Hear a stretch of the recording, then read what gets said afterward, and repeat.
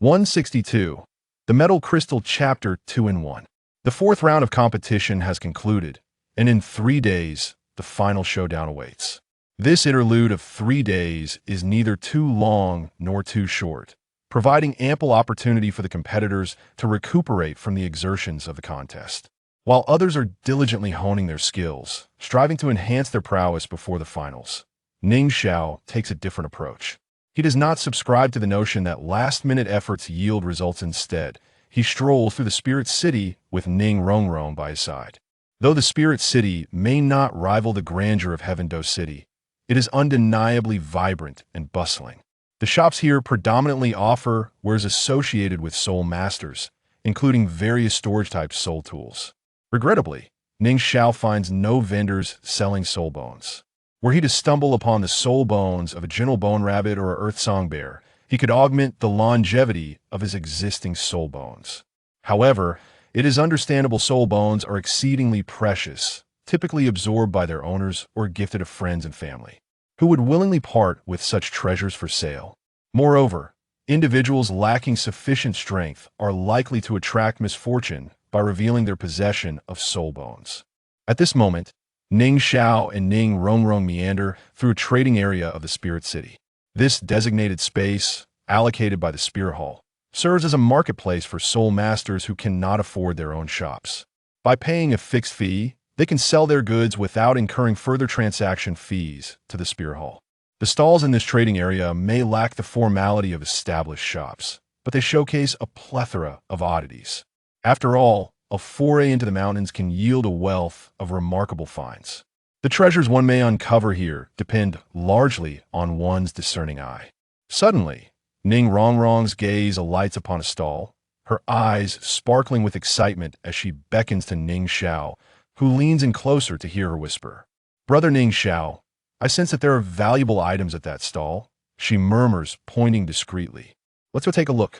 Ning Xiao, noticing Rong Rong's spirited enthusiasm, is eager not to dampen her spirits as he leads her toward the stall.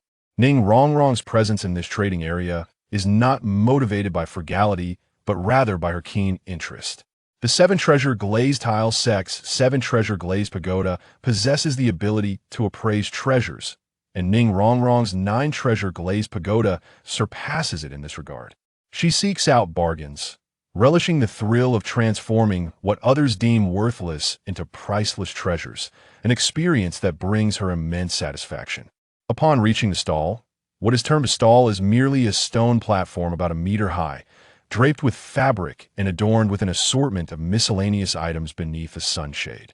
The stall owner, a wiry man in his 30s or 40s, catches Ning Xiao's casual glance and is quickly assessed as a soul master of at least the 20th rank. Arrayed upon his stall are a dozen items, including beast teeth, claws, and several herbs that appear freshly unearthed, albeit of subpar quality. In one corner of the cloth is an irregularly shaped crystal, roughly the size of a basketball. It is transparent, marred by dark yellow impurities, indicative of poor quality. Rong Rong winks at Ning Xiao, her eyes urging him to pay attention to the crystal, which her 9-treasure glazed pagoda has identified as a significant find. Ning Xiao studies the crystal, his expression turning peculiar. He recognizes its description found in the records of specialized concealed weapons. "Is the metal crystal? Esteemed guests, may I interest you in something? I assure you, all my items are treasures. Behold, this beast horn is from a 10,000-year-old dragon flame, rhinoceros. Crafting a weapon from it would be invaluable. And this is a blood pearl produced by a sacred heart clam over 30,000 years." The slender stall owner, upon noticing Rong Rong and Ning Xiao, stands eagerly, his enthusiasm palpable. He discerns their noble attire, suggesting they belong to a wealthy family. Ning Xiao listens to the stall owner's exaggerated claims, internally amused by the man's audacity. While the rhinoceros horn may hold some merit, claiming it to be 10,000 years old is absurd. Would it even surpass a century? And the blood pearl from a 30,000-year-old sacred heart clam? Surely, he must think others are oblivious to ordinary pebbles. Nevertheless, the vibrant hue and perfect roundness of the gem do showcase some skill. Rong Rong suppresses a laugh, unable to voice her thoughts. Though she cannot discern the true nature of these items, her 9-treasure glazed pagoda has indicated that apart from the metal crystal, everything else is worthless. Nearby stall owners stifle their laughter at the slender man's extravagant claims, yet none dare to expose the ruse. Many vendors engage in such trickery, aware of the depths of their own goods. They secretly hope that Ning Xiao and Ning Rong Rong will finish their dealings with the slender stall owner and subsequently patronize their stalls. Ning Xiao casually peruses the items on display, with each piece eliciting an urgent pitch from the stall owner, proclaiming them as rare treasures. Finally, Ning Xiao picks up the blood pearl. "Esteemed sir, is this to your liking? If you truly desire it, I can offer you a special price of 300 gold soul coins." Ning Xiao cannot help but chuckle, his expression bemused as he regards the slender stall owner. With such grandiose claims, he expected a lofty price, yet here he is, merely asking for 300 gold soul coins? The stall owner, noticing Ning Xiao's incredulous gaze, feels a pang of anxiety. Have I overestimated the price? With his rank as a great soul master, he receives a monthly stipend of only 10 gold soul coins from the Spirit Hall. 300 would require over 2 years of savings. Indeed, a princely sum. 200 gold soul coins. Young sir, we seem to have a connection. Allow me to reduce the price further. The slender stall owner smiles, willingly slashing 100 off the price. Ning Xiao continues to regard the stall owner with a quizzical expression. The stall owner's heart races, fearing he is still quoted too high, and lowers the price again. "Sir, please name your price. In business, we can negotiate." At last, the stall owner ceases to reduce the price, a tentative smile plastered on his face. 1 gold soul coin? Ning Xiao ventures tentatively. "Deal. Consider it the forging of a friendship." The stall owner responds decisively. At that moment, Ning Xiao feels a twinge of regret. "Good sir, I am well aware of the worth of this item. You've profited handsomely from me. You might as well throw in a little extra." Casually, Ning Xiao selects a few items from a stall, including the metal crystal. "Oh dear, esteemed sir, that is not feasible. It is the skull of a 20,000-year-old soul beast, and I cannot afford to give it away." The stall owner attempts to protest, but Ning Xiao's next words compel him to silence. 10-year-old flower leopard, 10-year-old red fox. Ning Xiao's words cause the stall owner's expression to shift dramatically, recognizing the items as those on display at his stall. "Very well, esteemed sir, you are always welcome here." The stall owner hurriedly grins, realizing he is in the presence of an expert, fearing that Ning Xiao might expose the true nature of his wares. In any case, the blood pearl has netted the stall owner a tidy profit. His soul is that of a river clam with a quality stone. He can round it off using his soul skill. Indeed, to sell it for 1 gold soul coin is a remarkable windfall. As for the items Ning Xiao has taken, they are all of little value. Particularly the crystal, laden with impurities, serves merely as a weight for the stall's fabric. Another gold soul coin in the bank. These young people are so easy to deceive. Once Ning Xiao and Ning Rong Rong depart the stall, the slender stall owner breaks into a grin. Earning 1 gold soul coin in a day amounts to 30 gold soul coins in a month. As they walk further away, the slender stall owner retrieves a purple pearl from his pocket, placing it on the stall. "Behold, a purple pearl from a 50,000-year-old sacred heart clam. Come take a look." Ning Xiao pays no mind to the stall owner's subsequent antics. After all, the impoverished cannot afford such luxuries, and the affluent can be easily duped. Today, with the acquisition of the metal crystal, Ning Xiao considers his efforts fruitful. This item could conservatively yield several thousand dragon whisker needles, which would be exquisitely satisfying when unleashed upon a target. "Brother Ning Xiao, I sense there are more treasures over there. I believe they possess even greater value than that metal crystal you mentioned." After a brief exploration, Ning Rong Rong turns to Ning Xiao once more. "Let us investigate." Ning Rong Rong's enthusiasm for discovering bargains is insatiable, and Ning Xiao is more than willing to indulge her. Though the Spirit Hall is frequented by many knowledgeable individuals, and several treasures have been seized by larger shops, numerous gems still evade capture. Thanks to Ning Rong Rong's 9-treasure glazed pagoda, they have managed to uncover a plethora of valuable items today, all for less than 30 gold soul coins. As the day wanes, they enjoy a leisurely dinner before preparing to return. Brother Ning Xiao, I'm so tired, carry me. Ning Rong Rong, gazing at the long trek ahead, pouts playfully, tugging at Ning Xiao's right arm with gentle insistence. Her big, watery eyes seem to promise tears should he refuse. Ning Xiao chuckles helplessly. Earlier, she had been brimming with energy while exploring the trading area. Yet now she feigns exhaustion. Very well, I shall carry you. Alas, Ning Xiao had no choice but to acquiesce, as he approached Ning Rong Rong and half-squat before her. Brother Ning Xiao is the best, she exclaimed, her tears instantly transformed into laughter as she leaped onto his back. Her soft form pressed closely against him, creating a sensation that was indeed delightful. Let us return, he smiled, making his way toward the hotel. On the street, passers-by gazed enviously at this pair of talented individuals. Brother Luo, you should carry me too, a woman at the roadside, filled with admiration for Ning Xiao and Ning Rong Rong, playfully addressed a handsome young man beside her. Instantly, the young man displayed a bitter smile. While the other young man carried a girl with ease, for him, bearing his girlfriend would undoubtedly be a torment. He glanced at his girlfriend, weighing her 100 kilograms. Very well, the young man lamented, but ultimately consented, for he was drawn to her family's resources. Ning Xiao remained unperturbed by the gazes of those around him. Ning Rong Rong was light as a feather with Ning Xiao's physique. Her weight was scarcely felt. The alluring fragrance of the young girl was captivating, and the occasional brushing of their bodies was remarkably enchanting. With her arms tightly wrapped around Ning Xiao's neck, her cheeks flushed with redness, she felt a wave of shyness wash over her from such closeness in plain view of others. Yet, she was filled with happiness. Her heart was already brimming with the image of Ning Xiao, a bond of affection that none could sever. Ning Rong Rong understood that with Ning Xiao's exceptional qualities, it was impossible for her to possess him entirely. Such was the nature of man, a powerful soul master could easily entertain multiple wives. Even her respected father discreetly kept several women. However, even if Ning Xiao were to have many women by his side, Ning Rong Rong was determined to convey to others that her connection with him was the closest.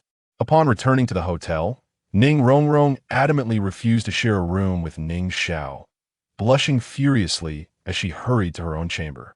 In matters of such intimacy, she remained quite reserved. Ning Xiao chuckled softly and entered his own room. Though still somewhat young, it appeared that Yin Yin had matured significantly. 3 days of respite had come to an end. Guan Yifeng awaited eagerly at the hotel entrance.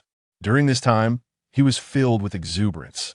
He could envision the day when the display board at Liuli Academy would feature an introduction like this. In the year XX of the Douluo calendar, the Liuli team achieved victory in the Seoul Master Academy Elite Competition, with the sole leading teacher, Guan Yifeng. The members of the Liuli team emerged, a group of 10, each radiating brilliance. On either side of the hotel entrance stood the representatives from the elemental academies of Shenkong, Leitang, Qihua, and Tianshui, all awaiting their presence. Ning Xiao, you must win. Once your matches conclude, we must gather and celebrate. They bid farewell to the Liuli team, and although they would not witness the subsequent matches, they still offered their well wishes. In addition to the elemental academies, another individual joined in the send-off. She was Meng Iran. The graduation requirement for the Exotic Beast Academy was merely level 30, and upon the conclusion of their matches, Meng Iran had promptly applied for graduation. The other students from the Exotic Beast Academy had departed, leaving only Meng Iran and her grandparents behind. She awaited Ning Xiao's triumph. Rest assured, the championship belongs to the Tiando Empire. A faint smile graced Ning Xiao's lips as he spoke with unwavering confidence, eschewing any sentimental rhetoric. The carriage set forth, heading towards the Hall of the Pope. After 4 months of anticipation, today marked the final day of the Seoul Master Academy Elite Competition. Before the Hall of the Pope, Ning Xiao encountered the members of Xingho Liaoyuan Academy, who were chanting slogans to rally their spirits. This battle held profound significance for them as well. Victory would bring them the championship and boundless glory. Ning Xiao merely smiled, refraining from dampening their enthusiasm. Was it not commendable for a group of young individuals to possess such fighting spirit? Guan Yifeng approached a guardian knight, presenting his credentials, and was promptly granted passage. Upon sighting the members of the Liuli team, the cheers from Xinghe Liuyuan Academy abruptly ceased. Those are the students from Liuli Academy. Their aura is incredibly potent. Du Guyan is truly terrifying. I've inquired with the people from Xinghai Academy, and no one can withstand her poison. Can we truly contend with them? Their previously unshakable confidence crumbled the moment they laid eyes on the Liuli team. Having come this far, we cannot easily concede. We are nearly 25 if we do not give our all in this match. Will you not feel regret? Moreover, even if we lose to them or the Wuhuan Hall team, at least we would still secure third place. Xiao Fan encouraged the group. Yet, his words bore little effect. Their morale had already deflated. Before the Hall of the Pope, the mere sight of the 3 soul bones offered as the championship prize caused the crowd's breath to quicken. These 3 soul bones, all over 10,000 years old from soul beasts, promised unimaginable benefits if fused. The head bone, in particular, was derived from a soul beast aged approximately 60,000 years. All eyes were riveted on the 3 soul bones. To them, soul bones were treasures that were rare and elusive. Their gazes burned with fervent desire, had it not been for the presence of the Pope's palace. The mere appearance of these 3 soul bones would have ignited a bloody storm. However, Ning Xiao's attention was not drawn to the 3 soul bones. To him, soul bones were merely trivial. He possessed several hundred low-level soul bones within his storage ring, although he lacked high-level soul bones. Acquiring them was not an insurmountable challenge given his current strength. With the Thousand Shadows absolute kill calamity, capturing a high-level soul beast would undoubtedly yield a reward. Ning Xiao's gaze turned to Bibi Dong. He could not deny her extraordinary beauty. Her radiant golden gown lent her an air of regal elegance. Yet, Ning Xiao harbored no ill intentions towards her. Her beauty was insufficient to sway him. Perhaps her daughter would be a different story. With such remarkable genetics, her daughter would likely possess striking looks as well. Bibi Dong was likely equipped with a complete set of soul bones, and it was highly probable that they were all from 10,000-year-old soul beasts. Ning Xiao contemplated the potential of initiating a Thousand Shadows absolute kill calamity against her. 6 soul bones from various body parts, complemented by an external soul bone. In comparison to the drops from a 10,000-year soul beast, Bibi Dong was merely missing one 10,000-year soul ring. However, there might still be other rewards to be gleaned from her. After a brief motivational speech, the finals officially commenced. The competition consisted of 3 rounds. Initially, the 3 teams would engage in individual battles, alternating one-on-one until only one team remained. The 2 defeated teams would then face off in a team battle, with the losing team claiming third place in the Soul Master Academy Elite competition. The victorious team from the team battle would then compete against the previously victorious individual battle team to determine the champion and runner-up. Each of the 3 teams sent forth a representative to draw lots to determine which 2 would face each other in battle. By chance, Xiao Fan from the Starfire Academy drew by. He felt a surge of joy, realizing that he could rest while the Liuli and Wuhuan Temple teams clashed, allowing him to reap the benefits. The first contestant from the Wuhuan Temple team was not one of the 3 Soul Kings, but rather a Soul Zone, Li Kai, a level 47 assault-type soul master wielding the black-horned mountain pig spirit. The representative from the Liuli Academy, however, was someone who had not showcased their abilities earlier. In the preparation area, Hulaina's gaze sharpened as she recognized the first contestant from the Liuli team, Ning Xiao. Hulaina felt compelled to regard Ning Xiao with seriousness. The earlier display of strength by Du Guyan had left her in awe. Yet, the captain of the Liuli team was not Du Guyan but rather Ning Xiao. She sought information about the Wuhuan Temple's representatives in the Tiando City competition, only to be met with incredulity regarding the details she received. A level 51 assault-type Soul King with soul rings of purple, black, and black? Hulaina's initial reaction was disbelief. Let's see how Li Kai fares against him. If he truly possesses such terrifying soul rings, it could spell trouble, she mused. In the arena, the battle had commenced. Li Kai summoned his spirit, the mountain pig, which endowed him with explosive power. Yet, Ning Xiao stood still, making no move to summon his own spirit. You won't use your spirit? Li Kai frowned, addressing Ning Xiao. He was a prodigy of the Wuhuan Temple. When had he ever been so disdained? Ning Xiao merely smiled and shook his head in response. This provocation incited indignation among the Wuhuan Temple team. Did he not only disregard Li Kai but them as well? Such arrogance! Li Kai's charging assault was something even an ordinary Soul King would struggle to withstand. Yet here was Ning Xiao, not even calling upon his spirit. Let him be trampled. They thought. The Liuli team cannot possibly compare to us. As the Wuhuan Temple members exchanged heated remarks, they envisioned Ning Xiao being crushed under Li Kai's assault. A female agile attack-type Soul Zone among them expressed a hint of regret at the prospect of such a handsome individual meeting a grim fate. In stark contrast to the Wuhuan Temple team's demeanor, the Liuli team appeared remarkably composed. They harbored no concerns for Ning Xiao's safety, believing Li Kai to be woefully overconfident.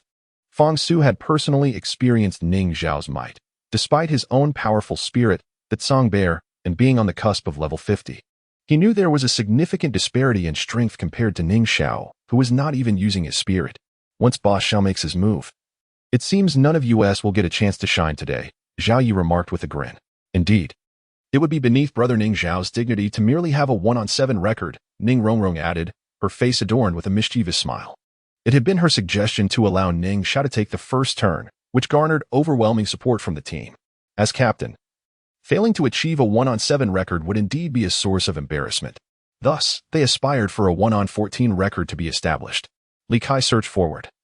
A massive wild boar shadow looming behind him as he charged towards Ning Xiao with unrelenting force. His soul ring sparkled, and his speed increased, creating an aura of impending doom. Since you seek your own demise, I will oblige, Li Kai sneered, intensifying his assault. A thunderous crash resonated. It's over. A full-force charge from a level 47 Soul Zone, and this Ning Xiao hasn't even used his spirit. He cannot possibly survive, lamented a Soul Master from the Starfire Academy. Yet, she was abruptly cut off by the astonished gasp of a teammate. He blocked it? That was a full-force charge from a level 47 Soul Zone. Is he even human? As the female Soul Master opened her eyes wide in disbelief, she beheld a scene that defied her comprehension. Ning Xiao had sent Li Kai flying with a single punch, the latter now kneeling on the ground, coughing up blood. What just happened? She gasped in shock. It was a single punch. Another Soul Master exclaimed, still in disbelief. A single punch? Yes, just one punch. Li Kai charged at him. And Ning Xiao merely struck him without any elaborate techniques. It was simply a straightforward punch, yet Li Kai was the one who ended up bloodied and hurtling away. How is that even possible? Are you certain you're not joking? Yet, the sight of Li Kai, crumpled on the ground and spewing blood with no fighting spirit left, confirmed the simplicity with which the battle concluded. The members of the Wuhuan Temple were equally taken aback, fully aware of Li Kai's formidable offensive capabilities. His primary method of attack was his charge, and even a Soul King with dual fire and earth attributes would hesitate to confront him head-on. Yet now, with nothing more than a single punch, Ning Xiao had triumphed over Li Kai. If Ning Xiao had utilized his spirit, it would have been one thing. But to achieve such extraordinary results relying solely on physical prowess was truly terrifying. Next came Ning Xiao's calm voice from the arena. The referee, recovering from the shock, hastily called for Li Kai to be taken away for treatment and motioned for the Starfire Academy representatives to take the stage. Xiao Fan, still shaken by Ning Xiao's display of strength, steeled himself to enter the arena.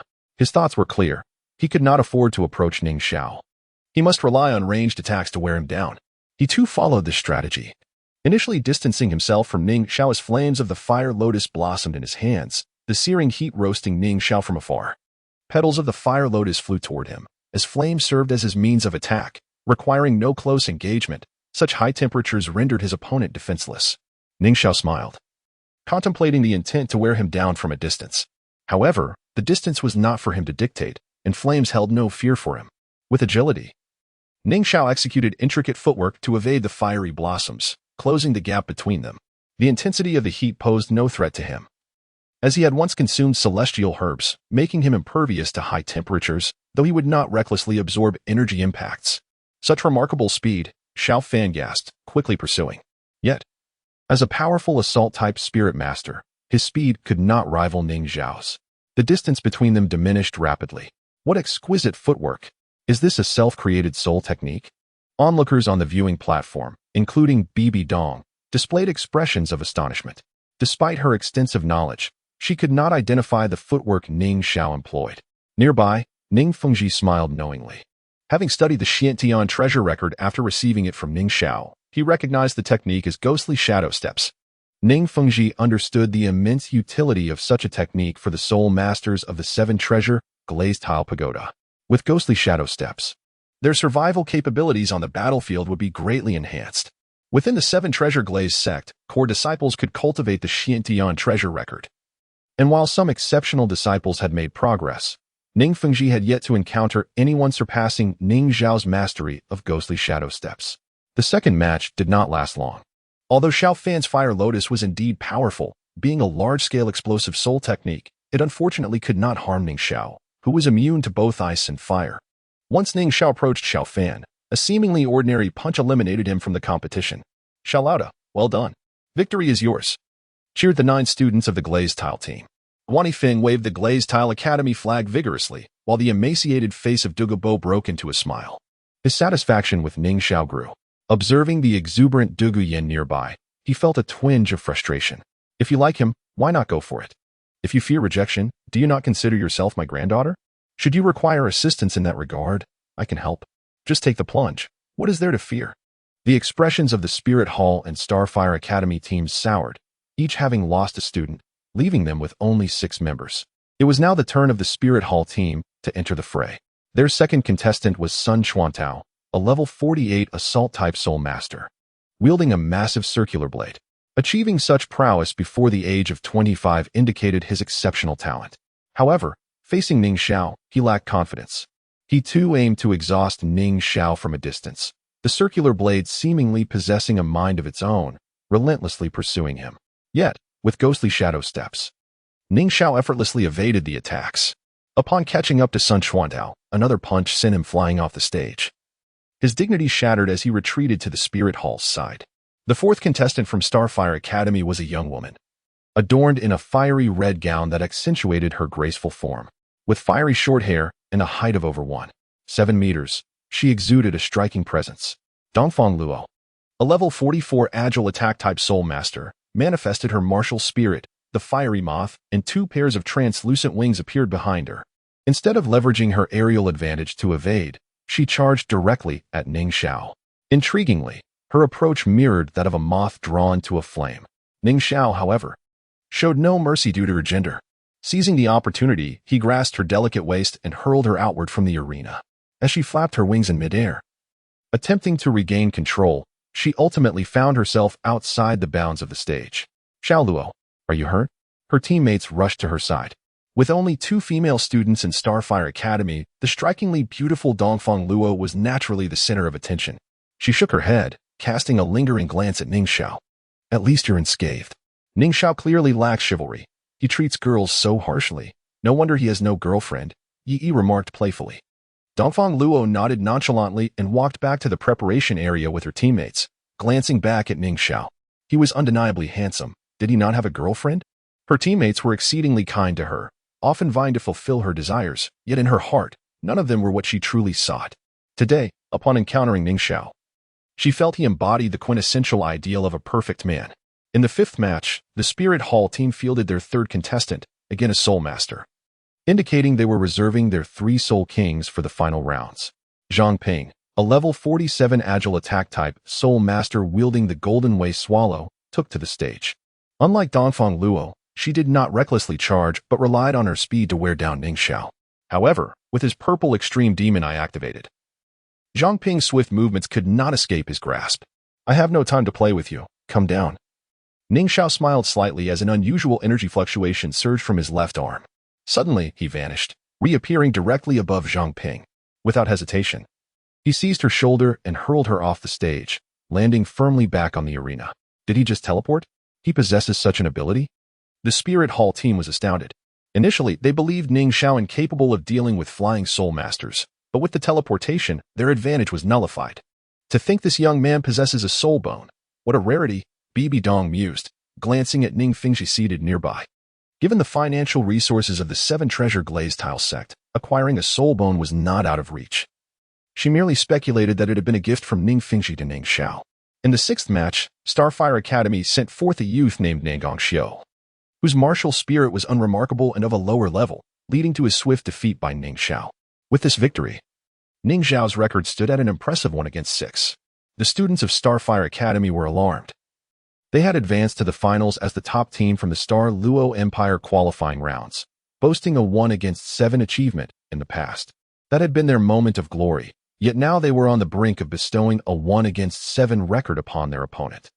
The contestants in today's finals were of a caliber far superior to those in the qualifying rounds, yet they were being so thoroughly outmatched.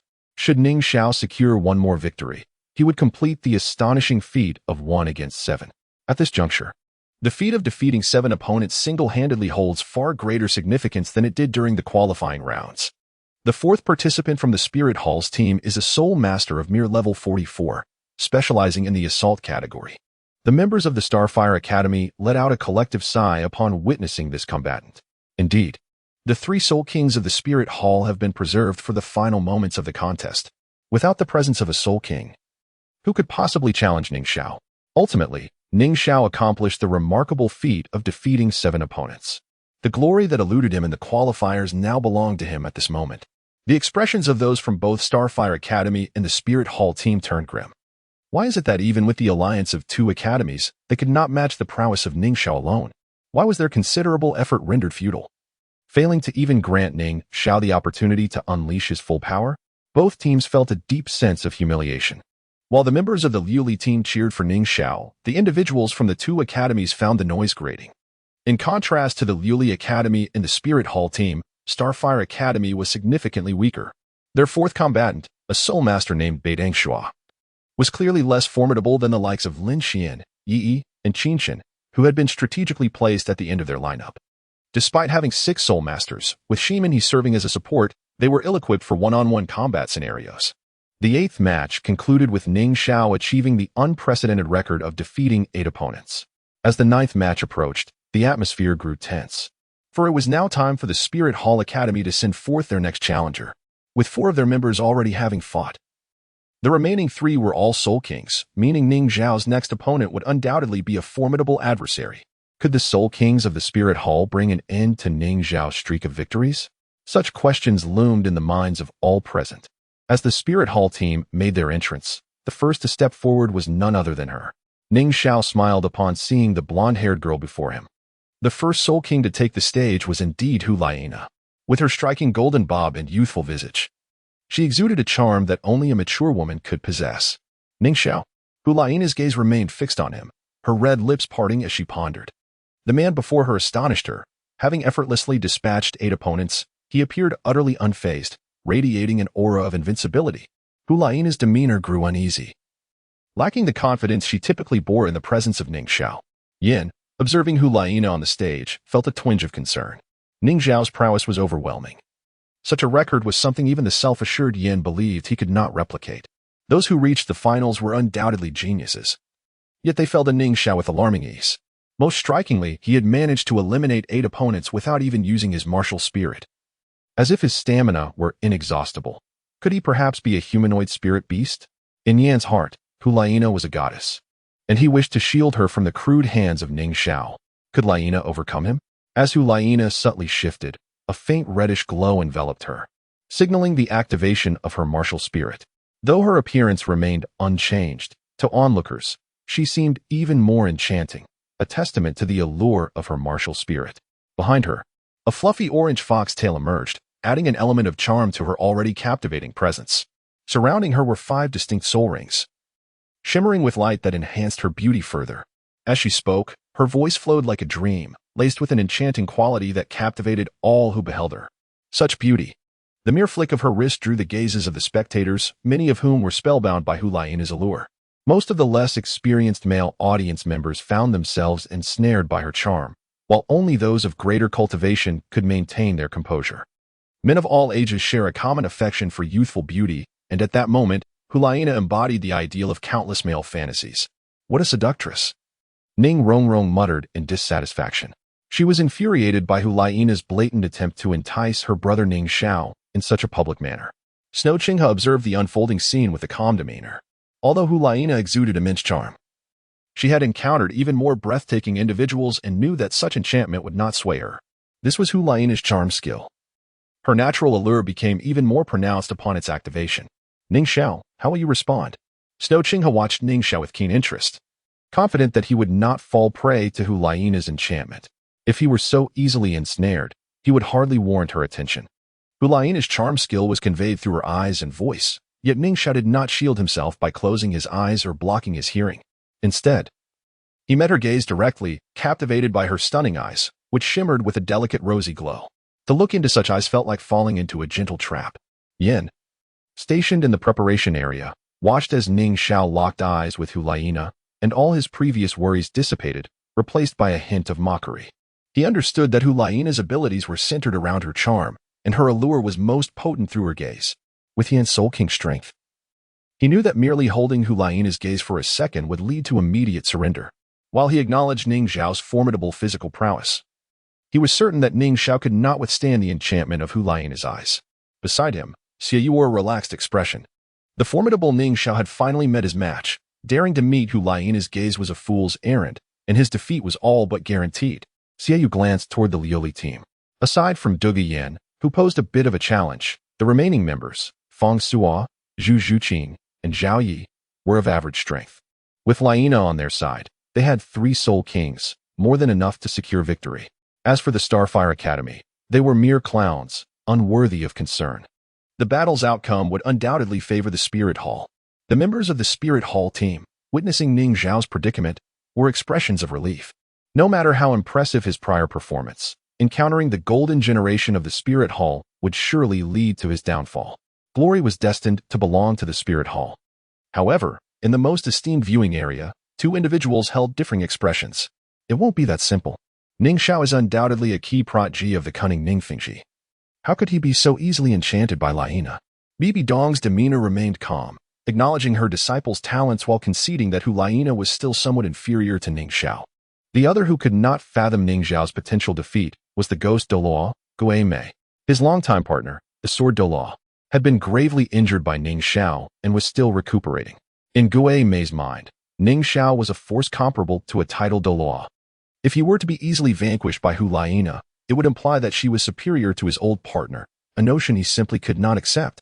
Yet, on the stage, Ning Xiao did not disappoint him. As Hulaina initiated her charm, Ning Xiao activated his purple extreme magic eyes. After consuming the Wanchuan Qiushui elixir, Ning Xiao's purple extreme demon eye ascended to its 3rd realm, the Seed of Mustard. This realm stands as the nemesis of all illusions. With this enhancement, Ning Xiao became immune to Hulaina's enchanting abilities. Should he unleash a mental shock at this moment, his formidable mental power would undoubtedly inflict a backlash upon Hulaina, resulting in consequences akin to those suffered by the individuals from Songhui Academy. However, Ning Xiao refrained from retaliating with his purple extreme demon eye. He bore no deep-seated grudge against Hulaina. Why render her an imbecile? Furthermore, the situation was not appropriate for such an act. As Ning Xiao countered, a strange energy emanated from his right arm, converging in his eyes and merging with his mental power. At that moment, his gaze shifted from purple to a soft pink. Without any extravagant maneuvers, their eyes met across the arena, and the light pink and faint red energies clashed, saturating the space between them with an ambiguous hue. Was that yet another soul bone? To counter enchantment with enchantment, Ning Xiao truly exhibited remarkable tactics. Bibi Dong's expression darkened.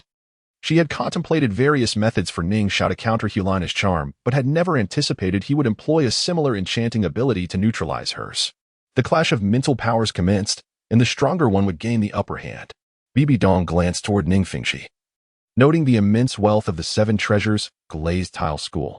Just how many soul bones had Ning Xiao acquired? The last time, Yu Egwan mentioned a soul bone with flight capabilities, presumably an external soul bone, and now he revealed 2 more. Bibi Dong felt a pang of sorrow. As the esteemed Pope of the Spirit Hall, her status surpassed that of Ning Fingxi, yet he could casually bestow multiple soul bones upon Ning Xiao.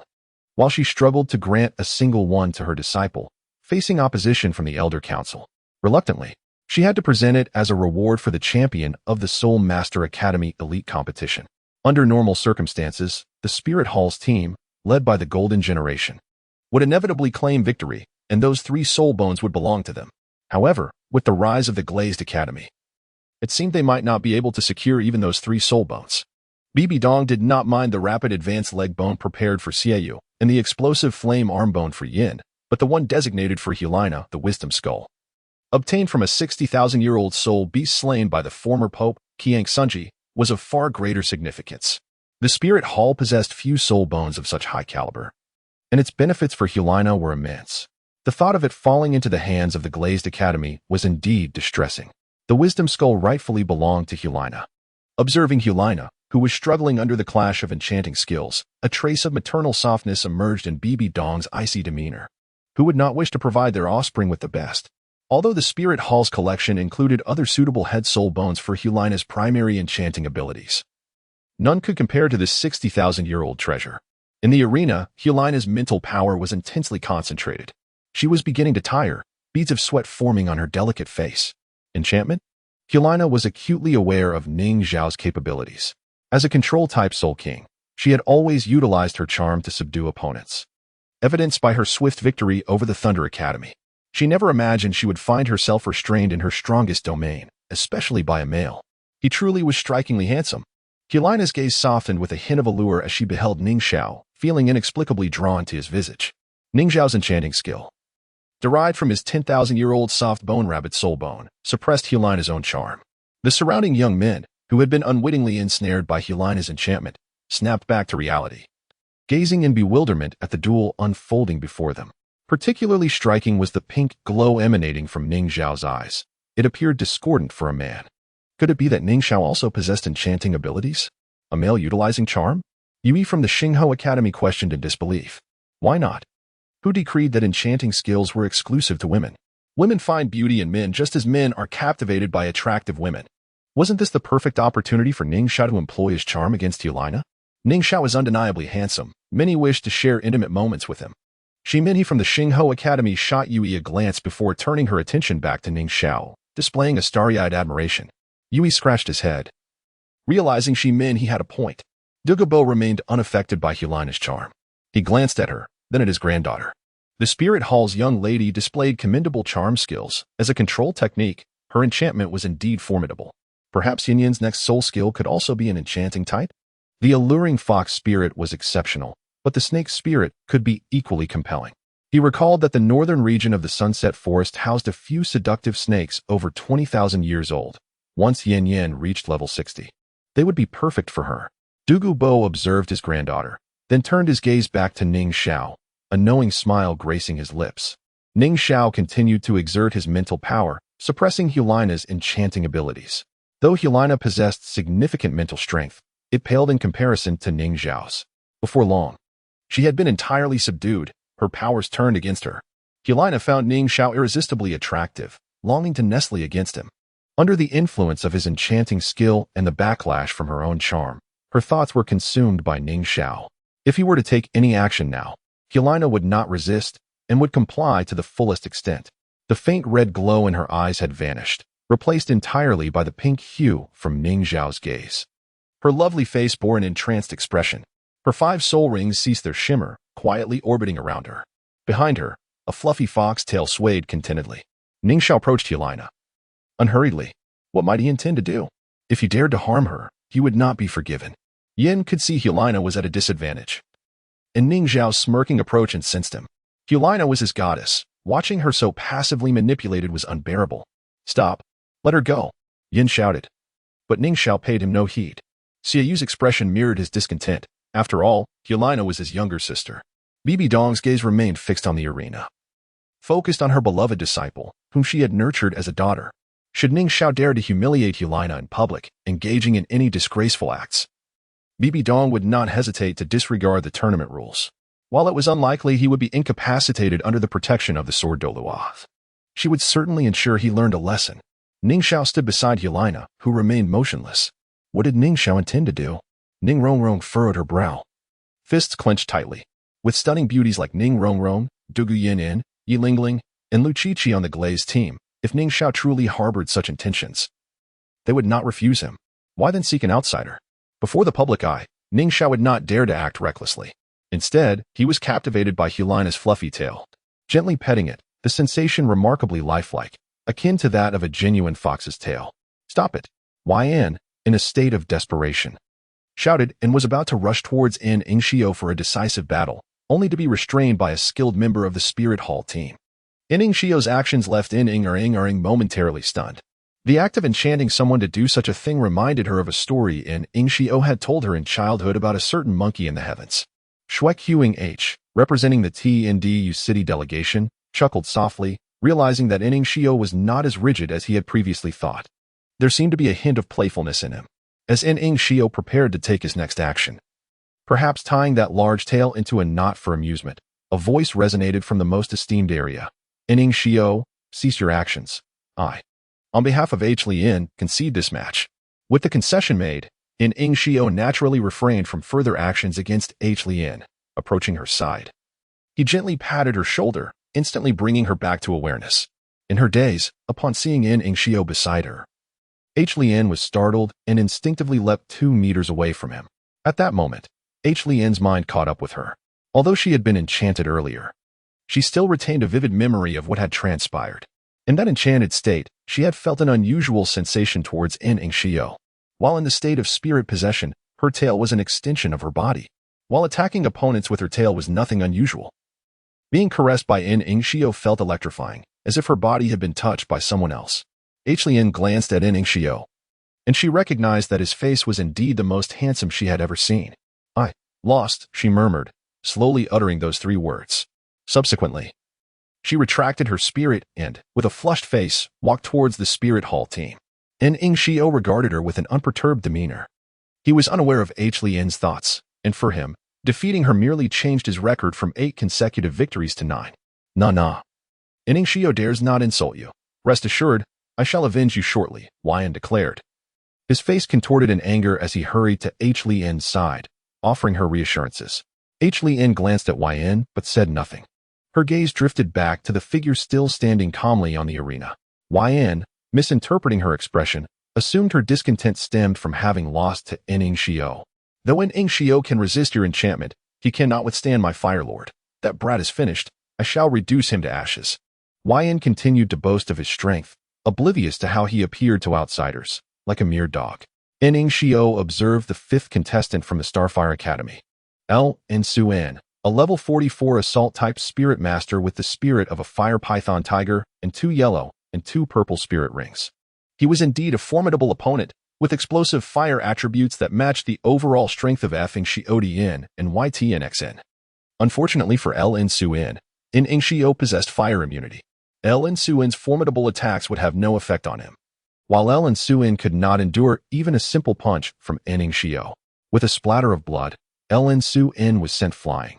A spray of crimson marking Ning Xiao's record at 10 consecutive victories. It was a truly terrifying achievement. Alone, he rendered both the Starfire Academy and the Spirit Hall team powerless. The sole masters from the Spirit Hall, who had come to spectate, bore expressions of disgrace upon witnessing their team so thoroughly defeated. How could such a renowned team, once synonymous with invincibility, find itself in such a dire situation? They longed for someone to emerge and turn the tide against Ning Xiao, but did such a person exist? Ning Xiao, your opponent is me. Your days of arrogance are over. A resonant, furious voice echoed, startling the members of the Spirit Hall. They turned to see Wyan, a fiery figure leaping onto the arena, momentarily filled with joy. Wyan was one of the youngest to receive the purple record medal for his spirit, possessing a soul power level of 52, and it was rumored that his strength surpassed even that of their goddess, H. Lien. With the characteristics of the Fire Lord spirit, he was immensely powerful, and Ning Xiao, relying solely on his innate strength, was but a flickering firefly compared to the brilliance of the full moon. Wyan will surely win. The soul masters from the Spirit Hall cheered, their hopes rekindled. Wyan glared at Ning Xiao, his expression one of deep-seated hatred, as if Ning Xiao had stolen his beloved. Ning Xiao cast a sidelong glance at Wyan, his demeanor unruffled. You seek revenge for H. Lien, do you? I must admit, she is quite soft to the touch, Ning Xiao remarked, further provoking Wyan. His eyes turned crimson, consumed by fury. Shameless brat, I shall end your life. Wyan bellowed, his voice thundering across the square. In an instant, Wyan activated his spirit possession, enveloping himself in a layer of molten rock, flames scorching his body, distorting the very air around him with intense heat. Driven by rage, he charged at Ning Xiao, his emotions blinding him to reason. H. Lien was his goddess. How could Ning Xiao have touched her and found her so soft? The desire for vengeance burned within Wyan, fueling his reckless intent to eliminate Ning Xiao. What is happening? Why is Wyan transformed like this? Could it be that he holds a grudge against Ning Xiao? Some spectators wondered, aghast at his violent intentions. It was merely a contest. Yan's wish to take his opponent's life was utterly barbaric. One of the golden generation, it was a disgrace to have once idolized him, only to find that he would resort to such brutality in a match. His actions sparked discontent among many. This was just a competition. Even if Ning Xiao had embarrassed the two academies, it was a testament to his strength. Yet, Yan sought to take another's life. Such a flagrant disregard for martial ethics was unacceptable. BBDing, behind whom stood the ghost Douluo, muttered a curse at Yan's reckless charge. Does he not know his own limitations? A mere spirit king thinks he can take a life. He should reflect on his own worth. If Ning Xiao were so easily dealt with, his former partner would not be nursing wounds. As Ning Xiao watched the molten fist hurtling towards him, his expression remained perfectly calm. He raised his hand, clenched his fist, and struck towards Yan without hesitation. You dare to exchange blows with me? You seek death. Seeing Ning Xiao's movement, Yan's face contorted with malice. His Fire Lord's spirit possessed both fire and earth attributes. Fire provided explosive burning effects, while rock granted him exceptional defense and strength. Yan recognized Ning Xiao's physical power but believed it was foolish to think he could match his spirit-enhanced molten fist with bare hands. That hand of yours touch Nana. I shall shatter it. Yan roared, launching his fist with fervor. With a resounding crash, the fist collided. A tremendous noise echoing through the arena. Yet, the now towering Yan was sent flying back by Ning Xiao's punch. Rolling several times before coming to a stop, a cracking sound emerged from Yan's molten fist, revealing fractures as Ning Xiao's strike shattered it. The spirit, being an integral part of his body, was now damaged. It was as if Yan's right hand had broken alongside it. The excruciating pain contorted Yan's face into a mask of suffering. Defeated? Yan had actually lost? He was a Soul King. How could he succumb so easily? Was there truly no one capable of vanquishing Ning Xiao? As they beheld Yan sent flying by a single punch, the cheers of his supporters abruptly ceased, replaced by incredulous gazes. Each one pondered the nature of this formidable opponent, questioning how it was possible for no one to rival him. He dared to bully Nana. I cannot let him go unpunished. Yan, gritting his teeth against the agony in his arm, struggled to rise. The fifth soul ring on his body flickered ominously. It was his soul, 10,000-year soul ring. Having recognized the futility of other tactics against Ning Xiao, he understood that only his most powerful fifth soul skill could afford him a fighting chance. Yet, would Ning Xiao allow him such a luxury? The moment Yan pushed himself off the ground, Ning Xiao discerned that his earlier blow had not concluded the battle, though unaware of the conviction that propelled Yan to persist. He thought it best for him to remain down. With a swift teleportation, Ning Xiao appeared beside Yan, launching another strike without hesitation.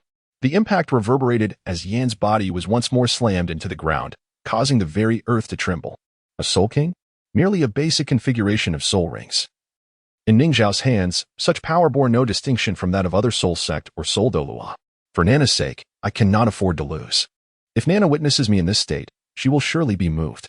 Despite coughing up blood, Yan clung to the hope of rising. The Flame Lord was indeed resilient. Ning Xiao chuckled, delivering yet another punch aimed at Yan's back. With a sickening crack, Yan's Flame Lord's spirit was obliterated by Ning Xiao's blow. Yet he still attempted to rise. Still unyielding? The next punch may very well claim your life, Ning Xiao warned ominously. You think I'll concede? You wish. Yan shouted defiantly, his pitiful appearance evoking a hint of sympathy. How audaciously stubborn, Ning Xiao thought. He had already shown mercy. Dafeng Luo gazed at the tenacious Yan, her lovely visage betraying a flicker of anger. She perceived no valor in his actions, only a reckless pursuit of death. What audacity! Daring to provoke Ning Xiao, he deserves to perish, Shimin, he remarked coldly. Hulaina frowned, equally perplexed by Yan's motives. His reckless defiance struck her as foolish. Ning Xiao clenched his fist once more, this time targeting Yan's head. Should this blow connect, it would shatter Yan's skull like a watermelon. A chorus of gasps arose as some girls shielded their eyes, unable to bear the sight of such cruelty. Ning Xiao's fist bore no trace of soul power, but Yan, still attempting to rise, sensed the looming specter of death. Yet, he remained silent. To concede so easily would surely earn him Nana's disdain. As the fatal fist descended, its proximity to Yan's head grew ever closer. Ning Fengji's expression sharpened with focus. The tournament rules forbade killing, yet this regulation primarily applied to those lacking influence. Furthermore, Yan had initiated the hostility. Should Ning Xiao accidentally slay him, it would merely be self-defense. Perhaps the Seven Treasures Glazed Tile School would incur the wrath of the Spirit Hall, but given the prior aggression displayed by the Spirit Hall towards Ning Xiao, any reconciliation seemed impossible. Hulaina's brow furrowed. Would Yan meet his end?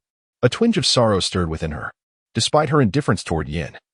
Years of camaraderie evoked a sense of shared grief. Xiao Wu and Hu Lian shared a similar sentiment. Observing Ning Xiao on the stage, Xiao Wu felt an overwhelming sense of invincibility wash over him. His strength was not vastly superior to Yan's. Though he had once triumphed over his level 68 instructor with his self-created soul skill, Crescent Moon, he now faced Ning Xiao with a profound sense of defeat. Ning Xiao had yet to summon his spirit. Just how much strength was he truly capable of? Xiao Wu's usual confidence crumbled in that moment. How could there exist a peer with talent surpassing his own? Ning Xiao's fist fell with astonishing speed. At that moment, Yan's arms remained braced against the ground. Attempting to rise, he could not evade Ning Xiao's impending strike. Stop. We concede this round. A voice rang out from the highest observation platform just as Ning Xiao's fist was about to collide with Yan. The tone was flat, devoid of emotion. Ning Xiao smiled, his fist inexplicably altering course to strike the ground beside Yan instead. The impact resonated as his fist connected with the specially designed arena, fracturing it with ominous cracks. Though Yan was spared the blow, the tremors from the strike left him dazed and vulnerable. The spectators collectively inhaled sharply at this spectacle. The arena, having withstood numerous battles unscathed, now bore the marks of Ning Xiao's strength, a single, unarmed blow surpassing even that of a Soul Emperor's full force. What manner of monster was this? Fear enveloped the onlookers as the referee declared Ning Xiao the victor, hastily summoning aides to escort Yan for medical attention. Next, Ning Xiao beamed at the preparation area of the Starfire Academy, his demeanor exceedingly amicable. Yet, to the students of Starfire Academy, he appeared as a demon summoned from the depths. Yu recoiled, realizing that he was next in line to battle. His heart raced with trepidation as he glanced at Ning Xiao. Next? What do you mean? Next? Can I withstand even a single punch with my frail physique? I forfeit. I absolutely forfeit. Yu shouted, bolting away in fear of being thrust into the arena by his team leader. Qinshan watched Yu's hasty retreat with disdain. How pitifully cowardly, unable to even fight. How dare he call himself my teammate? Qinshan regarded the fleeing figure with contempt. How can he forfeit? If he doesn't fight, doesn't that reduce Ning Xiao's consecutive victories? Rong Rong expressed her frustration at Yi's withdrawal. While his forfeiture still counted as a victory for Ning Xiao, it was not the kind of triumph she desired. Ning Xiao sighed, casting a glance at the Spirit Hall's preparation area, where only one combat slot remained. This spot belonged to their captain, Xiao Wu. Xiao Wu's expression was one of bitterness. Though he possessed a powerful technique, he felt no confidence facing Ning Xiao. Even if he miraculously triumphed using his self-created skill, Crescent Moon, it would hold little significance. The Spirit Hall team had no further combatants left, while the Glazed Tile School still had 6, and the Starfire Academy had 1 remaining. For the Spirit Hall team to secure victory, he must defeat 8 opponents, including Ning Xiao and Du Guyan. The prospect of facing just Ning Xiao and Du Guyan filled him with dread, let alone the multitude of others yet to come. Xiao Wu lacked the confidence to take on them all. For this final match, I forfeit, Xiao Wu announced, stepping forward to address the referee. Qinshan scratched his head in exasperation at Xiao Wu's declaration. It's not that I lack the courage to fight.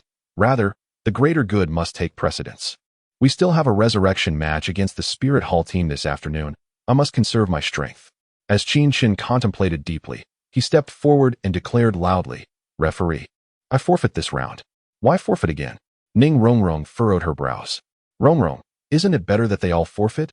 This way, we can directly contend for the championship with the victorious team from the revival match tomorrow, Lu Qiqi said, with a cheerful smile. What good is that? If so, won't Brother Ning Xiao's record be merely 1 victory against 11 opponents? How far from perfection, Rong Rong lamented. Is it possible to regain lost confidence? I declare that Lioli Academy wins this round and secures a spot in the finals. Subsequently, the Wuhuan Temple team will face the Starfire Academy team in a team battle for the other final position. Due to damage to the arena, the organizing committee has decided to postpone the match for 3 days. The referee announced the outcome of the match. Normally, after the individual battles conclude, the contest for another final slot would occur in the afternoon. However, citing damage to the arena, the match was postponed. Ning Xiao did not reveal the underlying reasons as he made his way towards the rest area of the Lioli team. Upon arriving at the rest area, Rong Rong hurriedly approached him. What a pity, they actually forfeited. Otherwise, your record would be even more flawless. Rong Rong continued to voice her complaints. Ning Xiao affectionately ruffled Rong Rong's hair and replied, This is sufficient. If I were to shave their heads, they would surely harbor resentment towards me. One must leave a line when dealing with others. Aha, the boss is still kind-hearted. They walked and talked as the day's competition had concluded, and it was naturally time to leave the papal hall. As the group passed by the Starfire Academy, the students instinctively cleared a path. Following the earlier battle, Ning Xiao had established an invincible image in their hearts. The two female students from their academy even cast flirtatious glances his way. But Ning Xiao merely chose to ignore them. He felt he was simply too outstanding, which was somewhat bothersome. Once the members of Liuli Academy had departed, they began to converse quietly among themselves. What an imposing aura. Just being near them earlier felt overwhelmingly oppressive. This is an invincible team. Only through countless victories can one possess such momentum. The members of Starfire Academy then glanced towards the Wuhuan Temple team. They noticed that the members of the Wuhuan Temple team were no longer exuding their previous arrogance. Today, the Wuhuan Temple team too had faced defeat. The teacher leading Starfire Academy observed the organizing committee's position. He had no objections to the committee's decision to delay the match. Like the Wuhuan Temple team, their main forces had also been injured by Ning Xiao, making them unfit for further combat. 3 days of recuperation would be just right. Let us depart as well. Everyone should rest well and regain their spirits. In 3 days, we will contend with the Wuhuan Temple team. The Wuhuan Temple Academy is not invincible. Look, they are no different from us in the hands of Ning Xiao, are they? As long as we arrange our strategies well, defeating them is not impossible. The teacher's words helped restore confidence among the students of Starfire Academy. Such a monster like Ning Xiao appears once every few centuries. It is incomparable. We may not be able to defeat Liuli Academy, but against the Wuhuan Temple team, there remains a possibility for victory. They are human too. They have faced defeat before. Why should it not be Starfire Academy that triumphs over them? Even if we cannot secure first place, we must strive for second. Before departing, Bibi Dong's lips moved slightly. Xue Qinghe, representing the Tiando Empire, frowned. The intense competition was nearing its conclusion. The tension that had enveloped everyone began to dissipate. They were no longer as anxious as when they first entered the arena. For the Liuli team, only the final match remained, marking the end of a 4-month-long competition. The 3 days of rest were also about to conclude. Fang Suo brought good news. He had successfully broken through to level 50. The 5th soul ring is typically the first opportunity to acquire a 10,000-year soul ring. Thus, it must be approached with utmost seriousness. Time was exceedingly tight, leaving no opportunity to assist him in finding a soul ring. Old Fang, once the competition concludes, we shall venture into the Star Doe Forest together to help you find your soul ring. It is vast enough to ensure we locate the most suitable soul beast for you. All will depend on Boss Zhao's arrangements. Fang Suo naturally had no objections to Ning Xiao's plans. Although he was now at level 50 without acquiring a 5th soul ring, he still held the title of a 4-ring soul master. The designated competition time arrived. The Liuli team, the Starfire Academy team, and the Wuhuan Temple team had all gathered in the square before the papal hall. At this moment, the square had undergone urgent repairs. As long as it did not endure an attack of Ning Xiao's magnitude, a normal match could proceed without issue. The representatives of the Tiando Empire displayed expressions of great excitement. Liuli Academy, as a team from the Tiando City competition area. Reaching this rank was a significant achievement for them, overshadowing the Xinglua Empire. In contrast, the representatives from the Xinglua Empire appeared quite tense. Only the Starfire Academy remained among the teams from their competition area, making this battle crucial. A victory would still grant them the chance to contend for 1st and 2nd place, while a defeat would leave them with only the 3rd position. We will not concede until the final moment. We are the hope of the Xinglua Empire. Let us persevere. The members of Starfire Academy continued to rally each other. 7 main players, 5 men and 2 women, marched fiercely towards the arena. In the distance, Xiao Wu cast a glance towards the Starfire Academy, coldly stating, "Not giving up? Then we shall fight until you yield.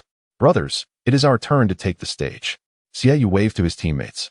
And the 7 members of the Wuhuan Temple team also made their way to the arena. After 3 days of recuperation, all their injuries had healed. Even the most severely injured Yin had been treated by the healing soul masters of the Wuhuan Temple. The 7 members of the Wuhuan Temple were brimming with confidence. The 3 days of recovery had not only restored their physical wounds but also healed their psychological scars. With their martial souls manifested, the 7 from Wuhuan Temple, 3 soul kings and 4 soul masters, displayed a total of 31 soul rings, creating a spectacular sight. The competition concluded. Ning Xiao sat in the audience, flanked by Rong Rong and Dugu Yan, feeling quite content. Upon witnessing the 7 members of the Wuhuan Temple team act in unison, Ning Xiao promptly proclaimed the match's outcome. Although he did not consider the Wuhuan Temple team particularly formidable, they possessed an overwhelming advantage in strength compared to others. Without soul bones, without exceeding the limits of soul rings, and lacking martial soul fusion techniques, the gap among the three soul kings was insurmountable by anyone else. Helena initiated an enchantment. Although the members of Starfire Academy were prepared, Helena, known as the Heavenly Fox, wielded a charm that was not easily evaded. Xiao Fan and the others experienced a brief moment of hesitation, allowing the main attackers of the Wuhuan Temple team to unleash a barrage of strikes.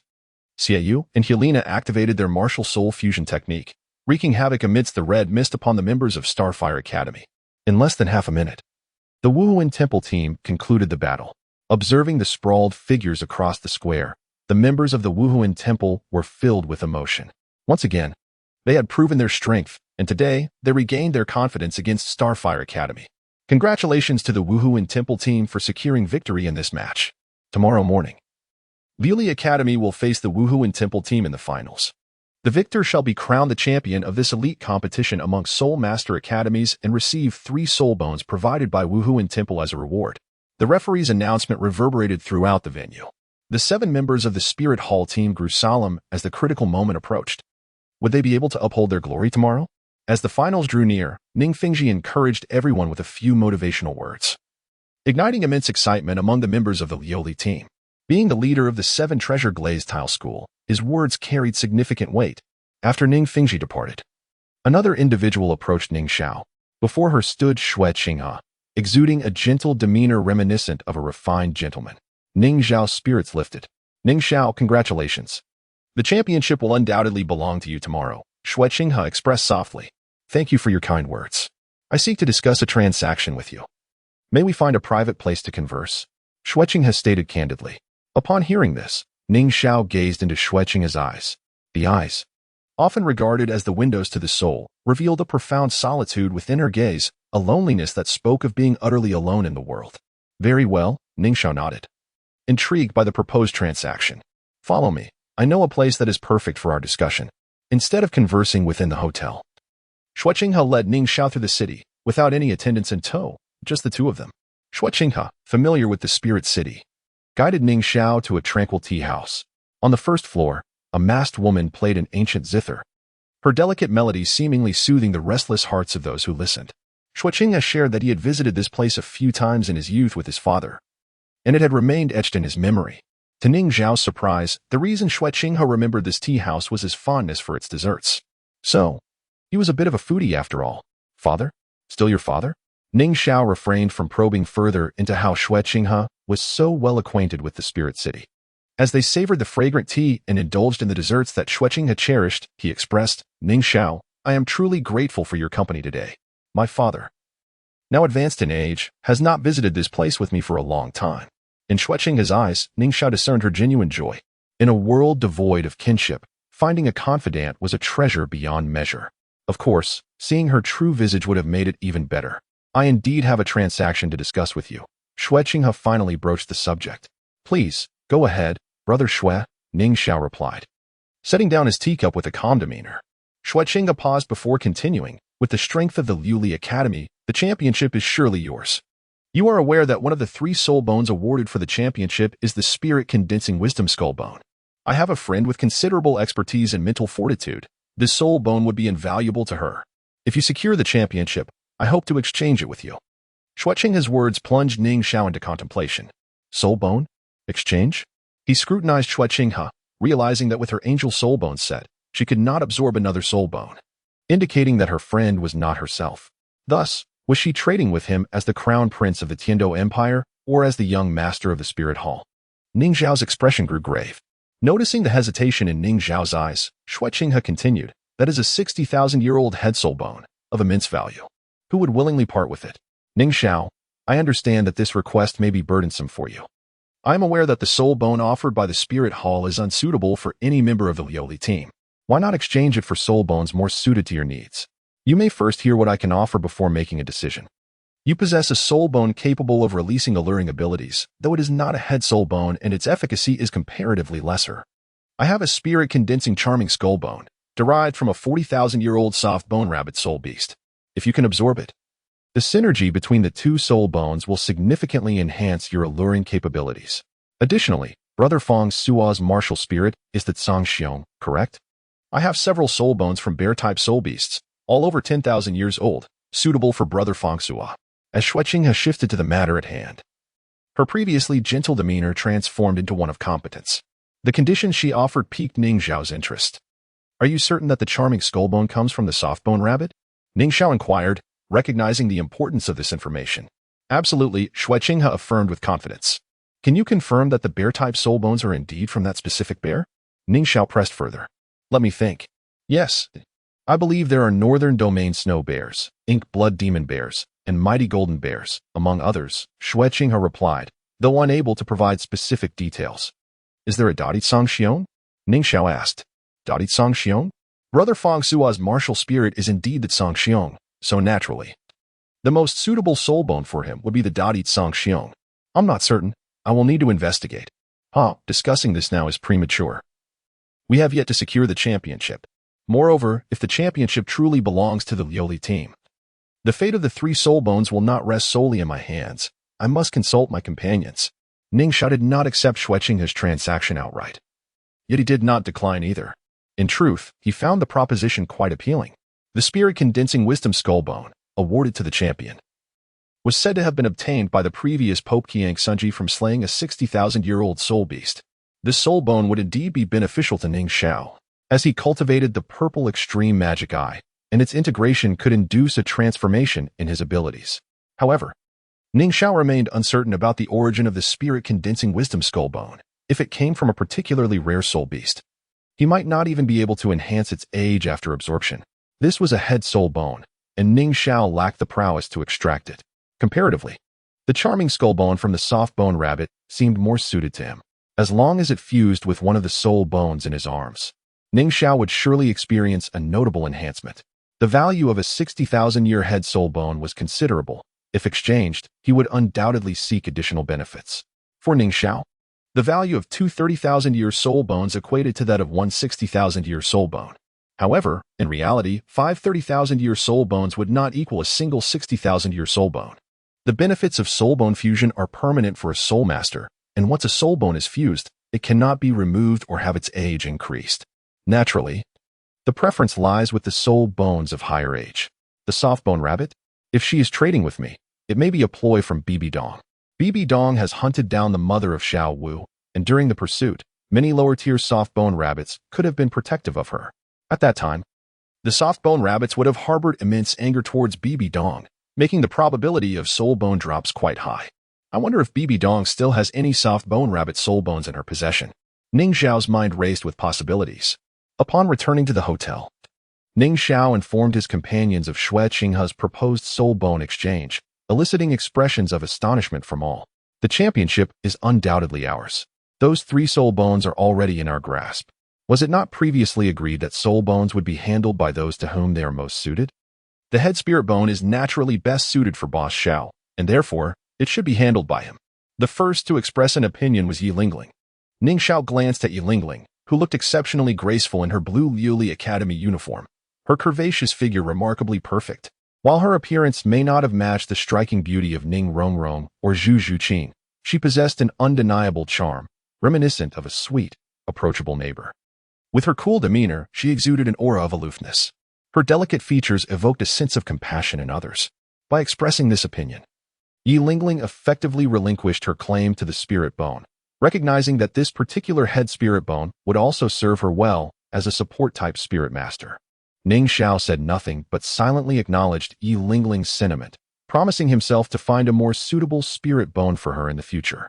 For others, spirit bones were extraordinarily valuable and difficult to obtain, but for Ning Xiao, it was not an insurmountable challenge. Lingling's martial spirit, the Nine-Heart Sea Star, was plant-based, which meant that plant-type spirit bones would be the most appropriate for her. For instance, the complete set of the 100,000-year blue-silver emperor spirit bones? I am quite curious about the external shape of the blue-silver grass spirit bone. Where exactly was the blue-silver emperor planted by Tang Hao? I have no recollection of that. Ning Xiao had already begun to formulate some ideas. Boss Xiao, the decision is yours alone. Fang Su unnaturally had no objections to Ning Xiao's decision, as he was not interested in contending for that spirit bone. Besides, he already possessed the most precious external spirit bone and believed it was best to allocate this spirit bone to someone in greater need. Zhao Yi, Su Haikua, Yi Lingling, and Zhu Zhuqing had yet to acquire a single spirit bone. Ning Xiao, this was a head spirit bone of 60,000 years. Its value only surpassed by that of a torso spirit bone. In any exchange, we must ensure that Xue Qinghe does not benefit unduly from it. Du Guyan immediately displayed a cunning merchant's grin. Indeed, Brother Xue is the prince of the Tiando Empire. His family is quite wealthy. So we must ask for more and ensure he does not get it cheaply. Ning Rong Rong hurriedly chimed in, resembling an eager little manager. Boss Xiao, isn't there also a fire attribute spirit bone? Could that one be exchanged as well? We have no use for it. Zhao Yi suggested. I will give it a try, Ning Xiao replied solemnly. The fire attribute spirit bone was evidently intended for Yin by the spirit hall. For Bibi Dong, Yin was less significant than Hu Laina, so Ning Xiao was uncertain whether Bibi Dong would be willing to part with it for Yin. After a brief discussion, everyone unanimously decided to proceed with the exchange of the head spirit bone. Ning Xiao did not respond immediately to Xue Qinghe, as he was not the one in a hurry, and they had yet to acquire the spirit bone. After resting for a night, the time for the finals arrived. In the square, no other academies had the qualifications to observe. Only two teams stood side by side. The judging panel consisted of several esteemed individuals from the two great empires and the Spirit Hall. Both the Liuli Academy and the Spirit Hall teams had their representatives within the organizing committee, ensuring a fair competition. The host wasted no time and announced the commencement of the match. On the arena, the two sides confronted each other, tension palpable in the air. The 7 members of the Spirit Hall team bore grave expressions. Their previous confidence had vanished, shattered by Ning Xiao's formidable presence. As they looked at him, a flicker of fear lingered in their eyes. All of them had their martial spirits manifested, forming a camp of 3 soul kings and 4 soul ancestors, each with optimal spirit ring configurations. The 3 soul kings stood at the forefront, their most aggressive members, while the remaining 4 maintained formation. On the side of the Liuli team, they arranged in 3 lines. The dual supports at the rear provided unwavering assurance to the team. In the center, the control-type Du Guyan boasted an impressive configuration of 2 yellow, 2 purple, and 1 black spirit rings. In the front stood 4 main attackers, exuding offensive prowess, Fang Sua, Zhao Yi, and Zhu Zhuqing, each with the standard configuration of 2 yellow, 2 purple, and 4 rings of soul ancestor level. It was only when Ning Xiao's spirit rings manifested that the true horror began. Deep purple, black, black, black. Hulaina's expression darkened upon witnessing this. The spirit ring configuration was indeed as she had been informed. 3 black spirit rings? Am I seeing things? One member of the Spirit Hall team rubbed his eyes in disbelief. How could such spirit rings not have caused a catastrophic explosion? The audience, comprised of Spirit Hall members, was equally struck by the terror of Ning Xiao's spirit ring configuration. They could hardly fathom how such an arrangement was achieved. As Ning Xiao's spirit rings appeared, the overwhelming aura he exuded rendered the 7 members of the Spirit Hall team breathless. Bibi Dong fixed her gaze on Ning Xiao, her expression grave. She understood that this individual, mistakenly believed to possess twin martial spirits, harbored even more terrifying secrets. Yan, observing Ning Xiao, was also taken aback. Just days prior, he had been beaten by Ning Xiao and still held a grudge, contemplating how to regain his dignity. Yet now, with Ning Xiao's spirit rings revealed, he felt no inclination to fight. In a confrontation of equal ranks, the side with the superior spirit ring configuration would undoubtedly dominate the one with the lesser. At that moment, Ning Xiao's spirit ring configuration instilled a sense of helplessness. Yin thought to himself that if he charged forward, he would surely be beaten to a pulp again. Boss, should we still fight? Li Kai of the Spirit Hall team timidly inquired. The others wore expressions of sheer fear. They had thought that after their swift victory over the Xinghe Liao Yuan Academy the day before, they had regained their confidence. Yet upon seeing Ning Xiao today, he loomed before them like an insurmountable mountain. Xiao's face darkened, his silence responding to his teammate's question. Hulaina stared at Ning Xiao in a daze. Her most proficient charm had been rendered ineffective by him, and today, facing Ning Xiao, her state of mind had plummeted. Nana, martial spirit fusion. Xiao's voice roused Hulaina from her stupor. Her gaze hardened. I still possess the martial spirit fusion technique. If I lack the courage to fight, How can I face the future? With her heart calmed, Hulaina moved, colliding with Xiao Wu to initiate their martial spirit fusion. As the alluring spirit emerged, red mist rapidly expanded from their bodies. Within the crimson fog, a voice of both male and female resonated, propelling the mist towards the Liuli team. Following Xiao Wu's command, the remaining members of the Spirit Hall team charged forward. 9 treasures famous, 3 days spirit.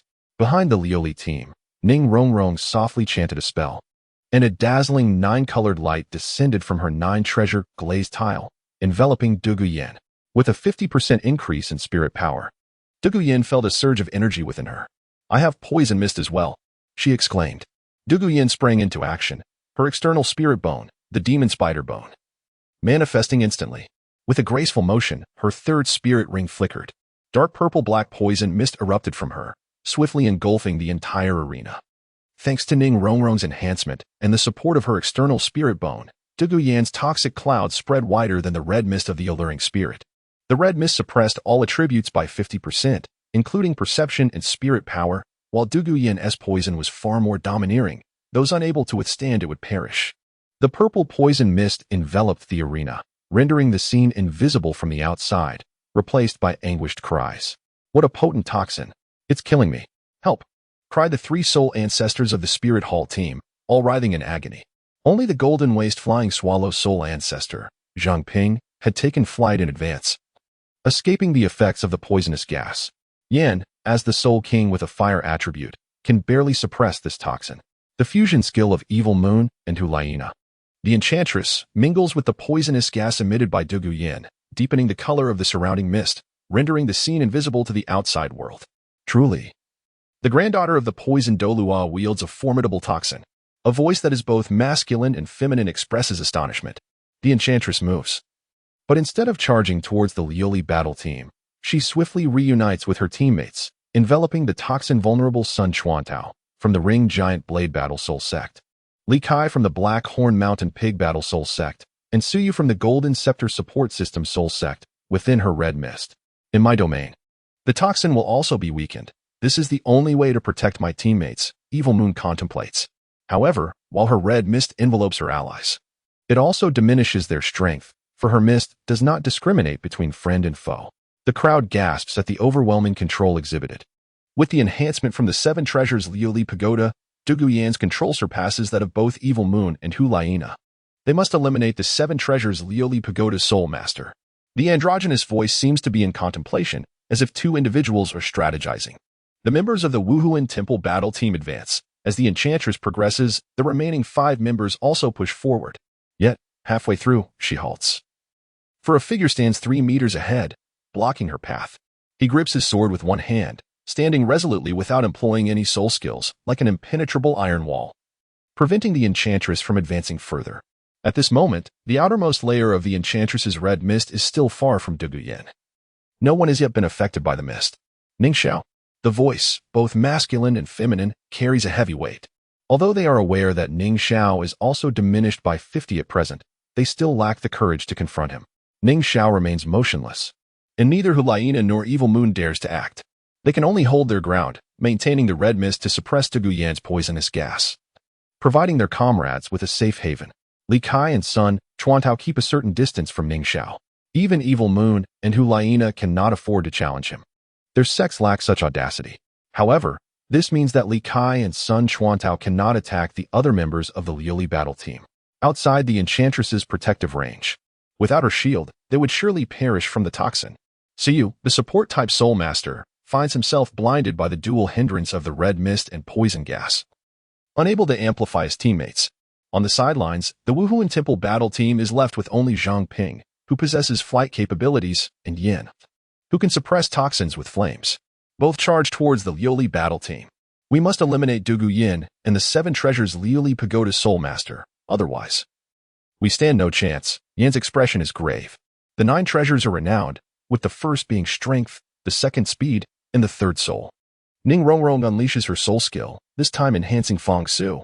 Feng Su springs into action, employing his external soul bone, bare paw, and swiftly utilizing his second soul skill, Song Xiong's fury, along with his 4th soul skill, Song Xiong's domination, maximizing his offensive and defensive capabilities.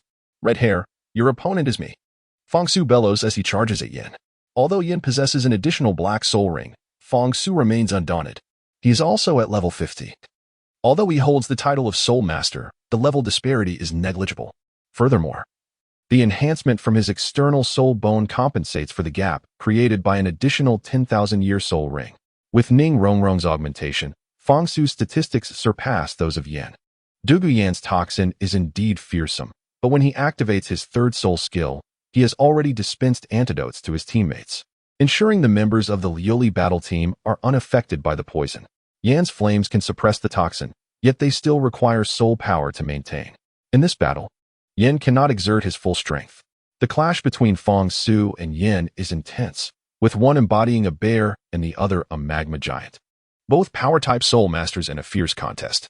Were it not for Yin's fifth soul skill, Fang Su would have already claimed victory. The 9 treasures are famed, with the second being speed, the third soul. Zhao Yi and Zhu Shuqing also spring into action. Beautiful lady, don't run. Your opponent is me. Zhang Ping attempts to soar forward to assist, only to be intercepted by Zhao Yi. Grounded soul masters do not hold the advantage over aerial ones. However, the wind-chasing leopard's impressive leaping ability barely prevents Zhang Ping from breaking through his blockade.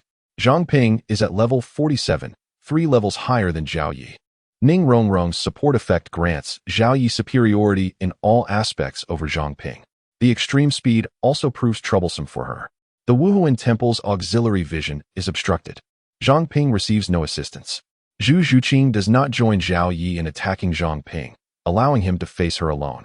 Suddenly, Zhu Zhuqing's fourth soul ring flickers, and 2 more versions of her appear. Following this, Zhu Zhuqing's third soul ring also glimmers, causing her main body and the 2 duplicates to vanish simultaneously. What is this?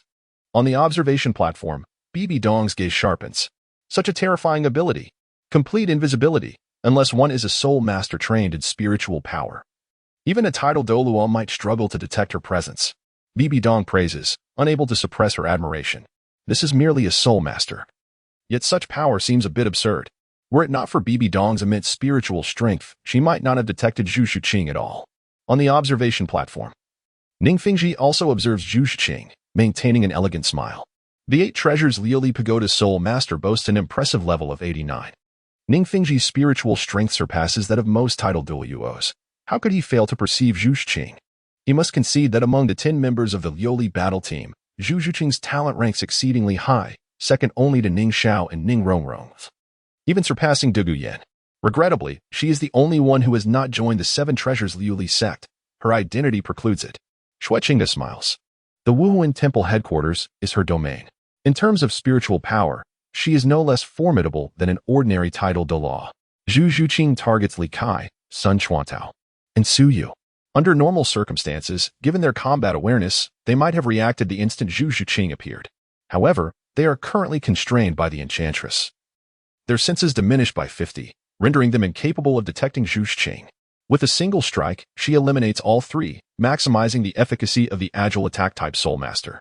Just as Xueqinghe observed, Zhu Zhuqing simultaneously assaults the trio. The purple toxic mist from Douluo Yin intertwines with the red mist from the enchantress. And at the moment of entering the arena, Zhu Zhuqing finds it somewhat difficult to see clearly. She relies on her soul rings to ascertain her targets. The purple and black soul rings are not particularly distinguishable in such hues. However, Sun Chuantao, Li Kai, and Su Yu each possess 2 yellow soul rings, which stand out brightly in this context. Utilizing her 4th soul skill, Phantom Shadow Clone, Zhu Zhuqing's main body is indeed stronger than her clones. Fortune favors her. Her main body fortuitously targets the strongest defensive player, Li Kai, who possesses the Beast Wuhuan, Black Horn Mountain Pig. The moment Zhu Zhuqing reveals herself, she unleashes a phantom 100 claws. Can Li Kai withstand such an onslaught? As for Sun Chuantao, although his level is 1 higher than Li Kai's, his weapon Wuhuan does not match the physical fortitude of Li Kai's Beast Wuhuan, and he too is struck down by Zhu Zhuqing. As for Su Yu, as a support type, he lacks the capacity to confront an agile attacker. Suddenly, 3 mournful cries emanated from the intersection of the purple poison gas and the red mist. The voices startled the remaining 4 members of the Spirit Hall battle team. The anguish cries echoed once, then fell silent. Were they knocked unconscious? Tao Kai, Yu. Zhang Ping flapped her wings to remain airborne, glancing back at the confluence of the 2 mists. yet nothing was visible. In a fit of anxiety, she shouted out. Just moments ago, she had witnessed Zhu Zhuqing vanish right before her eyes. Could it be that within less than 5 seconds, her teammates were dispatched by Zhu Zhuqing? The sheer power was terrifying. Yan's expression darkened as well, even though Li Kai and Sun Chuantao were not as strong as their Golden Generation trio. It seemed implausible that they could be eliminated so easily. Could it be that the Liuli team possessed another formidable force at the Ning Xiao level? Yan felt a surge of urgency. He yearned to break free from Fang Sua's grasp, hoping to unleash his Soul King strength upon the battlefield. Yet, Fang Sua's relentless assault left him no room to escape. Moreover, he found himself struggling against a mere 4-ringed Soul Master. Although affected by the purple-black poison gas of Dugu Yin, Yin and Hulaina could still see clearly within the enchanting domain. They witnessed their 3 comrades being swiftly defeated by Zhu Zhuqing. Such power was terrifyingly overwhelming. Ning Xiao's purple extreme demon eyes had reached the level of the mustard seed, allowing him to see unhindered amidst the mist. Observing Zhu Zhuqing's triumph, a satisfied smile spread across his face. This was the essence of agility in attack, swift as lightning, striking with lethal precision. After incapacitating Sun Chuanao, Li Kai, and Su Yu, Zhu Zhuqing did not hesitate to activate her netherworld stealth and sprint towards the edge of the red mist. Although she was unaffected by Dugu Yin's toxic blend, the strange force of the red mist would restrain her. Once her agility was hindered, her combat effectiveness would significantly diminish. Hence, she had no intention of lingering. She still had her mission to fulfill. Outside the red mist, Zhang Ping continued to confront Xiao Yu. Neither could land a blow on the other. Zhang Ping sought an opportunity to eliminate the 2 support members of the Liuli team. Ning Rong's role was paramount. Her distraction control technique allowed her to bolster her teammates with a 50 attribute increase at the most opportune moments. The other support-type Soul Master, Yi Lingling, also had an important role. Yi Lingling's abilities primarily benefited Fang Sua. As a power-type Soul Master, Fang Sua's opponent was Yin, and in their close combat, injuries were inevitable. Fang Sua adopted a strategy of trading injuries, determined to inflict damage on Yin even at the cost of his own wounds. If Yin were injured, it would be a genuine injury. Yet, Zhang Ping was astonished to see a delicate white petal drift from the beautiful flower in Yi Lingling's hand, landing on Fang Sua and instantly restoring his injuries. The healing effect was astonishingly potent. With such a healing Soul Master present, sustaining injuries seemed nearly impossible. The 2 support members had to be dealt with. One provided attribute enhancement, while the other possessed an alarming healing ability. With them in play, victory was utterly unattainable. Zhang Ping pondered how to evade Xiao Yi, breach Dugu Yin's blockade, and strike at Ning Rong and Yi Lingling. Suddenly, a warning cry resonated from the inner section of the mists. The voice was indistinguishable in gender, reminiscent of either Hulaina or Xiao Yu. Zhang Ping's senses heightened. Then, she beheld a figure materialize before her. With an exquisite figure and unparalleled beauty, the cold demeanor was matched by a resolute gaze. The stunning girl before Zhang Ping was Zhu Zhuqing. Startled, Zhang Ping reacted swiftly due to the warning from Xiao Yu and Hulaina. Her golden wings enveloped her, ready to withstand Zhu Zhuqing's assault. Being a key member of the Spirit Hall team, Zhang Ping was no novice. She quickly deduced that Zhu Zhuqing could not fly. Her elevation was solely due to her exceptional jumping ability. In the air, Zhu Zhuqing would not be as agile as on the ground, and should she strike, it would only be a single opportunity. If Zhang Ping could endure, she might avert the crisis. If not, Netherworld Shadow Clone. 2 additional Zhu Zhuqings appeared beside Zhang Ping, nearly prompting her to curse. 1 could be manageable, but 3? How could she possibly contend with that? Netherworld 100 Claws. A chilling voice escaped Zhu Zhuqing's lips as she launched a fierce attack on Zhang Ping. At the moment Zhu Zhuqing revealed herself, a rapidly spinning moon blade hurtled toward her. Should Zhu Zhuqing continue her assault on Zhang Ping, she too would be wounded by the moon blade. Xiao Yu and Hulaina could not perceive Zhu Zhuqing in her stealth state. Their warning to Zhang Ping stemmed from their extensive battle experience. The moment Zhu Zhuqing vanished, they had surmised she intended to ambush a member of the Spirit Hall team. Attacking the enchanting figure was evidently unrealistic within their red mist domain. Zhu Zhuqing was certainly no match for them. Furthermore, visibility was severely compromised in the dense fog. Yan's impressive defenses meant that if Zhu Zhuqing could not defeat him instantly, her only option was to target the comparatively weaker Zhang Ping. Whoosh! The moonblade sliced through the air, its terrifying force promising to inflict heavy damage should it strike Zhu Zhuqing. Yet, Zhu Zhuqing paid it no heed. Continuing her assault on Zhang Ping, Zhu Zhuqing held confidence in Ning Xiao. With him restraining the enchanting figure, how could she possibly pose a threat? Indeed, from within the red mist, a black beam, trailing a long tail of flame, shot forth at an astonishing speed. Employing the technique of dark weapon 100 dispersions and his keen eyesight, Ning Xiao calculated the trajectory of the moon blade with precision. Boom! The chaos blade collided with the moon blade approximately 10 meters from Zhu Zhuqing. The host uses the chaos blade to perform a standard attack, triggering a critical hit effect, currently inflicting triple damage. The resilient moon blade shattered upon impact, splintering into countless fragments. Setting aside the quality of the martial soul, when a weapon soul master absorbed a soul ring, the ring inherently enhanced the martial soul.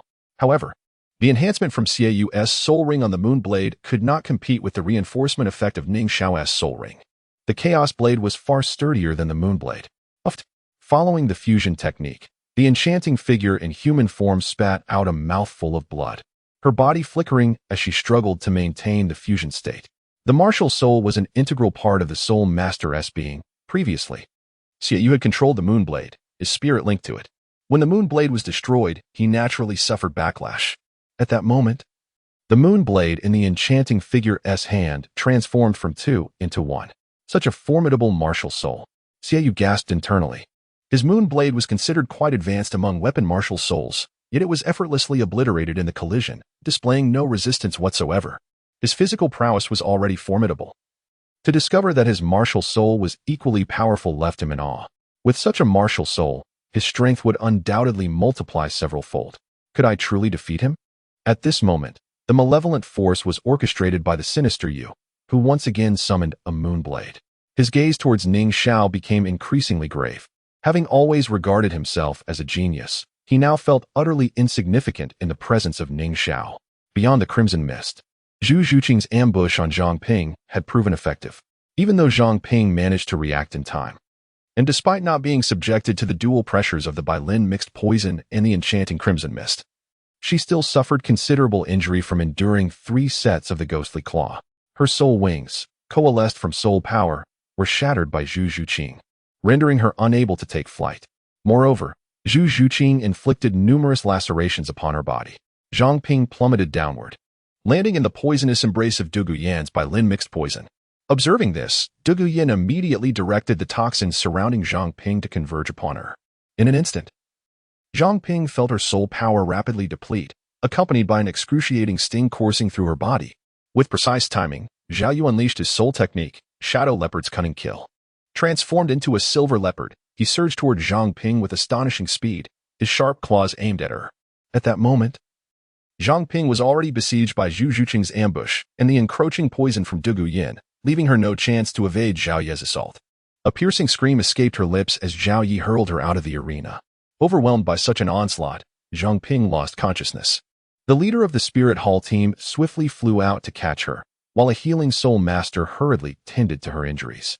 Yan's expression darkened further upon witnessing Zhang Ping's elimination. His flame master's spirit bore cracks, with crimson blood forming scabs across his body. And even his face bore bruises of blue and purple hues. Fang Sua had targeted him ruthlessly, particularly his visage. Meanwhile, Fang Sua, engaged in combat with Yan, appeared equally disheveled, his clothing singed away, revealing a robust torso. Yet, Yan knew that despite Fang Sua's apparent disarray, he was in a far superior condition. With the 9-heart begonia soul sect supporting him, Fang Sua's wounds could be healed instantaneously.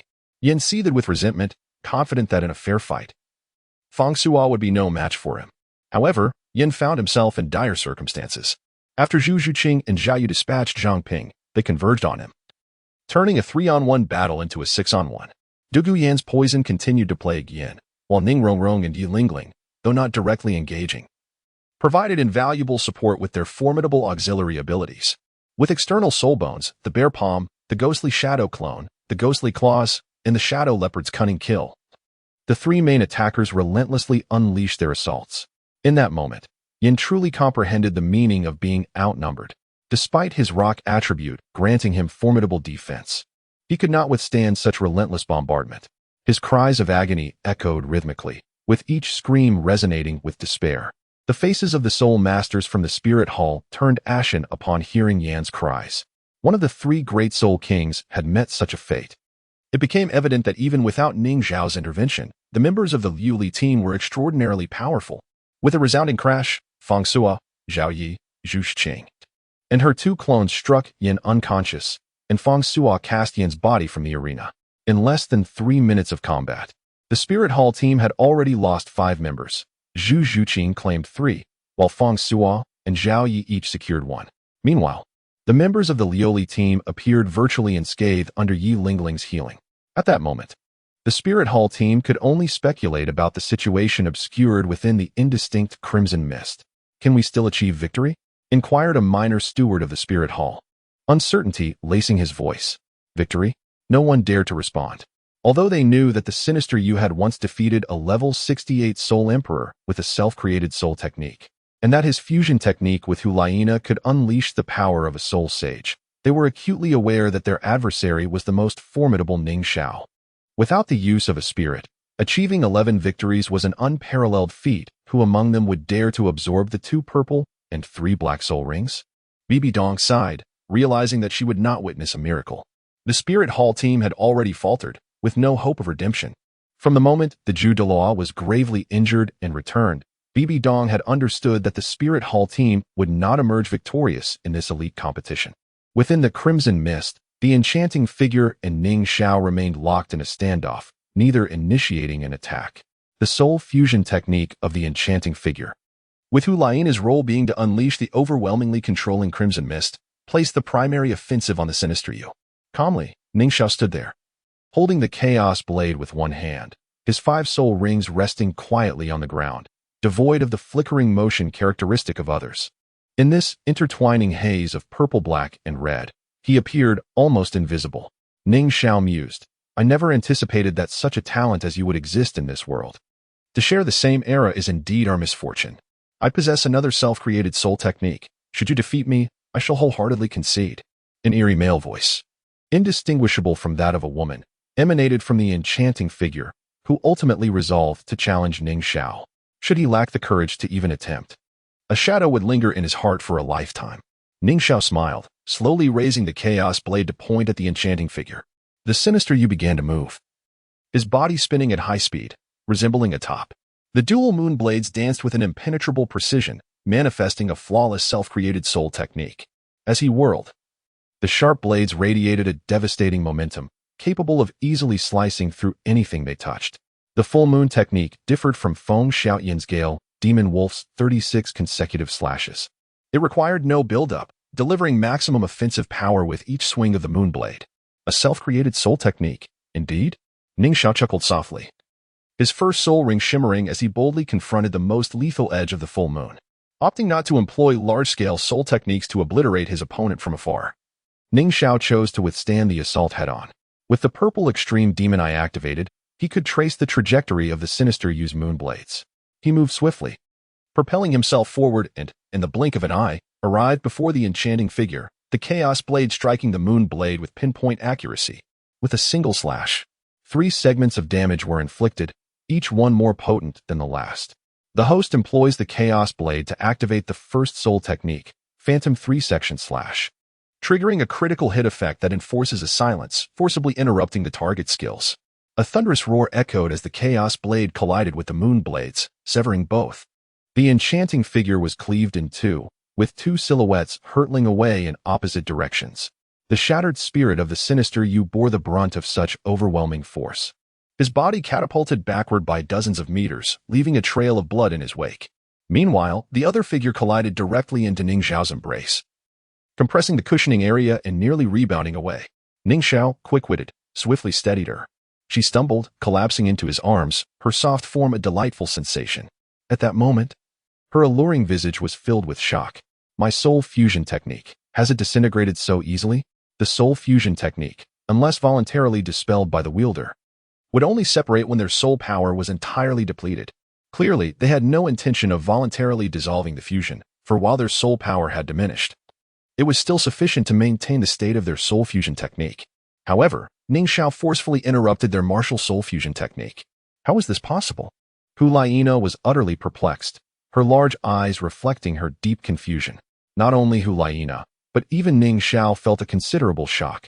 The silence of the critical hit effect, the forced interruption of skills, and even their martial soul fusion technique could be forcibly disrupted. This was beyond Ning Xiao's expectations. Otherwise, with the formidable martial soul fusion technique of Xiao Wu and Hulaina, along with their self-created soul skill, Crescent Moon, they could have endured a bit longer against Ning Xiao. With the allure dispelled, their controlling crimson mist had dissipated, and the toxic gas from Dugu Yin did not significantly obstruct their vision. Ning Xiao, how dare you desecrate my goddess? A grave sin indeed. Scoundrel. Release Hulaina and let me handle this. The young generation of the Spirit Hall, witnessing the scene of Ning Xiao embracing Hulaina, displayed expressions of anger and envy. Hulaina was the most gifted among the younger generation of the Spirit Hall, and her beauty was unparalleled. Who among her peers did not regard Hulaina as a goddess in their dreams? Yet now, an outsider had taken advantage of her. If it weren't for their inability to defeat Ning Xiao, they would have rushed to the arena to battle him to the death. Yun, who had just regained consciousness, felt an immediate surge of anger upon seeing the scene on the stage. In his mind, Ning Xiao was utterly unforgivable. It was one thing to tease Hulaina in the previous solo match, but now he was actually holding her close, to the point of altering her form. Ning Xiao, I cannot coexist with you. Yun shouted angrily, only to spew a mouthful of blood and faint again. Yun, a healing soul master who had just treated Yun, rushed over in alarm upon seeing him collapse, quickly administering healing once more. In the audience, Lu Qiqi, possessing a 30,000-year-old golden feathered eagle head soul bone, had keen eyesight. She clearly witnessed the moment Hulaina leaped into Ning Xiao's arms. Hulaina is so fortunate. Ning Xiao actually hugged her.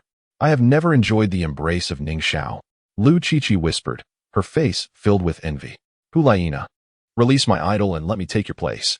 Beside her, Su Haikua, upon hearing Lu Qiqi's words, felt an array of dark lines appear on his face.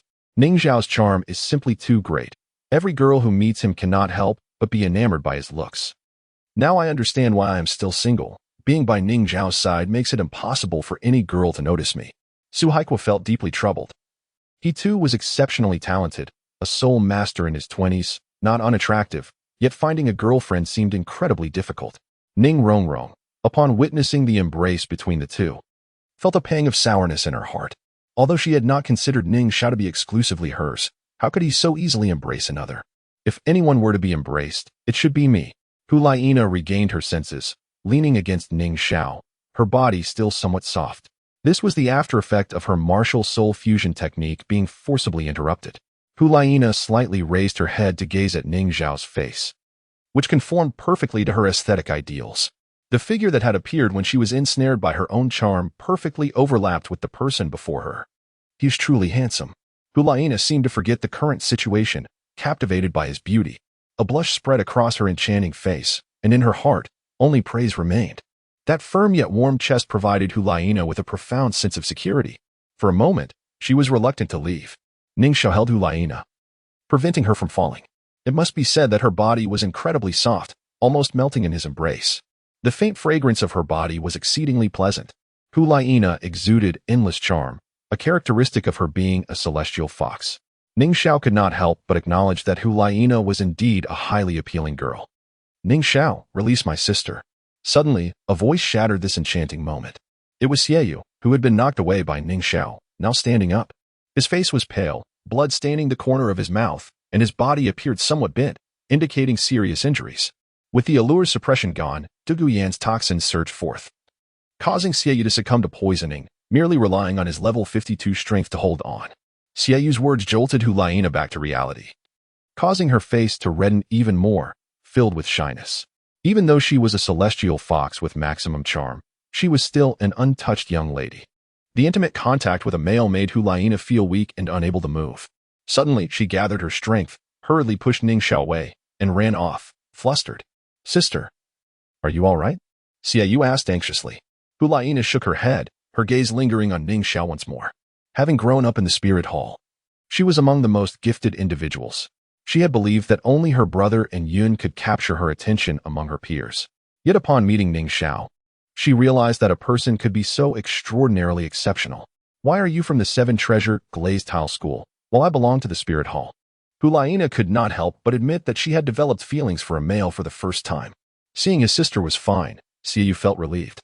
He glanced at Sun Chuantao, Li Kai, and Su Yu, who were still lying on the ground, their conditions dire. Without the allure to protect them, Douluo Yan's toxins quickly invaded their bodies. Sun Chuantao and Li Kai, both from the Battle Soul sect, were in poor shape. While the support type Xiao Wu had turned a shade of purple, his life force waning. Xiao Wu felt a deep sense of defeat. His teammates were nowhere near the level of Ning Xiao's companions, and even with their martial soul fusion technique, he had been dismantled by Ning Xiao's single strike. The disparity was so vast that it crushed any desire for resistance. We concede, Ning Xiao.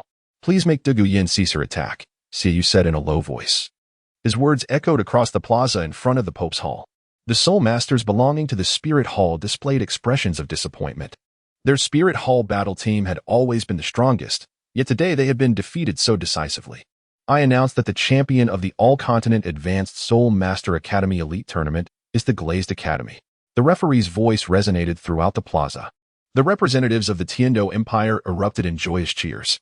Historically, the Tiando Empire had never won the championship, but today they finally achieved their long-desired victory.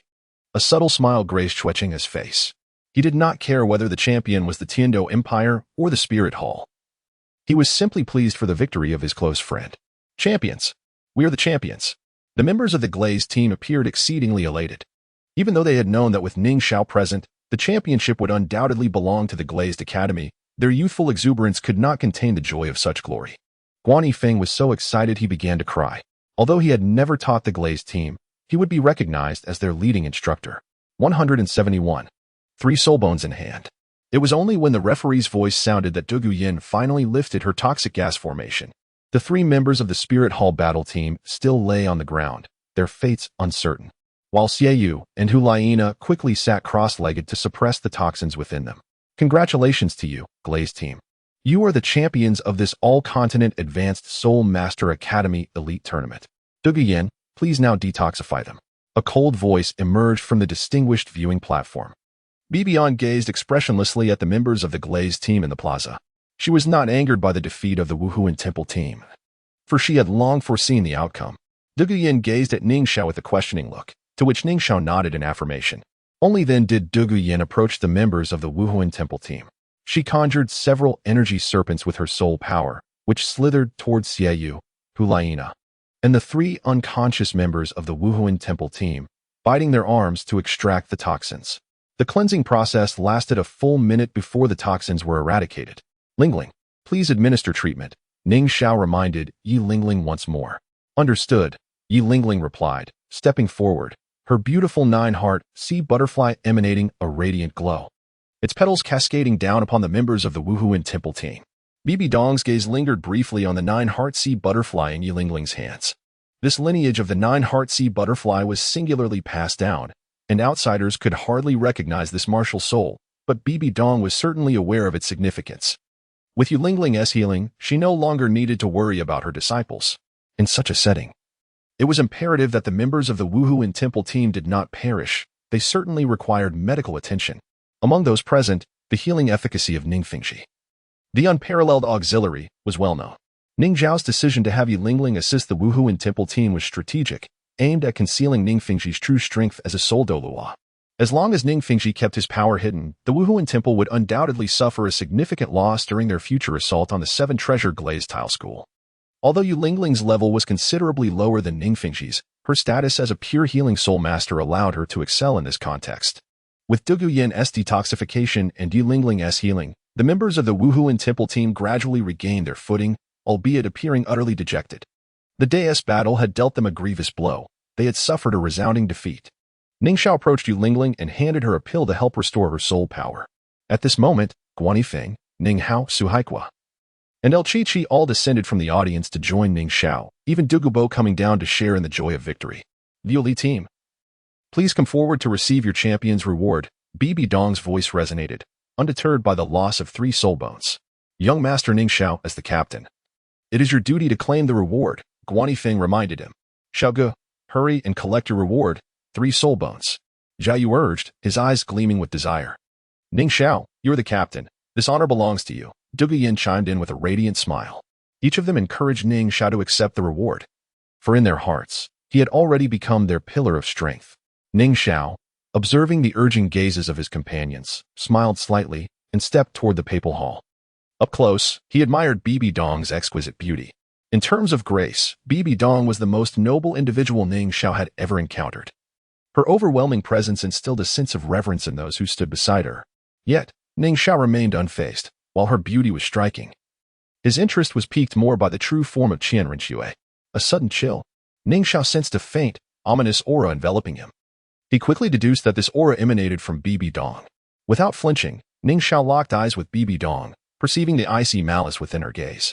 Is my talent inciting murderous intent within you? Ning Xiao thought to himself with a cold smirk. However, dealing with him would not be so simple. Although Ning Xiao was merely a soul king, his capabilities were far from ordinary. Anyone attempting to harm him would undoubtedly pay a bloody price. How bold! Daring to gaze directly at Her Holiness the Pope, a Wuhuan temple bishop shouted, incensed by Ning Xiao's impudent demeanor, advancing as if to confront him. Bibi Dong raised her hand, halting the bishop's movement, fully aware that subduing Ning Xiao would not be an easy feat with the power of a title Douluo. Bibi Dong regarded Ning Xiao as an equal. At that moment, the murderous intent surrounding Ning Xiao dissipated. Ning Xiao, would you be willing to join the Wuhuan temple? Bibi Dong inquired, her expression icy. I apologize, Your Holiness, but my surname is Ning. Ning Xiao replied with neither submission nor arrogance. Very well, Ning Xiao. I hope one day you may enter the Douluo Hall, Bibi Dong responded. The Douluo Hall was the most revered establishment of the Wuhuan temple. One could enter the Douluo Hall upon being conferred a title Douluo, or be buried there after death. Meanwhile, Ning Fingxi, seated in another VIP section, smiled upon hearing Ning Xiao's response. He felt fortunate for having brought Ning Xiao back in his youth, instilling within him a profound sense of belonging to the seven-treasure glazed tile school. In the future, Ning Xiao would undoubtedly become a guardian spirit of the seven-treasure glazed tile school, akin to Sword Douluo and Bone Douluo. Ultimately, Bibi Dong had nothing further to say. There was little to discuss. Without sufficient justification, should she take action against Ning Xiao now, she would lose face before the entire continent. At this juncture, Bibi Dong was more concerned about the shape-shifting soul beast that the snake spear Douluo had mentioned. Where had it gone? If she could acquire several more 100,000-year soul rings and complete the divine test, even if Ning Xiao were to grow to level 99, he would be no match for her. With a flick of her staff, 3 soul bones radiating a celestial glow were levitated before Ning Xiao by her soul power. Thank you, Your Holiness. Ning Xiao accepted the soul bones without hesitation, turning and rejoining his teammates. Every member of the Liuli team's gaze was fixed upon the 3 soul bones. Soul bones were rare treasures, and the simultaneous appearance of 3 was a sight to behold. Yilingling cast a fleeting glance at the 6,000-year spirit-condensing wisdom skull bone, although her demeanor was serene. She too yearned for a soul bone. This spirit-condensing soul bone was suitable only for Ning Xiao, Ning Rong Rong, Ning Hao, and Yilingling. Ning Rong Rong and Ning Hao already possessed head soul bones and could not assimilate a second. Yilingling was confident that Ning Xiao would undoubtedly gift her the soul bone. However, her gaze did not linger on it for long. She understood that Ning Xiao would need to exchange it for a more suitable soul bone. Yilingling was not competitive. She genuinely hoped for Ning Xiao to acquire better. As for the other 2 soul bones, the explosive burning flame right arm bone went unnoticed by anyone. This fire attribute soul bone was unsuitable for anyone present. The last one, the swift pursuit left leg bone, however, drew the attention of 3 individuals, the agile attackers Zhu Xuqing, Zhao Yi, and El Chi-Chi. El Chi-Chi reluctantly averted her gaze. Although this soul bone was highly suitable for her, she already possessed one and chose to yield this opportunity to others. Both Zhao Yi and Zhu Xuqing were fixated on the soul bone. A single soul bone, yet 2 individuals were suited for it. They pondered how Ning Xiao would allocate it. In this crowded place, with so many eyes watching, they decided to defer the soul bone distribution until after they returned. Ning Xiao stored all 3 soul bones in his storage ring. The allure of soul bones was too potent, given the presence of numerous titled Douluos in the papal hall. No one dared to seize them. Yet, in the external world, it would undoubtedly incite chaos and bloodshed. Human nature is complex. Ning Xiao could not guarantee that the soul masters of the Wuhuan temple would refrain from seizing them. At this juncture, he intended to convey to others that all 3 soul bones were with him, daring anyone to try to take them. Hearing Ning Xiao's words, everyone recognized the gravity of the situation and voiced no objections. Shortly after returning to the hotel, Xue Qinghe and the representatives of the Tiando Empire arrived. Congratulations on your victory. On behalf of the Heaven Do Empire, I extend my heartfelt gratitude. Xueqing has spoken formalities, and the high-ranking officials of the Heaven Do Empire expressed their sincere blessings. After all, the Liuli Academy competed under the banner of the Heaven Do Empire, marking the Empire's first triumph in the Elite Soul Master Academy tournament. Once the other members of the Heaven Do delegation departed, Xueqing sought out Ning Xiao privately. Rong Rong understood that Xueqing was looking for Ning Xiao to discuss the exchange of soul bones and insisted on accompanying him. They returned to the same tea house as before, where the masked girl played the guqin, her melodious notes filling the air. The delectable desserts on the table seemed particularly enticing. Amidst the bustling spirit city, such a tranquil place was indeed a rarity, prompting Rong Rong to express her admiration. Xueqing smiled, his gaze falling on Rong Rong beside Ning Xiao, appreciating their harmonious pairing. Ning Xiao, you have already received your championship reward. Are you willing to exchange for the head soul bone? Rest assured, Master Ning is my teacher. I would never let you suffer a loss, Xueqing stated, revealing the purpose of their meeting.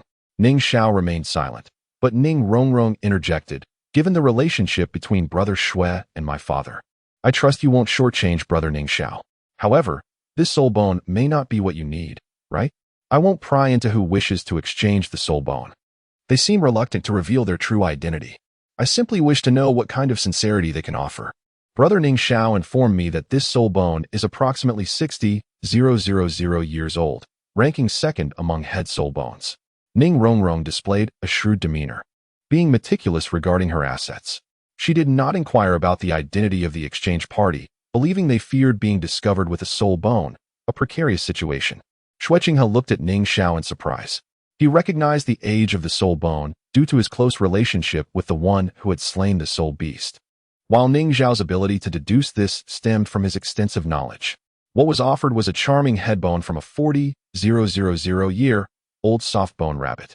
I also inquired about the Earth Song Bear soul bone you mentioned last time. The Earth Song Bear is distinct from the soft bone rabbit. It is an exceptionally powerful soul beast, and its soul bones are naturally in high demand. Even a low-year soul bone retains formidable capabilities. If my friend possessed an Earth Song Bear soul bone, they would have traded it long ago. However, my friend does have a 20,000-year-old power-type left-arm soul bone, which suits your teammate. Listening to Xueqing's explanation, Ning Xiao felt a twinge of regret. Currently, the 3 soul bones he possessed were vital, with his torso soul bone being merely around 65,000 years old. He had hoped that the affluent Spirit Hall might have such collections, only to be disappointed.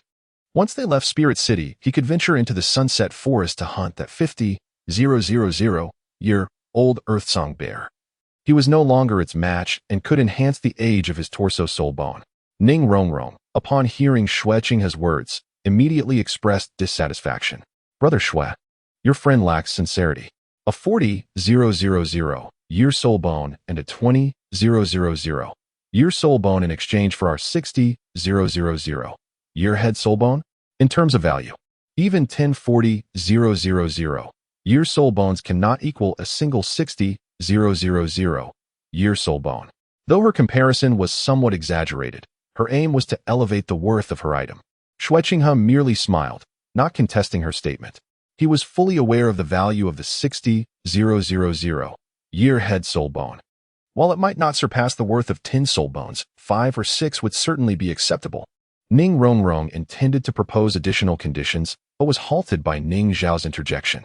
I am unaware of what price your friend can offer, but as far as I know, the soft bone rabbit is a social soul beast, correct? If your friend managed to hunt a 40,000-year soft bone rabbit, they should have other soul beasts of varying ages. I merely wish to know if they can also provide additional soft bone rabbit soul bones. If so, as long as they can produce other soft bone rabbit soul bones totaling 200,000 years, I would be willing to exchange this head soul bone. Soft bone rabbit? Xueqing was taken aback. The soft bone rabbit is not a particularly powerful soul beast. A 10,000-year soft bone rabbit's combat capability might not even rival that of other attack-type soul beasts of 1,000 years. Under 100,000 years. The efficacy of soft bone rabbit soul bones is generally mediocre, offering little advantage to soul masters. Xueqing regarded Ning Xiao in astonishment, having not anticipated that he would express interest in the soft bone rabbit soul bones. The 40,000-year head soul bone was appealing due to its enchanting effects, complementing those Ning Xiao already possessed. but the other soul bones held no value for him. Could it be that he sought the soft bone rabbit's soul bones for the 7 treasure glazed tile school? Shui Qinghe found it difficult to decipher Ning Xiao's intentions. A sentiment echoed by Ning Rong. Brother Ning Xiao, why? Ning Rong looked at him, her confusion evident. Given her plans, she aimed to acquire powerful soul bones, yet the soft bone rabbit's soul bones seemed inadequate. Ning Xiao offered Ning Rong a reassuring glance, although she remained perplexed. She chose not to press further, deciding to wait until Shui Qinghe departed to inquire privately regarding the soft bone rabbit soul bones. I do not care what age your friend can offer, as long as the total age reaches 200,000 years, I will provide this head soul bone. Ning Xiao stated earnestly. Ning Xiao, are you certain you want the soft bone rabbit soul bones? Shui Qinghe's expression was seldom this unsettled. Absolutely. Ning Xiao affirmed with a nod. Shui Qinghe sighed. As a friend, he could help Ning Xiao secure benefits, but given his position, he deemed it inappropriate to interfere with Ning Xiao's decision. Very well, I will reach out regarding the soft bone rabbit soul bones and will inform you of any news. Brother Shui, I also possess a fire attribute soul bone. Would you be interested in exchanging that as well? I will inquire, Shui Qinghe remarked before taking his leave. Ning Rong wished to ask Ning Xiao something but was told by him that the time was not right. A 200,000 your soul bone. That was the condition proposed by Ning Xiao. He was uncertain how many soft bone rabbit soul bones Bibi Dong possessed, but he was certain it was not a small number. For others, the value of 20,000 your soul bones pales in comparison to a single 200,000 your soul bone. And even a 60,000 your soul bone holds greater worth. However, for Ning Xiao, both were equivalent. He had no intention of trading soul bones for Feng Sua and the others, as that single 60,000 your head soul bone could only be exchanged for a few 20,000 to 30,000 your soul bones. Yet, if Ning Xiao armed himself adequately, he would gain the strength to hunt even more formidable soul beasts, allowing him to equip himself entirely with advanced soul bones. For example, a 100,000 year blue silver emperor, a 100,000 year Titan giant ape, or a 1,000,000-year deep sea demon whale king. In the hall of the Pope, Bibi Dong sat upon the Pope's throne, her gaze sharp as she regarded a figure in the chamber. Disdain flickered in her eyes. To her, this individual's existence was a mistake. In the center of the hall stood a woman clad in loose white robes, removing her hood to reveal an exquisite visage. Her golden hair cascaded like sunlight, and even her flowing attire could not conceal her ethereal grace. She was a woman of unparalleled beauty, while outsiders dared not meet Bibi Dong's piercing gaze. This woman stood unfazed, her eyes locked defiantly onto Bibi Dong's. For her, there was no semblance of familial ties between them. Did Bibi Dong ever fulfill the duties of a mother? Ning Xiao agreed to exchange soul bones. He required the soft bone rabbit soul bone, including the enchanting skull. And regardless of the ages of the other soul bones, their combined years must exceed 300,000. Qian Rinxue gazed steadily at Bibi Dong, her expression devoid of any superfluous emotion, presenting a demeanor of official business. Upon hearing this, Bibi Dong fixed her gaze on Qian Rinxue. Such audacity. Did he not consider simply taking it? This was his condition. I have already contacted Ning Xiao for you. Only the soft bone rabbit soul bone is needed. The others can be disregarded, Qian Rinxue stated earnestly. Despite her relationship with Bibi Dong, she would not defy her on major matters. Yet she did not mind causing her some annoyance in this regard. Bibi Dong's chest heaved, convinced that this was not a condition posed by Ning Xiao, but rather an imposition by Qian Rinxue out of spite. Bibi Dong had to admit that Qian Rinxue was the most troublesome woman she had ever encountered, and she was her own offspring. Just the soft bone rabbit soul bone. Regardless of its age, Bibi Dong found it incomprehensible why Ning Xiao would need a singular soul bone. She certainly did not believe anyone possessed the ability to merge soul bones, a skill reserved for deities. Years prior, when hunting the 10,000-year soft bone rabbit, Bibi Dong had indeed slain numerous other varieties, totaling the years as Qian Rinxue claimed. She was certainly capable of providing them. However, Bibi Dong might not possess other types of soul bones. She had many subordinates and naturally needed soul bones to win their loyalty, having already bestowed various types to those who could make use of them. Yet, the soft bone rabbit soul bone was exceedingly trivial for soul masters. Even the teleportation ability of a 10,000-year soft bone rabbit only allowed for a mere 10 meters. A distance less impressive than a simple leap made by a formidable being such as a ghost Douluo, even if others lacked soul bones. They would not casually absorb a worthless one, as not everyone could retrieve soul bones. Should a suitable soul bone appear in the future, the inability to absorb it would be quite awkward. Thus, Bibi Dong had quite a stockpile of soft bone rabbit soul bones. Furthermore, these soul bones were her personal possessions, and she did not require the Elders' Council's approval to utilize them. Bibi Dong glared at Qian Rinxue in fury. She had previously sent individuals to eliminate Ning Xiao. It was evident that she could not allow him to know that the Spirit Hall was negotiating with him, or he would surely refuse. A middleman was necessary, and Qian Rinxue was the most suitable candidate. Her identity as the prince of the Tiando Empire, Xue Qinghe, made it unremarkable to present such soul bones, and she maintained a good relationship with Ning Xiao. The conditions are set. Whether you choose to exchange is entirely up to you. If not, seek someone else. Let us see if Ning Xiao would agree. Do not think I am unaware that your desire for this soul bone is for someone else. If I had not provided the angel soul bone, would you still be willing to exchange with others for my sake? I have done my utmost, Qian Rinxue coldly stated. I can accept your conditions. This is the soul bone you seek. Hurry and return the wisdom skull to me, and leave this place, Bibi Dong commanded, waving her hand, causing over 50 soul bones to float before Qian Rinxue. Bibi Dong's voice was icy as she issued her eviction order. Qian Rinxue glanced at the soul bones levitating before her. The total age was correct, and with a wave of her hand, she stored them in her soul guidance device. I will return it as soon as possible. I do not wish to see you either. In this world, I have only my grandfather as family. Qian Rinxue's voice dripped with disdain. Ning Xiao also possesses a flame right arm soul bone. Would you like it? No need. Qian Rinxue scoffed, then donned her cloak to conceal her stunning beauty, soaring out of the Pope's palace with her 4 wings extended. Bibi Dong's expression remained frigid as she watched Qian Rinxue depart. They both regarded one another with disdain. Seeing her own daughter always filled her with anger. In her heart, she preferred her disciple Hu Laina as her own child, as she was far more obedient than Qian Rinxue. This exchange of soul bones was meant for Hu Laina. If Ning Xiao refused to trade, Hu Laina would have to absorb the enchanting skull instead. Unfortunately, the enchanting skull was not as beneficial for Hu Laina as the wisdom skull. The following day, Xue Qinghe found Ning Xiao and Ning Rong Rong once more. Xue Qinghe exuded a gentle demeanor, resembling a refined young gentleman, a stark contrast to the confrontational Qian Rinxue of the previous day. Ning Xiao, I have met with my friend, and she has agreed to your terms. Here are the soul bones you requested. With a wave of his hand, over 50 soul bones appeared on the table. Ning Rong Rong gazed at the myriad soul bones radiating with brilliant hues, her eyes sparkling with excitement. Her 9 treasure-glazed tile pagoda had already informed her that these were all immensely valuable soul bones. The lowest age among them was likely over 3,000 years. And among them, 5 were over 10,000 years, including the mental skull. Brother Xue, your friend is incredibly wealthy to possess so many soul bones. Ning Rong Rong exclaimed in astonishment. It was her first time witnessing such an abundance of soul bones simultaneously.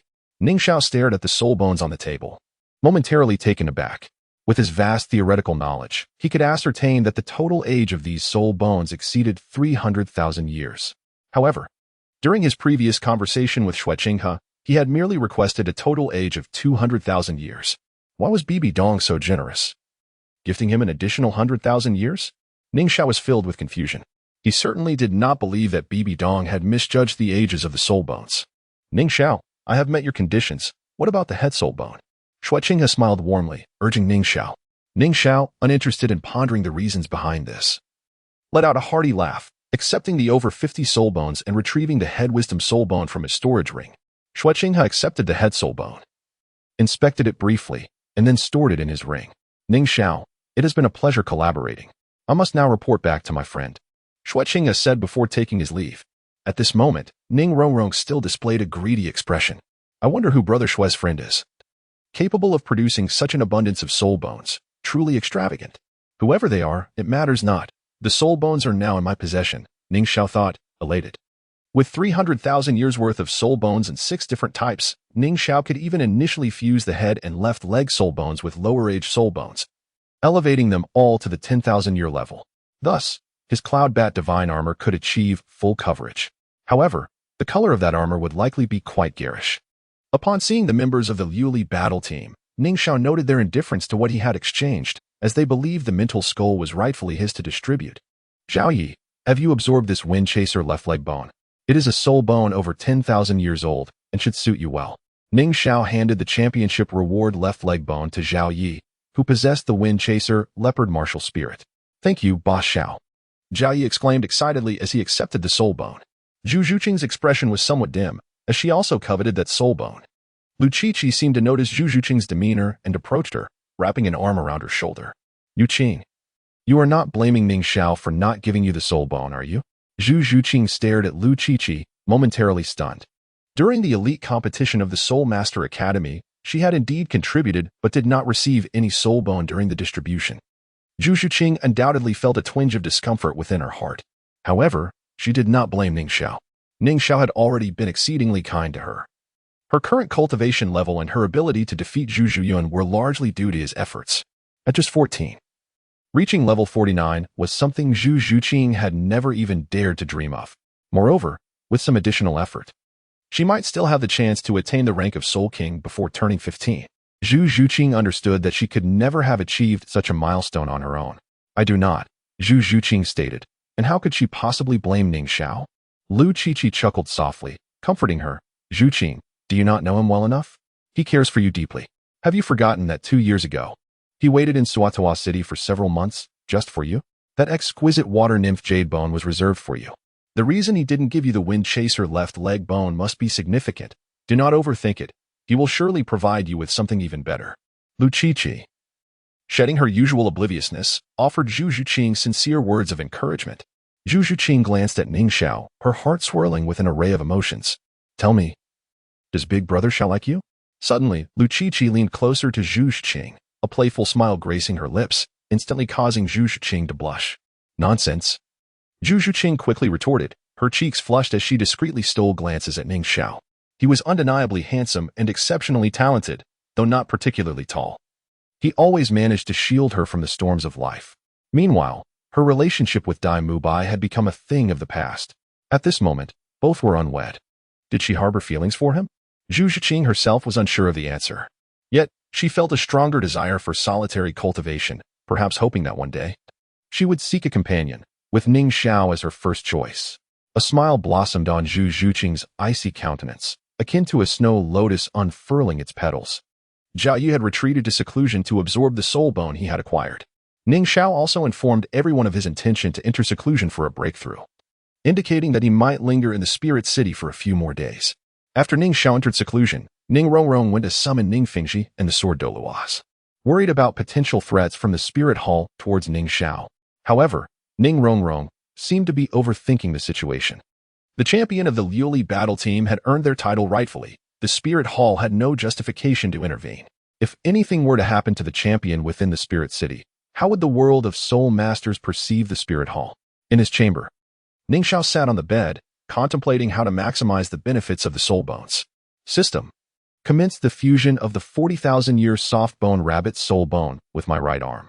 Ning Xiao had made his decision. The system-assisted fusion of the soul bones would not impose any burden on him.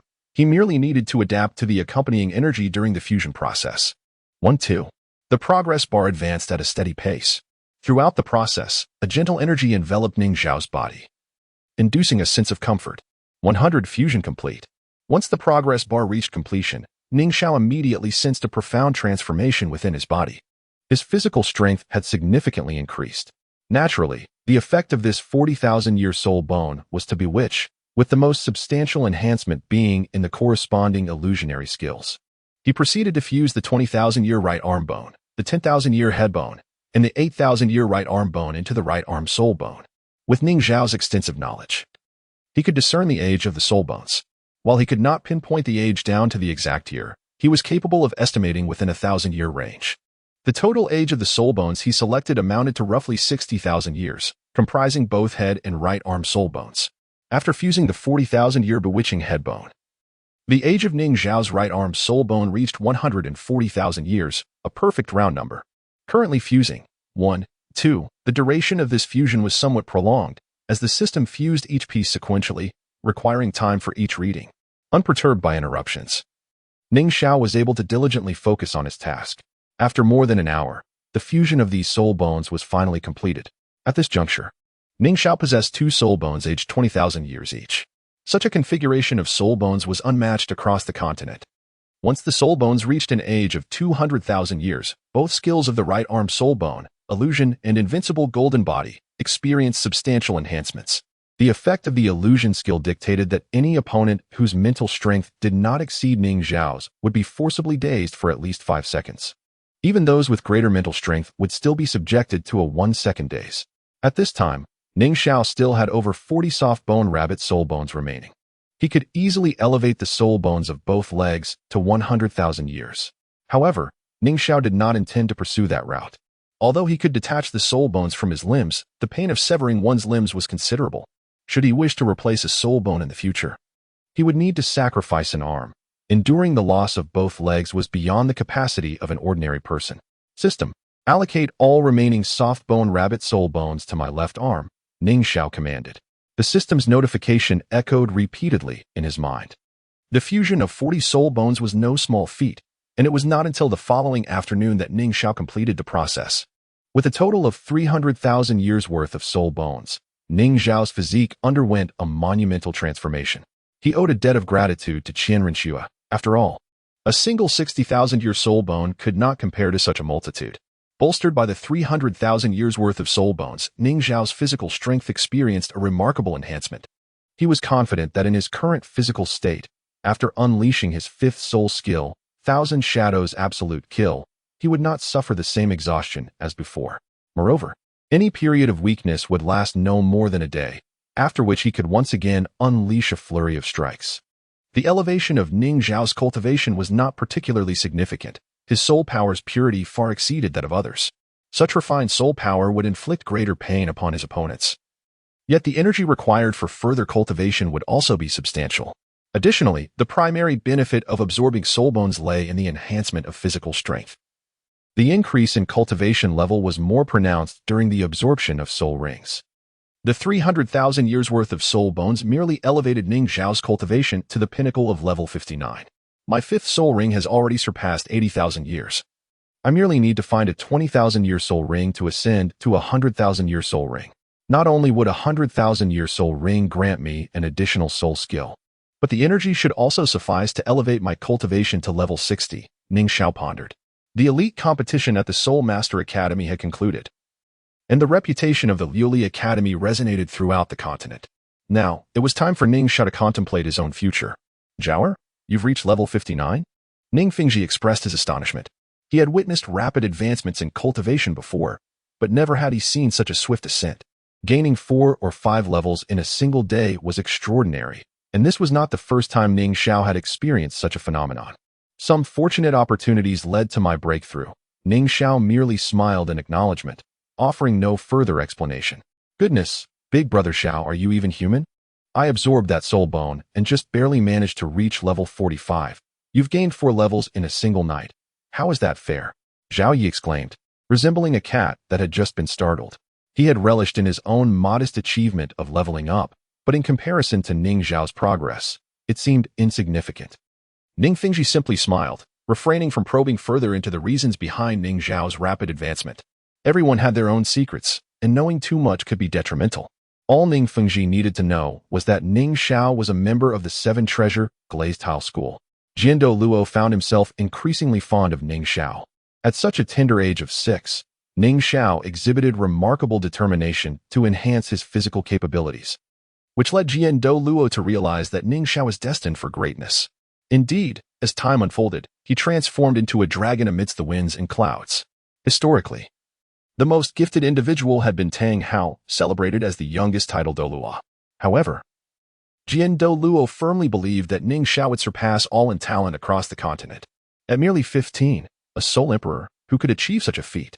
Dugu Bo regarded Ning Xiao with immense satisfaction. His keen insight had not failed him 7 years prior. He was confident that the investments made in the medicinal garden would yield returns beyond imagination. Brother Ning Xiao, have you reached level 59? Ning Rong Rong exclaimed, astonished. Sharing the same age, she possessed a full innate soul power, yet was only at level 48, while Ning Xiao had already attained level 59. Despite the nature of support-type cultivation being different from combat soul masters, the disparity was striking. The others were equally astounded by Ning Xiao's achievements. Though all were exceptional talents, in comparison to Ning Xiao, they felt almost ordinary. The academy competition has concluded. You should all be graduating now. What are your plans for the future? Ning Fengji surveyed the group, feeling immense pride in the inaugural members of the Liuli battle team. Graduation. When Ning Fengji uttered the word, a hint of reluctance flickered across everyone's faces. The days spent training together had been arduous yet fulfilling. Now, graduation signified their imminent separation. The first to voice her thoughts was El Chichi. I wish to return to Liuli Academy and become a mentor. It holds my cherished memories. And I must return. With this championship, I believe the academy will flourish even more. Guiding the younger generation seems fitting for me. I shall continue Ning Xiao's educational philosophy. El Chichi smiled, glancing in Ning Xiao's direction. 8 years her senior, she recalled how Ning Xiao had sought her out when Liuli Academy was first established, inviting her to be among its first students. Though young at the time, Ning Xiao had already matured impressively, captivating El Chichi, a self-confessed admirer of beauty. Yet now, she sensed an ever-widening chasm between them, as if they belonged to different worlds. At 22, being only at level 43 felt embarrassing. El Chichi understood it was time to step back. Remaining at Liuli Academy had become her ideal sanctuary. Ning Fengji observed El Chichi, discerning her affections for Ning Xiao. As a father, he harbored wishes for Ning Xiao to remain unencumbered by too many women. Yet, as the leader of the Seven Treasures Glazed Tile School, he recognized the necessity of nurturing a talent like Ning Xiao for the sex development. Liuli Academy indeed requires vigorous expansion and will be recruiting numerous instructors. El Chichi, with your abilities, you would excel as a teacher there. A promising future awaits you, Ning Fengji encouraged her.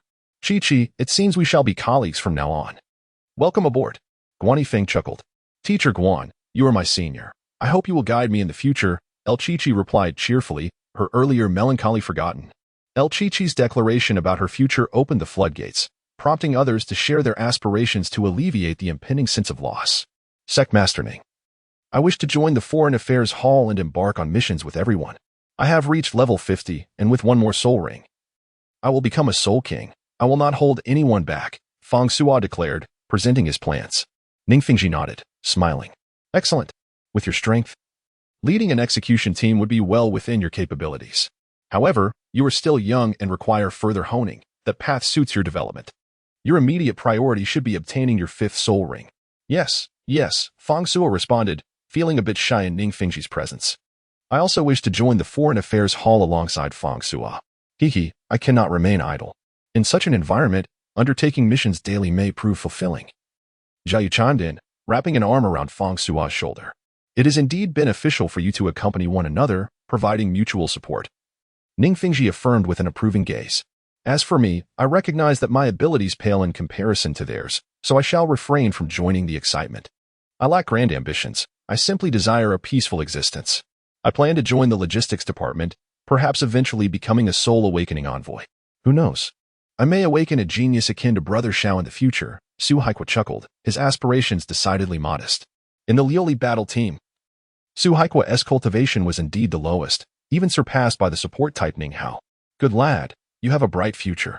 If I have children, I shall entrust you with awakening their martial spirits, Fang Sua said, clapping a heavy hand on Su Haikwa's shoulder, nearly toppling him with the force. Hey, big oaf. Could you be gentler?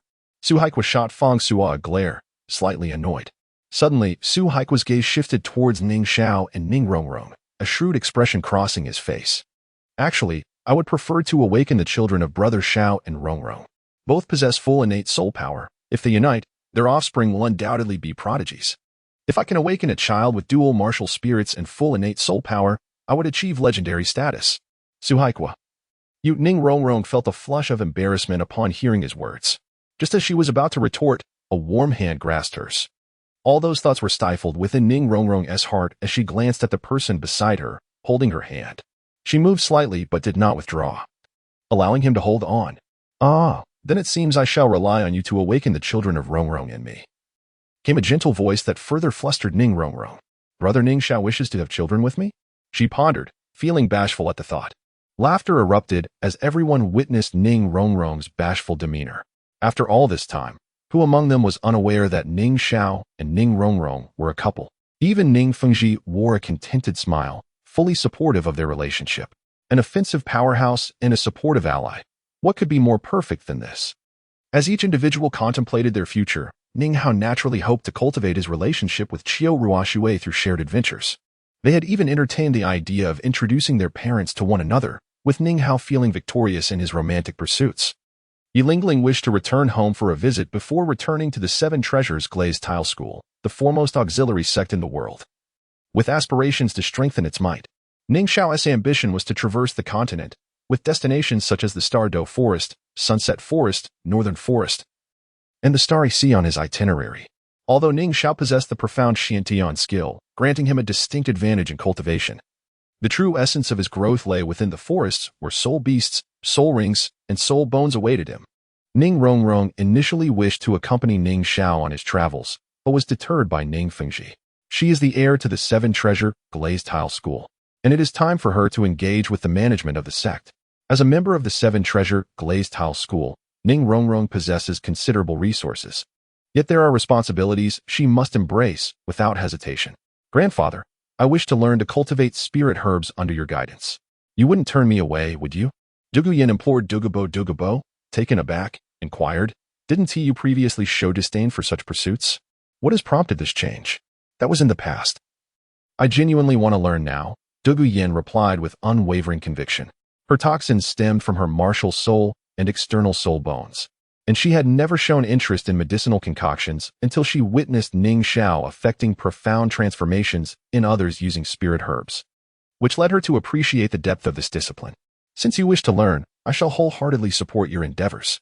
However, cultivating spirit herbs can be a monotonous endeavor.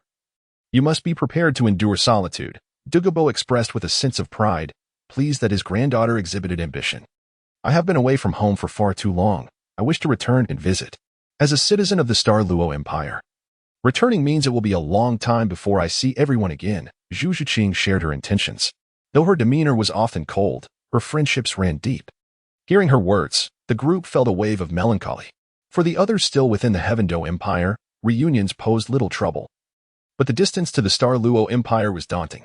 Indeed, meetings will be somewhat challenging. How about we make a pact to reunite in 3 years? On this day, we shall gather at the Glazed Tile Academy, Ning Xiao proposed. Very well, let us establish this 3-year agreement. Graduating had evoked a bittersweet sensation. Before we depart, should we not assist the big stupid bear in acquiring his 5th soul ring, so we may fight side by side once more? Zhao Ye's suggestion met with unanimous approval. The Spirit Hall was not far from the Douluo Forest, making the journey manageable. Take care of yourselves. The sect has matters to attend to. And I shall return with Sword Uncle, Ning Fengji declared, opting not to accompany the Glazed Tile team. I will refrain from meddling in your affairs. Your triad martial soul fusion technique is formidable enough that even I would not be your match. There is no need for concern, Dugubo added. Guan Yifeng followed Ning Fengji's lead, being the sole instructor for the Glazed Tile team and having responsibilities to fulfill after their championship victory. After resting for a night in the Spirit Hall, the group set out 5 days later, arriving at the Douluo Forest. Boss Xiao, what type of spirit beast should I select for my 5th soul ring? Fang Sua inquired, knowing that Ning Xiao often provided the most suitable advice regarding martial souls.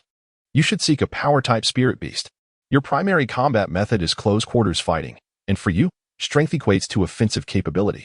With your external soul bone, the bear paw, greater strength translates to a more formidable attack. The 5th soul ring is your first opportunity to absorb a 10,000-year soul ring, which will significantly enhance your physical prowess. It is crucial to find a fitting spirit beast. The search for a soul ring should not be rushed. Once absorbed, it cannot be exchanged, necessitating a careful selection. The Douluo Forest is more expansive than the Sunset Forest, home to even mightier spirit beasts. Ning Xiao had already encountered 5 spirit beasts exceeding 10,000 years in age.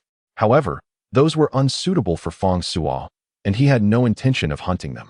It was not until the 10th day in the forest that Ning Xiao identified an appropriate target, a 13,000-year-old mighty diamond bear, with tough skin, great strength, and the right age. Absorbing this spirit beast's soul ring would substantially enhance Fang Sua's power and defense. Let us proceed. This is the one, Ning Xiao commanded. And the group sprang into action. Ning Rong and Ning Xiao provided enhancements to their companions, while Duguyan controlled the battlefield, and several battle soul masters surged forth. Their coordination was remarkably harmonious. In no time, they subdued the mighty diamond bear, with Fang Sua delivering the final blow and absorbing its soul ring. Thus, Feng Sua ascended to the rank of a genuine Soul King, boasting a standard configuration of 2 yellow, 2 purple, and 1 black soul ring. The concluding battle had ended, and it was time for everyone to part ways. Exiting the Star Do Forest, heading north led to the Heaven Do Empire, while southward lay the Star Luo Empire. Ning Rong Rong, Ning Xiao, Feng Sua, Duge Yan, Yi Lingling, Zhao Yi, Su Haikua, and Lu Qiqi journeyed together toward the north, leaving Ning Xiao and Zhu Zhuqing behind. Zhu Zhuqing gazed at the 8 figures disappearing from view, her heart softening with reluctance. "Xiao Gu," she called out, her voice tinged with melancholy as tears glistened in her eyes. Despite her strength, she was still a girl, susceptible to emotions that could evoke tears. Ning Xiao gently patted her shoulder, his tone soothing. "Zhuqing, do not be sorrowful, we shall meet again. Take care of yourself in the Star Luo Empire. Perhaps one day I will visit, and then I shall seek your company." Upon hearing his words, Zhu Zhuqing finally smiled, her laughter a beautiful sight, reserved solely for Ning Xiao. "If Xiaogu comes to Star Luo City, I will surely welcome you with open arms," she replied joyfully. "Let us set forth. Be cautious on your journey. Once you arrive home, send a message to the Glazed Tile Academy to assure us of your safety," Ning Xiao said with a warm smile, concealing his own reluctance beneath a facade of cheerfulness. Zhu Zhuqing nodded obediently, heading southward. Ning Xiao watched her retreating figure, a lovely silhouette with perfect lines merging with the sky. Once, Soto City awaited her return, merely to form the Glazed Tile team. Their 2 years together forged a deep camaraderie. "Xiao Gu," a voice suddenly echoed from afar. The beautiful figure turned back, her soul power surging as she swiftly approached Ning Xiao and unhesitatingly leaped into his embrace. The sensation was delightful, like holding soft jade.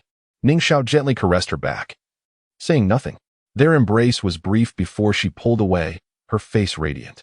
"Xiao Gu, I've longed to hug you. I was afraid Rong Rong would feel jealous, so I hesitated. Now, I have finally fulfilled my wish." Her gentle voice reached Ning Xiao as she turned to leave. At the horizon, her figure faded from sight. "Note, my computer crashed, and I reinstalled the system. I just managed to finish this chapter. It's just one chapter, and I will try to catch up tomorrow." Chapter 177. The 10,000-year soul ring. Ning Xiao concealed himself in the shadows, following Zhu Zhuqing for quite some distance. After all, she was a girl traveling alone, and he was concerned for her safety. However, his worries were unfounded. She had the courage to run away from home at 12. Zhu Zhuqing's caution exceeded Ning Xiao's expectations, and now, as a level 49 soul master, it was unlikely any foolish thief would dare to ambush her. Only when Zhu Zhuqing entered a large city within the Star Luo Empire did she seem to reveal her identity, and a few guards appeared by her side. Confirming her safety, Ning Xiao turned back toward the Star Do Forest. His primary goal now was to elevate his 5th soul ring to 10,000 years and advance his cultivation to Soul Emperor. The host wielded his signature weapon, the Chaotic Divine Blade, to activate his 4th soul skill, the Sky-Cleaving Blade Catastrophe, striking the target, a 10,000-year-old green bamboo, triggering a critical hit effect and resulting in an additional drop, acquiring a 16-year soul ring. The host then employed the same technique against a millennium-old human-faced demon spider, again resulting in a critical hit and obtaining a soul bone from the spider's torso. Within the depths of the forest, Ning Xiao reveled in joy. His 4th soul skill boasted an expansive range. The higher he soared, the greater the explosion of the Chaotic Divine Blade, enhancing its coverage. Although at such altitudes the power of the Black Blade Rain diminished significantly by the time it hit the ground, potentially failing to harm even a 10-year spirit beast, Ning Xiao cared little for its diminished strength. As long as he could strike something. Who dares to indiscriminately unleash soul skills and disturb my serenity? Where is the scoundrel? Come forth, and I shall twist your head off to serve as a chamber pot. The Black Blade Rain wreaked havoc, inadvertently injuring several free-spirited soul masters searching for soul rings in the Star Do Forest, inciting their curses and complaints. However, due to the rarity of flying soul masters, they were powerless to ascend and confront the true culprit. Ning Xiao changed his location with each strike, ensuring his movements remained concealed. With his current prowess, he felt no fear even when facing a tidal Douluo. He unleashed his 4th soul skill with abandon, causing chaos throughout the Star Do Forest. Spirit beasts erupted into a frenzy, while human powerhouses formed groups to enter the forest, each seething with rage. In one gathering of human soul masters, around 30 to 40 individuals, led by a soul sage, raised a banner calling for the eradication of the vile. "Everyone, that wretched creature was spotted near the Bull's Head Peak yesterday. We must pursue and apprehend him," declared a soul emperor with fervor. "Indeed, Whether he is a soul master or a spirit beast, his actions are intolerable. Upon capture, we shall exact 1,000 cuts upon him," remarked a man with a sinister demeanor, his anger palpable as he recalled the chaos wrought by the black blades during his intimate moment outdoors, nearly shattering his composure. "Let us vanquish evil and restore justice for the masses," they shouted, their voices brimming with indignation. Whether their motivation was truly to seek justice or merely to enhance their own reputations remained ambiguous. Among the crowd, a figure clad in black and wearing a hat also joined the clamorous shouts. Ning Xiao observed the fervent avengers with a bemused expression, realizing the gravity of his actions. He chuckled inwardly, deciding to take a brief respite and join the others in their quest against the disruptors of the forest's tranquility. Once their fervor waned, he would resume his leisurely pursuits in the mountains. Over the course of nearly half a month of unrestrained wide-range attacks, despite inciting public ire, Ning Xiao successfully acquired over 20,000 years of soul rings. Now, his 5th soul ring had ascended to the 10,000-year level. Upon reaching this threshold, his 5th soul skill transformed into 2. Most of Ning Xiao's soul skills were offensive in nature. However, the 10,000-year soul ring granted him a supportive skill. The Spirit Blade Shadow Division allowed him to summon a chaotic divine blade in his left hand using a minimal amount of soul power. When releasing a soul skill with the blade in his right hand, if he executed the same skill with the blade in his left, it would incur no soul power expenditure. Conversely, if he activated different skills with both blades, the corresponding soul power would be required for both. For instance, if the 1,000 Shadow Execution consumed 50 soul power, and the Sky Cleaving Blade Catastrophe consumed 40. Executing the former with his right hand and the latter with his left would result in a total expenditure of 90. However, if both hands employed the 1,000 Shadow Execution, the expenditure would remain at 50. Such is the formidable nature of the auxiliary skill bestowed by the 10,000-year soul skill. At present, Ning Xiao was capable of delivering 2,000 strikes per second, each a critical hit. In addition to enhancing his 5th soul ring, he acquired 2 lower-level soul rings to augment his 1st and 2nd rings, elevating both to the 10,000-year level. Thus, Ning Xiao's soul ring configuration now appeared as black, black, black, black, red. The evolution of his 1st and 2nd soul rings also enhanced their respective skills, although the improvement was marginal for Ning Xiao at this stage. With these enhancements, Ning Xiao successfully reached level 60. He required only 1 more soul ring to ascend to the rank of Soul Emperor. However, he currently lacked any available soul rings in his system space and needed to hunt spirit beasts anew. Naturally, he sought a 10,000-year soul ring for his 6th, a matter he approached with due diligence. He resolved to wait until the fervor for hunting down the miscreant subsided before seeking to acquire further soul rings. As they ventured forth, led by a soul sage and several soul emperors, the team was a formidable force. They faced several spirit beast ambushes along the way, all of which were repelled by the group. Ning Xiao concealed his identity as a soul master, presenting himself merely as a healer. Given the purity of his soul power, those around him remained unaware of any fluctuations emanating from him, provided he kept silent regarding his abilities. Despite being a healer devoid of combat prowess, the soul masters treated him with utmost respect. After all, who could guarantee immunity from injury or illness? Healing soul masters were typically monopolized by affluent families, leaving the common folk with few powerful healers. As the sole healer in the group, Ning Xiao naturally held a position of considerable importance. "Mr. Xiaorong, the tent has been set up. You may rest now," announced a young great soul master politely as night fell and the team established camp. Ning Xiao rose and proceeded toward the tent designated for him. "This is your tent, for your private use. The adjacent one belongs to Uncle Mingli, a soul king, who will serve as your protector. If danger were to arise at night, do not stray too far from Uncle Mingli," the young soul master advised. "Understood," came a gentle voice from beneath the cloak that obscured Ning Xiao's features. "This is your box. Where shall I place it?" The young soul master retrieved a wooden box from his back and extended it towards Ning Xiao. "Just put it over there. Thank you," Ning Xiao replied, gesturing towards a spot within the tent. The young soul master set the box down in the indicated location. Inside were various herbs Ning Xiao had gathered from the Stardow forest. Since he had joined this group as a healer, he needed to maintain the appropriate facade. After placing the box, the young soul master departed from Ning Xiao's tent. Outside, the whispers of some individuals made Ning Xiao smile. Who exactly is Mr. Xiaorong? His medical skills are extraordinary. Uncle Mengli was gravely injured, yet he recovered swiftly with just a few simple herbs. Such medical prowess is indeed remarkable. Even the healing soul masters cannot achieve such results. Although he possesses no soul power, his medical expertise is truly exceptional. Even the formidable boss Huerzi holds him in high regard, insisting that we protect him well. Hey, Mr. Xiaorong always wears a cloak. No one has seen his face. And he even has a separate tint. Plus, he is excessively fastidious. Don't you find that odd? What if Mr. Xiaorong is actually a girl? A girl? The hushed conversations outside were barely audible to an ordinary person, yet they could not escape Ning Xiao's notice. Am I a girl? What an absurd notion. How many operas have you watched to think I am a woman disguised as a man? Is it not normal for someone to be cleanly? Who says one cannot wear a cloak? As for preferring a separate tint, it is simply my disinclination to share living quarters with others. Ning Xiao found their chatter ridiculous and chose to ignore it.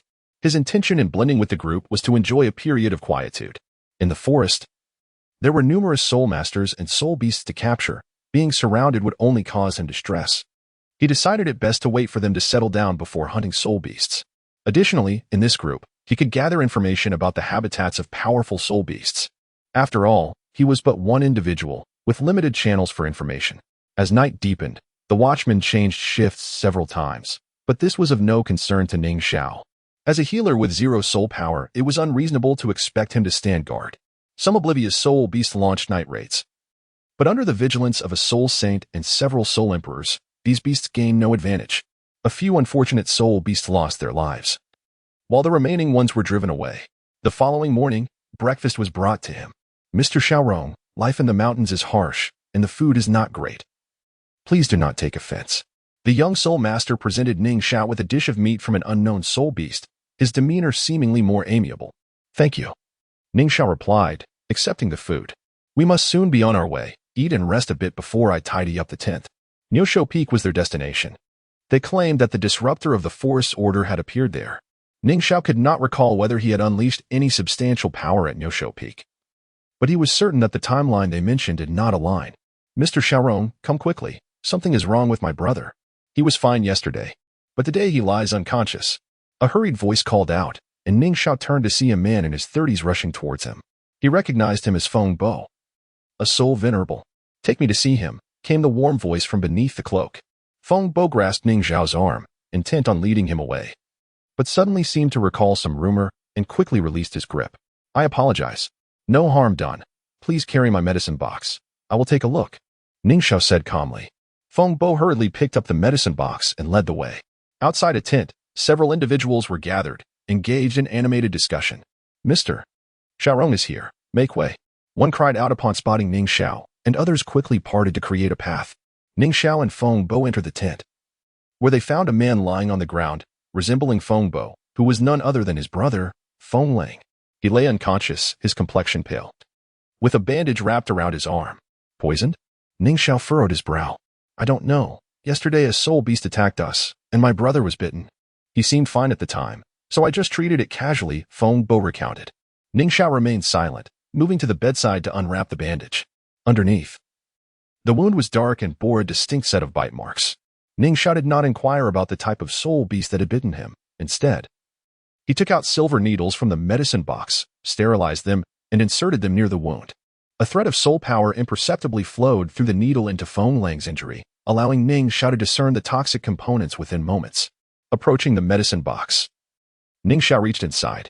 To outsiders, his actions were obscured, but he felt for a medicinal herb from the vicinity of the ice and fire yin-yang well.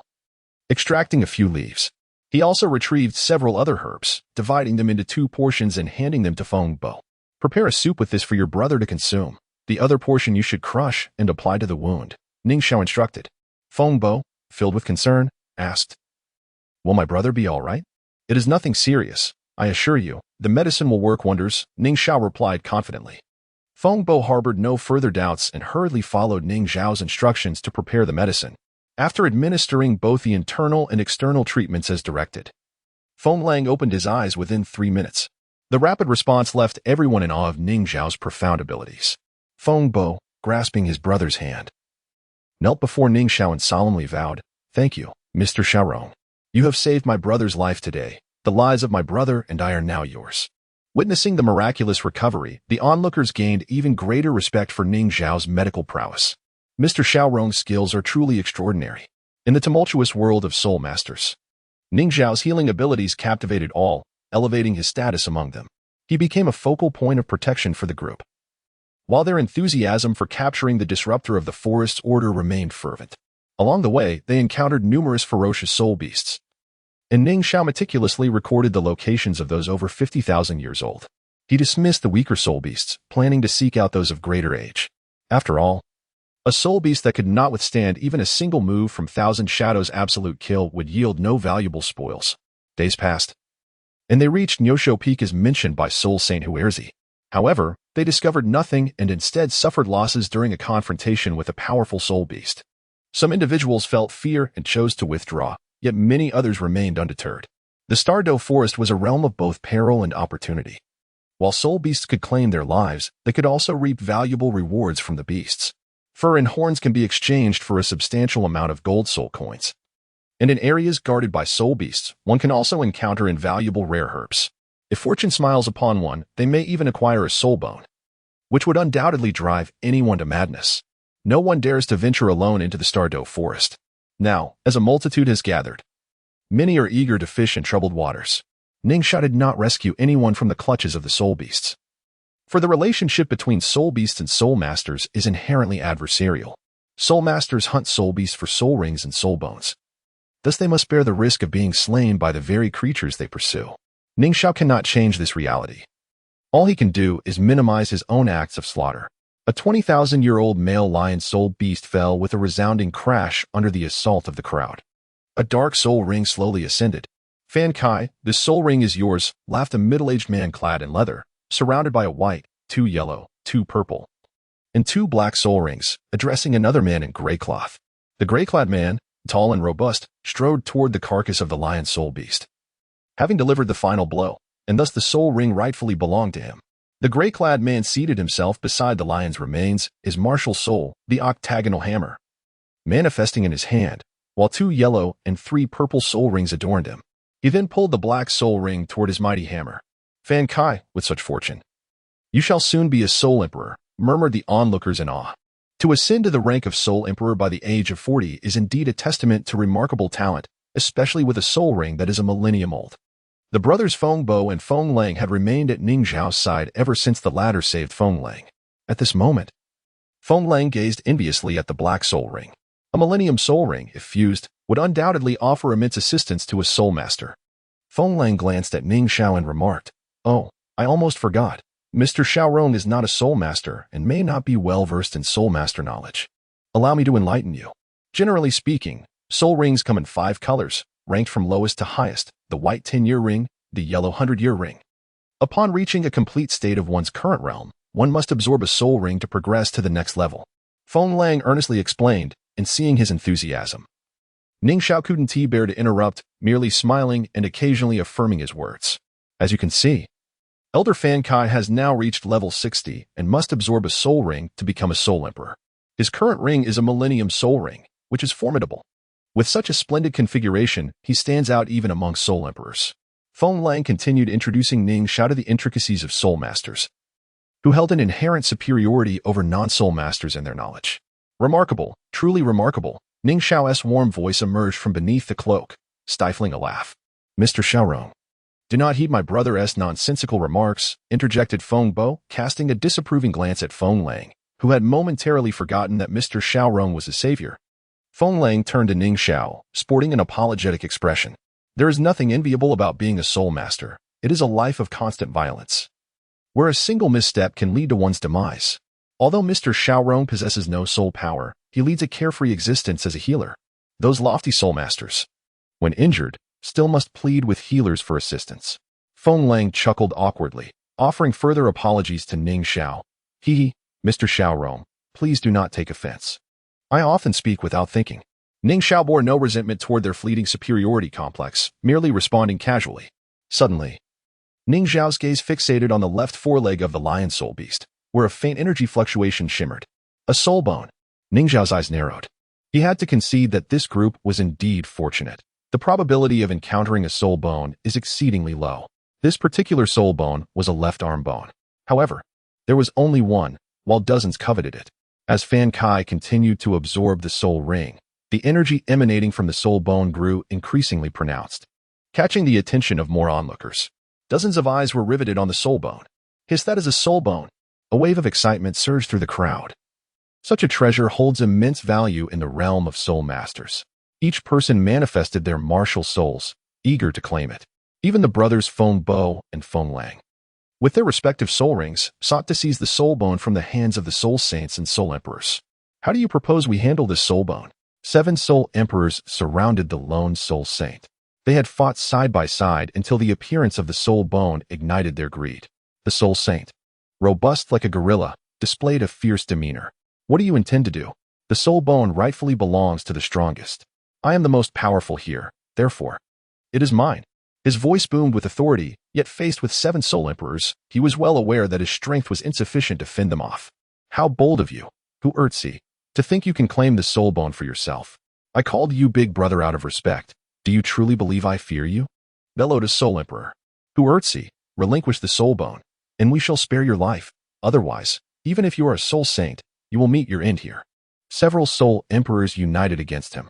You must be mad. There is only one soul bone. Even if I refuse to take it, how will you divide it? Hu Erzi retorted defiantly. Leave that to us. First, let us deal with Hu Erzi. He is far too powerful. We must work together to eliminate him before we can hope to obtain the soul bone. The soul master realm is fraught with violence, and the emergence of a soul bone has finally ignited a tempest of bloodshed. The appearance of the soul bone captivated all, yet none dared to approach it. The allure of the soul bone was too potent. Without the strength to dominate the scene, anyone attempting to seize it would inevitably be overwhelmed by the throng. Brother, that soul bone. Feng Lang whispered to Feng Bo, his expression tense. Sure, remain calm. With those soul emperors and soul saints present, approaching now would be tantamount to courting death. We must wait until they are mutually weakened before we can seize our opportunity, Feng Bo replied, maintaining his composure amidst the chaos. Mr. Xiaorong, you should leave this place quickly. Should a battle ensue, my brother and I may not be able to protect you. Feng Bo returned the medicinal box he had been carrying to Ning Xiao, offering a kind warning. Ning Xiao regarded Feng Bo with profound understanding, a smile gracing his handsome features beneath the cloak. Rest assured, I am not defenseless. There is no need for concern. However, with only 3 rings, you may find it difficult to wrest the soul bone from those with 6 or 7 rings. The soul bone lies before us. If we do not strive for it, we would be remiss. Opportunities are not gifts from the heavens, but rewards earned through our own efforts, Feng Bo declared, his eyes glinting with determination as he fixed his gaze on the coveted soul bone. Feng Bo's words resonated with Ning Xiao, who wholeheartedly agreed. Good fortune does not simply fall from the heavens. It must be earnestly pursued. Given the care that the Feng brothers had extended towards him, Ning Xiao was more than willing to lend a hand in their quest for soul bones. The fierce clash between several soul saints and soul emperors had erupted, their formidable assaults leaving onlookers in awe. Holes had unleashed the full might of his martial soul, engaging 7 foes and managing to maintain a tenuous advantage, albeit briefly. Unfortunately, his martial soul's true form, while powerful, was not optimally configured, leading to significant energy depletion that would not last long. Ning Xiao observed from a distance, having already anticipated the outcome of the battle. Others kept their distance, wary of the chaotic aftermath that could ensue from such powerful combatants, yet none chose to leave. They too yearned to benefit from the inevitable fallout. The sounds of their confrontation echoed through the air, shattering trees and leaving a scene of devastation. However, their skirmish remained far from the territory of the lion soul beast, as none had ever encountered a soul bone and feared its destruction amidst the chaos. Fan Kai had reached the final stage of absorbing his soul ring and finally rose to his feet. Wielding an octagonal hammer and showcasing a soul ring configuration of 2 yellow, 3 purple, and 1 black, marking his ascension to Soul Emperor. Positioned near the lion soul beast, he was closest to the coveted soul bone, within reach of seizing it. All eyes were on Fan Kai, the battling soul saints and soul emperors, along with other lower-ranked soul masters, fixated on him. For a fleeting moment, Fan Kai contemplated snatching the soul bone and fleeing, feeling satisfied with merely acquiring a soul ring. I shall not involve myself with the soul bone, he declared, hastily retreating and soon vanishing into the forest. His decision was prudent. Seizing the soul bone would undoubtedly incite a barrage of attacks from all present, including the soul saints and soul emperors. Even Holes, a soul saint, refrained from claiming the soul bone at such a perilous moment. What courage could a newly minted soul emperor like Fan Kai muster? Witnessing Fan Kai's wise withdrawal, the soul saints and soul emperors redirected their focus elsewhere. After a protracted struggle, the victor emerged as Hulz could no longer sustain his martial soul's true form, while the 7 soul emperors suffered grievous losses, including 1 fatality. Well, today marks my defeat. The mountains remain unchanged, and the waters flow eternal. Let us see what comes next. Hulz uttered with a fierce resolve before swiftly retreating. The remaining 6 soul emperors dared not pursue Hulz too aggressively, knowing full well the repercussions of a dying soul saint's desperate counterattack. The others converged around the 6 soul emperors. What do you seek? Are you courting death? How dare you challenge us with mere 4 or 5 rings? The aura of the soul emperors intimidated the others, who, though coveting the soul bone, lacked the courage to challenge them. Despite their exhaustion, the 6 soul emperors still possessed considerable fighting strength. With only 1 soul bone available, how would it be divided? The 6 soul emperors encircled the lion soul beast. They had initially collaborated against the soul saint, yet none were willing to relinquish their claim to the prize. At this juncture, the 6 soul emperors formed 4 factions, 2 pairs, 1 single, and another solitary. I do not covet the soul bone. Offer me 100,000 gold soul coins, and I shall assist you, proposed one of the lone soul emperors, whose martial soul was a steel whip. The soul bone was ill-suited for him, and he sought to exchange it for wealth. 100,000 gold soul coins? Why not just rob someone? Scoffed another. Noting the soul bone's value far exceeded the offered sum, his proposal piqued the interest of the 2 pairs of soul emperors, for with an additional soul emperor, their faction would wield 3 members, positioning them favorably. However, 100,000 gold soul coins were no trifling amount for them. Brother Luo Yao, we shall provide the 100,000 gold soul coins, provided you assist us in seizing the soul bone, a soul emperor wielding a battle axe lamented, revealing a savings card containing the promised sum. The steel whip soul emperor grinned as he approached the battle axe soul emperor, while the other pair exchanged anxious glances, contemplating the lone soul emperor's offer. Very well, I recognize this soul bone is not meant for me. I asked for merely 100,000 gold soul coins to help you detain Luo Yao. The individual grinned slyly, revealing a merchant's demeanor. Agreed. We shall proceed as you suggest. Left with no other options, they relented, as 2 against 3, or even 2 against 4, left them with no chance of victory. As the battle reignited, the 2 soul emperors who had secured the gold soul coins began to lag behind, having already obtained their reward. The remaining 4 were left to vie for the soul bone. A fierce combat ensued, yet none could gain the upper hand. With neither side possessing a top-tier martial soul nor optimal soul ring configurations, and all bearing injuries, the disparities were minimal. To Ning Xiao, this conflict resembled a battle of chickens pecking at one another, a stalemate after a lengthy engagement. After much time had passed, negotiations resumed. But none were willing to relinquish the soul bone, as the lion soul beast soul bone held immense value for power-oriented soul emperors. Mr. Xiaorong, we beseech you to heal our wounds.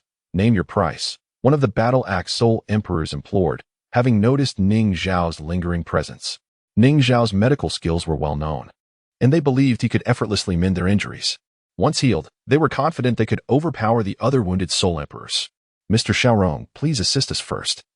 We can offer you the same as they can, echoed the other soul emperors, battered and bruised, now viewing Ning Xiao as their key to victory. Whosoever's injuries healed would undoubtedly dominate among the weakened adversaries. The soul bone would follow suit. How much ambition could an ordinary person possess? Surely a mere few thousand gold soul coins would suffice to placate him. The soul emperors felt no trepidation regarding Ning Xiao demanding exorbitant rewards, as they held a natural superiority over ordinary folk. They could not fathom that a man devoid of soul power might make grand demands. And what if I claim the soul bone for myself? Ning Xiao stepped forward, his unassuming voice sending shockwaves through the ranks of soul emperors. The soul bone. How audacious! They gasped, incredulous. Wasn't the very reason for their conflict the soul bone? How could a mere medic, devoid of soul power, dare to covet it? Surrounding soul masters, including those of higher ranks, turned their attention to Ning Xiao, disbelief etched on their faces. With dozens of soul masters present, it seemed implausible that a man lacking soul power could even consider claiming the soul bone. Even Feng Bo and Feng Lang, standing beside Ning Xiao, regarded him with astonishment. Mr. Xiaorong, you too wish to claim the soul bone? Surely, you jest. Feng Lang exclaimed, his expression revealing utter disbelief. Ning Xiao remained silent, resolutely advancing towards the corpse of the lion soul beast. Xiaorong, are you courting death? A mere mortal without soul power dares to covet the soul bone? You possess remarkable audacity. Do not presume that we will hesitate to act against you simply because you are a healer. You should recognize your true status. The Soul Emperors turned their ire towards Ning Xiao, no longer addressing him with the previous respect of Mr. Xiaorong. They had not obtained a soul bone. So how could they possibly agree to let an ordinary person like Xiaorong possess one? Brother, Mr. Xiaorong. Feng Lang furrowed his brow, glancing at his sibling. He could hardly fathom Ning Xiao's audacity in approaching the soul bone. Everyone was eyeing the soul bone with covetous intent. And the 6 Soul Emperors were not far from it. Despite their injuries, their combat prowess remained formidable. A mere flick of their hands could swiftly extinguish the life of an ordinary person. Feng Bo too wore a grave expression as he gazed in Ning Xiao's direction, solemnly stating, "We must follow him. Mr. Xiaorong saved your life. He is our benefactor. We must ensure his safety at all costs." With that, Feng Bo hastened to trail behind Ning Xiao, remaining vigilant against the surrounding threats. Feng Lang's resolve solidified as he quickly followed suit, flanking Ning Xiao on either side. Sensing the presence of the two beside him, Ning Xiao smiled faintly, relieved that they still possessed a sense of conscience. The others observed Ning Xiao's actions in silence, eager to see what would transpire if he truly laid claim to the soul bone. If the 6 Soul Emperors chose to ignore it, they might seize the opportunity to snatch the soul bone from him. Ning Xiao walked with unhurried grace, drawing nearer to the carcass of the lion soul beast. The oppressive aura of the 6 Soul Emperors bore down upon him, yet it had no effect. However, Feng Bo and Feng Lang felt as though a mountain was pressing down on them, rendering their movements laborious and their clothes drenched in sweat. Words failed them as they struggled to keep pace with Ning Xiao. "Xiaorong, do you truly seek death?" The board-axe Soul Emperor raised his axe, the white, 2 yellow, 2 purple, and 1 black soul rings glittering ominously. Feng Bo and Feng Lang were on high alert, acutely aware that their 3-ringed soul master strength would falter against a 6-ringed soul emperor. As Ning Xiao approached the lion soul beast's remains, he crouched down to grasp the soul bone. "If you wish to perish, allow me to assist you," the board-axe soul emperor roared, charging at Ning Xiao with thunderous ferocity. "This is the end." The gravity of the situation weighed heavily on Feng Bo and Feng Lang as they positioned themselves protectively behind Ning Xiao, staring defiantly at the board-axe soul emperor. Their 3rd soul rings flickered, compelling them to unleash their mightiest 3rd soul skills. 3rd soul skill, Gale Palm. 3rd soul skill, Wind Shadow Shattering Gold Flow. The brothers, both wielders of the Wind Baboon spirit, executed their techniques. Yet, while Feng Bo's 3rd soul ring was merely a 100-year ring, Feng Lang possessed a 1,000-year ring. Feng Bo's concentrated soul power manifested as a colossal palm, striking toward the board-axe soul emperor, while Feng Lang's energy transformed into countless wind blades, relentlessly bombarding the emperor. The board-axe soul emperor, witnessing this, scoffed dismissively. "Ha! A trifling 3-ringed soul master dares to provoke a soul emperor? You overestimate your worth. My 2nd soul skill will easily dispose of you." Raising his axe high, the emperor activated his 2nd soul ring, causing the axe to swell exponentially. Should it fall, it would cleave mountains asunder. Laughter erupted from the onlookers, envisioning the brothers being shattered by the axe's descent. What a pity, they thought as Mr. Xiaorong would meet a tragic end. "We have yet to see her appearance. Do you believe she is truly a girl?" The lower-tier soul masters expressed their regrets. But rescuing Ning Xiao from the clutches of such a powerful soul emperor was beyond their courage. Perched atop a great tree, a middle-aged man bore a conflicted expression. "Mr. Xiaorong, though you once healed my wounds, today you are courting death. You dare to covet a soul bone without even possessing soul power? Should you perish, do not blame me for not coming to your aid. I lack the confidence to confront Su Mingkong." 5 soul rings encircled him, marking him as a soul king. Boom, boom, boom. A cacophony of soul power clashing erupted, accompanied by a scream that signified the outcome of this uneven battle. How is this possible? Su's soul emperor was defeated? Feng Bo and Feng Lang, merely soul masters, could not possibly have triumphed over a soul emperor. Yet the results astonished all. The board-axe soul emperor was sent flying over 10 meters, crashing into a tree before collapsing to the ground. His body riddled with wounds and bloodied from the brothers' relentless assault. Could it be that Feng Bo and Feng Lang are this formidable? They have injured a soul emperor? It became clear that the brothers had been concealing their true strength. Had it not been for the soul bone's appearance, their capabilities would have remained unknown. Remarkable. I have witnessed challenges across ranks, yet this is my first encounter with a soul master defeating a soul emperor. Truly impressive. It must be Feng Lang's prowess. Observe his soul ring configuration, 2 yellow, 1 purple. This is an optimal arrangement. A wave of astonishment washed over the crowd. Even the remaining 5 soul emperors appeared taken aback. They had endured numerous battles and incurred injuries, believing the soul bone would undoubtedly belong to one of them. However, they had not anticipated the presence of such formidable fighters among them. With the defeat of Su Mingkong, they realized they might not stand a chance against Feng Bo and Feng Lang. They lamented that the brothers had been patient, waiting until the Soul Saint had been driven away and a Soul Emperor had perished before revealing their strength. Wow, am I truly this powerful? Feng Bo and Feng Lang stood in stunned silence. They had initially anticipated their demise, never expecting that together they could send a Soul Emperor flying. Meanwhile, Su Mingkong lay on the ground, convulsing, clearly gravely injured. The brothers exchanged glances, recognizing the surprise mirrored in each other's eyes. We are truly exceptional. What is there to fear? They turned their fierce gazes toward the remaining 5 Soul Emperors. Who dares to approach? Feng Lang's voice boomed, exuding an undeniable aura that genuinely intimidated the 5 Soul Emperors. Old Su, one of the Hippo Soul Emperors, rushed to the Board Axe Soul Emperor's side, having fought alongside him. Seeing the Board Axe's severe injuries, the Hippo Soul Emperor gasped in shock. Filled with resentment, he shot a glare at Feng Bo and Feng Lang, channeling soul power to heal the wounded emperor. Huh, what incredible strength, brothers Feng. I never expected you to emerge as the victors in this affair. I shall forego the soul bone and take my leave. The Lone Ranger Steel Whip Soul Master laughed heartily, retreating hastily, having already acquired a substantial sum of soul coins. He saw no need to risk his life for a soul bone he could not utilize. Luo Yao, stop. The Hippo Soul Emperor shouted angrily, aware that the 10,000 soul coins had been contributed by them. The Steel Whip Soul Master ignored the Hippo's protest, vanishing into the forest with a few nimble leaps. Another solitary Soul Emperor chose to withdraw as well. At this moment, only 2 Soul Emperors remained, their gazes fixed hungrily on the soul bone.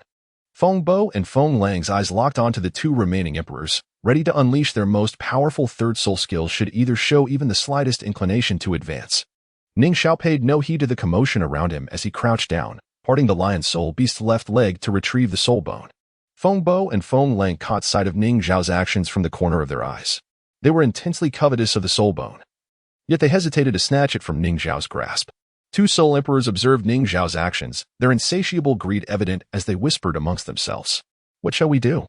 Let us wait and see. The Feng brothers are not to be trifled with. Did you notice the prowess they displayed earlier? Not quite. Although Su Mingkong merely utilized his second soul skill, the strength of a soul master was enough to severely injure him. I cannot fathom how they accomplished that. Alas, to abandon a 10,000-year soul bone is truly disheartening. Despite their reluctance, they dared not make a move under the fierce gaze of Feng Bo and Feng Lang. Ning Xiao secured the soul bone and, out of sight of the crowd, discreetly stored it within his spatial ring. We shall take our leave, he announced casually to Feng Bo and Feng Lang. Very well, Mr. Xiaorong, feel free to depart. I doubt anyone here would dare to lay a hand on you. Feng Bo responded, standing watch behind Ning Xiao, vigilant of the surrounding soul masters. Ning Xiao smiled faintly, offering no further explanation, and proceeded to walk away. With the Feng brothers at his side, no one else dared to act, and they could only watch as the trio departed. On a nearby tree, Ming Li glanced in the direction the 3 had gone, a bitter smile crossing his face. Ning Xiao had once rescued him, yet he had remained passive when Ning Xiao faced danger. At that moment, Ning Xiao possessed a soul bone that those lacking soul power could not absorb. This soul bone was undoubtedly a coveted prize for Feng Bo and Feng Lang. Such a treasure had the potential to fracture their alliance. The soul saints departed, the soul emperors either dead or gone, and the wounded rendered incapable of sustaining their presence. Finally, they scattered, retreating beyond the borders of the Stardow forest, bereft of the protection of stronger allies and lacking the courage to linger. As for the so-called villains disrupting the forest's order, they were merely a pretext for their temporary alliance. Ning Xiao had already distanced himself, accompanied solely by the Feng brothers. Feng Lang regarded Ning Xiao's retreating figure, having contemplated asking for the soul bone on multiple occasions. His wind baboon spirit was inclined toward strength, making the left arm bone of the lion spirit beast particularly suited for him. However, Feng Lang refrained, as Ning Xiao had pulled him back from the brink of death. He could not repay kindness with enmity, though Ning Xiao had acquired the soul bone through their assistance now that it was in his possession. The distribution was naturally his to determine. Mr. Xiaorong, where are you heading? Feng Lang inquired with curiosity. To gather herbs, Ning Xiao replied, using that as a pretext while actually moving towards a location where he had previously encountered soul beasts over 50,000 years old. Having observed numerous other hunting parties during his silence over the past half-month, Ning Xiao noted their dwindling enthusiasm. It was time for him to resume his own pursuits. Ning Xiao did not intend to continue utilizing large-scale attacks. Instead, he planned to target individual monsters.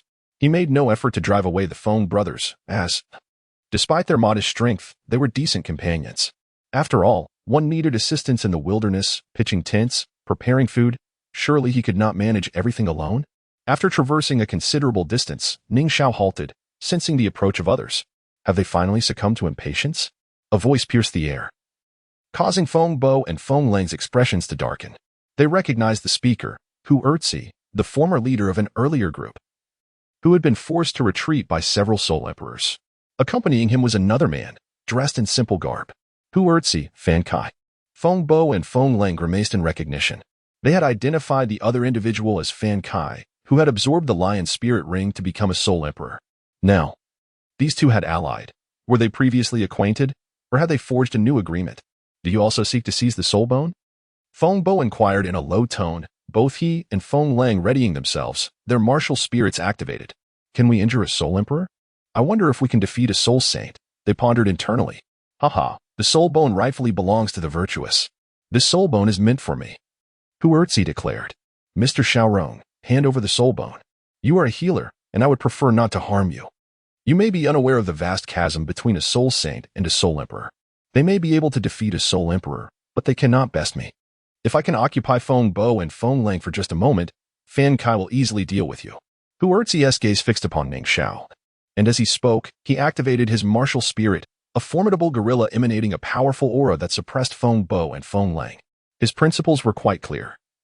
He had no intention of harming the healer. The overwhelming pressure caused Feng Bo and Feng Lang to pale. For a moment, they felt as though death was imminent. However, a gentle force enveloped them, alleviating their burden. Indeed, there is some strength here, Hu Erzi acknowledged as he observed the brothers remaining steadfast. Hu Erzi, why waste words with them? Seize the Soul Bone quickly, lest the situation change. I might forego the Soul Bone, but you must adhere to our prior agreement. Fan Kai urged impatiently. Upon hearing this, Hu Erzi furrowed his brow and replied, let us proceed, but remember, our aim is solely the Soul Bone. We must not harm Mr. Xiaorong. We must treat healers with reverence. Such a nuisance, Fan Kai muttered. In his view, a mere healer like Xiaorong could easily be dispatched with a single blow. What was it with Hu Erzi's insistence on sparing the healer? Did a healer once save his life? Fan Kai approached Ning Xiao without summoning his martial spirit, believing that dealing with such a weak opponent required no special powers.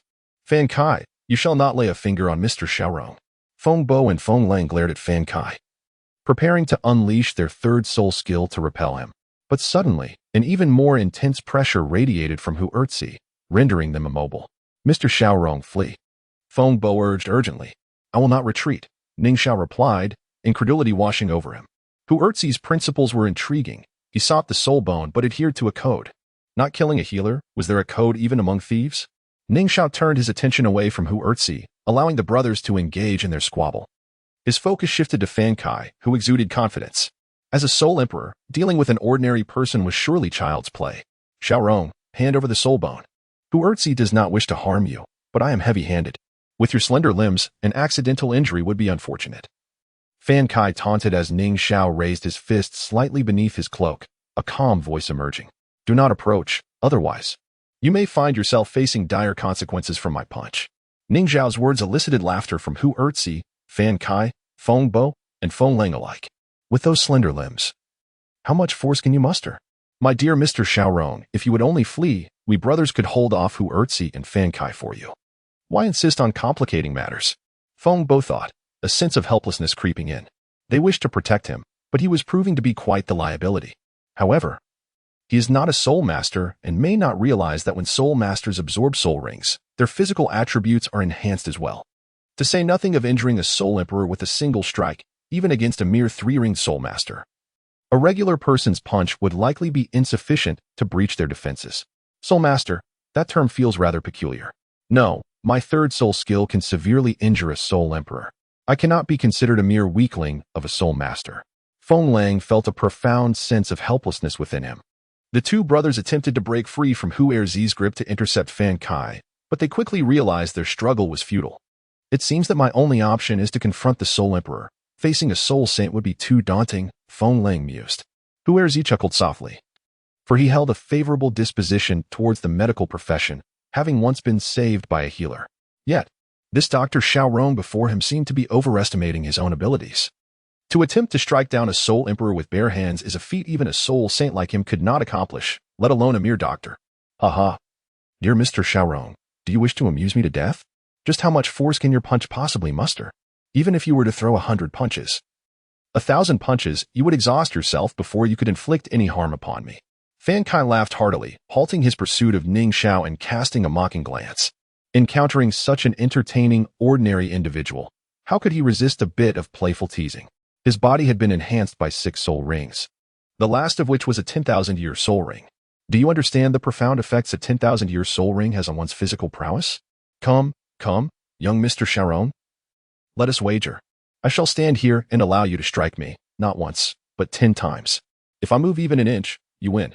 If I remain still, you must surrender your soul bone to me. Fan Kai's eyes sparkled with amusement, resembling a cat toying with a mouse. Huerzi also appeared relaxed. If they could truly acquire a soul bone through this wager, it would be splendid. Unless absolutely necessary, he had no desire to harm the healer. Are you certain? Came Ning Xiao's voice. Certain. Strike here, Fan Kai replied, gesturing toward his own chest. Ning Xiao clenched his fist and approached Fan Kai at a leisurely pace, who maintained an air of indifference. Fan Kai was convinced that this frail healer possessed no capacity to inflict harm upon him. Alas, Feng Bo and Feng Lang sighed. With their formidable strength, they had intimidated 6 soul emperors to seize the soul bone, yet now, before they could even warm it, they were on the verge of relinquishing it. Such dramatic ups and downs. However, it was fortunate that Mr. Xiao Rong remained unharmed. Huerzi's expression softened, tinged with joy. The 10,000-year soul bone ultimately fell into his hands. Even if he had been driven away by 7 soul emperors, so what? The mantis stalks the cicada, unaware of the oriole behind. In the end, it would be Huerzi who laughed last.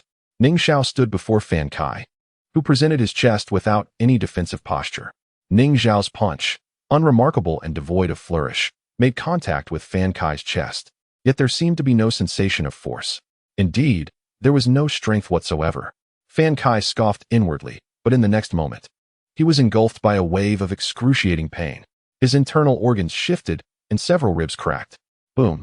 Fan Kai's body was sent hurtling backward, blood spewing from his mouth, leaving a crimson arc in the air. Astonishingly, the impact propelled him dozens of meters before he crashed to the ground. Upon landing, his eyes rolled back, rendering him unconscious or perhaps even lifeless. Feng Bo, Feng Lang, and Huerzi, who witnessed the entire spectacle, were left utterly dumbfounded. What just happened? Am I dreaming? Did Fan Kai truly allow an ordinary person to strike him? To send a soul emperor flying with a single punch? What kind of strength does that require? The 3 were astounded. This scene was utterly shocking. I told you, with this punch, he might just die. A gentle voice emerged from beneath a black cloak, sounding so harmless.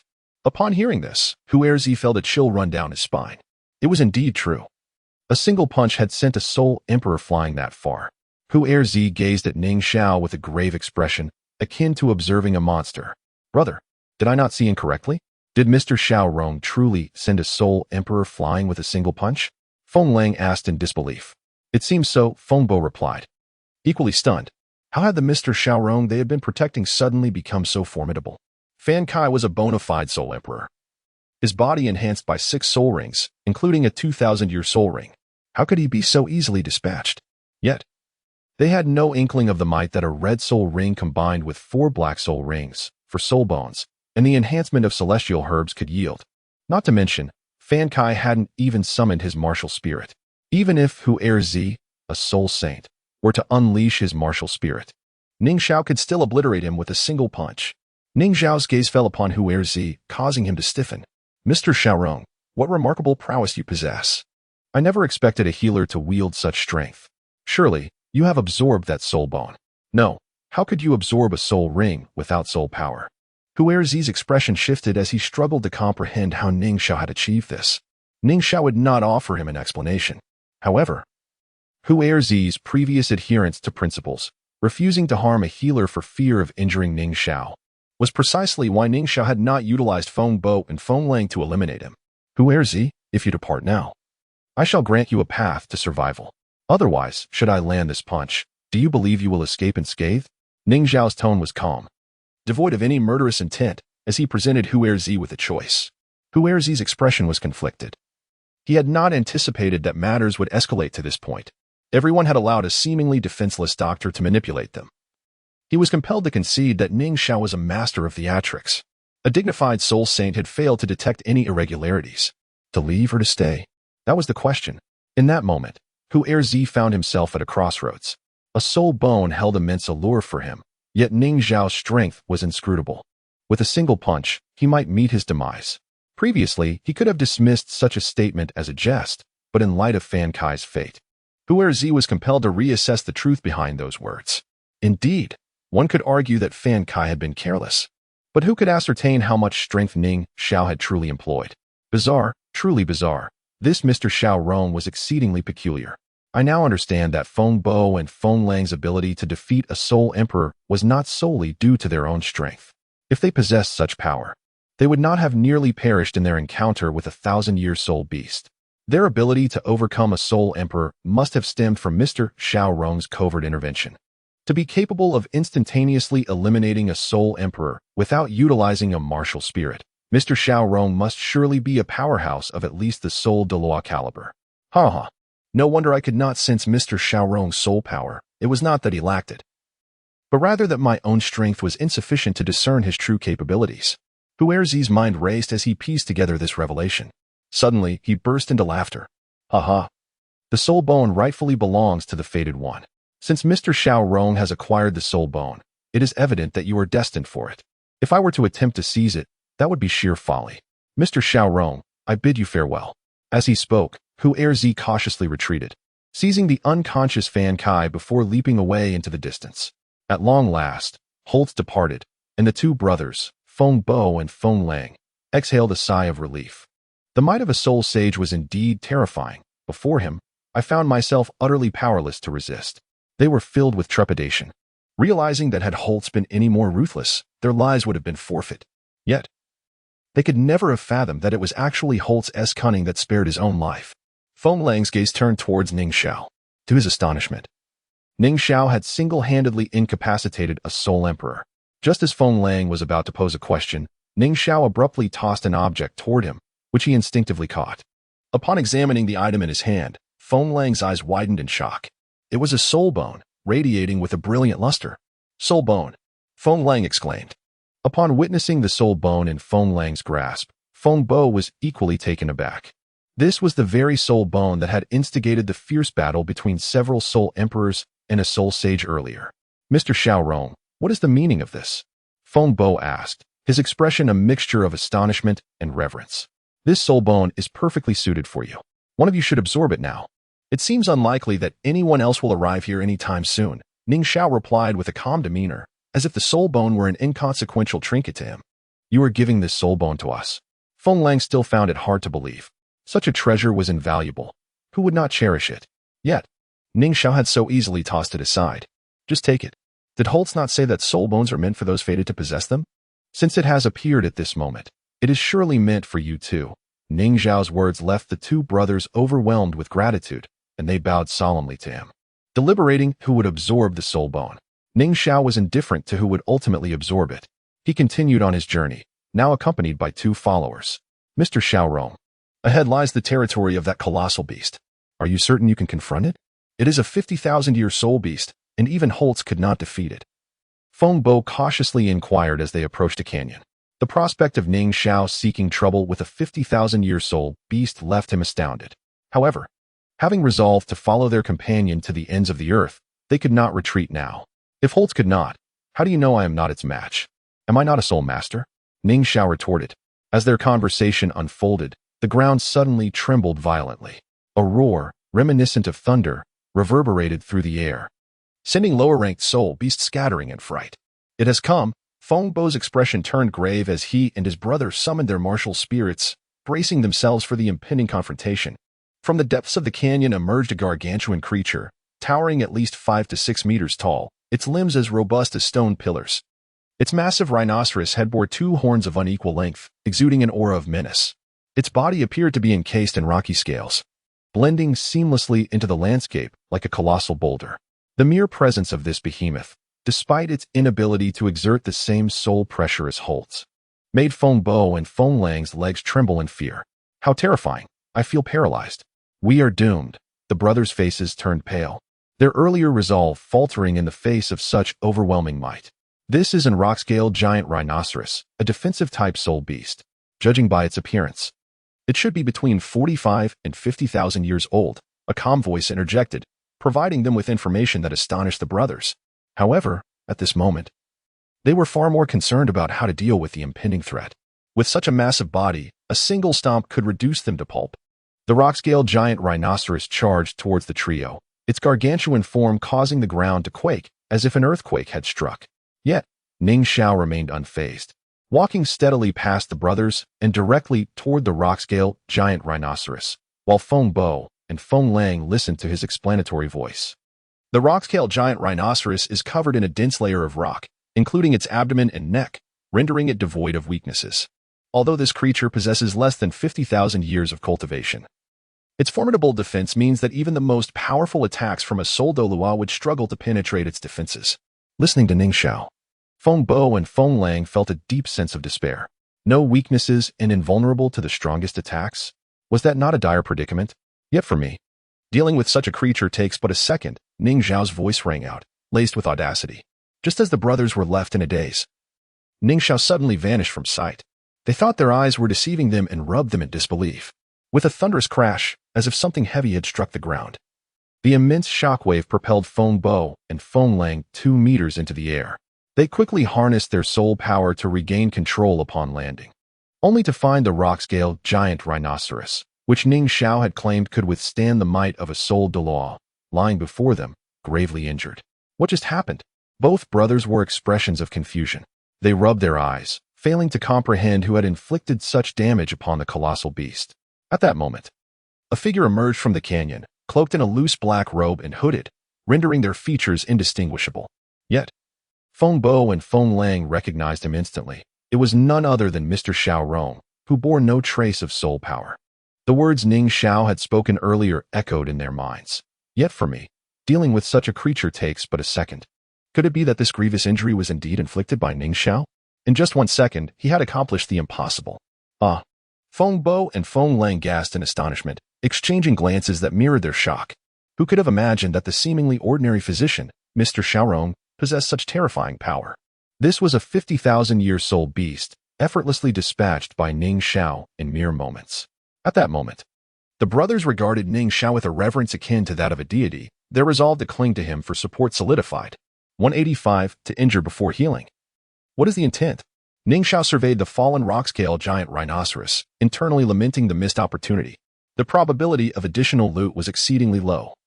Even with his 5th soul skills, the blade shadow separation and the 1,000 shadows annihilation, he had delivered 2,000 strikes in a second.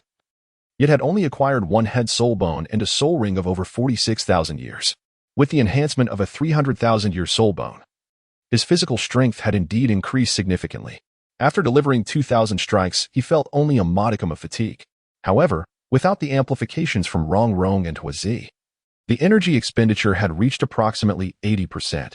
It seemed he would need to rest for a day before resuming his endeavors.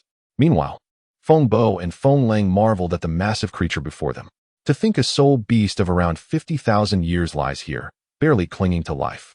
If I were to deliver a final blow and absorb its soul ring, the 4th soul ring could be black. Wouldn't that elevate me to the heavens?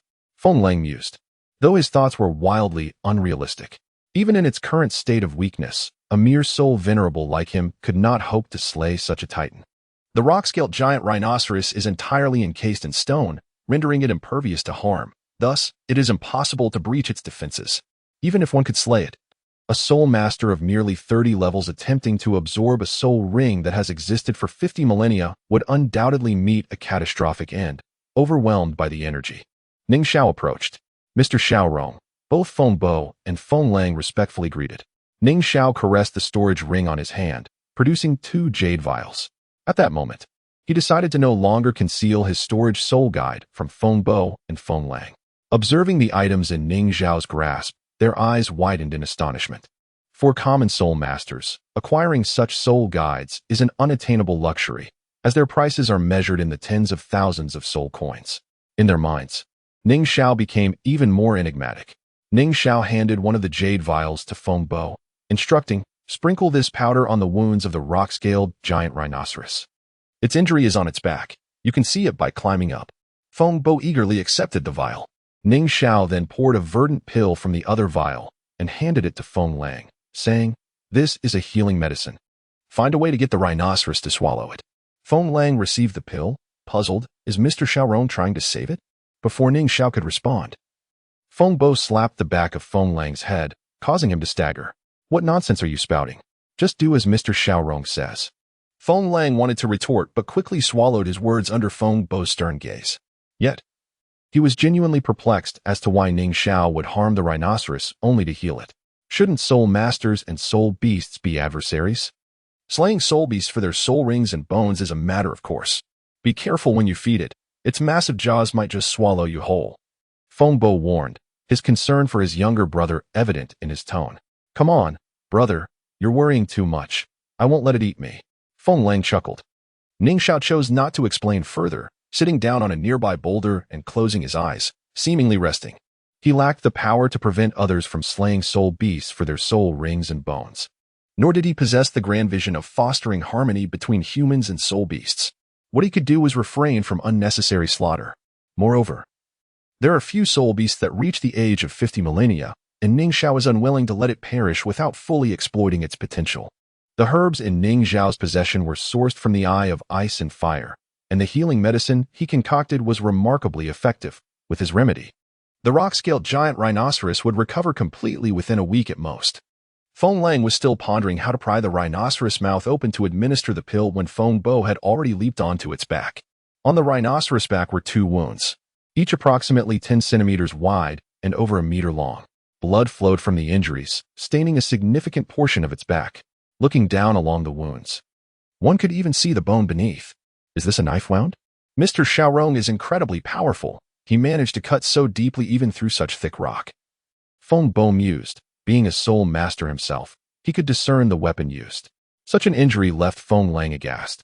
If such a thick layer of rock could be severed so deeply, the force behind it must have been tremendous. Feng Bo poured the powder onto the wounds, and under its influence, the flesh visibly began to scab and heal. Such a potent healing effect, Mr. Xiaorong truly deserves the title of divine healer, Feng Bo thought to himself as he jumped down from the rhinoceros' back. Meanwhile, Feng Lang had struggled to pry open the giant creature's mouth to toss in the pill. Exhausted, he sat down. The rhinoceros was extremely heavy, making it no easy task to open its jaws. Had it not been for Feng Lang's integration of a left-arm soul bone granting him enhanced strength, he would not have succeeded. The rock-scaled giant rhinoceros regained some vitality, though it still appeared quite feeble. Its legs shifted as it attempted to rise. "Little brother, it's dangerous. Run!"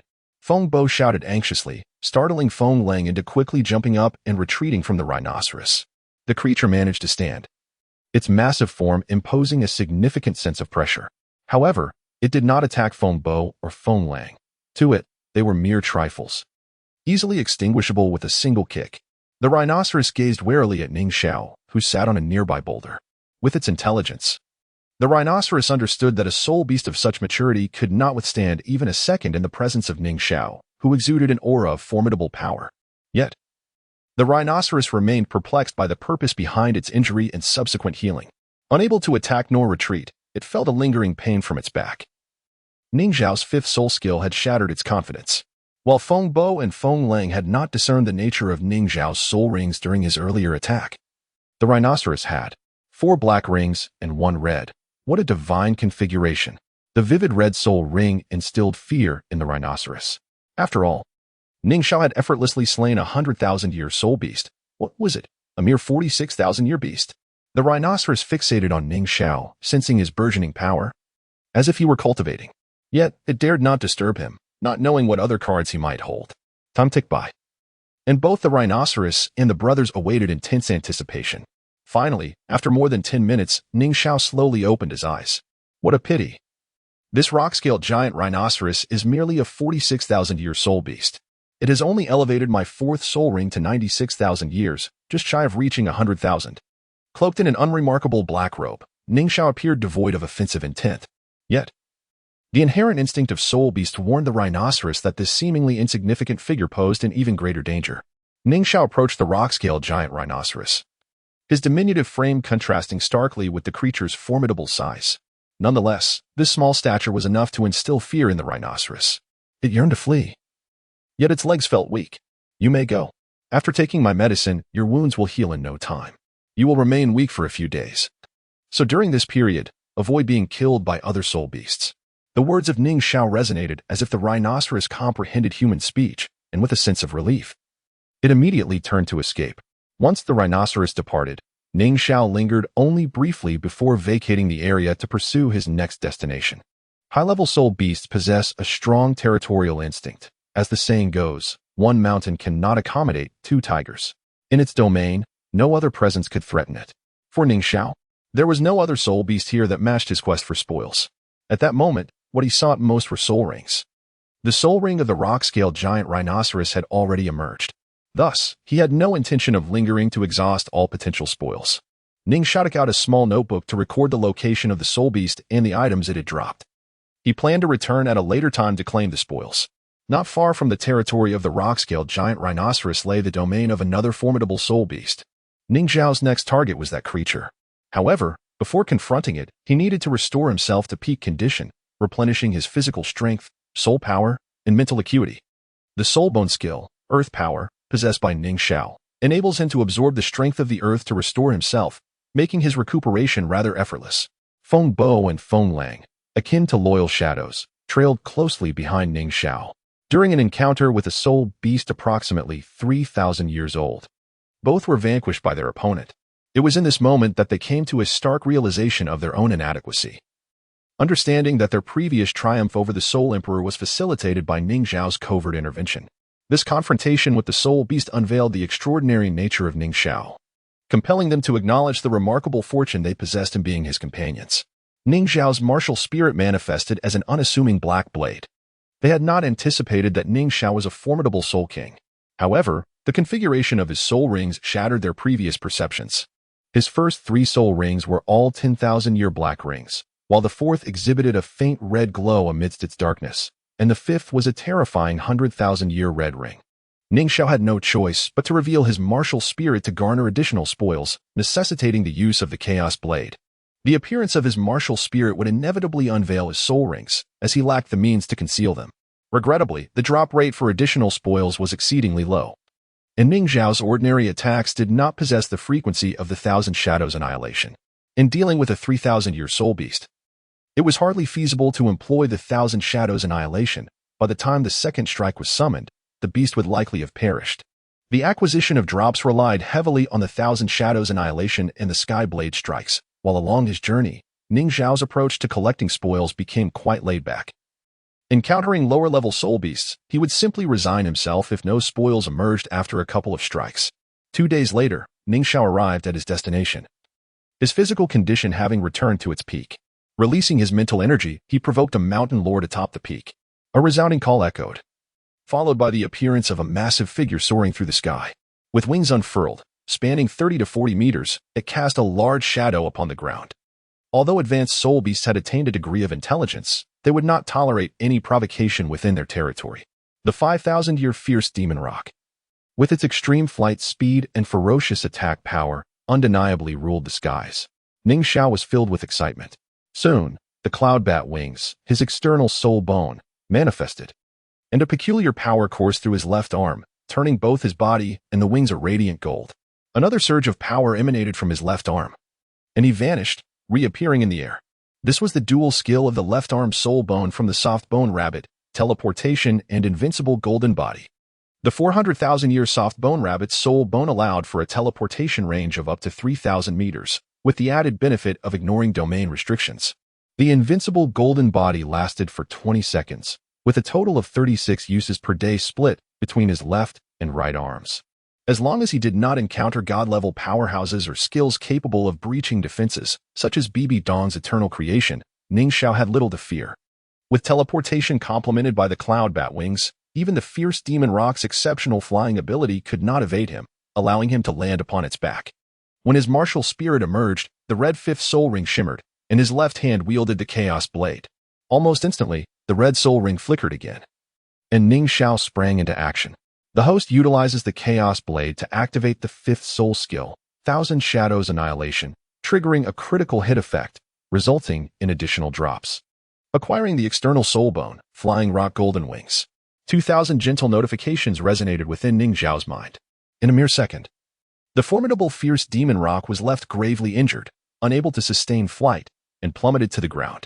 With a resounding crash akin to a meteorite impact, it struck the earth from such a height, creating a massive crater.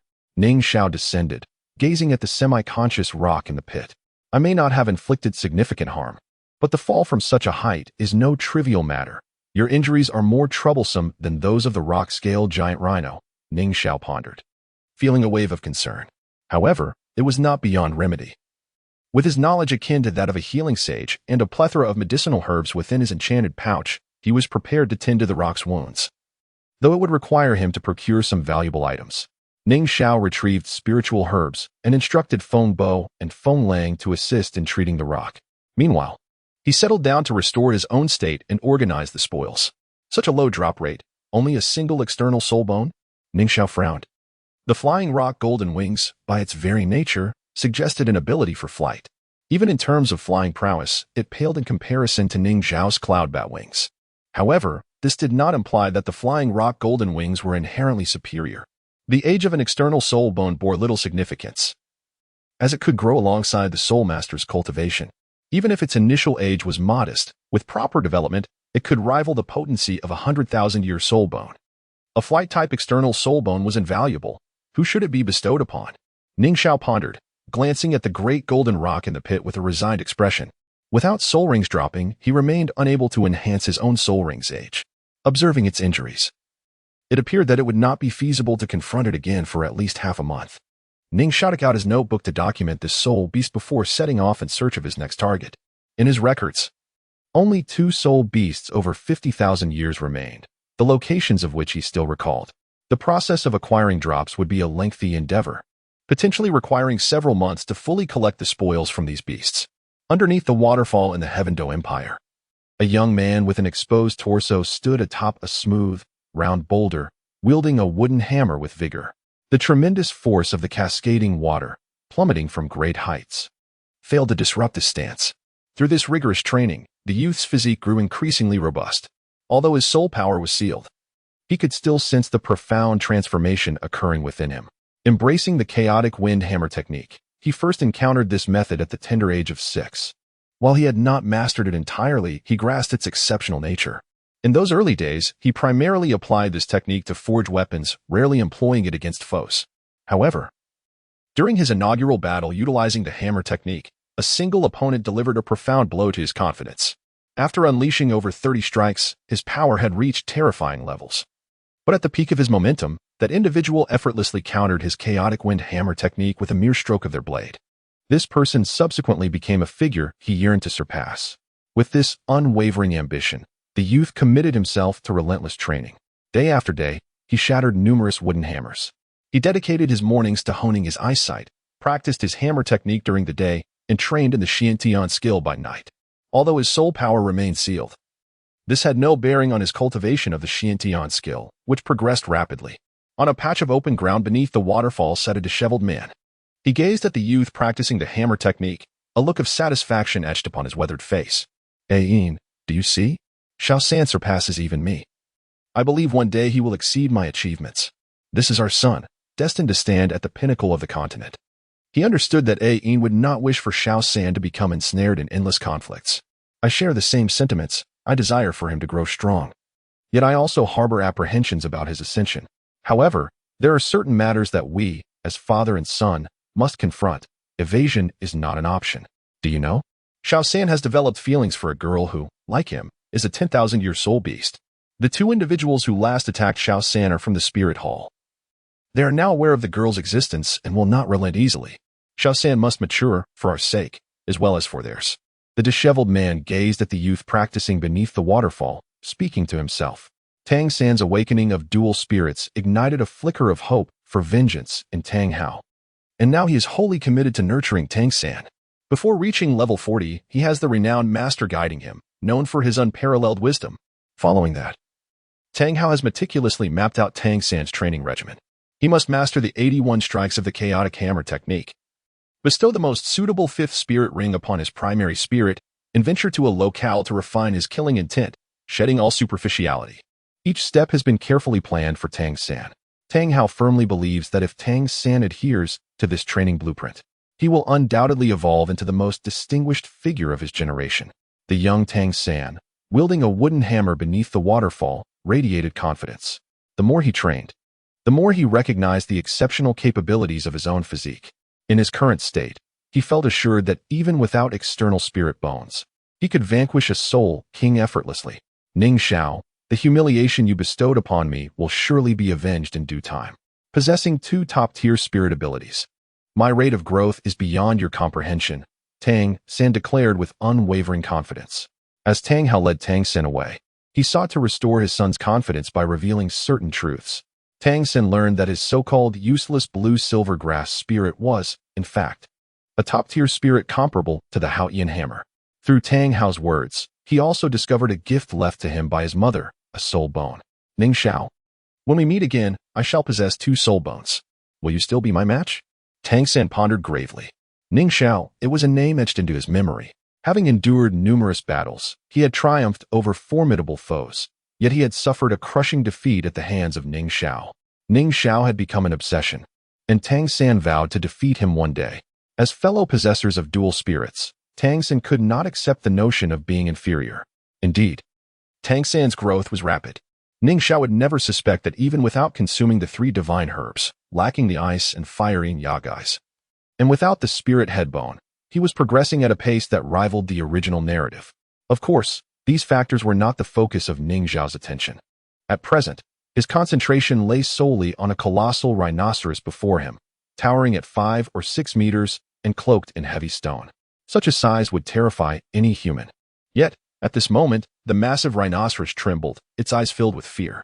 Before it stood a figure, diminutive in comparison, a cloaked individual wielding a pitch-black blade. 5 soul rings pulsating rhythmically around him. Black, black, red, red, red. The sight was so daunting that the rock-scaled giant rhinoceros felt no inclination to fight back. Over the past 3 months, this human had struck it 8 times, each blow leaving it near death. Even with medicine, recovery would take at least a week. And now, this human was returning for a 9th encounter. Ning Xiao regarded the rock-scaled giant rhinoceros with a detached expression. He did not relish the constant assaults. But the low drop rate for additional rewards compelled him to persist. There were instances when 2,000 strikes yielded no extras. You did not misinterpret the soul ring configuration on Ning Xiao. It consisted of 2 black and 3 red. Within this vast area, he was aware of the territories of 4 50,000-year soul beasts, and they were his primary targets. He had little interest in solitary lower-level soul beasts. But upon encountering a pack, he would unleash a wide-range soul technique while controlling his soul power output. Consequently, his 3rd and 4th soul rings had also reached the 10,000-year mark. Having not yet acquired a 6th soul ring, his level remained capped at 60. His potential for advancement would only be revealed upon obtaining it. As he gazed upon the formidable beast before him, a benevolent smile graced Ning Xiao's face. Soon after, he activated 2 peculiar energies from his left arm, utilizing the soul bone skill Immortal Golden Body alongside instant teleportation, enabling him to land atop the back of the rock-scaled giant rhinoceros. The host employs the signature weapon, the Chaotic God Blade, to activate the 4th soul technique. 1,000 Shadows Absolute Kill, triggering a critical strike effect and resulting in an additional drop of an external soul bone, Rhinoceros Horn. 2,000 notifications resonated within Ning Xiao's mind, yet he could not examine them immediately. Feng Bo and Feng Lang were tending to the wounds of the rock-scaled giant rhinoceros, while Ning Xiao recuperated and surveyed his spoils. Upon discovering an external soul bone in his system inventory, a smile of delight emerged on his face. He had successfully harvested the drops from all 4 50,000-year soul beasts. In total, he possessed 4 complete sets of soul bones, including the external ones, all approximately 50,000 years old. Ning Xiao integrated 2 sets, totaling 300,000 years of soul bones, into his legs, leaving 2 sets intact. At this moment, his system inventory still held 6,000 years worth of soul rings. He refrained from upgrading the first and second soul rings, intending to reserve the enhancements for the sixth. All he required was to locate a suitable soul beast exceeding 40,000 years and vanquish it to acquire his fourth 100,000-year soul ring.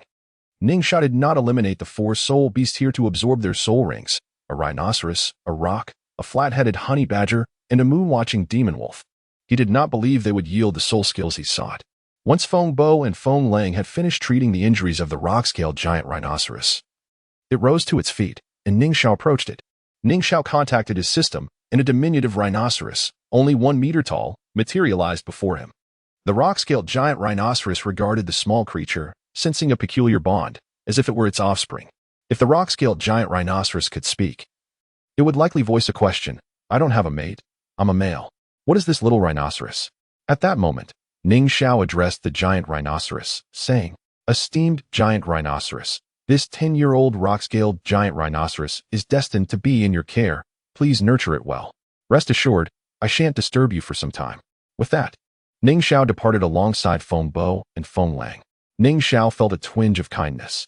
Having not only engaged with these 4 formidable beings, but also bestowed upon each a child. Within the giant rhinoceros's massive eyes flickered a complex emotion.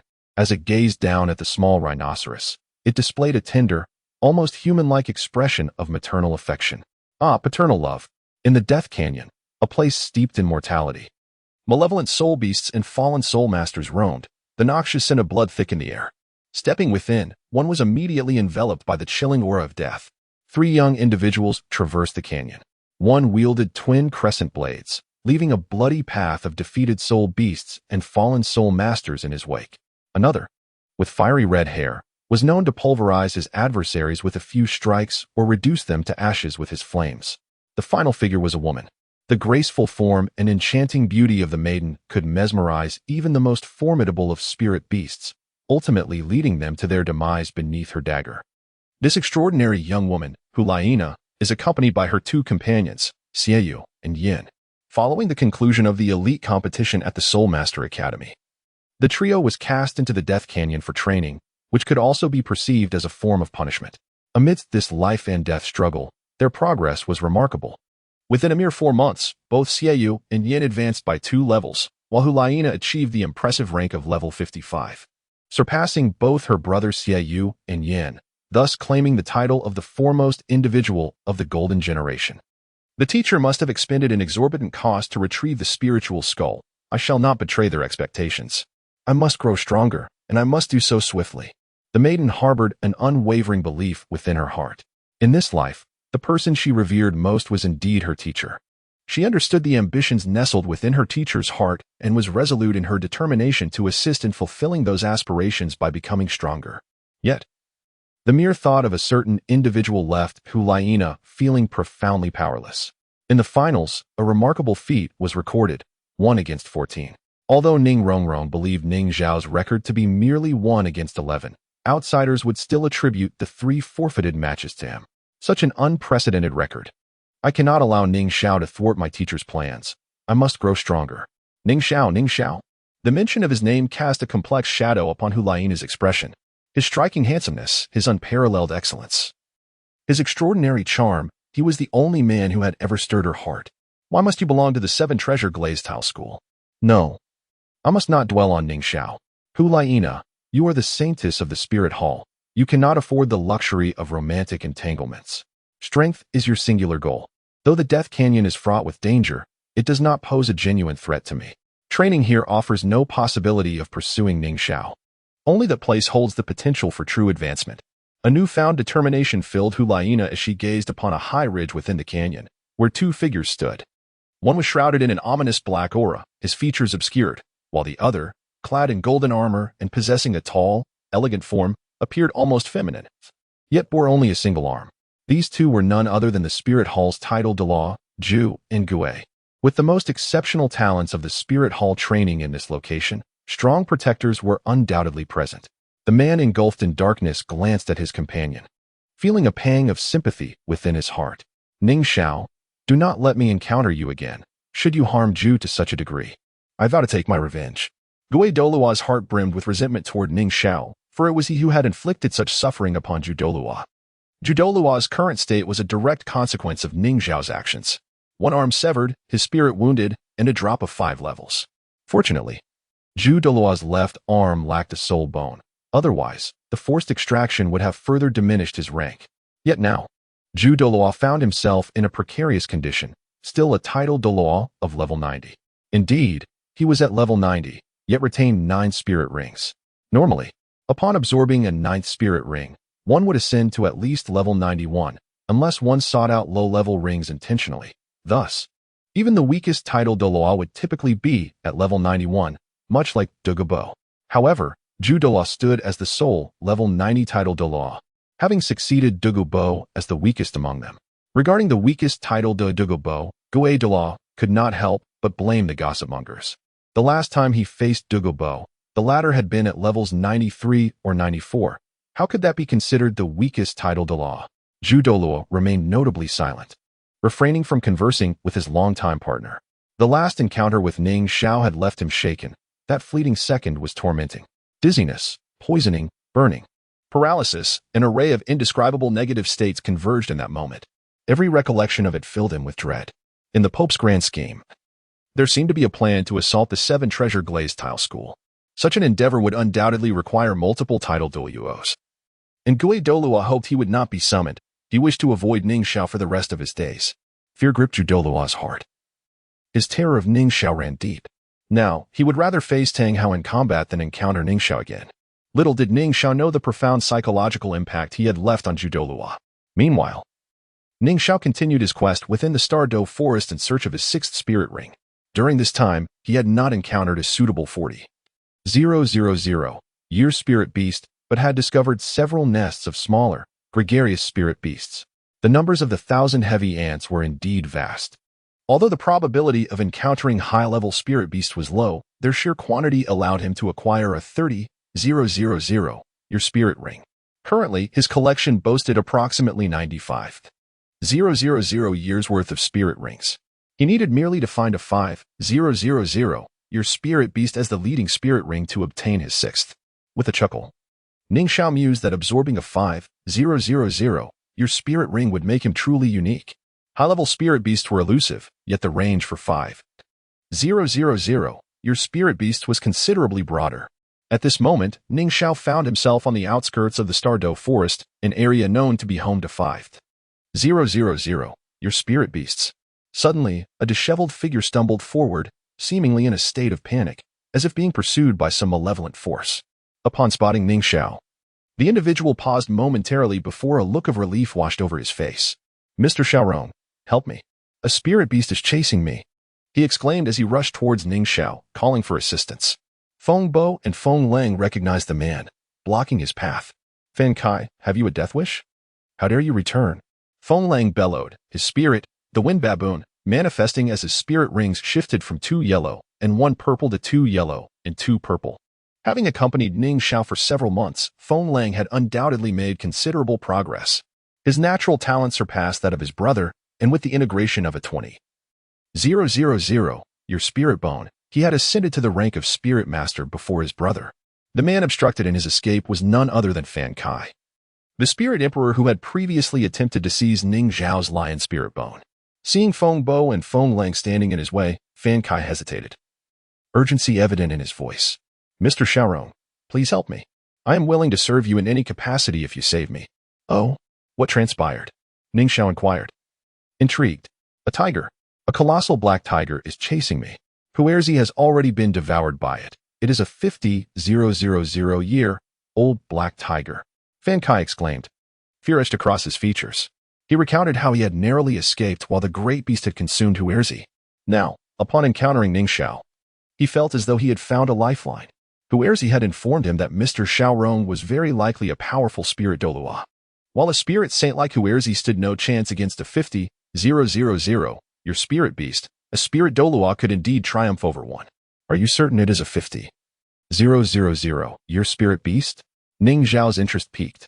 He had come to the outskirts of the Douluo forest seeking a 5,000-year spirit beast for his spirit ring. Yet he had stumbled upon news of a 50,000-year spirit beast instead. Tiger-type spirit beasts were undeniably among the most powerful, aligning perfectly with Ning Xiao's aggressive fighting style. Furthermore, a 50,000, your spirit beast would imply substantial durability, allowing Ning Xiao to unleash several rounds of his 1,000 Shadow Absolute Kill. Another set of 50,000, your spirit bones would be within his grasp. 189, the Forest Sovereign. Once, a titled Douluo deemed himself exceptionally powerful and sought to challenge the king of the forest, the Titan Giant Ape. He ventured deep into the heart of the Douluo Forest, only to discover that it was not a forest at all, but rather a series of lakes. By the water's edge, the titled Douluo witnessed a breathtaking scene. The Titan Great Ape, known as the king of the forest, was drinking from the lake, while within the water lurked a soul beast even larger than the Titan itself. This colossal creature, possessing the head of an ox and the body of a serpent, rendered the Titan Great Ape akin to a subordinate. What astonished the intruding Douluo even more was that the ox-headed, serpent-bodied monster spoke in human tongue, commanding him to leave. If the Titan Great Ape was the king of the forest, the Azure Bull Python was its emperor. This was a closely guarded secret within the Soul Master community, known only to a select few. At the center of the Douluo Forest, by the lakeside, a girl was engaged in combat with the Titan Great Ape, whose massive hand dwarfed her several times over. A single punch from the Titan could spell her demise, yet the girl exhibited remarkable agility. Her long legs propelled her like the wind, and with her ability to teleport and her invulnerable form, the Titan Great Ape could not land a hit on her. Meanwhile, a gigantic ox head surfaced from the depths of the lake, observing the duel between the girl and the beast. Enough. Sister Xiao Wu, you are truly formidable. I am no match for you, declared the Titan Great Ape, raising a hand in concession. Xiao Wu ceased her attacks, nimbly climbing onto the Titan's shoulder, where she stood with poise. Deming, I know you were holding back. Fighting you has been immensely beneficial to me. As a soul beast of 100,000 years, she shared a deep friendship with both the Titan Great Ape and the Azure Bull Python. The Titan Great Ape scratched its head, grinning foolishly. It cherished Xiao Wu and felt it was only natural to accommodate her. It reminisced about the days long past when a little green snake, a rabbit, and a monkey shared their lives together. Xiao Wu, your progress has indeed been rapid. It won't be long before you reach level 50, the Azure Bull Python remarked. Since you have chosen to transform, we shall support you in whatever you pursue. However, I must ask, do you truly yearn for the human world as you often claim? Xiao Wu's excitement surged as she began to describe her life among humans. There are my companions. We have fought side by side, sharing both joy and hardship. Though that time was brief, it remains unforgettable. Suddenly, her lovely face clouded with melancholy as she thought of a certain person. Brother, are you well? I am striving to reach level 60 as quickly as possible so that I may find you. As a soul beast undergoing transformation, Xiao Wu's cultivation speed surpassed that of even the most gifted humans. She no longer required human interaction to advance her training. Within the Douluo Forest, numerous soul beasts served as her sparring partners, with the Titan Great Ape and Azure Bull Python also assisting her. Her goal was clear, level 60, the threshold of maturity, where she would become indistinguishable from a true human. Only then could she leave the forest in search of Tang San. While Xiao Wu continued to share her experiences in the human world, the Titan Great Ape and Azure Bull Python suddenly changed their demeanor. Their gazes fixated on a single point. Noticing their unease, Xiao Wu inquired, Deming, Ming, what is happening? The Azure Bull Python's eyes filled with disdain as it replied gravely, it has returned. Who? Xiao Wu asked, perplexed. The dark demon evil tiger, the Titan Great Ape responded, its voice heavy with concern. At the mention of the dark demon evil tiger, Xiao Wu's expression shifted dramatically. Although she had transformed into human form and was merely 15 years old, she retained all her memories from the past 100,000 years. The dark demon evil tiger was a truly malevolent soul beast, one that was universally reviled. Legend has it that an evil god descended upon a white tiger, corrupting its light attributes into darkness. Such soul beasts are exceedingly rare, yet each possesses formidable power. A 100-year-old dark demon evil tiger could rival a 1,000-year soul beast, while a 1,000-year beast equated to 10,000 years. A 10,000-year dark demon evil tiger could match the strength of an ordinary 100,000-year soul beast. The dark demon evil tiger's cultivation was notoriously arduous, relying primarily on the consumption of other soul beasts or soul masters. Such a cruel creature is an affront to the natural order. That beast has reached 6,000 years of cultivation. I would not be confident in facing it alone. The Titan Great Ape declared, bearing the weight of its responsibility as the guardian of the forest. The emergence of such a malevolent soul beast within the Douluo forest posed a grave threat to all its inhabitants. The azure bull python, too, displayed fury on its massive ox head. Logically, they should confront and eliminate the dark demon evil tiger now that it had returned. Yet, with Xiao Wu present, their focus shifted to her safety. Xiao Wu, please stay close to us during this time. With that creature around, I fear for your well-being, the azure bull python urged. If either of them ventured out alone, they might struggle against the dark demon evil tiger. However, if both left, Xiao Wu would be left unprotected. Despite her transformation, Xiao Wu was still a soul beast of 100,000 years, her body brimming with immense energy, making her an irresistible target for the dark demon evil tiger. Should it consume her, it could very well ascend to become a 100,000-year soul beast. A 6,000-year dark demon evil tiger was already a formidable foe. If it were to evolve further, no soul beast in the forest would stand a chance against it. The entirety of the Douluo forest, and perhaps even the Douluo Continent, would succumb to the tyranny of the dark demon evil tiger. Xiao Wu recognized the gravity of the situation and nodded solemnly. Yet her eyes reflected a sense of compassion. Deming and Erming sought to protect her, but if they could not confront the dark demon evil tiger, countless soul beasts would perish at its hands. Xiao Wu wished fervently for a champion to rise and vanquish the wicked beast. This place was once a habitat for low-level soul beasts, where those over 10,000 years old were exceedingly rare. However, today, a 6,000-year-old soul beast has emerged in this lowly area. It is a massive tiger, entirely black, without a hint of other colors. Its length exceeds 8 meters, larger than the 450,000-year-old soul beasts that Ning Xiao had previously encountered. According to legend, the wind from tiger and the white tiger possess wings, and at this moment, this great black tiger has a pair of pitch-black wings on its back. Its wings have been tainted by the evil god, becoming the evil god's wings. Additionally, its tail is unlike any other tiger's. It is composed of segments akin to bone, resembling a bone whip, and at the very tip, there is a backward hook known as the evil god hook, possessing particularly unique properties. Ning Xiao gazed intently at this great black tiger. With his theoretical knowledge, he could easily identify what kind of soul beast this tiger was. He mused about how Fan Kai and the others had managed to provoke such a creature. No wonder a 6,000-year-old soul beast could be encountered in the outer region. This beast, a nemesis to the Titan giant ape and the sky blue bull python, dared not enter the core area. The dark magic evil god tiger's eyes glowed blood red, brimming with malevolence. It licked its lips, remnants of blood still staining the corners of its mouth. It had previously consumed a small soul saint, but was still unsated. Now, encountering Ning Xiao, the dark magic evil god tiger displayed an unmistakable excitement. It sensed that the energy within this human far surpassed that of the previous soul saint, even rivaling that of an ordinary 100,000-year-old soul beast. The dark magic evil god tiger was convinced that if it could devour Ning Xiao, it would achieve a tremendous enhancement. At that point, trampling the Titan giant ape and tearing apart the sky blue bull python would be no challenge.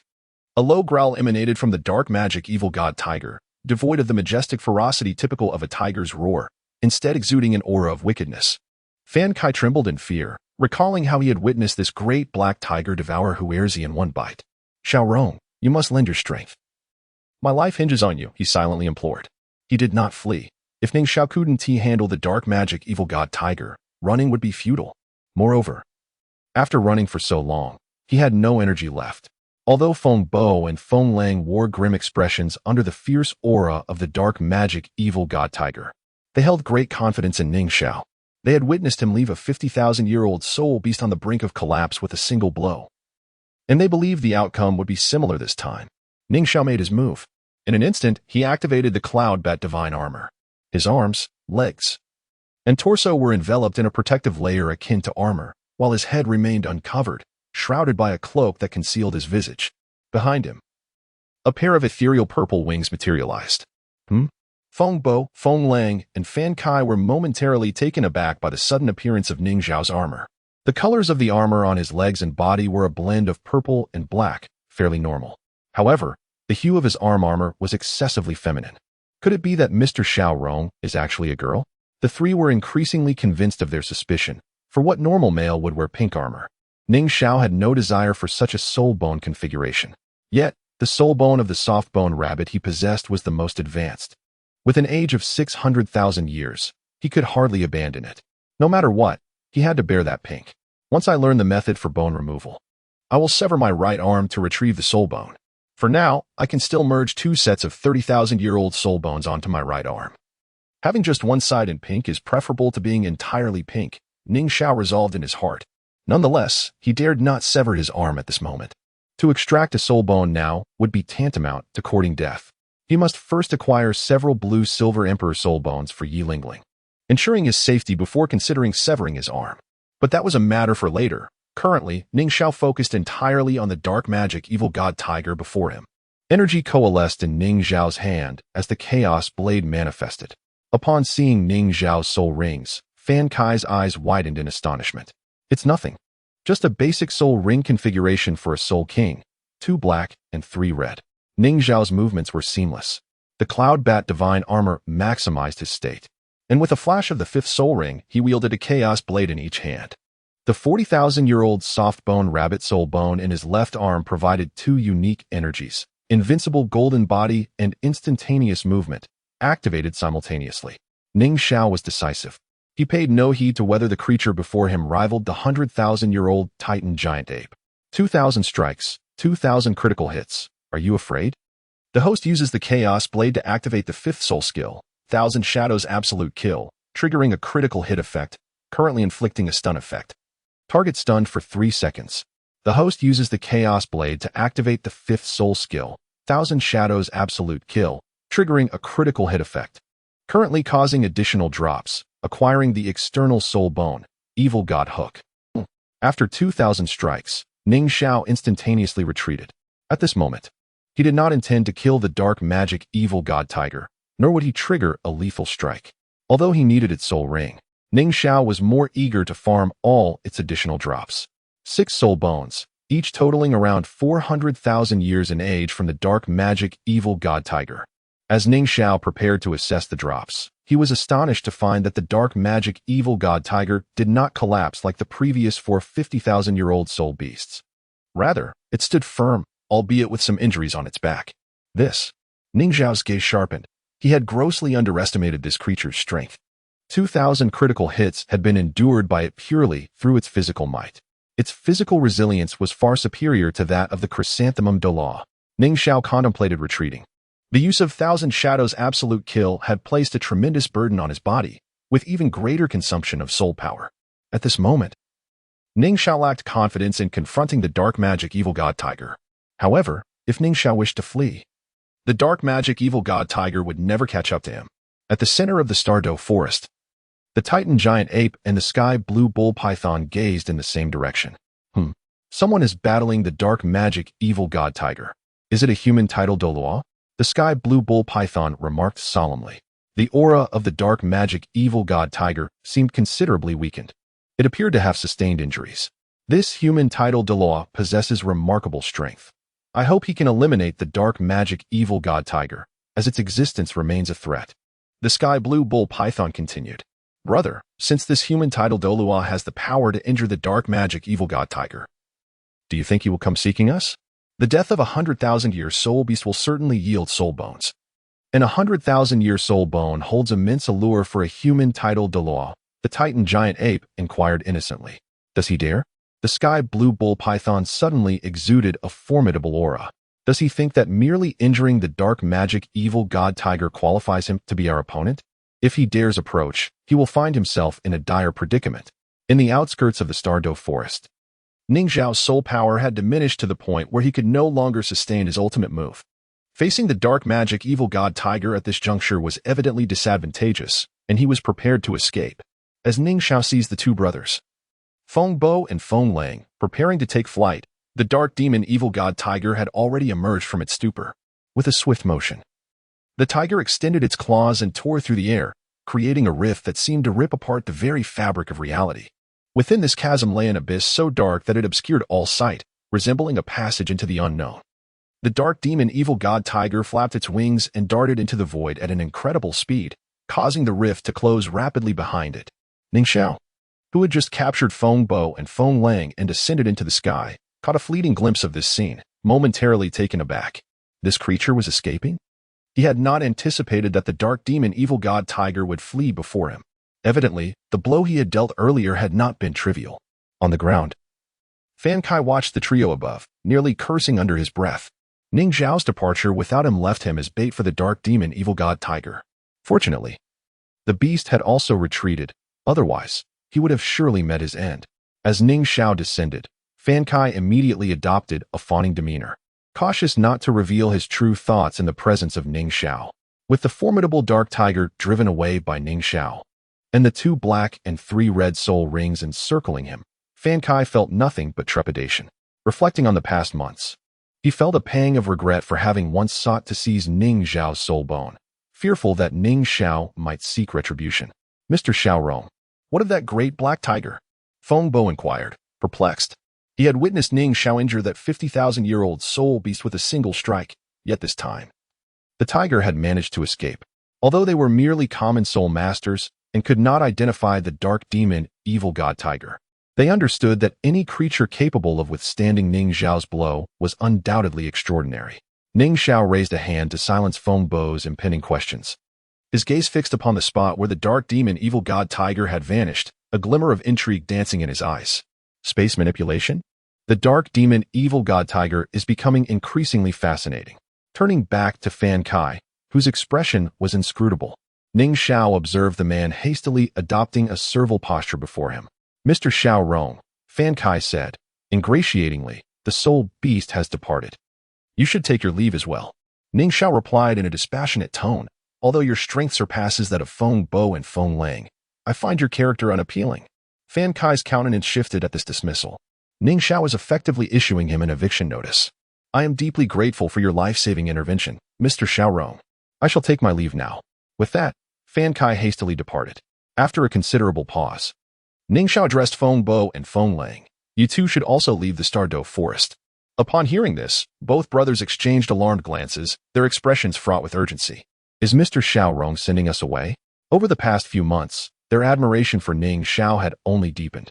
Such a powerful figure was not one to be forsaken lightly. They recognized him as their benefactor. Had they not seen Feng Lang acquire a soul bone and elevate his cultivation to soul master in such a brief time? They understood that following Ning Xiao was their path to a glorious future. Mr. Xiao Rong, we implore you not to cast us aside. We are willing to follow you, to toil and labor in your service.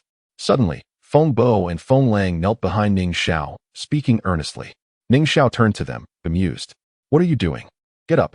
Feng Bo's legs seemed rooted to the ground, his expression resolute as he declared, Mr. Xiao Rong, I shall not rise. After having followed you for so long, you wish to send us away? I would rather perish here. Stand up. Have I ever indicated that I wish to expel you? Ning Xiao extended his hand to assist them. Despite their attempts to resist, their strength paled in comparison to his. Ning Xiao clearly perceived their loyalty. While others respected Ning Xiao due to his identity as a healer, these two felt a genuine devotion. Though their power was modest, it was of little consequence. With their unwavering loyalty, they would inevitably grow stronger. I do not intend to cast you aside. You have witnessed the might of that great black tiger. It is the dark demon evil god tiger, a formidable entity that rivals 100,000-year soul beast. I must hunt it, and your presence complicates matters. 100,000-year soul beast. Both brothers gasped, astonished. What a terrifying existence. Even the most powerful soul beasts could scarcely compare. You intend to hunt it? Feng Lang's expression turned grave. Worry etched in his eyes. Mr. Xiao Rong, that is far too perilous. Ning Xiao chuckled lightly. I possess 300,000-year soul rings. Do you truly believe I cannot contend with a 100,000-year soul beast? Feng Bo and Feng Lang stood dumbfounded. It seemed logical. 300,000-year soul rings indicated that he had defeated 3 such beasts. Thus, confronting another would pose no challenge. Although they were unaware of the nature of Ning Xiao's 3rd and 4th soul rings, assuming he had concealed them, they felt reassured. We were overly concerned. We will not hinder you any longer. But how shall we seek you out in the future? Feng Lang's resolve to follow Ning Xiao remained steadfast. Yet the vastness of the continent left him anxious about their separation. If you do not mind, you may join the 7 Treasure Glazed Tile School. The 7 Treasure Glazed Tile School? Feng Bo and Feng Lang's expressions sharpened. That was one of the top 3 sects. Since the Haotian school had retreated, it had become the foremost sect in the land, a place where countless soul masters aspired to belong. Can we truly join the 7 Treasure Glazed Tile School? Feng Lang asked hesitantly. As a common soul master, It seemed far beyond his reach. Yet, the prospect of joining such a sect stirred exhilaration within him, promising an end to their wandering existence. Ning Xiao, noting their fervent desire, assured them, "If you are willing to join, I can provide a letter of recommendation." "Willing. We are willing," the brothers exclaimed in unison. Ning Xiao smiled faintly, producing pen and paper, swiftly composing a recommendation letter for Feng Bo and handing it to him. "Your abilities are not insignificant. Upon reaching the 7 Treasure Glazed Tile School, seek out Feng Sua, Zhao Yi, or Su Haikua. They will assist you." Feng Bo clutched the letter, excitement radiating from him as he asked, "Mr. Xiao Rong, when shall we see you again?" "Not too long from now." Beneath his cloak, Ning Xiao's smile softened. The 7 Treasure Glazed Tile School held someone he missed dearly, and their absence had stirred a longing within him. It seemed even I could become ensnared by matters of the heart. With a carefree smile, Ning Xiao unfurled his cloud bat wings and soared into the distance, resolute in his decision to return upon acquiring his 6th soul ring. In the Stardow Forest, beside a babbling brook, a dozen spotted deer soul beasts quenched their thirst. Suddenly, a fissure tore open in the nearby space, a void so dark it seemed an endless abyss. The curious deer gazed at the rift, while several young soul beasts scampered toward it, drawn by the allure of something captivating. A sinister roar erupted from the depths of the inky rift. Immediately following, a massive shadow erupted from within. It was a colossal black tiger, its blood-red eyes instantly locking onto a group of approaching spotted deer. Without hesitation, it devoured the young deer one by one. The remaining deer, witnessing this brutal scene, fled in fear, while some bravely charged toward the great black tiger. The tiger's crimson gaze fell upon the deer's spirits, and it swiftly lunged forward. No soul beast could match it in combat. Although the spotted deer were also speed-oriented soul beasts, their swiftness paled in comparison to that of the black tiger. In less than 3 minutes, over a dozen spotted deer were mercilessly slaughtered, their bodies becoming sustenance for the tiger. The stream nearby transformed into a river of blood. The tiger bore 2 jagged scars across its back, oozing black blood. Yet, as it consumed the spotted deer, those wounds healed at a visibly rapid pace. This creature epitomized malevolence, the dark demon tiger. The black tiger licked its lips, still yearning for more. The dark demon tiger thrived on the consumption of other soul beasts, and the Stardow Forest, teeming with soul beasts, held immense allure for it, though it dared not venture into the inner circle just yet. The outer realm was abundant with prey. The tiger returned to the Stardow Forest with the intent to devour numerous low-level soul beasts, hastening its cultivation to ultimately challenge the 2 formidable beings at the forest center. However, this time, the dark demon tiger encountered an intriguing individual. It sensed that consuming this human would be as rewarding as devouring a 100,000-year soul beast. Yet, in their initial confrontation, it sustained serious injuries and was forced to retreat. Nevertheless, the dark demon tiger was not deterred by this human, as it observed the human also preparing to flee. It became apparent that the human could only manage this single attack before succumbing. It had been a moment of carelessness on the tiger's part, failing to evade. The next encounter would not be so easily won. The dark demon tiger, astute and cunning, quickly discerned the crucial element, although it appeared gravely injured. Such wounds were trivial for the dark demon tiger. Consuming a few soul beasts would suffice for recovery. The tiger was confident that within a day, it would regain its peak condition. The outer regions of the Stardow Forest predominantly housed low-level soul beasts, none exceeding 10,000 years in age. While devouring them would enhance the tiger's cultivation, the efficiency paled in comparison to that of consuming the human. Thus, the dark demon tiger abandoned the idea of feasting on low-level soul beasts in favor of a few to heal its wounds, shifting its focus entirely onto Ning Xiao. The hunt had begun. Ning Xiao had separated from Feng Bo and Feng Lang, finding a concealed spot to utilize the earth power skill from his torso soul bone, drawing strength from the ground to rejuvenate his body. In a mere day, he would return to his zenith. Presently, Ning Xiao also concentrated on the dark demon tiger. The potential rewards, combined with its soul rings, promised a staggering 12,000 years' worth of essence. As the dark demon tiger sought Ning Xiao, he too sought the tiger. A day later, the two, one human and one tiger, encountered each other in an uncanny coincidence. Observing the unscathed dark demon tiger, Ning Xiao could not help but admire its remarkable regenerative capabilities. However, given the tiger's resilience, Ning Xiao felt he could increase the frequency of his assaults. Previously, he had engaged those 5,000-year soul beasts approximately once a week, but now he believed he could strike the dark demon tiger every other day. The Titan giant ape and the sky blue bull python, both familiar with the dark demon tiger's aura, sensed its presence once more. They were furious at the tiger's slaughter of the weaker soul beasts, but could only hope that the titled Douluo human would vanquish the dark demon tiger. Without hesitation, Ning Xiao unleashed his attack, employing the Cloud Bat divine armor, invincible golden body, instantaneous movement, and the Shadow Blade split technique, aiming to unleash a flurry of strikes. However, this time, as he teleported to the dark demon tiger's back, the tiger's legs suddenly emitted strange black energy, propelling its massive form swiftly 50 meters forward, evading Ning Xiao's assault. Startled, Ning Xiao realized he had underestimated the tiger's agility, a soul beast capable of evading his intricate combo. The Thousand Shadow Annihilation technique was a rapid burst of energy reliant on powerful soul rings, allowing quick successive strikes. Thus, even though he had not struck his target, his soul power had already been expended. Fleeing was now imperative. Ning Xiao understood the necessity of retreat. He truly needed to escape. After dodging Ning Xiao's strike, the dark demon tiger showed no signs of pause. Its tail, endowed with sinister energy, elongated and lashed toward Ning Xiao. The ominous force radiating from the strike was enough to instill terror, as a direct hit would surely prove fatal. In response to the terrifying pressure, Ning Xiao activated the Cloud Bat shield, enveloping himself in a formidable barrier.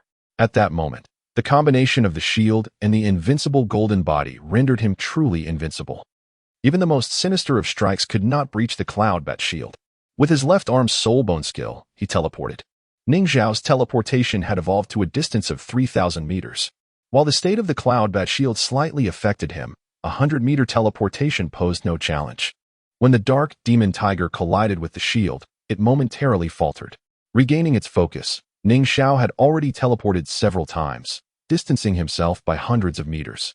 The dark demon tiger pursued him instantly, its speed augmented by the combination of its dark wings and wind energy. However, once Ning Xiao was beyond the tiger's range, he dispelled the Cloud Bat shield. At this point, his maximum teleportation distance had reached 3,000 meters, and with the addition of the Cloud Bat wings, he vanished into the sky. The dark demon tiger gazed skyward, its eyes ablaze with unquenchable fury. As expected, Ning Xiao possessed only a single strike's worth of power. This time, the dark demon tiger, by skillfully utilizing wind and spatial attributes, had evaded Ning Xiao's ultimate move, gaining the upper hand. Yet, the tiger was still taken aback by the human's extraordinary escape tactics. With a thunderous roar, the dark demon tiger unleashed its rage. This time, the sound resonated with a mighty force. Unlike its previous low and sinister growls, it embodied the regal authority of a tiger's roar. Beneath its echo, countless small soul beasts in the Star Dove forest scattered in terror.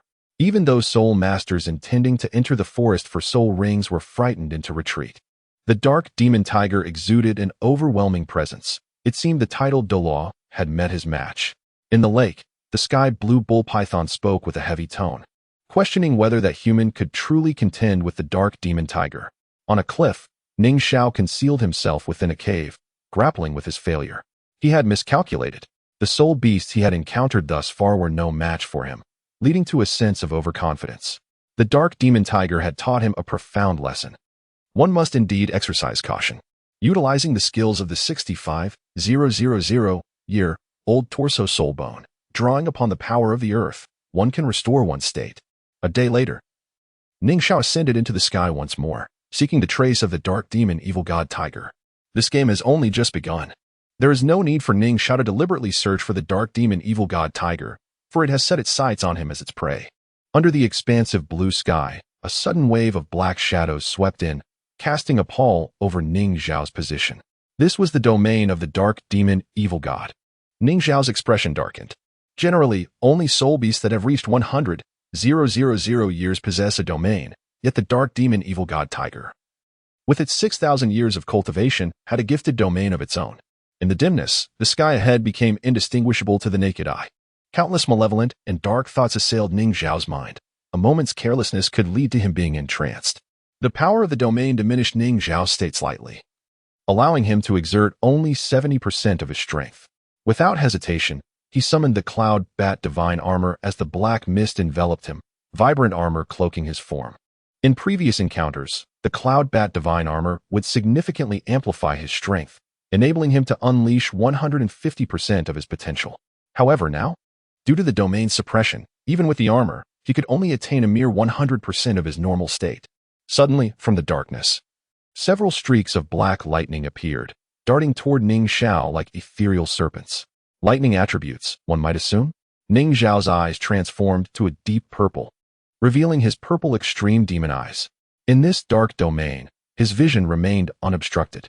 Evil, darkness, space, wind, and thunder. The dark demon evil god tiger had already employed 5 attributes. It was indeed a formidable soul beast, and its strength suggested that anyone fortunate enough to obtain its soul ring would surely wield exceptionally powerful soul skills. As the black lightning surged toward him, each bolt was not particularly thick, about the size of a bowl, yet the destructive energy they carried sent chills down Ning Xiao's spine. If a soul Douluo were struck by this lightning, they would instantly be obliterated. Ning Xiao had no intention of taking the lightning head-on. He could easily deflect it with either the cloud bat shield or his invincible golden body. He had his own strategy. With a flick of his cloud bat wings, he nimbly evaded the attack. I see you, he thought suddenly, focusing on a spot within the darkness. Being a passive target was not Ning Xiao's style. In the face of a formidable enemy, his approach was always offensive. With invincible golden body activated, he teleported using his cloud bat wings, propelling himself toward the dark demon evil god tiger with unparalleled speed. A hint of fear flickered in the blood-red eyes of the tiger. It understood Ning Xiao's intentions. While it could withstand the burst of damage thanks to its powerful physique, it would undoubtedly suffer serious injury, pain it wished to avoid. The dark demon evil god tiger's wings and limbs were enveloped in strange black energy, as it prepared to employ a combination of wind and space attributes to evade Ning Xiao's strike. I've already experienced your domain. Now, taste mine, Ning Xiao chuckled, as the cloak atop his head vanished, revealing his handsome visage. The purple hue in his eyes dissipated, replaced by a vibrant pink, as he locked eyes with the tiger's lantern-like blood-red gaze. Activating the 200,000-year-old soft-bone rabbit soul-bone skill, Illusion, Ning Xiao unleashed its formidable power, forcing the dark demon evil god tiger into a trance. Under the gaze of Ning Xiao, the tiger's imposing aura waned, and a hint of ambiguous pink crept into its crimson eyes. The dark demon evil god tiger perceived a magnificent white tiger advancing toward it, its pure white fur contrasting sharply with the tiger's inky black coat. In that fleeting moment, the dark demon evil god tiger found the white tiger irresistibly beautiful, akin to a goddess among tigers. It yearned to overpower the white tiger and indulge in ecstasy. However, as it approached, the tiger's malevolent thoughts overcame its momentary desires. In that instant, all notions of harmonious union were cast aside, replaced by a primal urge to devour the white tiger to enhance its own cultivation. The dark demon evil god tiger's evil nature indeed allowed it to break free from illusions more readily than others. Yet for Ning Xiao, the tiger's momentary daze was sufficient. In a flash, Ning Xiao stood atop the dark demon evil god tiger's back. With the vibrant red soul ring glowing, he wielded 2 chaos divine knives, swiftly slashing at the tiger's back. The host uses the chaos divine knives to initiate the 1,000 Shadows absolute kill, triggering a critical hit effect that enforces silence, forcibly interrupting the target's skills. Ning Xiao had no time to heed the system's notifications. He was unaware of whether he struck dozens or hundreds of times, but the critical hit effect emerged nonetheless. The dark demon evil god's dark domain was shattered, the black mist dissipating instantaneously, revealing the clear sky once more. Above, a colossal tiger bore a figure wielding twin knives, frantically hacking at its back. Under the silence effect, the spatial and wind energies adhering to the tiger's wings and legs were forcibly interrupted. Ning Xiao's technique was precise. Each strike landed in the same spot, resulting in 2 wounds despite hundreds of slashes. The continuous assault rapidly widened the injuries, preventing the black blood from even spilling forth as Ning Xiao struck it back. The intense pain stimulated the dark demon evil god tiger's brain, overwhelming its wicked thoughts and prompting it to escape the illusion prematurely. A second may seem brief, yet for a soul beast of its caliber, it felt lengthy. As it shattered the illusion, the dark demon evil god tiger immediately sought to teleport away from Ning Xiao's relentless assault. The host uses the chaos divine knives to initiate the 1,000 Shadows absolute kill, triggering a critical hit effect that induces dizziness, incapacitating the target for 1 second. The host uses the chaos divine knives to initiate the 1,000 Shadows absolute kill, triggering a critical hit effect that enforces silence, forcibly interrupting the target's skills. However, the Dark Demon Evil God Tiger's fortune appeared to be lacking. The silence effect reemerged, rendering it incapable of employing any measures. The dizziness incapacitated its mind. Though the Dark Demon Evil God Tiger could utilize its dark powers to escape the soul bone skills illusion, the system's dizziness was beyond its comprehension. The duration of the critical hit-induced dizziness was not fixed. This time, it lasted only 1 second, yet it was sufficient for Ning Xiao to complete his 2,000 strikes. The Dark Demon Evil God Tiger possessed extraordinary speed and defense comparable to an invincible golden body. Yet at this moment, it could do nothing but endure the onslaught.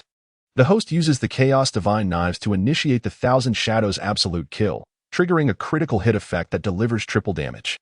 The Dark Demon Evil God Tiger remained unaware of the unfolding chaos, but felt an intensification of pain in that instant. Subsequently, sensations of burning, toxins, and fear coursed through it. The various effects it experienced were overwhelming. Despite its resilient body, such torment instilled dread within the Dark Demon Evil God Tiger. For that fleeting second, it was undoubtedly a tormenting ordeal.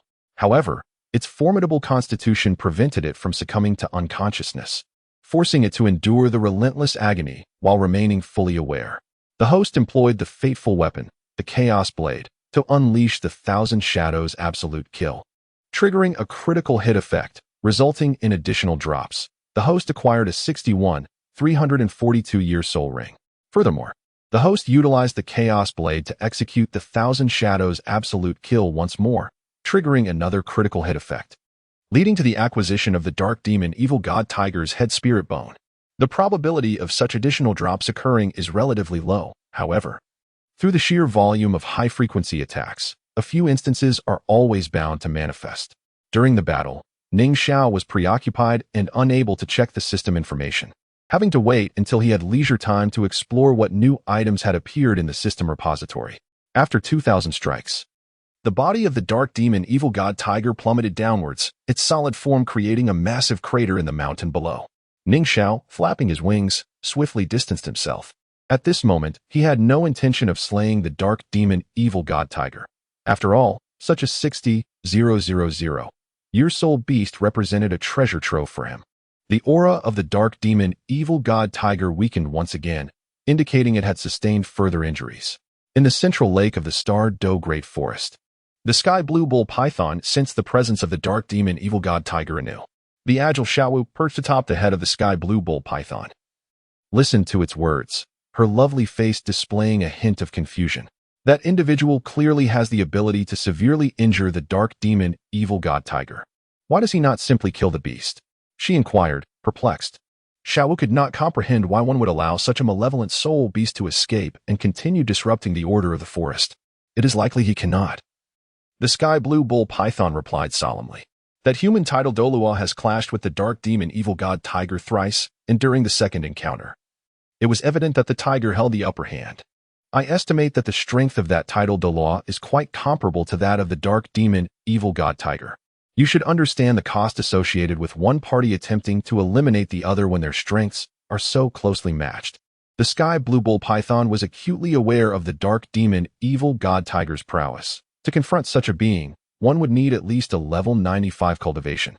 And individuals of that caliber were scarce on the continent. Who would willingly risk severe injury or even death to eliminate this beast? Xiao Wu furrowed her brow, fully aware of this truth. By the lakeside, the Titan giant ape stirred, its deep voice resonating. Perhaps I should go out and slay that creature. It is injured. I should be capable of defeating it. Best not to, the Sky Blue Bull Python cautioned. You possess the strength to vanquish an injured foe. But with the Dark Demon Evil God Tiger in the Star Do Great Forest, I fear the other three will return as well. Our foremost priority is to protect Xiao Wu. The Titan giant ape, upon hearing this, displayed a hint of resignation on its massive face. Indeed, safeguarding Xiao Wu was paramount, especially considering the formidable strength of the other three. Xiao Wu's expression was tinged with melancholy, realizing that she had become a burden. The Sky Blue Bull Python continued. That human has repeatedly sought trouble with the Dark Demon Evil God Tiger, likely in pursuit of its soul ring or soul bone. Let him handle it. If you venture out now, I worry that he may turn his attention towards you. Your 100,000 Year Soul Ring is far more enticing than that of the Dark Demon Evil God Tiger. Should you emerge, I fear that title Douluo may make you his target. In such a case, not only would he abandon his pursuit of the Dark Demon Evil God Tiger, but you would also be in danger. Listening to the Sky Blue Bull Python, both Xiao Wu and the Titan Giant Ape's expression softened. It was not that they were unwilling to venture out, rather. It was for the greater good. On the outskirts of the Starred Doe Great Forest, Ning Xiao changed locations to recuperate.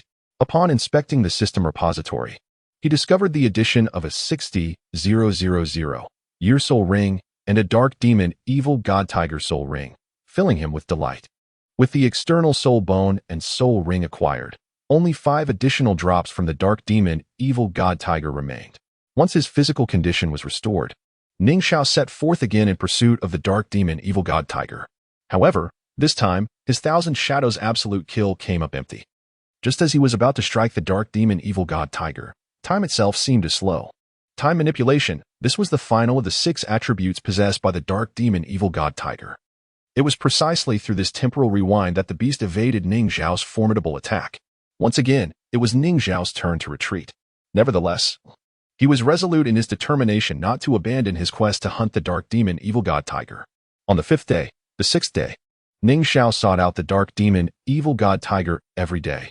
He required a day to adjust his state. While the Dark Demon Evil God Tiger needed the same amount of time to heal by devouring lower-tier soul beasts, this timing was fortuitously aligned. On the 7th day, through the 15th day, the pursuit of drops was inherently a game requiring patience. The Dark Demon Evil God Tiger possessed spatial, temporal, and wind abilities, allowing it to evade Ning Xiao's powerful strikes. However, it could not escape every time. Over the course of a month, Ning Xiao and the Dark Demon Evil God Tiger alternated roles as hunter and prey.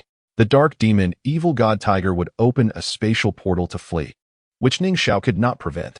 Yet, Ning Xiao's swift movement and flight ensured that the Dark Demon Evil God Tiger could not catch up to him.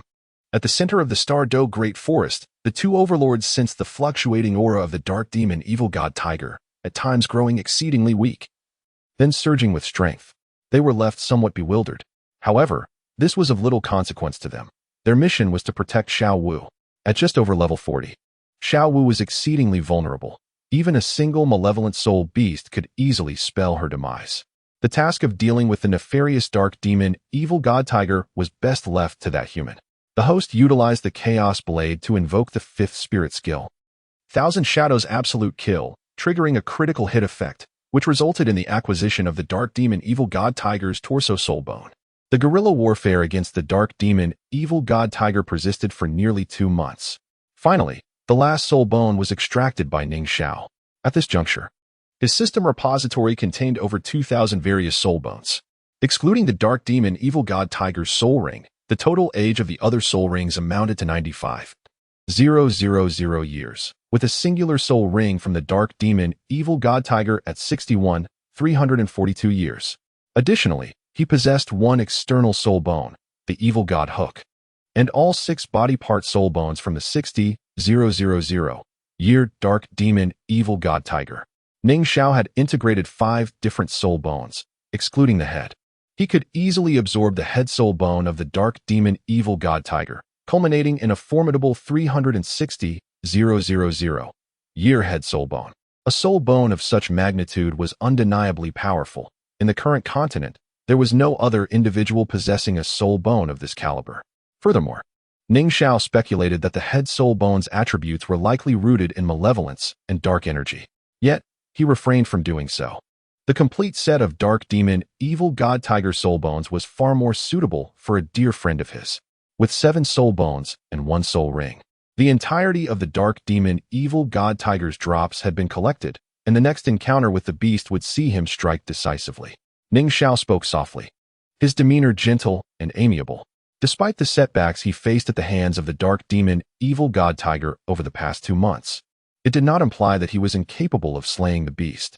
Should Ning Xiao's heart harbor the intent to kill the Dark Demon Evil God Tiger, it would merely signify an additional guaranteed critical hit effect in his arsenal. Moreover, Ning Xiao was not limited to the Thousand Shadows absolute kill. While it facilitated the acquisition of additional drops, his other spirit skills were equally formidable. The first and second soul skills need not be mentioned. Though one was merely a 10,000, your soul ring, its attack power was somewhat lacking. However, the remaining 3 soul rings were all 100,000, your rings, significantly enhancing his damage output, and each was a dual spirit skill. Moreover, even if one were to use the 1,000 Shadows absolute kill to strike the back or head, would the effects be identical? System, I command you to enhance all soul rings except for the Dark Demon Evil God Tiger's soul ring onto the second soul ring. Ning Xiao issued the directive to the system. Since he was preparing to slay the Dark Demon Evil God Tiger, it was only natural to adjust himself to his utmost peak condition. At this stage, the only way to elevate himself, aside from merging a head soul bone, was to acquire another 100,000-year soul ring. Elevating a soul ring to 100,000 years signifies a qualitative leap. Furthermore, absorbing a soul ring results in a comprehensive enhancement of the body. Even though Ning Xiao's level remained stagnant at 60 and could not be elevated, his attack power would undoubtedly grow stronger. With the system's assistance, merging the soul ring proved to be quite manageable. When Ning Xiao stood once more, his soul rings had transformed into 1 black and 4 red.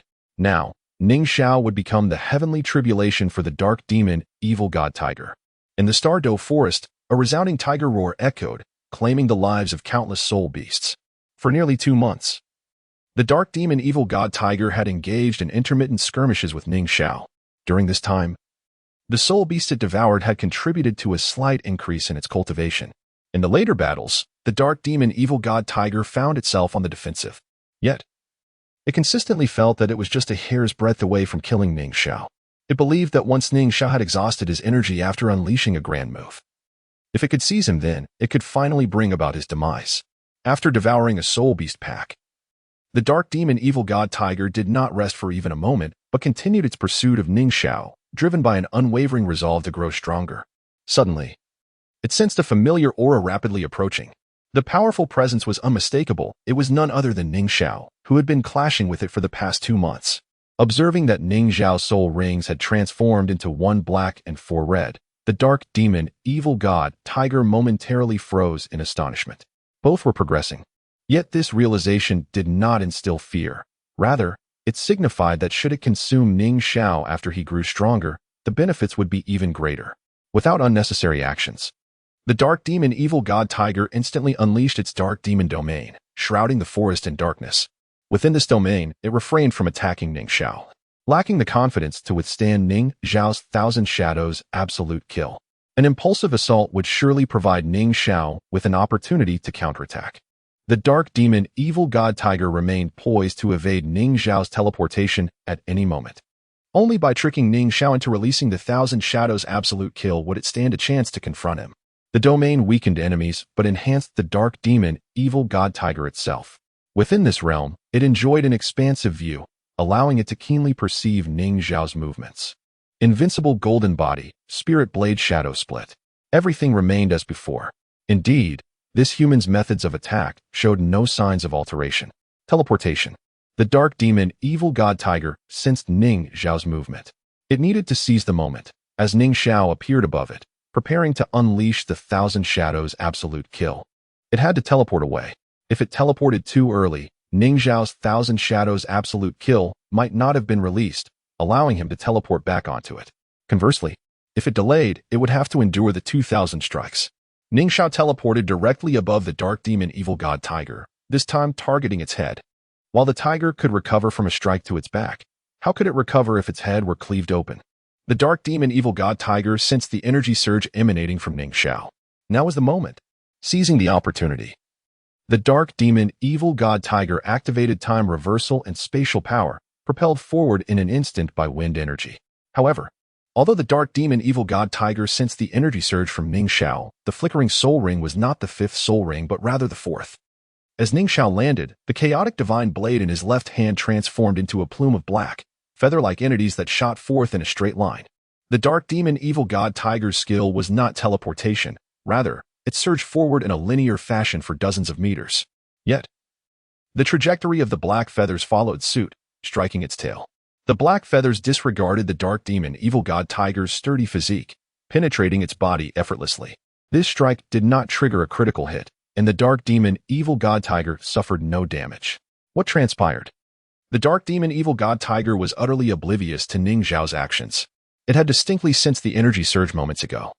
Yet why was it not the same move it had encountered multiple times before? The dark demon evil god tiger was certain something had entered its body. Moreover, it could feel that Ning Xiao's current state was not the weakened form it exhibited after unleashing the Thousand Shadows absolute kill. Relying on the domain, the dark demon evil god tiger continued to perceive Ning Xiao's movements, only to find that he seemed somewhat blurred. What was happening? The dark demon evil god tiger was perplexed, but recognized that Ning Xiao still possessed the capacity to unleash a grand move. Ning Xiao's cloud bat wings gently flapped, elevating him into the air. His eyes radiated a dark purple glow, allowing him to see clearly in the darkness without any hindrance. A faint smile graced his lips. That previous move was his second skill, the Breaking Extremes Falling God technique, obtained after elevating the fourth soul ring to 100,000 years. It remained a non-offensive special-type soul skill. The black feathers materialized by condensing thousands of black blades from his fourth soul skill, the Sky Blade Calamity. The black feathers lacked offensive power but could penetrate any defensive measures to enter the target's body. Once they struck, the target's mental strength, sensory perception, physical defense, and energy defense would all be diminished by 30%. As long as Ning Xiao did not retract the black blades embedded within the target, the debilitating effects would persist, consuming vast amounts of soul power with each passing second. Teleportation. Ning Xiao once again employed teleportation to pursue the dark demon evil god tiger. Engaging in prolonged combat with the dark demon evil god tiger was not an option. It wielded time and space power, making it exceedingly elusive. Once it sensed danger, the dark demon evil god tiger could open a spatial passage, rendering Ning Xiao unable to intercept. He could only strive for a swift resolution, eliminating it with utmost speed. The dark demon evil god tiger evaded once more, unwilling to confront the Thousand Shadows absolute kill head-on. Regrettably, with its mental strength and sensory perception diminished by 30%. The dark demon evil god tiger could no longer sense Ning Xiao's movements as accurately as before. Ning Xiao's relentless pursuit could afford several missteps. But if the dark demon evil god tiger faltered even once, it would spell its doom. Finally, the timing for the dark demon evil god tiger to unleash its skill faltered, allowing Ning Xiao to position himself directly above the dark demon evil god tiger. With his fifth soul skill, the Thousand Shadows absolute kill, Ning Xiao gripped his blade and struck downward towards the dark demon evil god tiger's head. With a blade already weakening its state within, Ning Xiao could only manage a strike of 1,000 blades within a second. The 30% reduction in defense, combined with occasional critical hits resulting in multiplied damage, shattered the tiger's robust skull. Silence and dizziness ensued. The dark demon evil god tiger was rendered incapable of executing any maneuvers, left to endure the onslaught. The host utilizes the innate weapon, Chaos Divine Blade, to unleash the fifth soul skill, Thousand Shadows absolute kill, triggering a critical hit effect, currently resulting in an additional drop, acquiring the external soul bone, Evil God Wings. The host utilizes the innate weapon, Chaos Divine Blade, to unleash the fifth soul skill, Thousand Shadows absolute kill, triggering a critical hit effect, currently delivering a fatal blow. The target has perished. After 1,000 strikes, the dark demon evil god had a large gash split open on its head, from which black blood mixed with a viscous substance oozed out, creating a rather nauseating scene. Its fierce eyes widened, yet the bizarre crimson glow had vanished, leaving them pitch black. With a thud, the massive body of the dark demon evil god crashed heavily to the ground, causing the earth to tremble. Was it dead? Ning Xiao descended to a point 50 meters away from the dark demon evil god, gazing at its colossal form, uncertain of its state. His complexion was somewhat pale. Although his soul power could endure the continuous shaking of 1,000 strikes, his body could not withstand it. Ning Xiao resolved to deliver one final blow to the dark demon evil god. His second spirit ring flickered as he raised the chaos blade high, conjuring a crescent-shaped energy blade that sliced toward the dark demon evil god. With the second spirit ring upgraded to 100,000 years, Ning Xiao's soul power had been significantly enhanced, enabling him to unleash several soul skills without exhausting himself. The second soul skill from the 100,000-year spirit ring, in terms of single target damage, was not inferior to the Thousand Shadows absolute kill, even without critical hit bonuses. This strike would surely ensure the demise of the dark demon evil god, even if it still clung to life. Boom. The crescent blade struck the dark demon evil god, sending its body hurtling several meters away. However, Ning Xiao did not receive any feedback from the system regarding a critical hit in his mind, for it did not count as a successful strike. The evil aura has dissipated. That creature has finally perished, spoke the Titan giant ape in a low voice. A smile also graced Xiao Wu's face. The death of the dark demon, evil god, was undoubtedly a moment of great joy for the forest. What is that human's attitude toward us? The Titan giant ape inquired, puzzled. The ability to slay the dark demon, evil god, clearly indicated the formidable strength of that human. The 200,000-year soul beasts were uncertain whether this human would also be interested in the spirit rings and bones of the two kings of the forest. On the outskirts of the Stardow forest, Ning Xiao felt a sense of relief upon seeing a pitch-black spirit ring emerge from the dark demon evil god. He did not immediately absorb the spirit ring, but instead sat cross-legged a short distance from the creature's carcass. Utilizing the earth power from the trunk's spirit bone, he swiftly restored his condition. Absorbing a spirit ring was a delicate process that required optimal readiness. Following the creature's death, its spirit ring would only remain for an hour, leaving Ning Xiao no time to waste. After regaining his state, Ning Xiao casually scanned the surroundings to ensure no other soul beasts or soul masters would interrupt during the critical moment of absorption. However, his concerns were unfounded.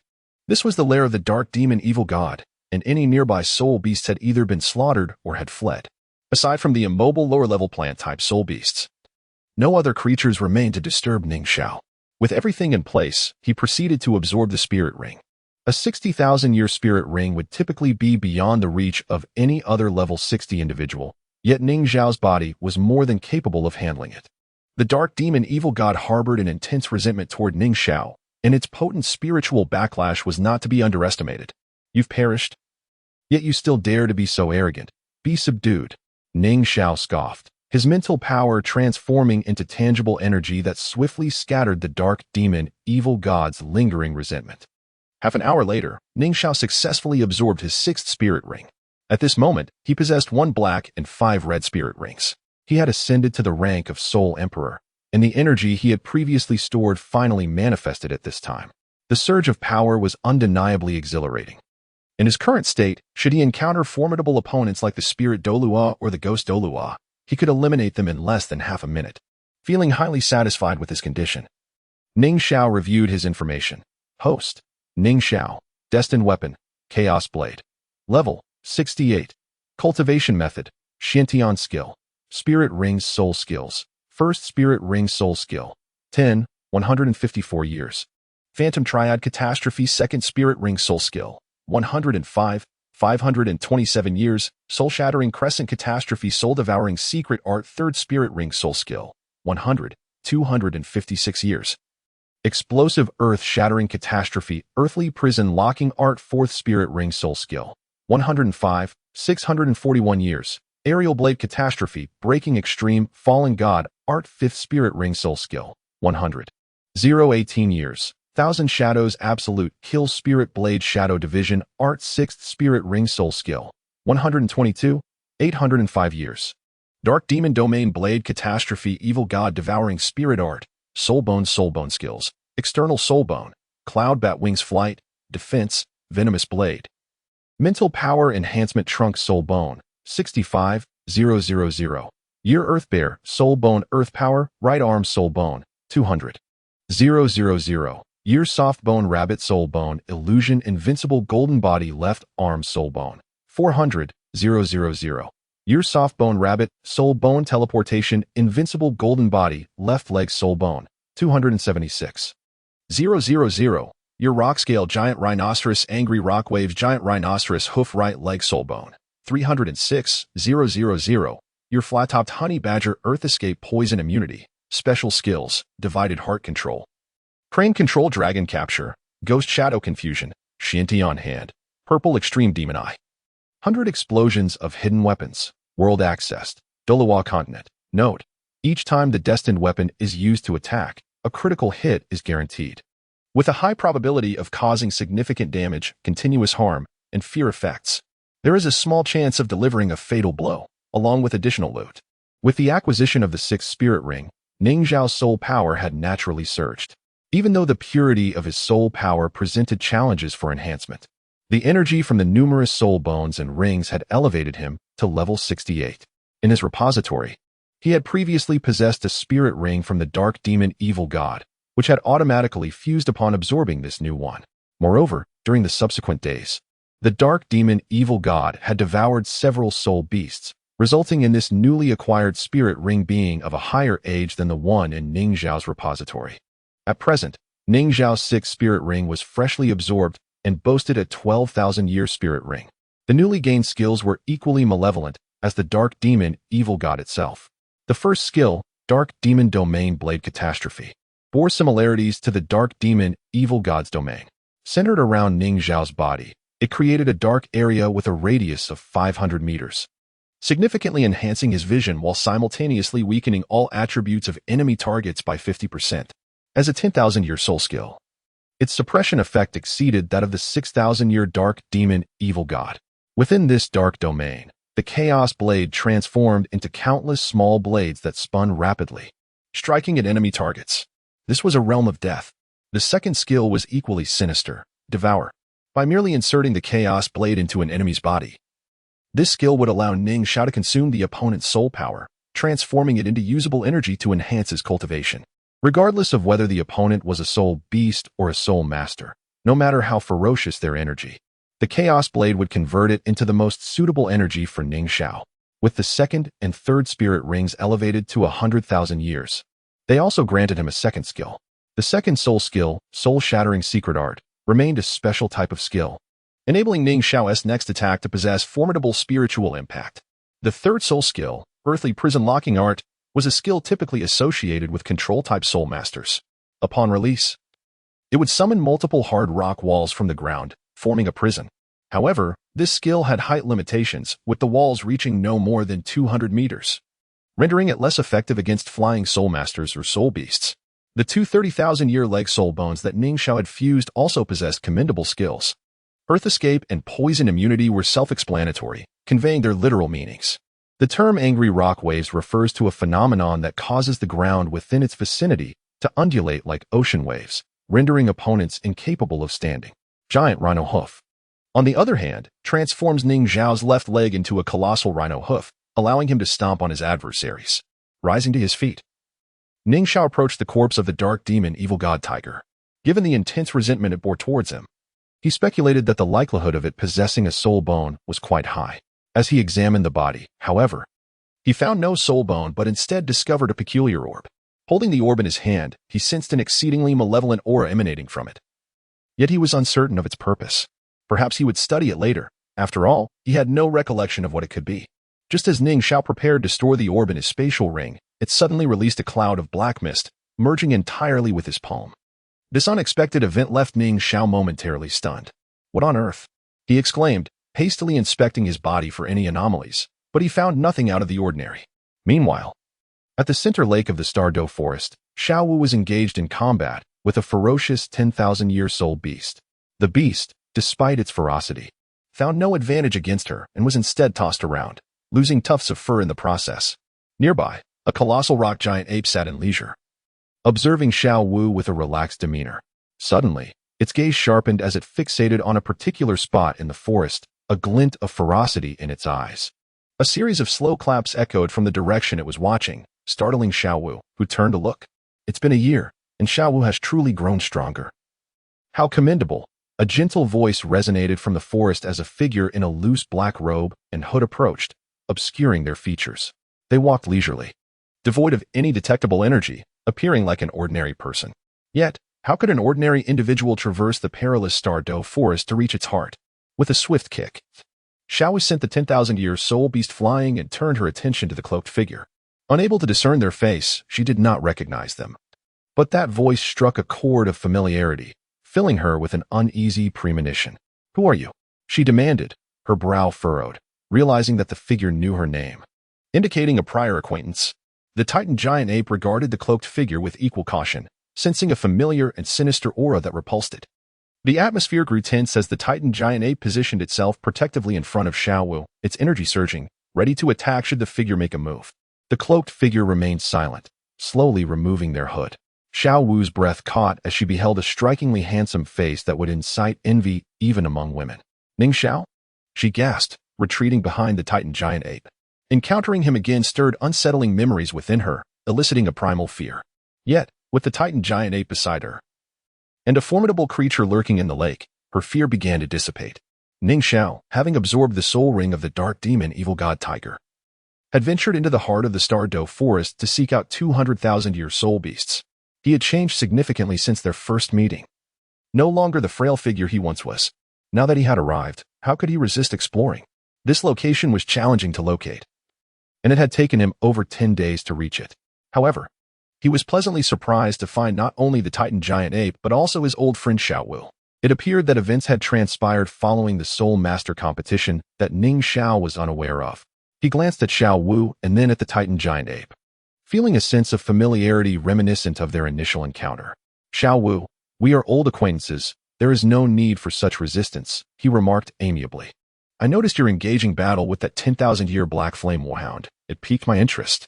Perhaps we could spar? His expression was warm, and his intention was to gather the soul bones of the sky blue bull python in the Titan giant ape. However, Xiao Wu's expression darkened at his suggestion. Get lost. Xiao Wu will not fight you, she retorted defiantly, her fiery demeanor rendering Ning Xiao momentarily embarrassed by her aversion. As he prepared to persuade her further, the Titan giant ape could no longer remain passive. Human, if Xiao Wu will not fight you, then I shall. Do you dare? It growled, fiercely protective of Xiao Wu. The Titan giant ape moved slightly, positioning itself between her and Ning Xiao, its gaze fixed with hostility. Ning Xiao sighed, unfazed by the giant's presence. Suddenly, he shed his previous amiable demeanor, yanking off his loose robe to reveal a fitted sky blue noble attire, his aura transforming into something sharp and commanding. If the king of the forest calls for battle, then let it be. With a swift motion, he summoned his chaotic blade, revealing a black and 5 red soul ring. With the Titan giant ape blocking him from confronting Xiao Wu, Ning Xiao turned his attention toward the giant. The moment his martial spirit manifested, a powerful presence surged forth, causing the previously engaged 10,000-year black flame warhound to cower on the ground, trembling. Xiao Wu was equally astonished at the sight of Ning Xiao's soul rings. How is this possible? 5 10,000-year soul rings? She murmured in disbelief. How can his soul rings still be upgraded? Xiao Wu pondered, thoroughly baffled. She had always known Ning Xiao's soul ring configuration was extraordinary, but this revelation was beyond her comprehension. A soul emperor, and in just 1 year. He has ascended nearly 20 levels? Ning Xiao's elevation astounded her. Previously, during the preliminary rounds, he had been in the 40s. And now he had reached the level of Soul Emperor. Such rapid advancement was unprecedented. All along, Xiao Wu had believed her brother Tang San possessed the most exceptional talent among their generation, but in comparison to Ning Xiao, it paled in significance. The Titan giant ape, witnessing Ning Xiao's soul rings, grew solemn. While it typically dismissed ordinary 10,000-year soul beasts, it recognized the need to take Ning Xiao seriously. Xiao Wu stepped back. I will handle him, the Titan giant ape instructed, its focus unwavering on Ning Xiao. Xiao Wu complied, leaping away to a spot close to the lake. Just as the Titan giant ape prepared for battle, the lake began to bubble furiously. Suddenly, a massive bull's head emerged, speaking with a human voice. Human, you bear the aura of the dark demon, evil god tiger. Did you slay that creature? The words of the sky blue bull python astonished both Xiao Wu and the Titan giant ape. After all, the dark demon evil god tiger was a formidable opponent. Even in a one-on-one encounter, the Titan giant ape might not prevail. The thought that such a being was vanquished by a mere human was unfathomable. Xiao Wu's gaze fixed intently on Ning Xiao. Logically, she should express her gratitude to Ning Xiao for slaying the dark demon evil god tiger and restoring peace to the forest. Yet, recalling Ning Xiao's past misdeeds towards her, she felt no warmth towards him. The Titan giant ape's voice grew grave as it regarded the diminutive Ning Xiao beneath it, now fully alert. Ning Xiao did not deny the accusation. It was undeniable that the sensory abilities of these ancient soul beasts were astonishingly keen. Even after the dark demon evil god tiger had transformed into a soul ring, the sky blue bull python could still sense its lingering presence. The sky blue bull python observed Ning Xiao and proclaimed in a resonant voice, your ability to kill the dark demon evil god tiger is commendable. However, you are still lacking if you wish to contend with us. Given your arduous training, depart swiftly, and we shall not trouble you. Forest Emperor, Sky Blue Bull Python. I appreciate your goodwill. It is an honor to engage with the king of the forest. I humbly seek your guidance. Ning Xiao's voice was calm.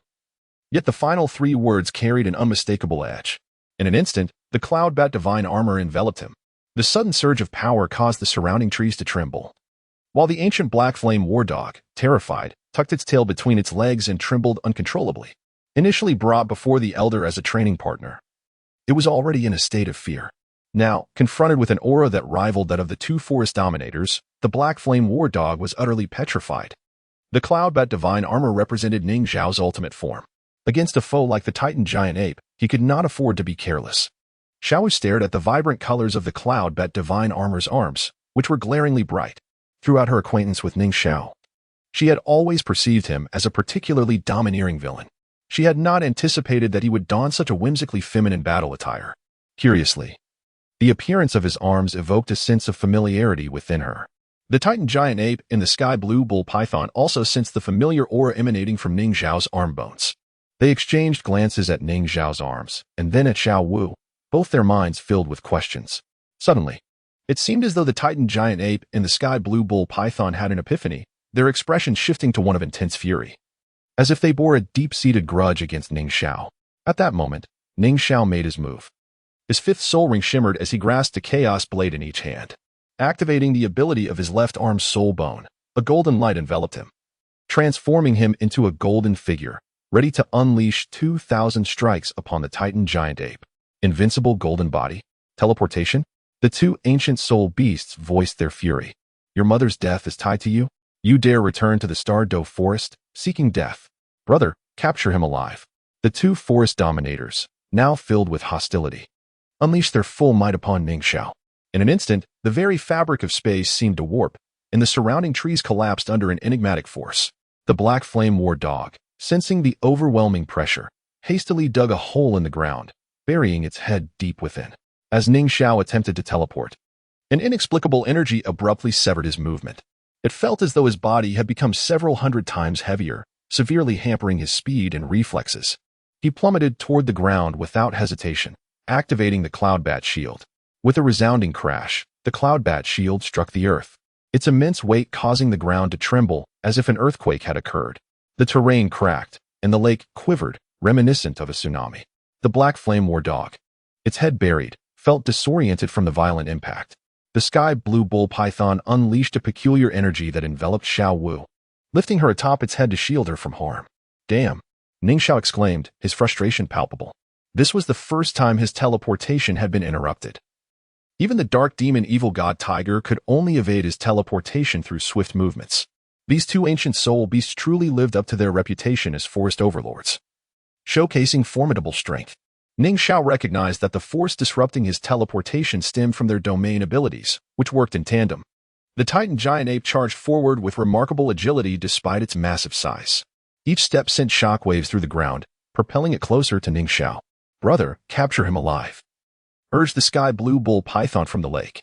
Ning Xiao was bewildered by the sudden hostility. Only moments ago, they had spoken of his arduous training and urged him to depart. Now, they sought to capture him. To capture me? In your dreams, Ning Xiao retorted, attempting to teleport once more. Yet this time, his teleportation barely covered 10 meters. Ensnared within the gravitational and slowing fields, he realized his efforts were futile.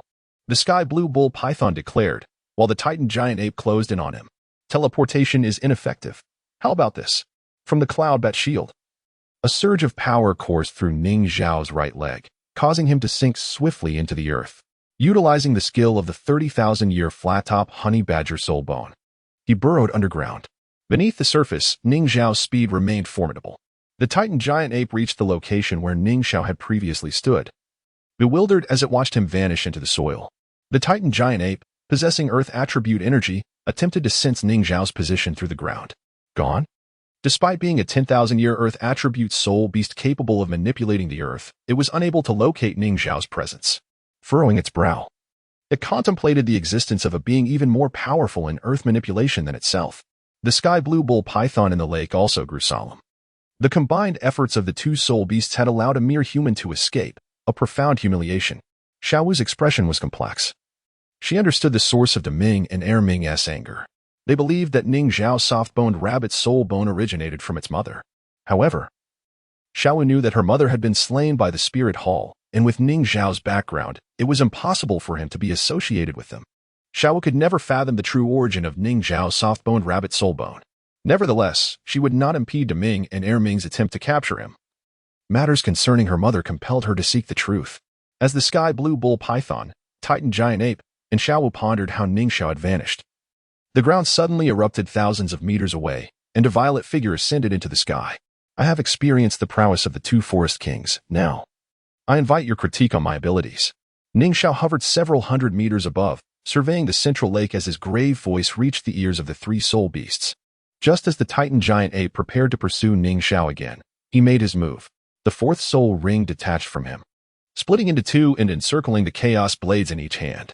Ning Xiao hurled the two chaotic divine blades with great force, causing them to soar through the air at an astonishing speed, trailed by vivid red flames. Upon reaching the center of the lake, both blades erupted simultaneously. After casting the blades, Ning Xiao swiftly turned, flapping his cloud bat wings, and darted toward the outskirts of the forest. The Tianqing Niumang, witnessing the black blades detonate above, suddenly changed countenance. Such a soul skill, honed over 100,000 years, should not be underestimated. Xiao Wu, hold on tight. The Tianqing Niumang bellowed, cautioning the girl perched atop its head. Hearing this, Xiao Wu clutched one of the Niumang's horns tightly, with a resounding moo. The massive body of the Tianqing Niumang lifted from the water, its serpentine form stretching hundreds of meters in a breathtaking display. The Niumang moved with remarkable swiftness, coiling its body into a vast umbrella-like formation, shielding Xiao Wu beneath its immense girth. With a crack and a flurry of sounds, the two chaotic divine blades exploded above, unleashing a torrential rain of smaller black blades. The height of the detonation indicated an extensive area of impact below, making it impossible for the Tianqing Niumang, the Titan Great Ape, or the Black Flame War Dog to escape by speed alone. The Titan Great Ape quickly crouched down, its robust arms shielding its head, resembling a small mountain. The unconscious Black Flame War Dog was jolted awake by the Niumang's thunderous moo, only to be greeted by an endless downpour of black blades. Terrified, it hastily dug a pit, burying its head while leaving its rear exposed.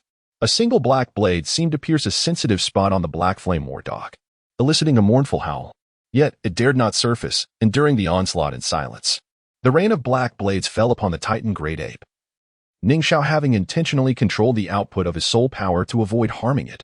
Thus, the effects of dizziness and burning were merely an annoyance. However, the situation for the Tianqing Niumang was far more dire. Although the aerial blade storm was a persistent assault, a human-sized target would only face a few strikes. The Niumang, being colossal, bore the brunt of countless blades, leading to a state of silence and dizziness. Fortunately, its protective scales mitigated the damage, and the dizziness was short-lived. It quickly regained its composure as Ning Xiao soared far away, the damage from the blades diminishing significantly. Now under a great tree, Ning Xiao examined the additional spoils. A soul bone from the Tianqing Niumang's head, one from its left arm, quite a good haul indeed. With the Niumang possessing the Azure Dragon bloodline, these would suit Grandfather Bone well. He also obtained a soul bone from the Titan Great Ape's right arm, a sign of good fortune. The previous Titan Great Ape's torso bone had likely been absorbed by Grandfather's sword. And merging soul bones from the same soul beast would yield even better results, so this one was naturally destined for Grandfather's sword. Xiao Wu, however, had garnered nothing. Her drop rate the lowest. But there was an external soul bone from the 10,000-year Black Flame War Dog, the tracking nose, which was quite commendable. After organizing his system's inventory, Ning Xiao was pleasantly surprised. Suddenly, he noticed something in the system's storage that changed his expression. The external soul bone Evil God Wing from the Dark Demon Evil God Tiger? This beast had produced both the Evil God Hook and Evil God Wing as external soul bones simultaneously? Such a revelation astonished Ning Xiao, based on past experiences. Defeating numerous soul beasts had only yielded one external soul bone per beast. This was the first time encountering one that produced two. Truly, this soul beast was chosen by the evil god, and it seemed someone was destined to become a skyward feline. Ning Xiao smiled, contemplating something delightful. It had been nearly a year since he parted with his companions, and he wondered how they were faring. Memories of their training together flooded back, evoking a deep sense of nostalgia. He gazed into the distance, where the center lake lay. Ning Xiao pondered why the two formidable beasts harbored such hostility toward him. With both soul beasts attacking simultaneously, he felt he had no choice but to flee. It was time to return home. He now knew their locations and could seek them out another day. He had resolved to leave the Stardow Great Forest, although it was a treasure trove for him. He longed to reunite with his family. As the new year approached, he yearned to celebrate with loved ones rather than remain among soul beasts. There was no greater joy than reuniting with family for the new year, regardless of wealth. This venture into the Star Do Great Forest had proven fruitful, with his cultivation rising to that of a soul emperor and possessing 5 soul rings of 100,000 years, lacking only a head soul bone. At less than 16 years of age, his accomplishments were unprecedented. Just as Ning Xiao's mind relaxed, a dark spider web suddenly descended upon him. He thought, his expression shifting slightly. Who dared to attack him? In a flash, he evaded the web and expanded his spiritual awareness, revealing a large spider over 3 meters in diameter. Ning Xiao instantly recognized the creature, a terrifying killer and nightmare to small soul beasts, the human-faced demon spider, aged over 30,000 years. He had initially overlooked it because over 10,000-year-old human-faced demon spiders possessed a unique ability to become invisible. This 30,000-year-old spider fixated on Ning Xiao, sensing no soul power emanating from him, mistaking him for a feeble creature to be hunted. Ning Xiao regarded the human-faced demon spider with a smile, recognizing it as the very beast from the original story that had ambushed Xiao Wu during her escape from the spirit hall. Had it not been for this creature, Xiao Wu might have evaded a sacrificial fate. It was time to avenge her. Ning Xiao moved, his right hand flicking as the chaotic divine blade appeared in his grasp. The human-faced demon spider, poised to pounce, was struck with fear upon seeing Ning Xiao's several red soul rings. Its 8 legs plunged into the ground, executing an emergency stop as it attempted to retreat. Can you escape? Ning Xiao's blade struck the ground, causing the earth beneath the spider to tremble. With a crack, 4 stone walls rose, forming a 5-meter square cage that ensnared the human-faced demon spider. This was the second skill of his second soul ring, the earth-locking prison technique. The human-faced demon spider attacked the stone walls, but the power of a 100,000-year soul ring was far beyond what a mere spider could breach. Ning Xiao teleported onto the spider's back, gazing down with pity. A mere 30,000-year spider. I wonder how many of my 1,000 shadow absolute kill blades you can endure? 200. The longing of a maiden, the deadly strike of 1,000 shadows. This technique employs a series of rapid consecutive attacks to strike the target, augmented by the critical effects that multiply both strength and damage. Among all of Ning Xiao's offensive skills, this is the one with the highest damage output. The face demon spider can grow for 30,000 years, possessing an exceptionally hard shell that is difficult to breach with ordinary attacks. However, under the relentless onslaught of Ning Xiao's chaos blade, the face demon spider could not withstand even 100 strikes, its shell reduced to mere fragments. Subsequent attacks directly obliterated the spider's innards, resulting in its immediate demise.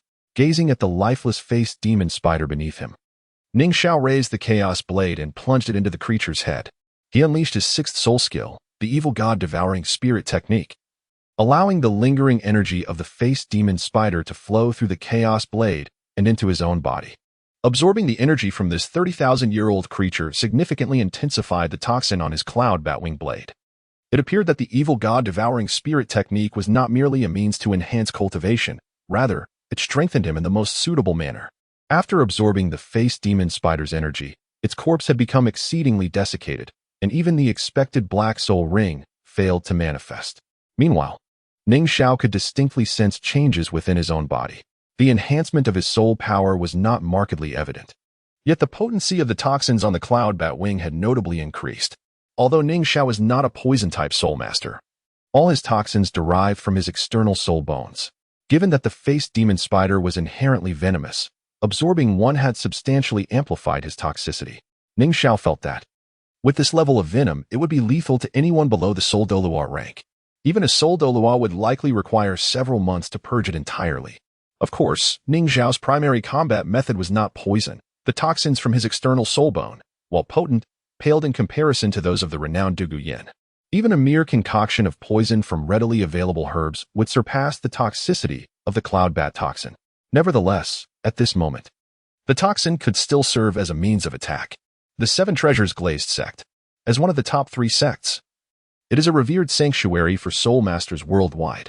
As the year draws to a close, many wandering soul masters have returned. The Seven Treasures Glazed Sect boasts over 5,000 soul masters, with an even larger number of family members.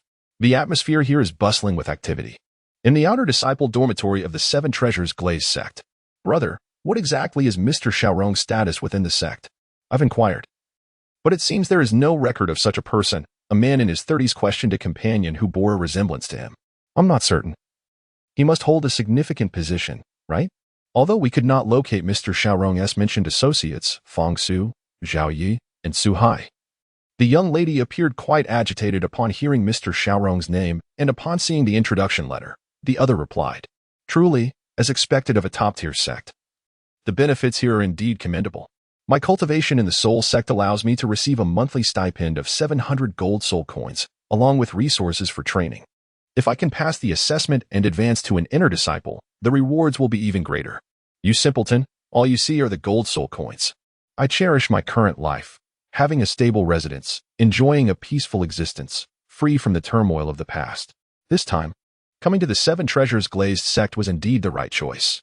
I only wonder when I might see Mr. Xiaorong again. I would prefer to follow him closely. These two were none other than the Feng brothers, Feng Bo and Feng Lang, who had once trailed behind Ning Xiao in the Stardo Forest. Now, they had become outer disciples of the Seven Treasures Glazed sect. In an opulent loft, a girl sat by the window, cradling a heartbreak flower, her gaze wistfully fixed on the distant sky. When Feng Bo and Feng Lang arrived at the Seven Treasures Glazed sect, she had noticed them immediately. While others were oblivious to who Xiaorong was, she was well aware. Xiaorong, isn't he the same as Ning Xiao? The girl inquired of Feng Bo and Feng Lang, eager to learn more about the growth of her beloved, her heart swelling with joy. However, upon hearing that Ning Xiao intended to confront a 100,000-year-old soul beast, a wave of concern washed over her. Ning Xiao, brother, I miss you. When will you return? Her eyes shimmered with an endless yearning.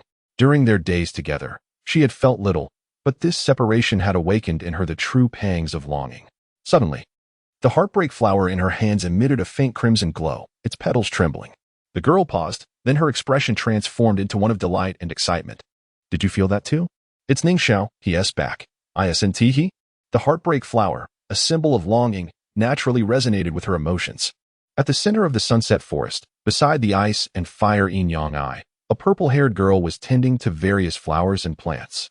An array of exotic flora was meticulously cultivated around the ice and fire yin-yang eye, flourishing under the unique energies emanating from it. The purple-haired girl surveyed her blossoming garden, thoroughly pleased with her handiwork. That person took quite a few spirit herbs from the ice and fire yin-yang last time. It won't be long before they are all consumed. Ning Xiao, I have become quite adept at cultivating spirit herbs. When you come again, you shall be able to harvest them. She murmured to herself, her desire to learn herb cultivation stemming solely from her affection for him. Suddenly, she seemed to sense something, her gaze drifting in a particular direction. In the Star Luo city, at the Duke of Yuming's residence, the Zhu family has long been known for their martial spirits, which are all Yuming spirit cats. Due to their martial spirits' high compatibility with the Imperial Dai family's white tiger, along with generations of intermarriage, the Zhu family stands as one of the most prestigious families in the Star Luo Empire. In a serene courtyard, a mature woman with enduring charm was persuading an exceptionally beautiful young girl. Bamboo Ching, consider this carefully. A marriage alliance would greatly benefit you in the Zhu family. You are the most outstanding genius of the Zhu clan. Please heed your father's counsel and stop being so willful. In a tranquil courtyard, the young girl possessed an ethereal beauty that rendered her cold and detached in demeanor, exuding a uniquely special aura. Her silky hair cascaded down her shoulders, and her exquisite figure evoked envy in every woman who beheld her.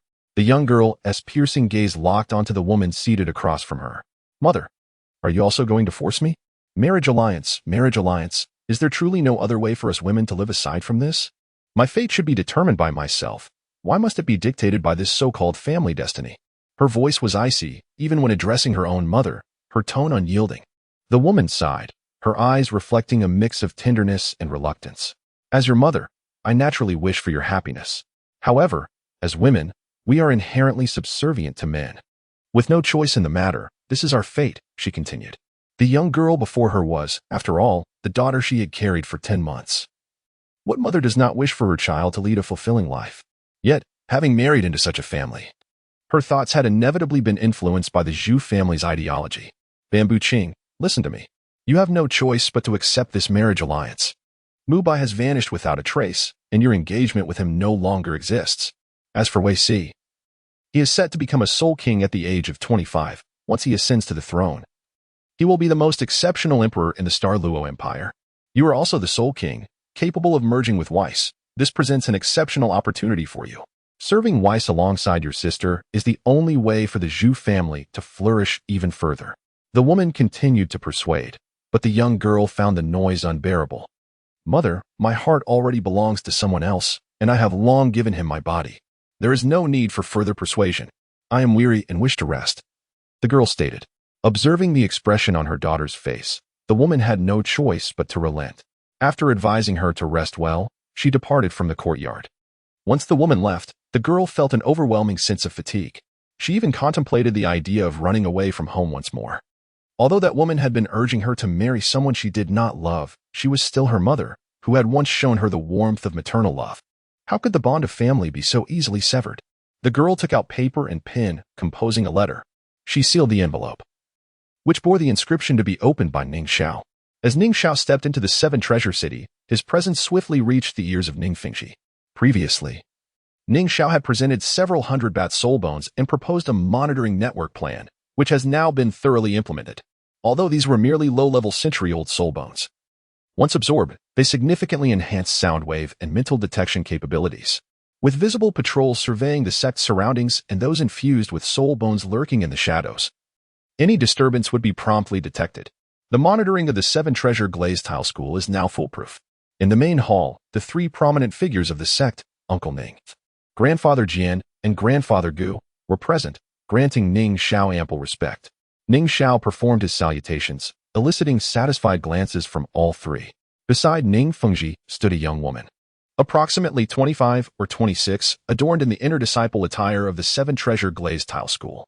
Her striking beauty and commendable figure made her stand out as she respectfully awaited her acknowledgement.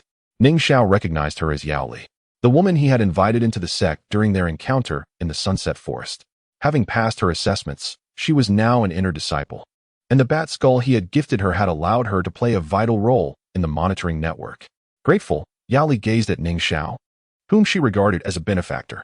With her current status in the monitoring network, her monthly earnings far surpassed her previous income as a member of the soul hunting team. Xiao, it seems your cultivation has advanced significantly. I can no longer sense your precise strength, remarked Ning Fengxi, observing Ning Xiao, although his martial soul possessed the ability to perceive. Ning Xiao's presence rendered his understanding hazy. Uncle Ning, I am now at level 68, Ning Xiao replied honestly, shocking both Ning Fengxi and Grandfather Gu. While others might not know Ning Xiao's age, they certainly did. A 16-year-old soul emperor, such talent is unparalleled in this era. 68. Yao Li gasped in astonishment. Though she was unaware of his age, she recalled that a year ago, Ning Xiao had entered the Sunset Forest to acquire his 5th soul ring. An increase of 18 levels in just 1 year. What an astonishing feat. Young man, your prowess continues to grow. Do share your experiences over the past year, Grandfather Gu urged. Rising from his seat and appearing before Ning Xiao, playfully patting his shoulder, causing a slight ache. Just luck, Ning Xiao replied with a modest smile. I firmly believe that combat is the best form of training. In the Stardow Forest, surrounded by numerous soul beasts, battling them has naturally accelerated my cultivation. By the way, Grandfather Jian, Grandfather Gu, I have brought you gifts upon my return, Ning Xiao suddenly announced, capturing the attention of both Grandfather Jian and Grandfather Gu. Any offering from Ning Xiao was sure to be extraordinary. Previously, he had presented a 9-grade purple ginseng that enabled Ning Fengxi to surpass his limits, followed by a 100,000-year soul bone and the Xiantian treasure record, bolstering the sect's overall strength. Ning Fengxi was certain this time would also unveil something remarkably shocking. Yao Li, you may step outside, Ning Xiao instructed the woman standing beside Ning Fengxi. Recognizing the confidential nature of the ensuing discussion, Yao Li promptly exited the main hall and closed the door behind her. Young man, with all this secrecy, have you managed to acquire another 100,000-year soul bone? Grandfather Gu teased. Ning Xiao, amused, had not anticipated that Grandfather Gu would guess so accurately. With a playful smile, Ning Xiao responded, not just 100,000-year soul bone. Upon hearing this, Grandfather Gu felt a moment of disappointment. After all, it was not easy to obtain such treasures. However, his disappointment stemmed not from the absence of a single 100,000-year soul bone, but from the growing disparity between himself and his old partner, Grandfather Jian. Initially, with Grandfather Gu at level 95 and Grandfather Jian at level 96, they could still spar. But since Grandfather Jian had fused with a Titan Giant Ape Torso Soul Bone and advanced to level 97, the gap had widened considerably. Rather, I have prepared 3 Ning Xiao declared, retrieving 300,000-year soul bones from his system space. 2 resembled arm bones, while the third resembled a skull, each radiating a dazzling aura, exuding an intense and powerful presence.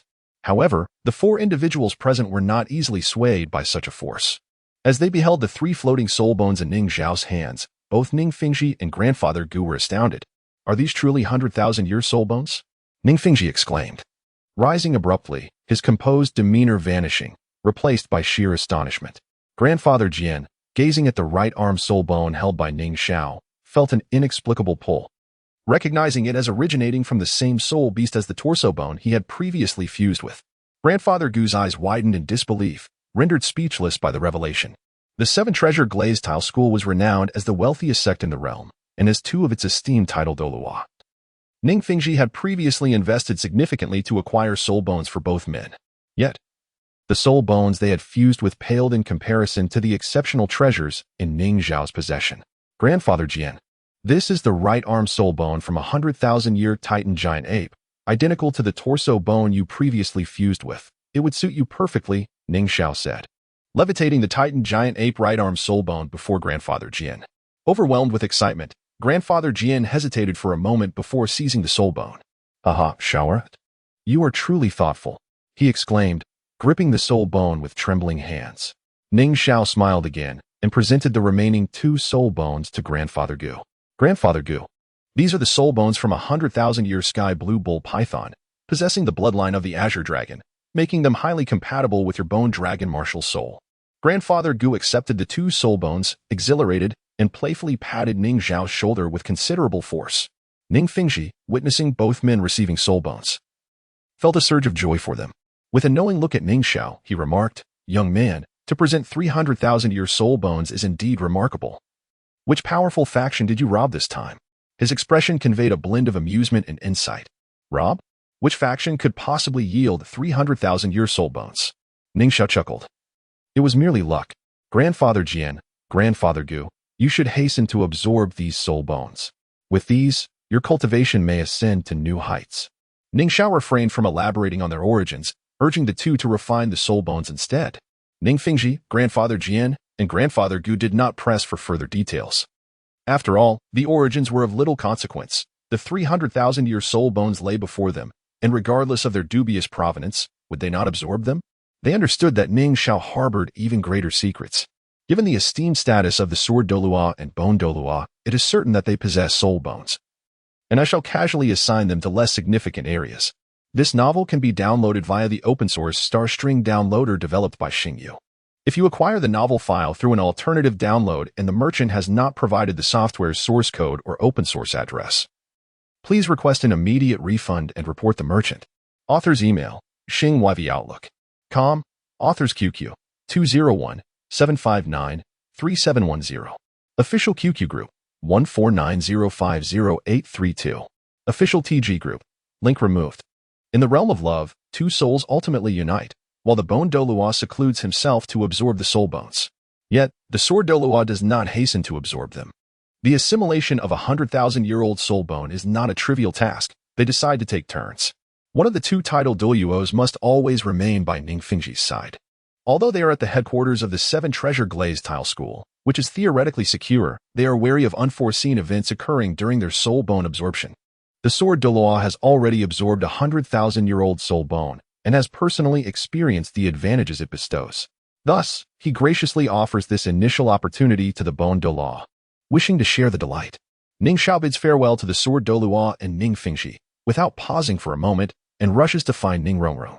In the garden, flowers are in full bloom, yet amidst this floral splendor, the girl appears even more exquisite than the blossoms themselves. Rong Rong, Ning Xiao softly calls. Upon hearing her name, Ning Rong Rong turns abruptly, her gaze meeting that of the one she has longed for. She stands there, momentarily speechless, lost in the moment. With a swift teleportation, Ning Xiao appears beside her, enveloping her in his embrace. Feeling the firmness of his chest, Ning Rong Rong playfully pushes against him a few times but soon surrenders. Nestling deeper into his embrace, Ning Xiao gage, I miss you. I miss you too. Once I finish my tasks, I will ask Uncle Ning for your hand in marriage. Will you be my wife? A barely audible agreement escapes her lips. After a year apart, their bond has only deepened, and she no longer resists. At 16, in the bloom of youth, upon their reunion, Ning Xiao is reluctant to part ways again. Together, they cherish their time, as nothing could be more beautiful than their companionship. For 3 consecutive days, they remain inseparable, with no external interruptions to their tranquil existence. In this gentle haven, Ning Xiao neglects his cultivation until a powerful roar from the sect's secret chamber awakens him from this blissful reverie. The sound, akin to a dragon's roar, reverberates throughout the 7-treasure glazed tile school, heralding an overwhelming aura of might. It is Grandfather Bone. He has emerged from seclusion. Rong Rong reluctantly withdraws from Ning Xiao's embrace, her cheeks flushed with shyness. Seeing her demeanor only endears her more to him. Rising, he gently takes her hand and says, "Let us go." Grandfather Bone's roar is truly impressive. It seems he has achieved a breakthrough. Rong Rong allows him to guide her, following closely. In the main hall of the sect, Ning Fingji, the sword Douluo, and the bone Douluo await. The fusion of 2 soul bones is exhilarating. Come, let us engage in a duel of 300 rounds. As they enter the hall, they hear the bone Douluo's taunting voice. Well, after several days. You seem more arrogant. Bring it on. I fear you not. The sword Douluo retorts defiantly. Ning Fingji simply sits in his place, smiling as he observes the playful banter between the two. Oh, how delightful. Let us see which grandfather is stronger, a cheeky voice interjects, eager for the spectacle. Of course. Grandfather Bone is superior. I am now level 96 with 200,000-year-old soul bones. Do not be fooled by your grandfather's higher level. I will have him searching for his teeth. The bone Douluo boasts proudly. Such nonsense. Do not forget I am level 97. And I still have a soul bone yet to assimilate. The sword Douluo counters, unwilling to concede. Let us compare our strengths, they proclaim, stepping out of the main hall to engage in their playful rivalry. Ning Fingji observes the hand-in-hand couple, his brow furrowing slightly, feeling as if his prized cabbage is being snatched away. Yet he soon relaxes, saying, "Shower, you must treat my Rong Rong well. Uncle Ning, rest assured. I shall cherish Rong Rong for all eternity and protect her with my life." Ning Xiao affirms earnestly. "Ha, I trust you with her," Ning Fingji replies, a smile gracing his lips. If there were anyone he held in high regard among the youth, it would undoubtedly be Ning Xiao. Standing beside Ning Xiao, Rong Rong remains silent, yet her heart rejoices, for she may finally be with the one she loves. The duel between the sword Douluo and the bone Douluo ultimately yields no victor, for given their bond, how could there be a true outcome? Subsequently, the sword Douluo assimilates the right arm soul bone of the Titan giant ape, yet his cultivation does not advance, for after reaching level 95, each subsequent level becomes exceedingly arduous. Nevertheless, despite still being at level 97, the sword Douluo's combat prowess has significantly increased due to the 200,000-year-old soul bones, enhancing not only his attack power but also granting him dominion over gravitational forces. Ning Xiao encounters Su Haiqua once more, as he continues his studies in martial soul awakening at the 7-treasure glazed tile school. However, Su Haiqua, being new to this field, requires guidance and has not yet been permitted to take control. Master Gua, the head of Soul Awakening, is ecstatic to see Ning Xiao and Rong Rong. For him, the greatest achievement of his life has been awakening the 2 prodigies with innate full soul power. As Ning Xiao's reputation rises, so too does Master Gua's standing. Haiqua, these soul bones are yours, Ning Xiao declares, presenting Su Haiqua with 7 soul bones from 5,000-year-old soul beasts, leaving him utterly speechless. Boss Xiao, the wisest decision of my life was to follow you. Who else could procure an entire set of soul bones like this? When De Xiong and the others return from their mission, they will surely envy me, Su Haiqua exclaims with excitement. Enough chatter. Hurry and absorb them, Ning Xiao encourages, displaying his generosity towards those close to him.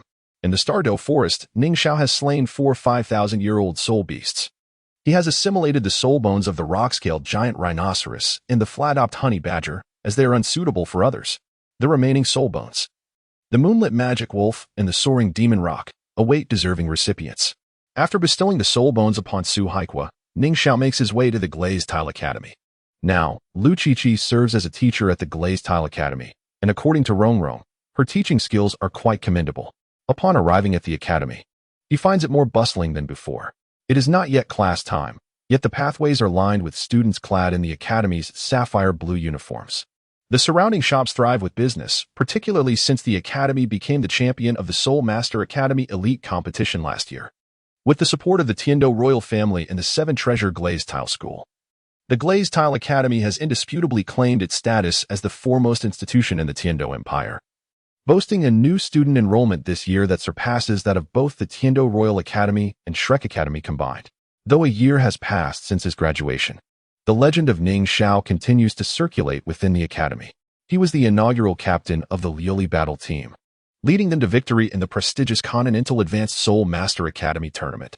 Countless students at Liuli Academy look up to Ning Xiao as their paragon, aspiring to one day join the academy's team and bring glory just as he did. Freshmen are drawn to Liuli Academy largely due to Ning Xiao's esteemed reputation. It's really Senior Ning Xiao. He is so handsome. Upon arriving at the academy's entrance, he was immediately recognized. In a short while, enthusiastic juniors surrounded him, their spirits soaring as they marveled at the appearance of their idol, as if in a dream. Their youthful faces radiated joy, and they called out passionately, expressing their fervent admiration. Senior Ning Xiao is so dashing. How wonderful it would be to be his girlfriend, exclaimed a female student, her cheeks flushed, gazing at him with eyes that seemed to sparkle with affection. Xiaoyi, you have no chance. Senior Ning Xiao is a shining star, far beyond our reach. You, a mere toad, dreaming of swan meat? Remarked her friend, eyeing Ning Xiao's companion, the beautiful Ning Rong Rong. They truly made a perfect pair, a match fashioned by heaven itself. Beside her, Ning Rong Rong shared in the joy, having witnessed Ning Xiao's popularity. Haha, he's just that amazing. There's no denying it, Ning Xiao said, playfully squeezing Ning Rong Rong's hand without a hint of modesty. You're just being vain. With so many people surrounding us, how will we get inside? She whispered. Ning Xiao glanced around, noticing the throng of students gathered at the academy's entrance. Although their intentions were kind, it was causing quite a disruption. Juniors, may I have your attention? Ning Xiao's voice, imbued with a gentle soul force, had a magical quality, compelling every student to listen. As they quieted down, their gazes remained fixed on him. Your enthusiasm is deeply appreciated. Thank you for your kindness, he continued, his tone calm and approachable, eliciting a warm response from the crowd. But now, disperse. This is a vital time for your growth. Focus on your studies and training. I hope to see your figures on the stage of the next Soul Master Academy Elite Tournament. As he spoke with a smile amidst the crowd, his simple words offered the greatest praise to each student, acknowledging that the Elite Tournament was the grandest of stages, reserved for the Sea Army de la Sea Army. We will work hard, Senior Ning Xiao. We won't let you down. The championship will surely belong to Liuli Academy again, they chanted with fervor. Will you attend the next Elite Tournament, Senior Ning Xiao? One student called out. I will, Ning Xiao replied without hesitation, igniting a wave of excitement among them. I will train diligently and join the academy team to represent us in the Soul Master Tournament and bring honor to Liuli Academy, they proclaimed, their spirits soaring. Now, off you go. It's time for class, Ning Xiao instructed, and like the sound of a referee's whistle, the crowd parted, hurrying back to their classrooms or simulated environments, eager not to waste a moment of training. Now that they've dispersed, let us head in, Ning Xiao said with a smile to Ning Rong Rong, seemingly pleased with himself. Hiki, your prestige among them is immense. Your words truly captivated them, she replied with a bright smile. As they entered Liuli Academy, Ning Xiao felt a notable change.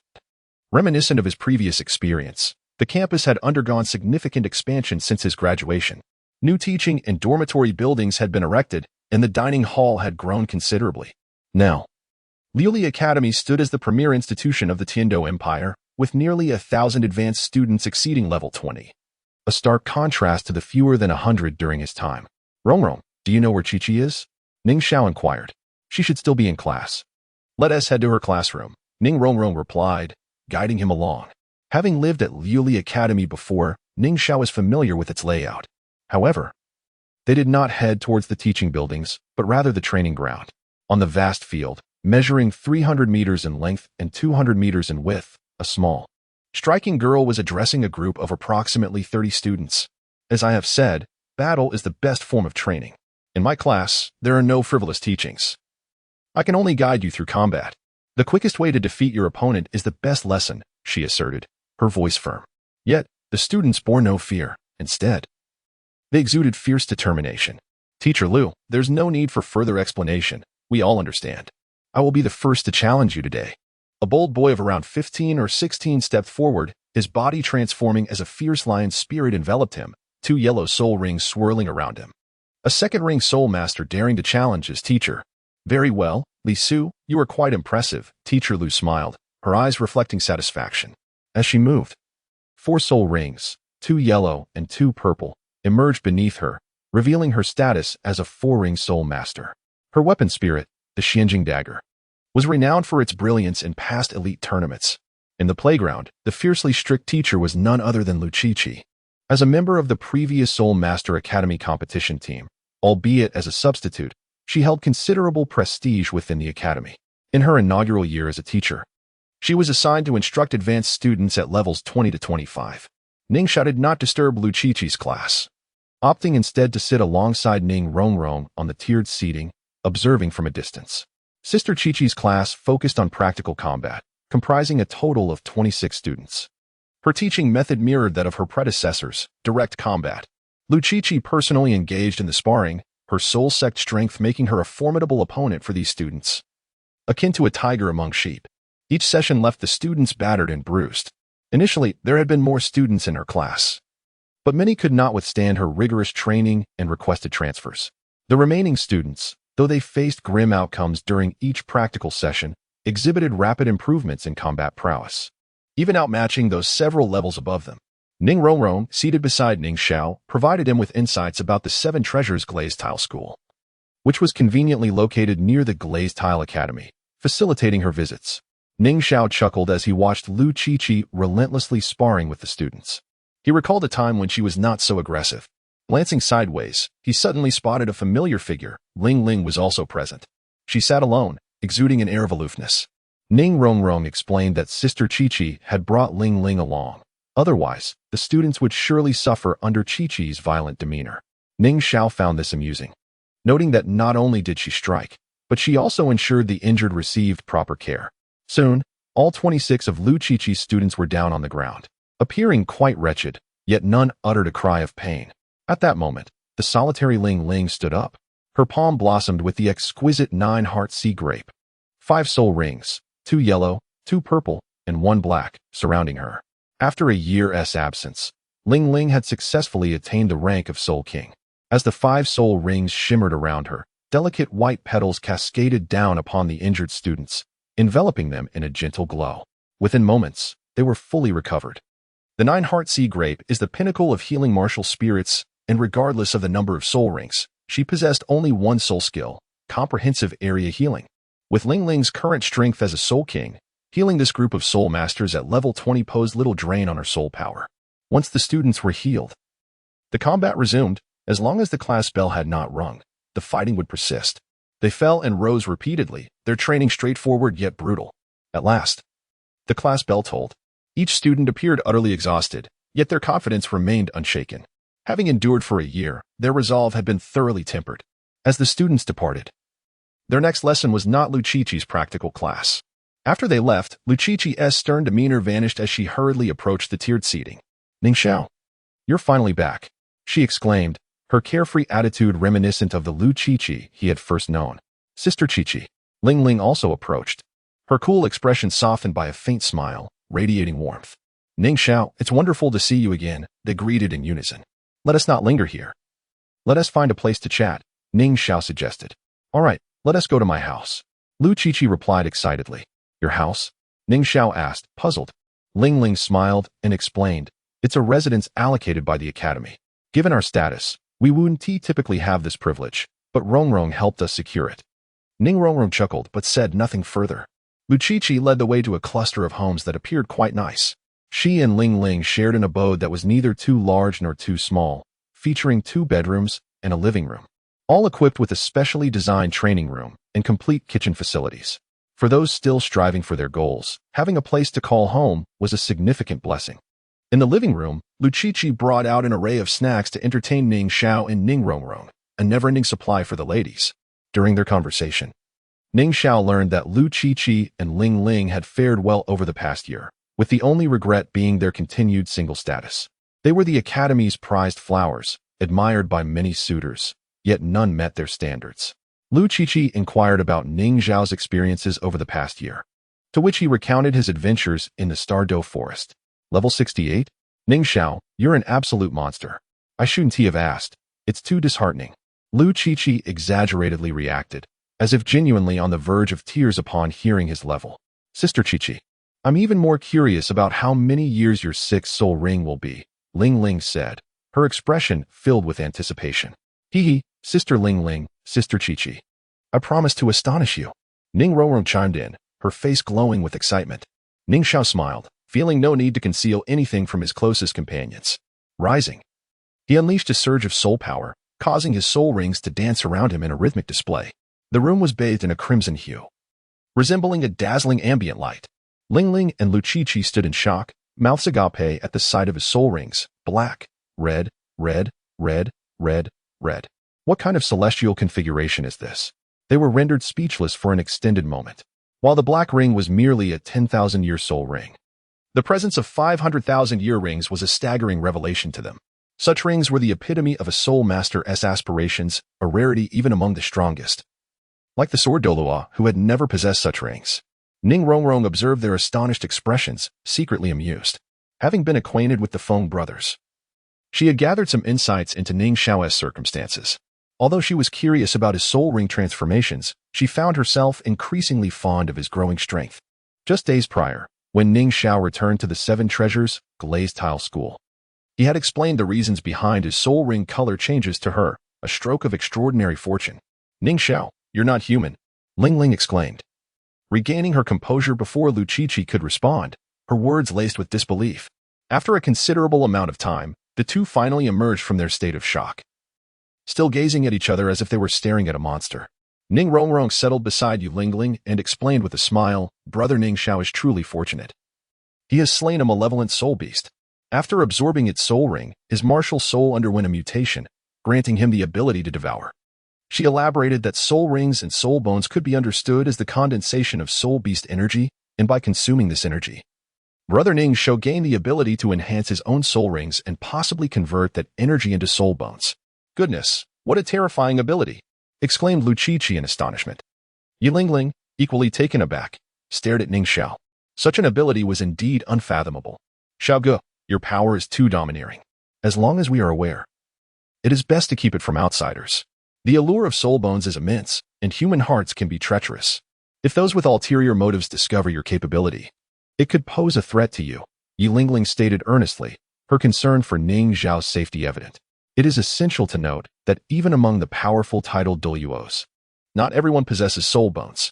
If they were to learn of Ning Xiao's ability to produce them, they would undoubtedly seek to control him for their own purposes. Upon hearing this, Lu Chi quickly covered her mouth in agreement. Indeed, Ling Ling speaks wisely. We must not let others find out. Ning Xiao smiled, feeling the concern of his friends. When he revealed his method of acquiring soul bones, their worry was not for themselves, but for the potential dangers that might befall him. This is what true friendship entails. Ning Xiao understood the principle of holding a jewel can invite trouble, yet he trusted his closest companions. He didn't mind sharing certain things with them. At this moment, he possessed over 2,000 low-grade soul bones, and it was impractical to keep them all in his system's repository. Only through usage could the true value of those soul bones be realized. With so many soul bones at his disposal, Ning Xiao needed a plausible explanation. He would not disclose the matters of the system, but the mutation of his martial soul provided a compelling rationale. As for his safety, Ning Xiao felt little concern. Setting aside the possibility of his trusted friends revealing his secrets, even in the event of exposure, his current strength was sufficient for self-protection. Previously, he had to rely on the Trinity martial soul fusion technique to unleash the power of a titled Douluo, but now, he possessed the strength to easily defeat lower-ranked titled Douluos. With formidable defensive capabilities, he had little to fear as long as he did not encounter a deity.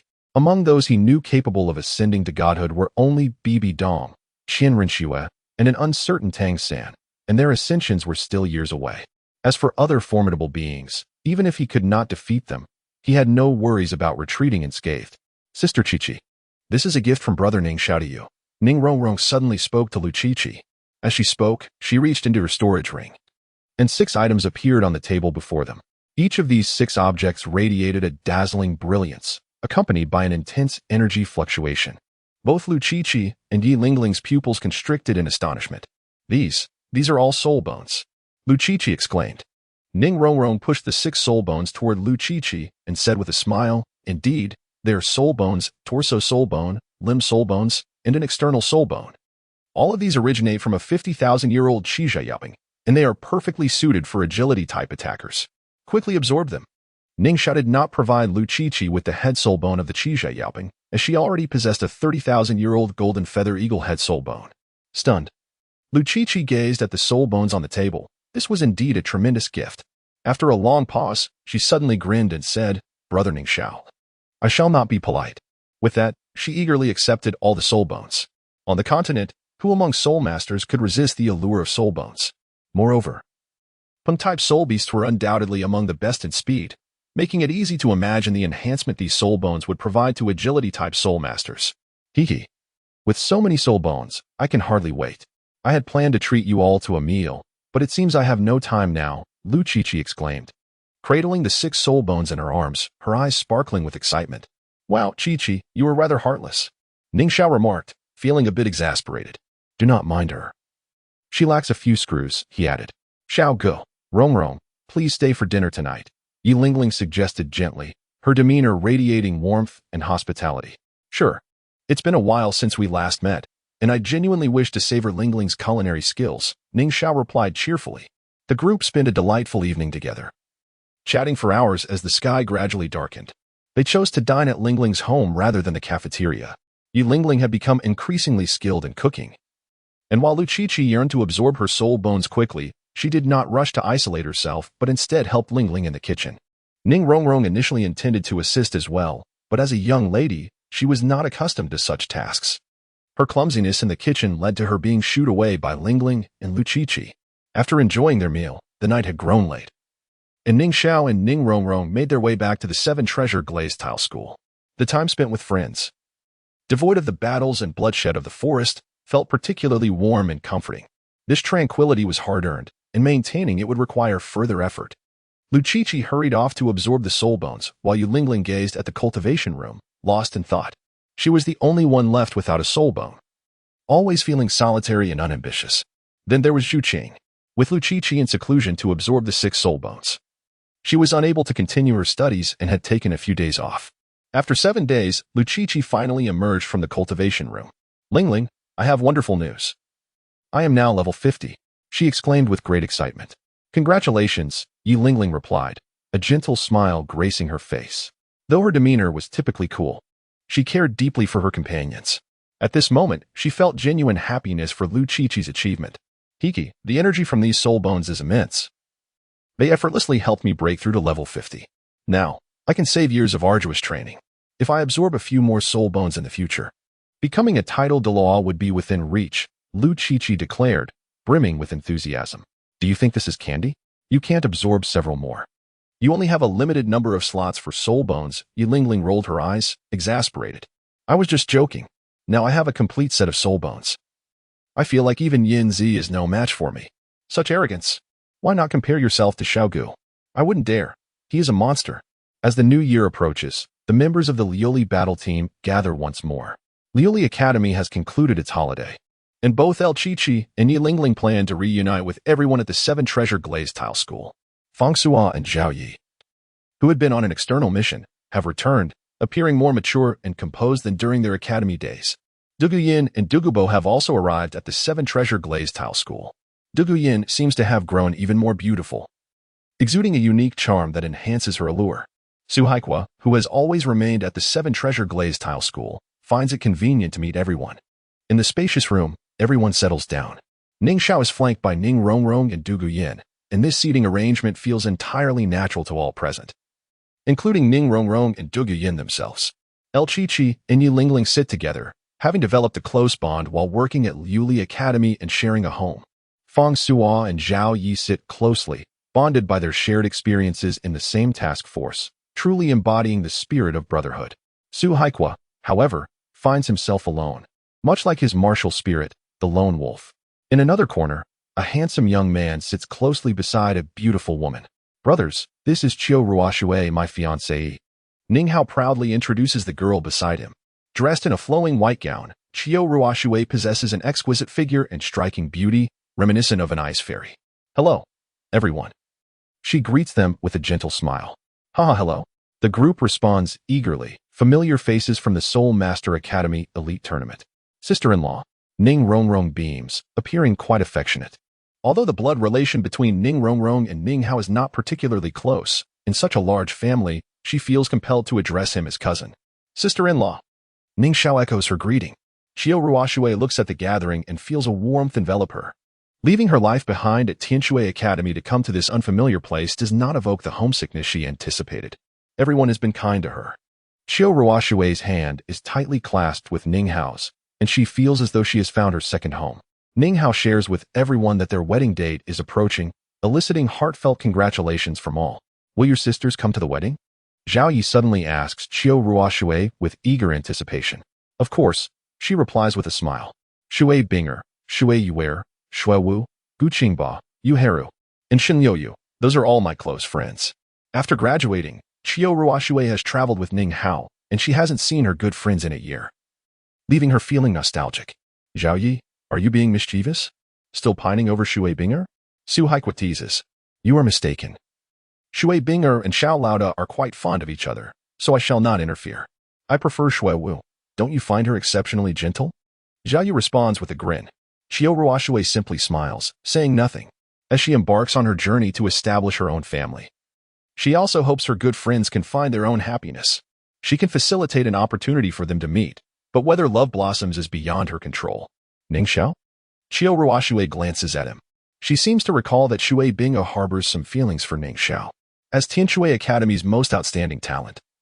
It seems only someone as exceptional as Ning Xiao could be worthy of her affection. However, seeing Ning Rong and Du Guyan beside him, Xiao Ruoshui internally chuckles. Sister, this man is indeed too remarkable. If you fancy him, you will have many competitors. Ning Xiao's expression darkens at Zhao Yi's words. Shui Bingo is indeed an extraordinary girl, possessing an icy brilliance that is unparalleled. However, claiming a mutual affection between them is sheer nonsense. Sensing two unfriendly gazes upon him, Ning Xiao quickly rebukes. Get lost, Zhao? Do not slander me. What mutual affection? I barely know Shui Bing. He hastily dismisses the notion, feeling the pressure of those piercing stares dissipate. Zhao Yi, it seems that after a year apart, your tongue remains as loose as ever. Come, shall we step outside for a spar? Ning Xiao proposes playfully, cracking his knuckles audibly. Zhao Yi feels a twinge of panic. What have I done to provoke you, Xiao Lauda? He wonders. Despite his own improvements over the past year, he lacks the courage to face Ning Xiao, fully aware of his formidable strength. Each encounter leaves him thoroughly defeated, especially with the top-tier healing soul master at hand, allowing Ning Xiao to unleash his full might without concern for repercussions. Xiao Lauda, you jest. With your unparalleled might, how could I dare to spar with you? Zhao Yu quickly offers a nervous smile. His comment elicits laughter from the group, as Zhao Yu remains unfazed by past beatings, always seeking to provoke Ning Xiao. Zhao Yi, if you're too afraid to face the boss, how about a match between us brothers? Su Haikwa challenges. Zhao Yi's gaze shifts to him immediately. Haikwa, are you sure? Just so you know, I am now at level 47. Zhao Yi boasts proudly. Among the Liuli battle team, aside from a few support members, he feels confident that he can best most of them. Ning Xiao requires no further mention, while Digu Yin and Fang Sua have both achieved the rank of Soul King. Although Zhu Zhuqing is absent from the 7 Treasure Glazed Tile School, Zhao Yi is certain that with her talent, she too has reached the Soul King level. As for El Chi-Chi, Zhao Yi believes her level may not surpass his, yet her golden-winged eagle head spirit bone is exceptionally formidable, making her a challenging opponent for his fragile attack type.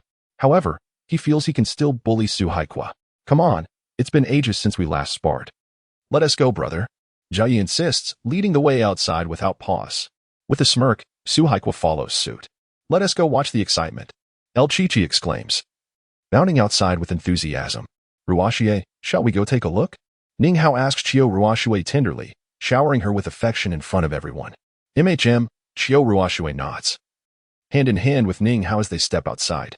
In an open area outside, Zhao Yi and Su Haikwa stand facing each other.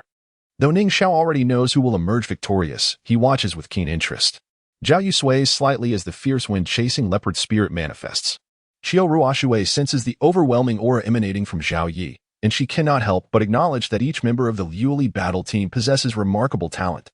She knows Zhao Yu ranks lower within the team, yet here he stands at level 47. Even Shui Binger, the mightiest of the Tianshui team, has yet to reach this level. Haikwa, quickly reveal your martial spirit. Let me see your progress. Zhao Yi boasts arrogantly. But don't be frightened. Su Haikwa replies with a smile. A wolf's howl echoes as Su Haikwa summons his martial spirit. The others, Fengsua, Zhao Yi, Ning Xiao, Ruoshui, and Du Guyan, are all taken aback by Su Haikwa's martial spirit. What the? Haikwa, have you been taking enhancements again? Zhao Yi exclaims in astonishment.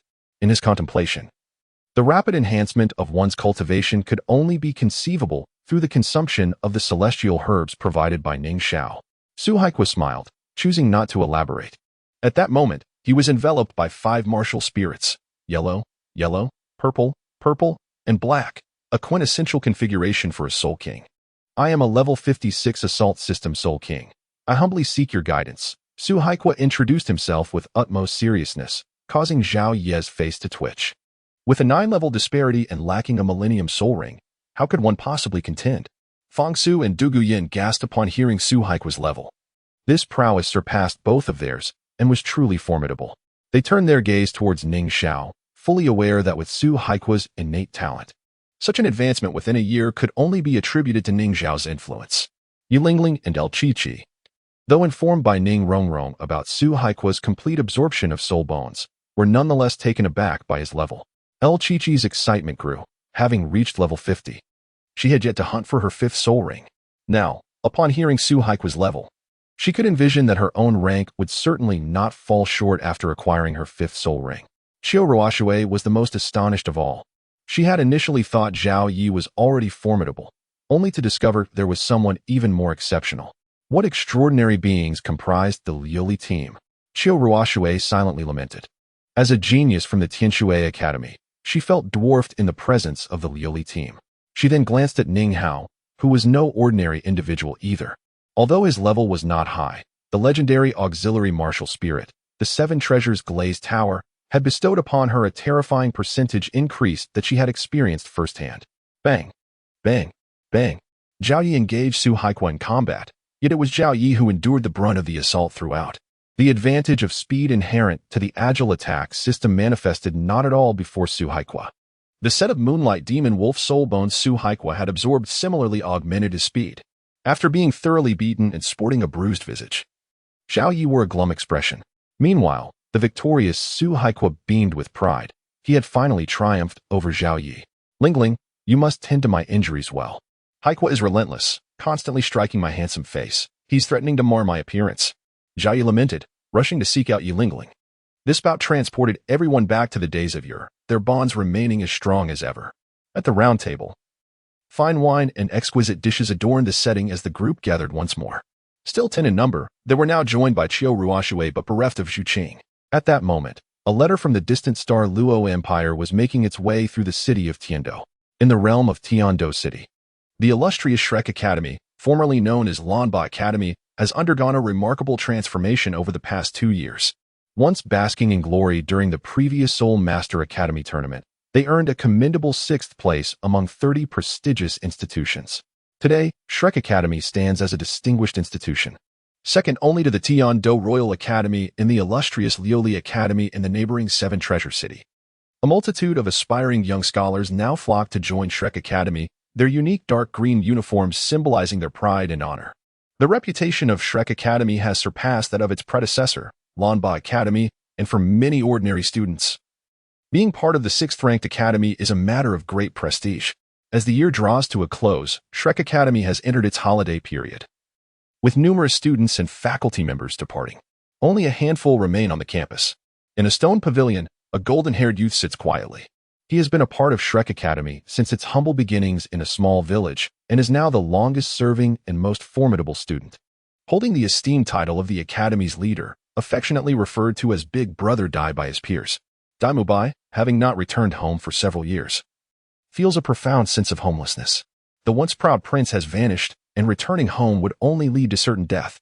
In his mind, Daimubai reflects on his past, including a former fiancée, but now, having chosen to flee, he feels detached from those memories. He is not bound to her. He has vast forests to explore. Suddenly, a boisterous voice interrupts his thoughts. Big Brother Dai, let's go out today. I discovered something extraordinary yesterday, your favorite, twins. A round figure appears before him, revealing his close companion, Ma Hongjun, an orphan who shares his own sense of homelessness. Alongside them is their other good friend, Oscar. At Shrek Academy, The graduation requirement for the original Shrek 7 monsters is to reach level 40 by age 20, while for other students, it is merely level 30. Tang San and Xiao Wu graduated a year ago, and others like Tai Long and Jiang Zhu have also completed their studies. The remaining members of the Shrek 7 monsters, Yi Luo and Diao Lin, have returned home for the holidays, leaving Dai Mubai, Ma Hongjun, and Oscar with little entertainment but to hunt for adventure in Tiando City. Upon hearing Ma Hongjun's words, Dai Mubai's eyes light up with curiosity. Twins? Where are they? Let's go? He is intrigued by the prospect. With Ma Hongjun now a soul master and receiving a monthly stipend of 100 gold soul coins, his standards have risen, making their companionship more enjoyable. The allure of twins is irresistible to Dai Mubai. Without hesitation, he beckons Oscar, and the three brothers set off from the academy. Yu Xiaogang observes the trio departing the campus but refrains from intervening, maintaining a stoic expression. It is understandable to suppress one's desires. Flinder values these three brothers immensely, as they are essential for Shrek Academy's glory in the upcoming Elite Soul Master Tournament. As a brother, Yu Xiaogang is determined to support Flinder. With Dai Mubai already at level 46, his extraordinary talent is evident. Yu Xiaogang is confident that, under his wise guidance, Dai Mubai will achieve at least the rank of a high-level Soul King, if not a Soul Emperor, by the next tournament in 4 years. Oscar has successfully advanced to the rank of Soul Master, and Yu Xiaogang has chosen a suitable fourth spirit ring for him, enhancing his abilities significantly. With innate full soul power, Oscar's talent is remarkable, and Yu Xiaogang believes he will reach Soul King status within 4 years. Although Ma Hongjun is currently only level 39, it is not due to a lack of talent but rather the burden of his evil fire. Yu Xiaogang is convinced that if he can discover a method to suppress this evil fire, Ma Hongjun's Phoenix martial spirit will reach its apex. Yu Xiaogang even entertains the notion of a solution to the evil fire dilemma, contemplating whether Ma Hongjun would be unaffected if not for that trivial hindrance. However, he realizes that such a proposal may not be well received by Ma Hongjun. As for Yi Luo and Diao Lin, while their talents do not quite match those of Dai Mubai, Oscar, and Ma Hongjun, they are still likely to achieve Soul Master status by age 20. This is the confidence of Shrek Academy, 2 Soul Kings and 3 Soul Masters as a foundation. If they can recruit 2 more prodigies to complete their team, who could possibly rival Shrek Academy in the next Elite Soul Master Tournament? Yu Xiaogang envisions the immense benefits that the Academy will reap once they establish themselves as champions. He observes the success of the neighboring Liuli Academy, which, despite being newly established, has garnered royal support after claiming victory, resulting in a student body exceeding 1,000. With each student's annual tuition at 100 gold soul coins, this amounts to a staggering sum. Yu Xiaogang imagines Flinder's ecstatic reaction upon witnessing such wealth. With Lu Erlong by his side, he hopes to provide Flinder with additional support elsewhere. He has also gathered insights about other prestigious Soul Master academies. The Xiangjiao Academy within the 5 Elements Academy is deemed inferior. Dai Mubai could easily overpower them single-handedly. Moreover, the remaining 4 elemental academies have merged, presenting a potential challenge. But ultimately, they remain merely a faction of Soul Masters, lacking the prowess of Shrek Academy. As for the Tiando Royal Academy, Yu Xiaogang scoffs at its reputation. Despite its grand title, it has become a haven for mediocrity, having been corrupted by the aristocracy. The previous cohort had some merit, but the upcoming generation may struggle to even find Soul Master students. Naturally, Yu Xiaogang's primary concern lies with Liuli Academy, his lifelong rival. However, upon learning more about it, he finds little to fear. While there are still 4 years until the next Elite Soul Master Tournament and opportunities for recruitment, Liuli Academy currently lacks any formidable candidates, with none even reaching Soul Master status. One promising student, Ning Xiao, a support-type Soul Master from the 7 Treasure Glazed Tile Pagoda, has achieved level 36 at the age of 16, but his talent is only mediocre. Even if he reaches Soul Master status in 4 years, he poses little threat. As long as there are no challengers of Ning Xiao's caliber, Yu Xiaogang feels little concern. The remaining potential candidates from Liuli Academy have yet to reach level 35, with 2 even languishing at level 29. Yu Xiaogang can only conclude that Liuli Academy, at present, is also a haven for the inept. As for the Spirit Hall's battle teams, Yu Xiaogang, utilizing his Elder's token, has gathered information indicating that they are far inferior to the previous cohort led by Hulina. A letter from Zhu Qing arrived at the 7 Treasure Glazed Tile School.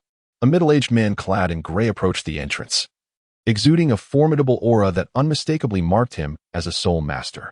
As he advanced towards the gates of the 7 Treasure Glazed Tile School, He was halted by the guards. Halt. Who are you? This is the 7-treasure glazed tile school. Depart at once, you idle intruder. Several guards stood firm at the entrance, weapons in hand, ready to subdue any ill intentions from the gray-clad man. The man paused, refraining from any rash actions. He glanced at the plaque and confirmed that he had indeed arrived at the correct location. Is young Master Ning Xiao present here? He inquired. One of the guards, upon hearing this, focused intently on the gray-clad man. What business do you have with young Master Ning Xiao? The guard asked sternly. I have urgent matters to report. I must see young Master Ning Xiao to convey them, the man replied. The mention of Ning Xiao's name caused the guards to become increasingly serious. Who are you? One guard asked gravely, their concern for Ning Xiao's safety palpable. The gray-clad man's expression stiffened as he spoke. Please inform young Master Ning Xiao that I am a friend of Xing Luo, and I come on behalf of Shui Xianyuji. He will understand. The man exhibited extreme caution, and despite the guards' furrowed brows, they ultimately decided to relay the message to Ning Xiao. Shortly thereafter, Ning Xiao emerged, his gaze fixed upon the gray-clad man, whose powerful aura instilled a sense of overwhelming pressure. What is your connection to Zhu Qing? Ning Xiao asked, his voice chilling and authoritative. Shui Xianyuji, the gray-clad man stammered, confirming Ning Xiao's identity with trepidation. Ning Xiao's mention of Zhu Qing had already led him to realize who he was addressing. Yes, Ning Xiao affirmed. Suddenly, the gray-clad man knelt before Ning Xiao, shocking the guards around them. Young Master Ning Xiao, I implore you to save my lady. Here is a letter from her. Upon reading it, you will comprehend everything. He produced a letter from within his robes, presenting it with both hands. Ning Xiao accepted the letter, noting the words for Ning Xiao inscribed upon the envelope, which further confirmed the man's identity. As he opened the letter and perused its contents, a flash of anger crossed his face. Is that family truly so heartless? Ning Xiao's voice turned icy. Observing the trembling gray-clad man before him, Ning Xiao hastily retracted his imposing aura, allowing the man to breathe easier. It was then that the gray-clad man recognized just how formidable Ning Xiao truly was. In the presence of this individual, our soul sect feels utterly powerless. No wonder my lady places such trust in him. It is worth the journey I undertook to deliver this letter, he thought to himself. Rise and follow me. Ning Xiao instructed, leading the way into the depths of the 7-treasure glazed tile school. The gray-clad man quickly stood and accompanied Ning Xiao, the guards no longer obstructing their passage. Upon reaching Ning Xiao's private quarters, he offered the man a cup of hot tea, to which the man expressed his gratitude. Now, tell me about Zhu Qing's predicament, Ning Xiao prompted. Young Master Ning Xiao, my lady's situation is dire. The patriarch and most of the clan elders wish for her to wed the crown prince. However, my lady possesses extraordinary talent, and one elder has chosen to support her. Zhu Qing has been deferring due to her youth, thus maintaining her current status. Yet, the Zhu family has a long-standing tradition of marrying into the Dai family, and the fusion technique of the ghostly white tiger is the strongest trump card of the Xing Luo Empire. Even though my lady is powerful, she cannot compare to the ghostly white tiger. Both the royal family and the patriarch are pressuring her, and even with the support of one elder, she cannot withstand such pressure. My lady claims she has a partner, but others do not see this as a valid reason to resist the marriage. Ultimately, it has been decided that at her 16th birthday, she and her partner must challenge Davis and Zhu Zhuyun's ghostly white tiger. Should she prove herself stronger than the ghostly white tiger, she will be granted the freedom to choose her spouse. Of course, her partner must be under 30. She cannot simply claim an elderly person as her partner to fight on her behalf. The gray-clad man spoke earnestly, his words laced with resentment towards the Zhu and Dai families. Listening intently, Ning Xiao felt a surge of indignation towards such families. They remained oblivious to the struggles Zhu Qing had endured to escape her fate. Despite having defeated Zhu Zhuyun, they still sought to force her into marriage with Davis. All for the sake of obtaining that fusion technique, they would compel Zhu Qing to wed a man she does not love, such as the nature of family. Zhu Qing's coming-of-age ceremony is in 5 months, correct? Ning Xiao inquired, knowing Zhu Qing's birthday, as she was younger than both him and Ning Rong Rong. Indeed, it is in 5 months. Young Master Ning Xiao, you must help my lady. The gray-clad man pleaded. Davis is now a soul king. The terror of the ghostly white tiger alongside Zhu Zhuyun is something the gray-clad man could easily envision, although Zhu Qing's personal strength surpasses that of Davis. Even if she were to find a genius partner under 30, they would still not stand a chance against the ghostly white tiger. At this moment, only 2 individuals could assist Zhu Qing, either by teaming up with Dai Mu Bai to complete the ghostly white tiger fusion technique, both being soul kings and possessing the strength to contend with Davis and Zhu Zhuyun, or by joining forces with the overwhelmingly powerful Ning Xiao, who could similarly defeat the ghostly white tiger. If Zhu Qing is in trouble, I shall certainly lend my aid. You should return and inform her. I will come. Ning Xiao declared gravely. Thank you, young master Ning Xiao. Thank you. The gray-clad man expressed his gratitude with palpable excitement. As the gray-clad man departed, Ning Xiao's gaze fell upon the letter resting on the table before him. The delicate script conveyed her helplessness. Ning Xiao felt a profound sense of sorrow for Zhu Qing's fate. An irresponsible fiancé had abandoned her to frolic freely, leaving Zhu Qing to bear the brunt of familial pressure. Fortunately, there was a wise elder supporting her. Otherwise, how would she cope? Now, with Zhu Qing in distress, Ning Xiao could not remain passive. A heavy heart weighed upon him as he realized the true nature of Dai Mubai. Previously, he had thought there was nothing more between Zhu Qing and him. But it was now clear that Dai Mubai had left Zhu Qing with an enormous mess to resolve. Damn it, that fellow is still in Heaven-Do City. Isn't he? Ning Xiao's expression turned furious. With that, he abruptly rose and strode out of the seven-treasure glazed tile school. In the early morning, outside the desolate Shrek Academy, a few individuals approached. Boss Dai, your audacity is remarkable. Bringing someone to the academy, remarked a plump young man, his demeanor cautious and lecherous. What are you afraid of, fatty? This isn't Dai's first rodeo. Remember when he brought back several last time in Soto City? The dean didn't say a word. Another young man with charming peach blossom eyes chimed in, nudging the plump one. Beside them stood a golden-haired youth, embracing two strikingly beautiful women, his expression exuding a hint of pride. The two women were, astonishingly, identical twins. Boss Dai, you're impressive. The sounds from your room last night lasted quite late. The lecherous fatty thumbed up at the golden-haired youth in admiration. Of course, who do you think I am? The golden-haired youth chuckled, reveling in his reputation. Then, the plump one leaned towards another youth, whispering, Xiao, I must say, the effect of your fourth soul skill, the euphoric pink sausage, is truly remarkable. These three youths were none other than the renowned Shrek trio. While Oscar might not possess the same vigor as his companions, he was always included whenever Dai Mubai and Ma Hongjun ventured out. Currently, Dai Mubai held great admiration for the master's choice of soul beast for Oscar's fourth soul ring, which proved to be incredibly practical. The euphoric pink sausage could eliminate negative effects, ensuring one maintained 110 combat effectiveness, even in intimate encounters. Its only downside was its short shelf life, necessitating immediate consumption. Hence, this was why Dai Mubai would always drag Oscar along. Although Oscar wished to remain pure, he, as a support-type soul master, could not resist the allure of two formidable attack-type companions, ultimately yielding to their insistence. Now, Dai Mubai had grown somewhat dependent on Oscar's pink sausage. 3 years ago, near Soto City, after his younger brother suffered an injury, a minute of Oscar's grilled sausage had revived him, but now, during their revelries, he often felt inadequate. Oscar's sausage had restored his vigor. As the trio arrived at Shrek Academy, they suddenly spotted an individual standing at the entrance, their expressions sharpening. Leaning against a stone pillar, the figure possessed an exceptional visage, with half-closed eyes and clad in light noble attire that exuded a tranquil aura. Ning Xiao. Dai Mubai released his hold on the twins, his gaze fixated on Ning Xiao, fury boiling within him. It was indeed Ning Xiao waiting at the academy's gates. After receiving Zhu Zhuqing's letter and grasping her predicament, Ning Xiao's anger towards Dai Mubai intensified. Despite Zhu Zhuqing claiming she had severed ties with Dai Mubai as her brother, Ning Xiao felt compelled to seek justice for her. Sensing their approach, Ning Xiao opened his eyes and immediately recognized Dai Mubai and the twins beside him. The more he pondered, the angrier he became as he approached Dai Mubai with an icy demeanor. Dai Mubai could sense the malevolence radiating from Ning Xiao, startling him. Anger surged within Dai Mubai. Their animosity was significant. He firmly believed that a soul master who refrained from trouble was not a good soul master. However, if trouble were brought to his doorstep, he would not allow it to go unchallenged. With a roar, Dai Mubai activated his martial soul, his physique enlarging considerably.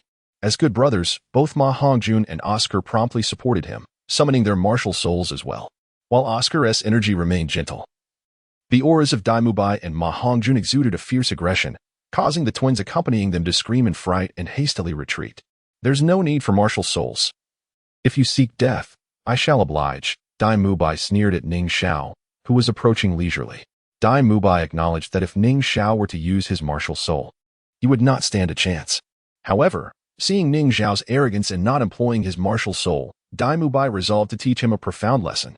As the king of beasts, the white tiger would not tolerate such provocation. With no hesitation, Dai Mubai unleashed his third soul skill, the white tiger's diamond transformation. Energy surged around his tiger paw as he lunged fiercely towards Ning Xiao. Simultaneously, Ma Hongjun activated his second and third soul skills, acquiring a pair of phoenix wings and maximizing the power of his phoenix flames. He flapped his wings and approached within 5 meters of Ning Xiao, unleashing a torrent of orange-red flames towards him. The explosive power of such flames was formidable. Though he had mutated from a wild chicken, he had undeniably embraced the ferocity of a phoenix. Under the enhancement of their soul skills, Ma Hongjuan's phoenix flames surpassed those of a soul sovereign level fire. Yet, Ning Xiao did not even spare a glance at the flames. He merely raised his right hand and effortlessly dispersed the fiery assault with a casual palm strike. How is this possible? Ma Hongjun's expression reflected disbelief. He was a phoenix. If Ning Xiao had utilized his martial soul to extinguish his flames, it would have been more palatable. Yet, to dismiss them so easily was utterly incomprehensible. Having initiated his attack, Ning Xiao was not inclined to grant his opponents any respite. He swiftly closed the distance, appearing before Dai Mubai in the blink of an eye. Such speed startled Dai Mubai, but at that moment, Ning Xiao denied him the opportunity to unleash another soul skill. With a single clenched fist, he struck directly at Dai Mubai's chest.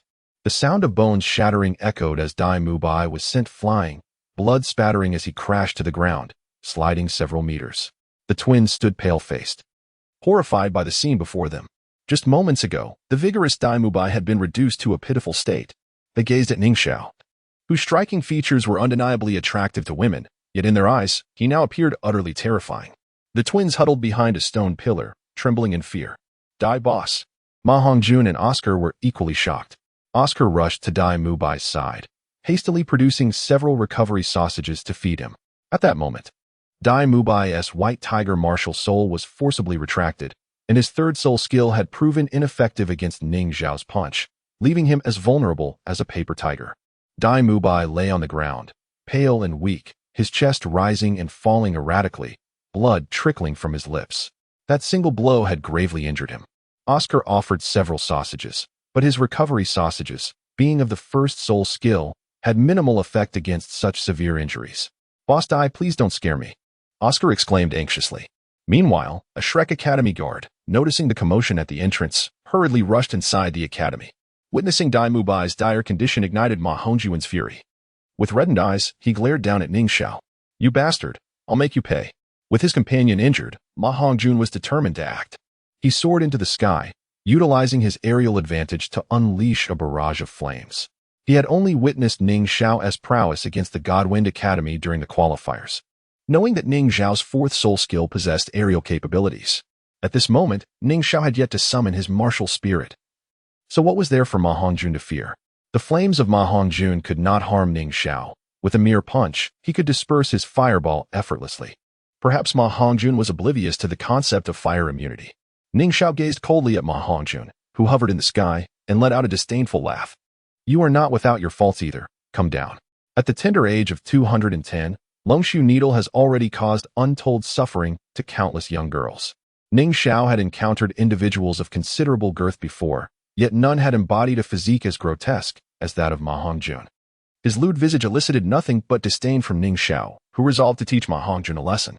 Typically, ground-based spirit masters would be at a disadvantage against aerial ones. However, Ning Xiao possessed considerable skills in countering airborne opponents. With his cloud bat wings, he could teleport up to 3,000 meters in an instant, and his second, fourth, and sixth spirit abilities could easily counter any flying spirit master. Yet, in this instance, Ning Xiao refrained from employing any of those abilities. With a flick of his right hand, 10 slender golden needles, as fine as strands of hair, materialized in his grasp. He cast them towards Ma Hongjun with a swift motion. Stealthy weapons rely primarily on their clandestine nature. In the past, Tang San had utilized such tactics against Zhao Wujing, who, despite being a titled spirit saint, could not defend himself. How, then, could the merely level 39 Ma Hongjun hope to withstand them? The 10 golden needles penetrated Ma Hongjun's body without hindrance. Initially, he felt only a minor sting, akin to a mosquito bite, but soon after, he sensed a dreadful twisting sensation in the affected area of flesh. A ghastly cry erupted from Ma Hongjun as his phoenix spirit shattered, and his corpulent form plummeted from the sky, crashing onto the hard stone floor with sufficient force to create a crack. "Ah, it hurts like hell," he wailed, his body curling into a ball, resembling a large meatball. His hands clutched desperately at his lower body, oblivious to the torment he was enduring. Oscar, witnessing Ma Hongjun's pitiful state, rushed to his side, offering him several sausages, but to no avail. Ning Xiao glanced at the fallen Dai Mubai and Ma Hongjun, feeling a wave of satisfaction wash over him after having dealt them a sound thrashing. He cast a fleeting look at Oscar but chose not to engage him, seemingly the only one without any blemishes on his record. Just as Ning Xiao prepared to depart, a voice boomed from the Shrek Academy. "Who dares to strike and then attempt to flee? Do you take Shrek Academy for a mere playground?" The roughness of the voice was oddly familiar to Ning Xiao. Turning, he saw a figure racing toward the academy gate. The individual was not tall, but was heavily built, resembling a massive bear, with a square jaw and a waxy complexion. His exposed arms showcased bulging muscles that appeared more robust than the thighs of an average man. Each stride he took resonated with an air of strength. Ning Xiao recognized him as Xiao Wujin, the indomitable spirit master. He sensed an overwhelming aura emanating from Xiao Wujin, estimating his level to be around 78 or 79. It is no easy feat for a spirit saint to advance a single rank. The last time they met, Xiao Wujin was merely at level 76. His current prowess certainly reflected his formidable reputation in the spirit master community. Within 3 to 4 years, he would undoubtedly ascend to the rank of spirit Douluo. "Teacher Zhao, you have finally arrived." Daimubai and the fat one were injured by Ning Xiao. "Come quickly," Oscar exclaimed, seemingly finding solace in Xiao Wujin's presence. Upon hearing this, Xiao Wujin's gaze fell upon Ning Xiao, causing him to freeze momentarily. A grimace passed over Xiao Wujin's face as unwelcome memories resurfaced. It was this very individual who had caused him considerable distress in the past. Xiao Wujin was reluctant to confront Ning Xiao again. For not only was Ning Xiao a thorny opponent, but his connections were equally daunting, capable of summoning an entourage of powerful allies. Ma Hongjun's agonized cries jolted Xiao Wujin back to the present. He approached Ma Hongjun, lifting his shirt to reveal numerous small welts across his body. A frown of concern furrowed Xiao Wujin's brow. The sight transported him back 3 years to the entrance examination at Shrek Academy when he had rashly chosen to personally assess Tang San and Xiao Wu.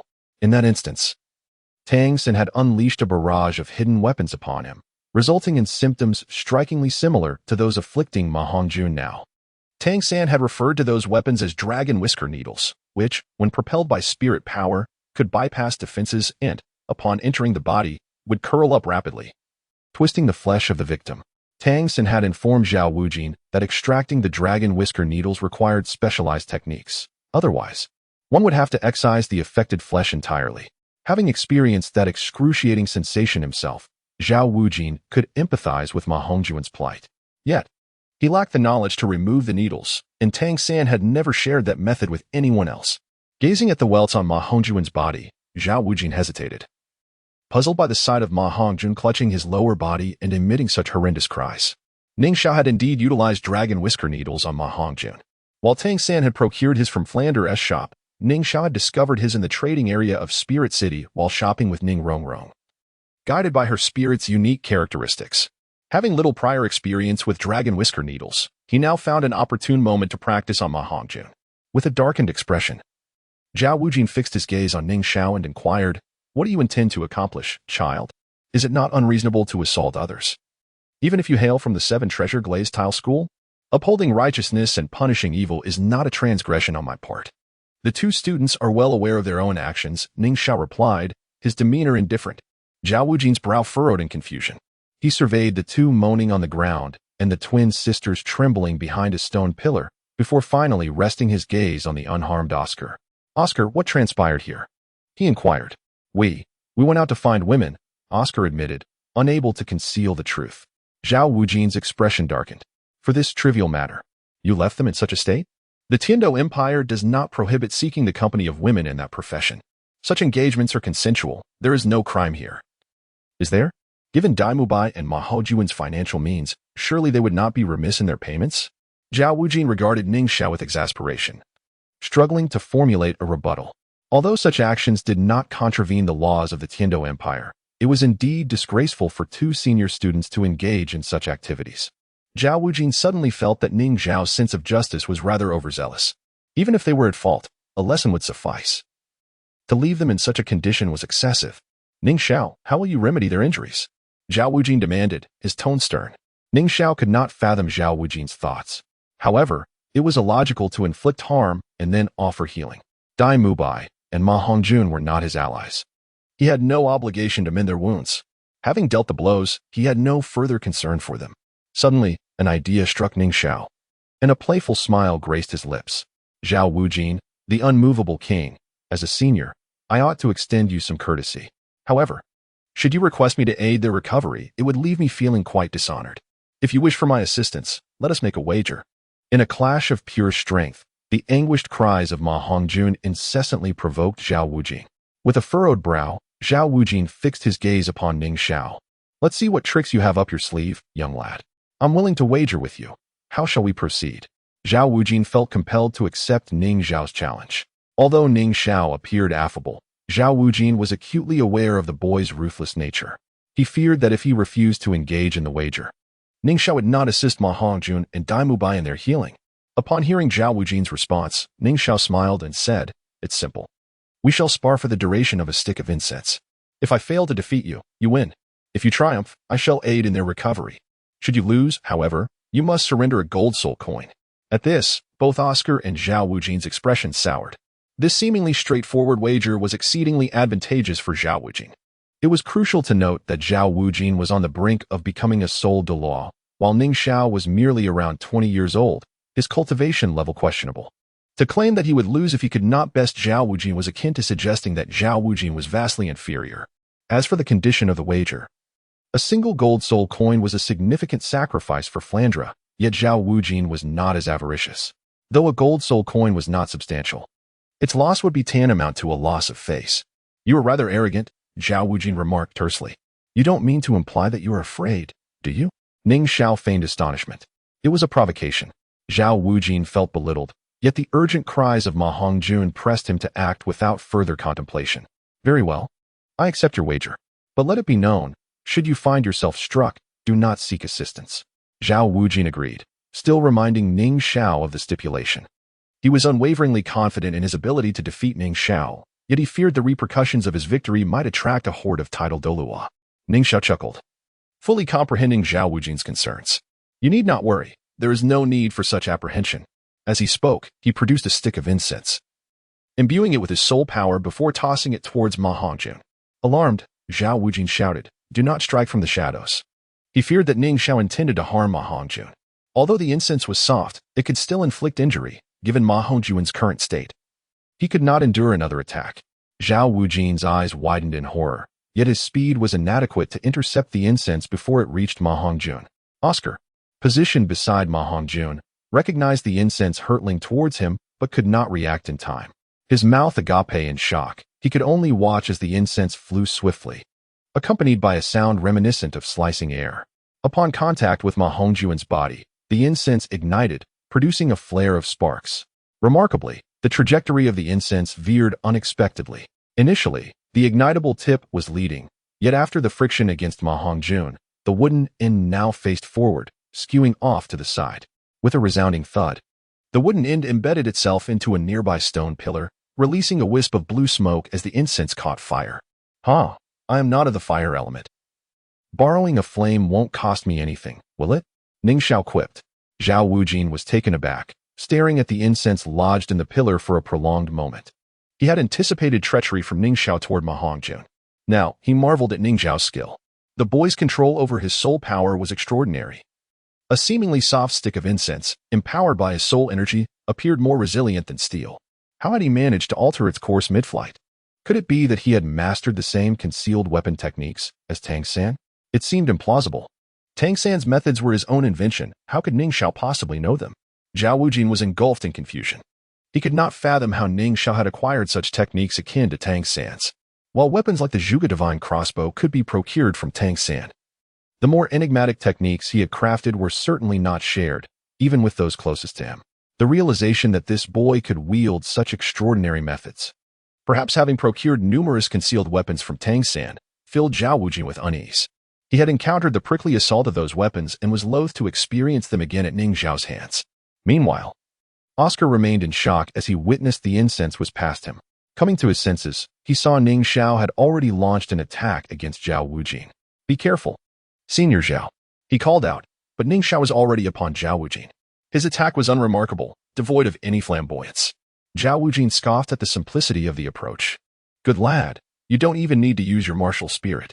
Your speed is commendable, but do you realize my martial spirit is the great strength diamond bear? If you think to match strength, you are sorely mistaken." Had Ning Xiao utilized his martial spirit or concealed weapons, Zhao Wujin might have had reason for concern. But against a bare fist, he felt no trepidation. As a power-type soul master, Zhao Wujin was confident that, even when facing a soul Douluo, he could overpower them with brute force.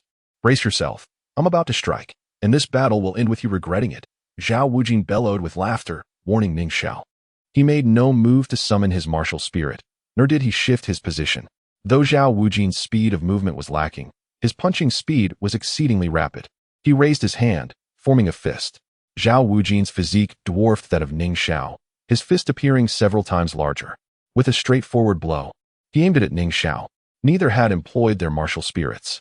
With 7 rings of soul power augmenting him, Zhao Wujin's physical strength had reached a formidable level. How could Ning Xiao, at such a young age, possibly surpass him in strength? The two fists collided. Zhao Wujin's contemptuous grin froze abruptly as he felt an overwhelming force reverberate through his arm, threatening to fracture it. He stumbled back, each step cracking the ground beneath him. Meanwhile, Ning Xiao stood steadfast, the stones beneath his feet remaining unscathed, as though he had not experienced the slightest tremor. In the clash, Zhao Wujin had to absorb the force, while Ning Xiao bore it entirely with his body. Staring in disbelief at Ning Xiao, Zhao Wujin's arm trembled, still vibrating from the impact. "How is this possible?" Oscar echoed in shock. "Zhao-sensei has been forced back, even if he did not use his full strength. How could Ning Xiao push him back?" Oscar regarded Ning Xiao with concern. He realized that Ning Xiao was not much older than he, yet he had managed to repel a high-ranking soul sage. Such power was terrifying. What manner of creature was he? The most exceptional individual he had ever encountered was Tang San, yet even Tang San did not possess this level of ferocity. In a fierce confrontation against the soul sage, even the most audacious of challengers would falter. Oscar was profoundly astonished. At that moment, Zhao Wujie gazed at Ning Xiao with a newfound respect, realizing that underestimating him was a grave error. Only through first-hand experience could one truly grasp the terrifying power that Ning Xiao wielded.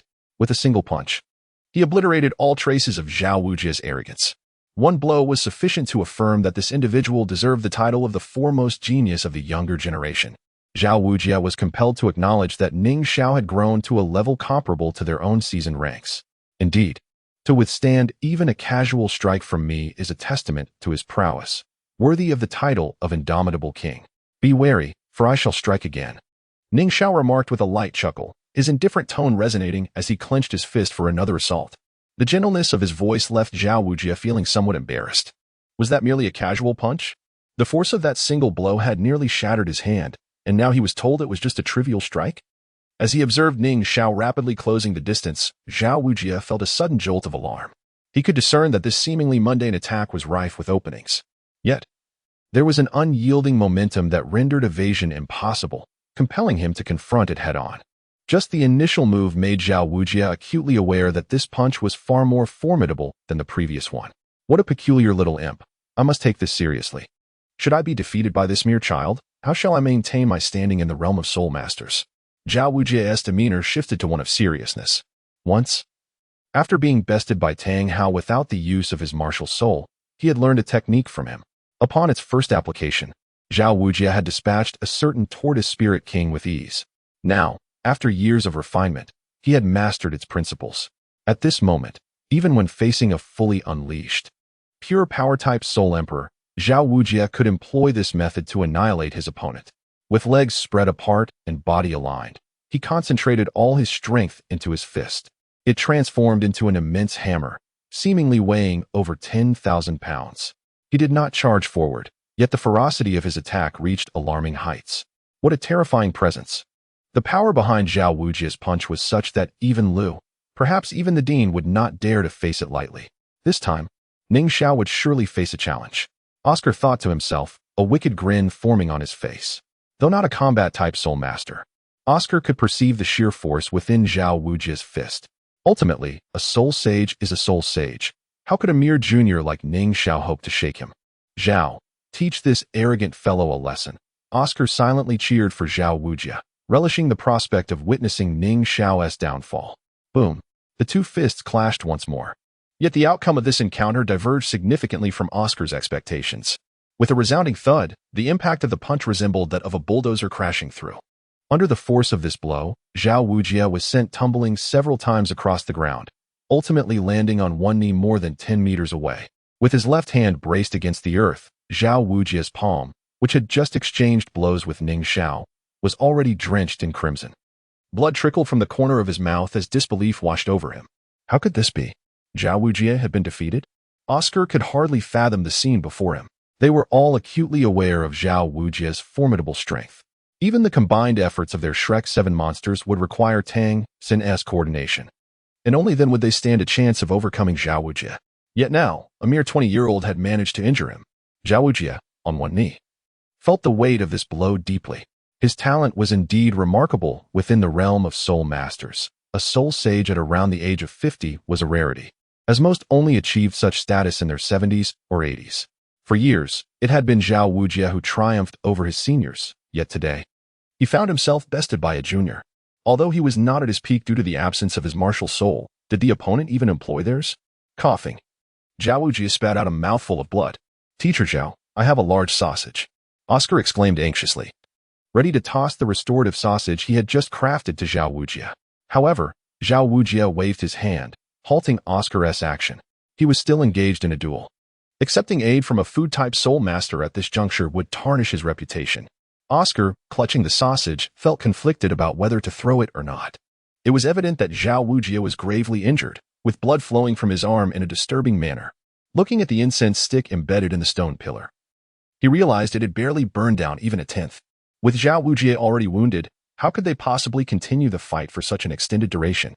Oscar contemplated rushing to ignite the incense stick, reminiscent of how Tang San had accelerated the burning during his match with the Titan. However, he soon recognized that the stick was lodged at a height of 5 or 6 meters, far beyond his reach. Perhaps he could conjure a flying mushroom sausage? Oscar mused, only to quickly dismiss the thought. In the previous battle between Tang San and the Titan, it had been a young challenger facing an elder, which had been acceptable. Yet now, Xiao Wujia was a senior to Ning Xiao. Resorting to such underhanded tactics would not only undermine Xiao Wujia, but also humiliate him further. Xiao Wujia rose to his feet, demonstrating commendable resilience despite his injuries, able to endure the pain. Fixating his gaze on Ning Xiao, he steeled himself. This young boy was exceedingly enigmatic. Xiao Wujia glanced at Ma Hongjun and Dai Mubai, who lay nearby. Dai Mubai had suffered several broken bones and had succumbed to unconsciousness, remaining eerily quiet. In contrast, Ma Hongjun, with a few dragon whisker needles embedded in his body, was in excruciating pain, his face contorted in agony as he screamed. Furthermore, he was clutching his lower body, suggesting a serious injury. With a roar, Xiao Wujia unleashed his martial soul. His physique suddenly expanded several-fold, and the imposing silhouette of the great power Vajra bear enveloped him. 7 soul rings encircled him, a testament to the formidable reputation he held within the soul master community. The overwhelming aura emanating from him was palpable, instilling a sense of dread merely by standing nearby. Teacher Xiao has finally summoned his martial soul, surely. Ning Xiao is at a loss now, Oscar thought with a glimmer of hope. He hurriedly carried Dai Mubai to a safer distance from Xiao Wujia. Aware that in the event of a soul sage-level battle, Dai Mubai's current state could spell disaster if caught in the fray. Though Dai Mubai was heavy, his build was relatively normal, allowing Oscar, a soul master, to manage him without issue. However, moving Ma Hongjun proved to be a daunting task. He was far too heavy and restless, any slight movement exacerbating his pain, causing him to wail in distress. After considerable effort, Oscar finally managed to shift Ma Hongjun aside, left panting and exhausted. During Oscar's attempts to relocate Dai Mubai and Ma Hongjun, Ning Xiao remained inactive. Xiao Wujia was not about to strike at this moment, prioritizing the safety of Dai Mubai and Ma Hongjun over the fight, despite any thoughts Ning Xiao might have. Oscar glanced up at the incense stick, noting that a third had already burned away, buying them a bit more time. Ning Xiao, are you still not using your martial soul? Xiao Wujie inquired solemnly, recognizing the embarrassment in resorting to his martial soul first in a contest against a junior. If Ning Xiao were to refrain from using his martial soul now, it would be a significant loss of face. Ah, the martial soul? Ning Xiao responded casually, a smile gracing his lips. Just now, I merely used an ordinary punch, and you were already injured. Next, I intend to deliver a serious blow. Be cautious. I advise you to go all out, or you may find yourself hurt once more. His tone was notably indifferent. Oscar's face reflected indignation at the audacity of such remarks. What did he mean by an ordinary punch? The difference between a soul sage using their martial soul and one not doing so is vast. Did Ning Xiao truly underestimate Xiao Wujie? Xiao Wujie's brow furrowed slightly. He sensed something in Ning Xiao's words. An ordinary punch, a casual punch, a serious punch. Xiao Wujie surmised that these were likely classifications of Ning Xiao's own strength. A casual punch had already forced him back. An ordinary punch had wounded him, despite Xiao Wujie not being at his full potential without his martial soul. The impending serious punch would undoubtedly be significantly stronger. At this moment, Xiao Wujie dared not underestimate Ning Xiao any longer. He activated his first soul ring, summoning his first soul skill, enveloping himself in a layer of earthy light. Using a soul skill against a junior after having already lost face by summoning his martial soul was a profound humiliation for Xiao Wujie. Yet, to win the wager and secure Ning Xiao's assistance in healing Dai Mubai and Ma Hongjun, he had no choice but to proceed. It is teacher Zhao's first soul skill, Immovable King Body. Oscar observed the earthy glow surrounding Xiao Wujie, a look of certainty dawning upon his face.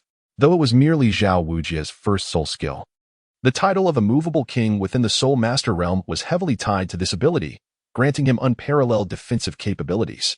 Standing still, he possessed an invulnerable defense. Oscar glanced at Dai Mubai and Ma Hongjun beside him and whispered, "Brothers, fear not. With teacher Zhao employing the soul skill, victory is assured. The incense stick has only 2/3 remaining, and there is no way Ning Xiao can breach teacher Zhao's defenses in this time." Ning Xiao regarded Xiao Wujie with a light chuckle. The Immovable King Body, is it? Standing still and taking hits. Can you withstand a punch from my 16 years of cultivation?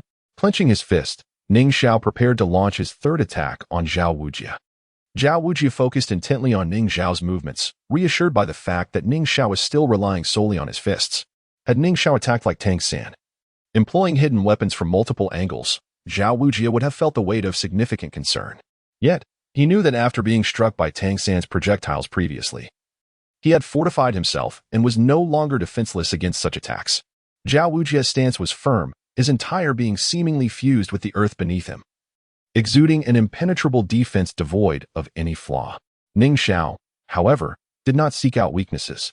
He unleashed a punch directed at the most fortified part of Xiao Wujie's defense, his chest. How arrogant. Even if you possess innate strength. Do you think you can shatter my defenses without your martial soul, as if you were a titled Douluo? Xiao Wujie scoffed inwardly, without uttering a word. Ning Xiao's fist collided with the soul power shield that guarded Xiao Wujie's chest. The impact reverberated through the ground, causing the very earth to tremble, while the surrounding flora swayed violently. A series of cracking sounds echoed, revealing that the earthy-hued soul power shield before Xiao Wujie was fracturing like shattering ice. This is impossible. Xiao Wujie's eyes widened in disbelief. His defenses had been breached by a single punch. Relying solely on his physical strength, Xiao Wujie was confident that even a titled Douluo like Dugu Bo could not so easily penetrate his defenses.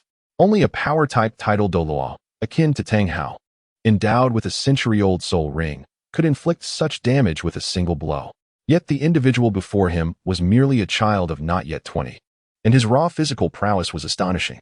Could he be a humanoid soul beast? Even Xiao was not this formidable, Xiao Wujie pondered in astonishment. But his shock did not end there. Ning Xiao's so-called serious punch was far from simple. It continued to exert force. Each passing second bore down on Xiao Wujie with the weight of a mountain. Xiao Wujie focused his soul power, reinforcing his defenses and attempting to mend the cracks in his shield. However, the speed at which he repaired was no match for Ning Xiao's destructive force. The sounds of cracking persisted. After 10 seconds, the soul power shield finally shattered into pieces. Ning Xiao's fist landed squarely on Xiao Wujie's chest. In that moment, Xiao Wujie felt no pain. His entire body momentarily went numb. What a peculiar sensation. But in the next instant, excruciating pain surged through him. Xiao Wujie felt as if his entire being was on the verge of tearing apart, his bones threatening to shatter. He was injured. Even during the last encounter with several title Douluo, he hadn't sustained such grievous wounds. His body was sent flying, soaring dozens or even hundreds of meters, crashing through the gates of Shrek Academy. Should Flinder witness this scene, he would surely lament the cost of repairing the entrance, which would demand a hefty sum of gold soul coins. Teacher Xiao, Oscar exclaimed, rushing towards him in alarm. What had he witnessed? Teacher Xiao had been struck and sent flying by a single punch. Was this a dream? Ning Xiao did not pursue the advantage. He had no intention of taking his opponent's life. However, it must be said that wielding the martial soul without the need for the hammer of unmoving Bright King was indeed a source of delight, explaining why so many sought him out for trouble. Ning Xiao remained in place for a moment. Is he dead? Surely it is unnecessary to continue this match. You have already lost. Ning Xiao, I am not down yet. Who says I have lost? Xiao Wujie's voice emerged from a distance as he limped forward, supported by Oscar. Do you wish to continue? Admit defeat. You are no match for me, Ning Xiao inquired. How could I concede? Come on, Xiao Wujie bellowed, shaking off Oscar's assistance. A thunderous roar erupted as Xiao Wujie's body expanded, transforming him into a towering figure of 7 or 8 meters, a great strength diamond bear. This was the ultimate technique of a soul sage, a desperate skill known as the martial soul true body. Once unleashed, it allowed the soul master to undergo a beast-like transformation, significantly enhancing their power. After employing this ability, Xiao Wujie would require time to recuperate. Observing the colossal great strength diamond bear, Ning Xiao smiled inwardly. The martial soul true body, you say? I must ascend 2 more levels before I can access such a skill. I wonder what kind of enhancement my martial soul true body would grant me. Ning Xiao stepped forward, his comparatively small frame appearing diminutive before the imposing Xiao Wujie. Yet, this seemingly insignificant form contained immense energy, commanding respect and caution from all. Even Oscar, at this moment, harbored little confidence in Xiao Wujie, having been proven wrong thrice. If he still failed to recognize Ning Xiao's prowess, he would not deserve to be called a monster. Senior Xiao, unleash your full strength. The final punch, a lethal blow. This punch may very well end your life, Ning Xiao declared. Ning Xiao leaped into the air, reaching a height of 5 meters. With a single hand clenched into a fist, his aura was remarkably restrained, all his power coalescing within that fist. After unleashing his martial soul's true form, Xiao Wujie transformed into a colossal titan bear, his lantern-like eyes fixated intently on Ning Xiao's fist. In his gaze, Ning Xiao's punch appeared deceptively simple. However, given that Ning Xiao referred to it as the strongest lethal strike, Xiao Wujie could easily surmise the terrifying potency behind it. Employing his 3rd soul skill, gravitational enhancement, and his 5th soul skill, gravitational compression, Xiao Wujie acted without hesitation. In an instant, a series of invisible ripples radiated from his body. With the activation of these 2 soul skills, the surrounding gravity was altered.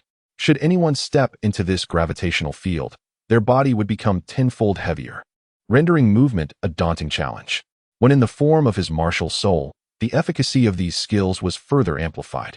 Yet, even with such measures in place, Ning Xiao remained airborne, seemingly untouched by the gravitational forces Xiao Wujie had conjured. The disparity between Xiao Wujie's gravitational manipulation and that of the Titan giant ape was stark. Little did Xiao Wujie know the degree to which Ning Xiao's body had been tempered. In terms of physical strength, most title Douluos were far inferior to him. Across the continent, no one possessed soul bones and soul rings like Ning Xiao's. The gravity exerted by Xiao Wujie was utterly imperceptible to him. Ning Xiao executed his movements fluidly, his fist aimed at the chest of the immense titan bear. Alarmed, Xiao Wujie finally lifted his massive paw to counter Ning Xiao's impending strike. That paw was larger than Ning Xiao himself. With a cold smile, Ning Xiao's fist struck squarely at the center of the bear's paw. In that moment, a tremendous roar echoed through the heavens and the earth, as if an earthquake had transpired around Shrek Academy and beyond. Oscar covered his ears, feeling as though they might burst from the deafening sound. The twin sisters brought by Daimu Bai cowered on the ground, clutching each other tightly in fear. With a piercing force, Ning Xiao's fist penetrated Xiao Wujie's enormous paw, creating a gaping hole large enough for a person to pass through, and Ning Xiao soared through it. Still clutching his fist, he continued his relentless assault towards Xiao Wujie's chest. In his true martial soul form, the Titan Bear represented Xiao Wujie's essence. The pain from his paw being pierced was excruciating, yet Xiao Wujie could not afford to dwell on it. a greater threat loomed. Renowned for his defensive prowess, Xiao Wujia's defenses were formidable, yet he could vividly imagine the consequences if Ning Xiao's punch were to land on his chest. Was this the fabled lethal strike? Indeed. It was deadly.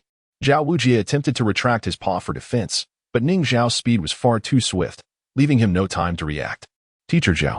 Though Xiao Wujia's reflexes faltered, his senses sharpened in that critical moment.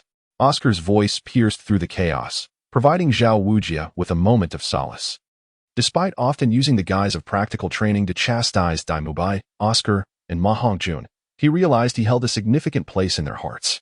Am I to perish? Xiao Wujia felt utterly powerless. Despite being a powerful soul sage, he now appeared so feeble. He glimpsed the rise of an extraordinary talent. One he foresaw would leave a more indelible mark than Tang Hao.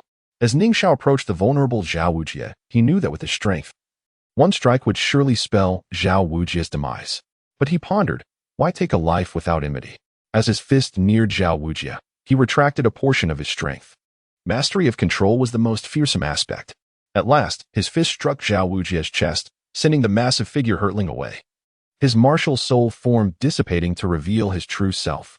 Ning Xiao descended gracefully, standing at the academy's entrance, his aura subdued, appearing as an ordinary individual. Had one not witnessed the event, they would find it hard to believe that the forceful figure who had just sent Xiao Wujia flying was the same person now standing calmly. Oscar stared in terror at Ning Xiao, remaining by Dai Mubai and Ma Hongju inside, too afraid to move. The sheer intimidation left him profoundly shaken. He glanced up at the incense stick lodged in the stone pillar, now burning at less than one-third of its length. Had he lost the wager? What would Dai Mubai and the others do? At that moment, Ning Xiao's voice rang out. Senior Xiao, you have lost. Remember, you still owe me a gold soul coin. His tone was flat, yet the term senior dripped with sarcasm. After waiting a considerable time, and seeing Xiao Wujia unresponsive from afar, Ning Xiao deduced he had likely succumbed to his injuries. Ning Xiao had full control over his strength. Confident that his final punch would merely injure Xiao Wujia without proving fatal, he turned to glance at the unconscious Dai Mubai. Although there had been some minor disturbances, he had achieved his goal of teaching Dai Mubai a lesson. It was time to depart. Ning Xiao walked away calmly, as if nothing had transpired. Oscar dared not impede him, having witnessed the battle between Ning Xiao and Xiao Wujia, which left him with an overwhelming sense of helplessness. Shall we simply let him go? Hidden near the entrance of Shrek Academy were three individuals. One, a middle-aged man with a long, narrow face, addressed another. What can we do to prevent his departure? Replied a stiff-faced middle-aged man. You saw his strength. Do you believe you could harm Xiao Wujia while he is in his martial soul form? The commotion at the academy's entrance had certainly attracted attention. Flender, Yu Xiaogang, and Lu Erlong rushed over but remained concealed, not revealing themselves. Flender's expression darkened as he shook his head, stating, Wujia is my brother. I understand his strength well. I have only seen one person inflict such damage without using their martial soul, and that was Xiao San's father. Then it is settled? Ning Xiao's strength likely rivals that of a titled Douluo, Yu Xiaogang remarked gravely. Beside the two middle-aged men stood a striking woman, appearing to be in her 30s. Her face contorted with fury, reminiscent of a volcano ready to erupt. It was none other than Lu Erlong. Ning Xiao is utterly intolerable. I cannot bear this indignation any longer, Lu Erlong exclaimed, her desire to confront Ning Xiao surging within her. Yu Xiaogang's previously rigid expression shifted as he quickly restrained Lu Erlong, earnestly advising, we must exercise restraint. The world of soul masters operates on strength. Those who are powerful can act as they please. If Xiao San's father were present, we would not fear him. But now, it is unwise to engage in conflict. Ning Xiao's physical strength is formidable. I suspect he possesses not just one, but multiple soul bones. His power has reached an alarming level, and should he activate his martial soul, his combat prowess would be even more formidable. Even our Tri-Unity martial soul fusion technique would struggle against him. We cannot afford to let him remain. His temperament is capricious. If we provoke him, he may very well unleash a massacre. As for us old fellows, death may come without much concern, but what of Mubai, Oscar, and Hong Jun? Would you truly wish for their young lives to be extinguished prematurely? Ere long. Rest assured, this vendetta shall be avenged in due time. Xiao San has accompanied his father to cultivate, and I firmly believe that under the guidance of Haotian Douluo, his growth will be remarkably swift. The formidable nature of twin martial souls has already been witnessed in Ning Xiao. Sharing the same dual martial souls, Xiaosen shall not be inferior to him. Although Xiaosen may presently seem somewhat less capable than Ning Xiao, once he begins to cultivate his second martial soul, the transformation will be extraordinary. Ning Xiao's martial soul consists only of the 7 treasures glazed tower along with that obscure chaos god blade. While the 7 treasures glazed tower is indeed the foremost auxiliary martial soul in the world, its enhancement to his own combat capabilities is ultimately limited. As for the chaos god blade, I have never even heard of it. It is likely an ordinary martial soul. In contrast, Xiaosan's other martial soul is the unparalleled Haotian hammer. Once Xiaosan bestows the Haotian hammer with the full array of black spirit rings, there shall be no opponent capable of standing against him. Yu Xiaogang analyzed the situation with remarkable clarity, and his words succeeded in persuading the hot-tempered Lu Erlong 214. The condition of Ma Hongjun come quickly to assist. Oscar called out to the twins, who were trembling on the ground. After Ning Xiao departed, he intended to take his 2 brothers to the academy. Unable to lift both on his own, he urged the frightened twins to come over. After a few moments of hesitation, they finally approached him. "What should we do, sir?" they asked, their voices tinged with fear. Aware of their ordinary status as individuals devoid of soul power, naturally intimidated by Oscar, a formidable soul master. "You too, help me support my brother. Be gentle. Do not hurt him," Oscar instructed, pointing at Dai Mubai. The twins followed his command, managing to assist one person without issue, while Oscar struggled to support Ma Hongjun alone. Ma Hongjun's weight and his cries of pain made the task arduous. Just as they took a few steps, Flinder, Yu Xiaogang, and Lu Erlong appeared. "Principal, Master, Teacher Erlong, you have finally arrived," Oscar exclaimed, relief washing over him as he spotted them. Earlier, Ning Xiao's formidable presence had nearly paralyzed him with fear, unaware that the 3 had been observing from the sidelines. Flinder, Yu Xiaogang, and Lu Erlong remained silent. It was not dignified to hide away, and they each held a sense of pride. "Let us return for now," Yu Xiaogang suggested, nodding as he joined Oscar in supporting Ma Hongjun. However, Yu Xiaogang's grip inadvertently aggravated Ma Hongjun's injuries, causing him to grimace in agony, nearly screaming. At that moment, Lu Erlong shot a fierce glare at Ma Hongjun, instilling a sense of obedience in him, silencing his cries. In truth, Ma Hongjun harbored a profound fear of Lu Erlong. A year prior, she had warned him that should he succumb to the malevolent flames again, she would assist him by forcefully extinguishing them. Over the past year, Ma Hongjun had endured numerous reprimands from her. Flinder excavated Xiao Wujia's form from the debris. Observing the devastation around him, Flinder felt a deep sorrow. Yet, with his brother in such a state, he could not afford to lament the expenditure of spirit coins needed for repairs. After some time, Ma Hongjun, Dai Mubai, and Xiao Wujia were all taken to the infirmary. The doctors of Shrek Academy tended to their injuries, assisted by the food system soul saint who provided some jelly beans for them to consume. Dai Mubai and Xiao Wujia regained consciousness, albeit appearing extremely weak. Their injuries were similar, with several broken ribs and minor internal damage. With the assistance of the jelly bean soul saint and other healing soul masters, they would recover in a few months. However, upon seeing the swellings on Ma Hongjun's body, they felt a pang of despair. Several physicians stood by, helpless. "These are the dragon whisker needles mentioned by Xiaosan. Ning Xiao is truly malicious to employ such cruel methods," Yu Xiaogang declared angrily, recognizing the dreadful implements. "The dragon whisker needles must be removed in a specific manner. In this world, perhaps only Xiaosan possesses the means to extract them. Otherwise, we would have to excise them along with the flesh. If we delay too long, Hongjun's life could be in jeopardy," Yu Xiaogang explained gravely. The others shared his somber expression, noting the 9 swellings on Ma Hongjun's body, scattered across his chest, arms, and legs. Seeking Xiaosan's assistance was evidently futile. Who knew where he had been taken by Tang Hao? The thought of excising them was unbearable. Yu Xiaogang glanced down at Ma Hongjun, who had already been stripped down to his trousers for the examination. Previously, Ma Hongjun had not covered his wounds but rather held on to that area. Could it be? A flicker of hope ignited in Yu Xiaogan's heart. Though he maintained his composure, no one dared to make a hasty decision, and the infirmary fell silent. After a long pause, Flinder finally broke the stillness. "I am his teacher. I will make this decision for him. We shall excise them," Flinder declared. Ma Hongjun's heart raced in shock.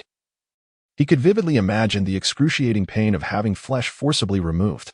Yet, he did not voice an objection, as one of the Shrek 7 monsters. He was no stranger to the importance of discernment. He understood the balance between life and momentary suffering. Yet, sighing, with both Flinder and Ma Hongjun in agreement, the procedure commenced. In this world, there existed no anesthetics. Although some unique martial souls could induce numbness, the relief they provided was minimal. The physician proceeded with caution as he began to excise the flesh. Ma Hongjun quivered in agony, gritting his teeth in determination. Daimubai and Oscar averted their gazes. Their dear brother was in pain, and it felt as though the suffering resonated within their hearts. Ning Xiao, I will remember this hatred. One day, I shall repay it 100-fold, Daimubai seethed through clenched teeth. After what felt like an eternity, the physician finally extracted all 9 dragon whisker needles from Ma Hongjun. His body was now riddled with indentations where the needles had been. The needles had intertwined with his flesh, and the extraction had likely cost him several pounds. Eventually, the physician treated the resulting wounds and provided Flinder with some instructions and medication for Ma Hongjun's recovery. Suddenly, Ma Hongjun stopped the physician. Doctor, I have another injury, he said, his voice weak and his expression filled with anguish. Another one? I examined your entire body. Everything should have been removed, the physician replied. Perplexed.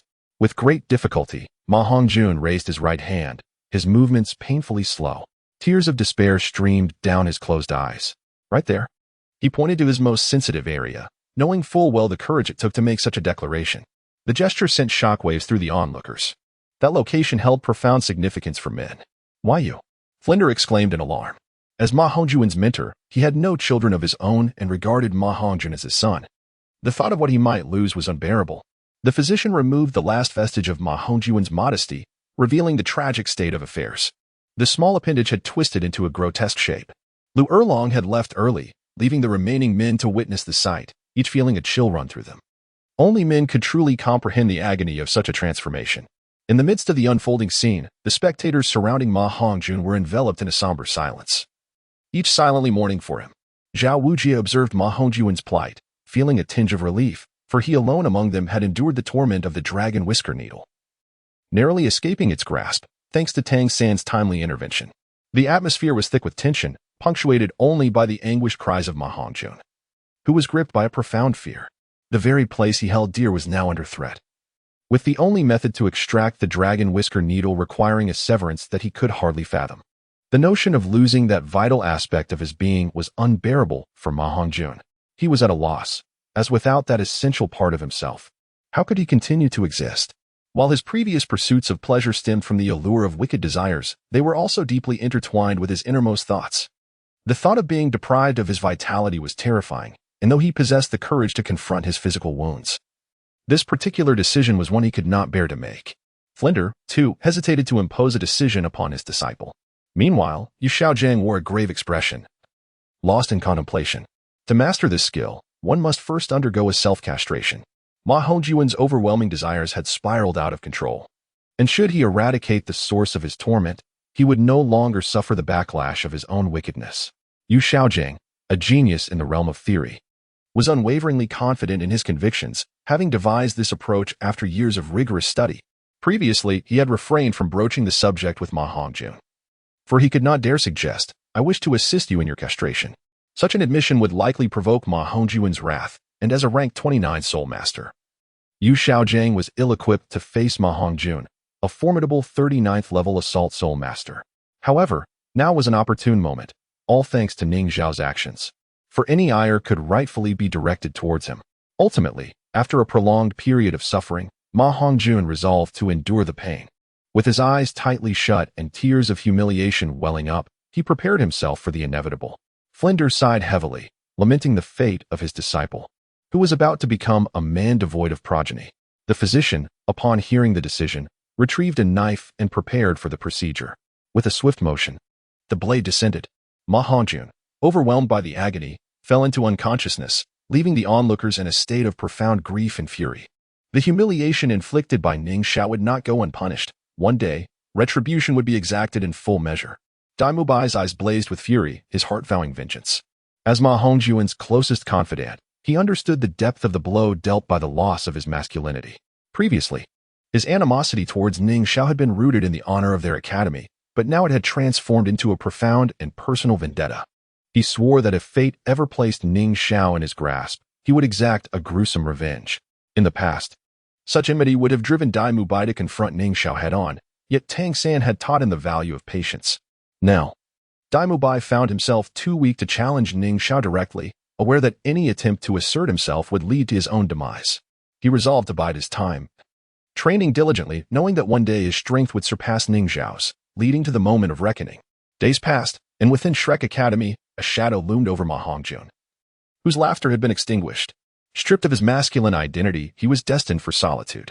Day after day, he remained in a pavilion, gazing into the distance with an air of melancholy. He abstained from food and drink, resembling a mere shell of his former self. The once rotund figure of Ma Hongjun seemed to wither away, and without the instruments of his former desires, thoughts of women faded, granting him a peculiar tranquility. Red June. A voice broke through his reverie. It was Master Yu Xiaogang. Master, Ma Hongjun responded with respect as Yu Xiaogang approached and seated himself across from him. Red June. You have been neglecting your training during this period. I understand the weight of your loss. It is indeed a significant blow. However, you must not allow this to lead to complacency. Remember, the suffering you endure today is a result of Ning Xiao's actions. Do you not wish for revenge? Do you not yearn for him to experience similar anguish? Yu Xiaojiang's gaze bore into Ma Hongjun's, his words laced with earnest concern. He had been quietly observing Ma Hongjun, unwilling to see him spiral into despair. Ma Hongjun possessed the most exceptional phoenix martial spirit, and Yu Xiaojiang's dedication to his theories made him determined to cultivate another extraordinary talent. Previously, Ma Hongjun's aberrant phoenix had been riddled with flaws, but now, freed from his burdens, his martial spirit would emerge unblemished. Ma Hongjun remained silent, his gaze fixed intently on Yu Xiaojiang. The latter continued. You should not view this as a misfortune. Adversity often conceals opportunity.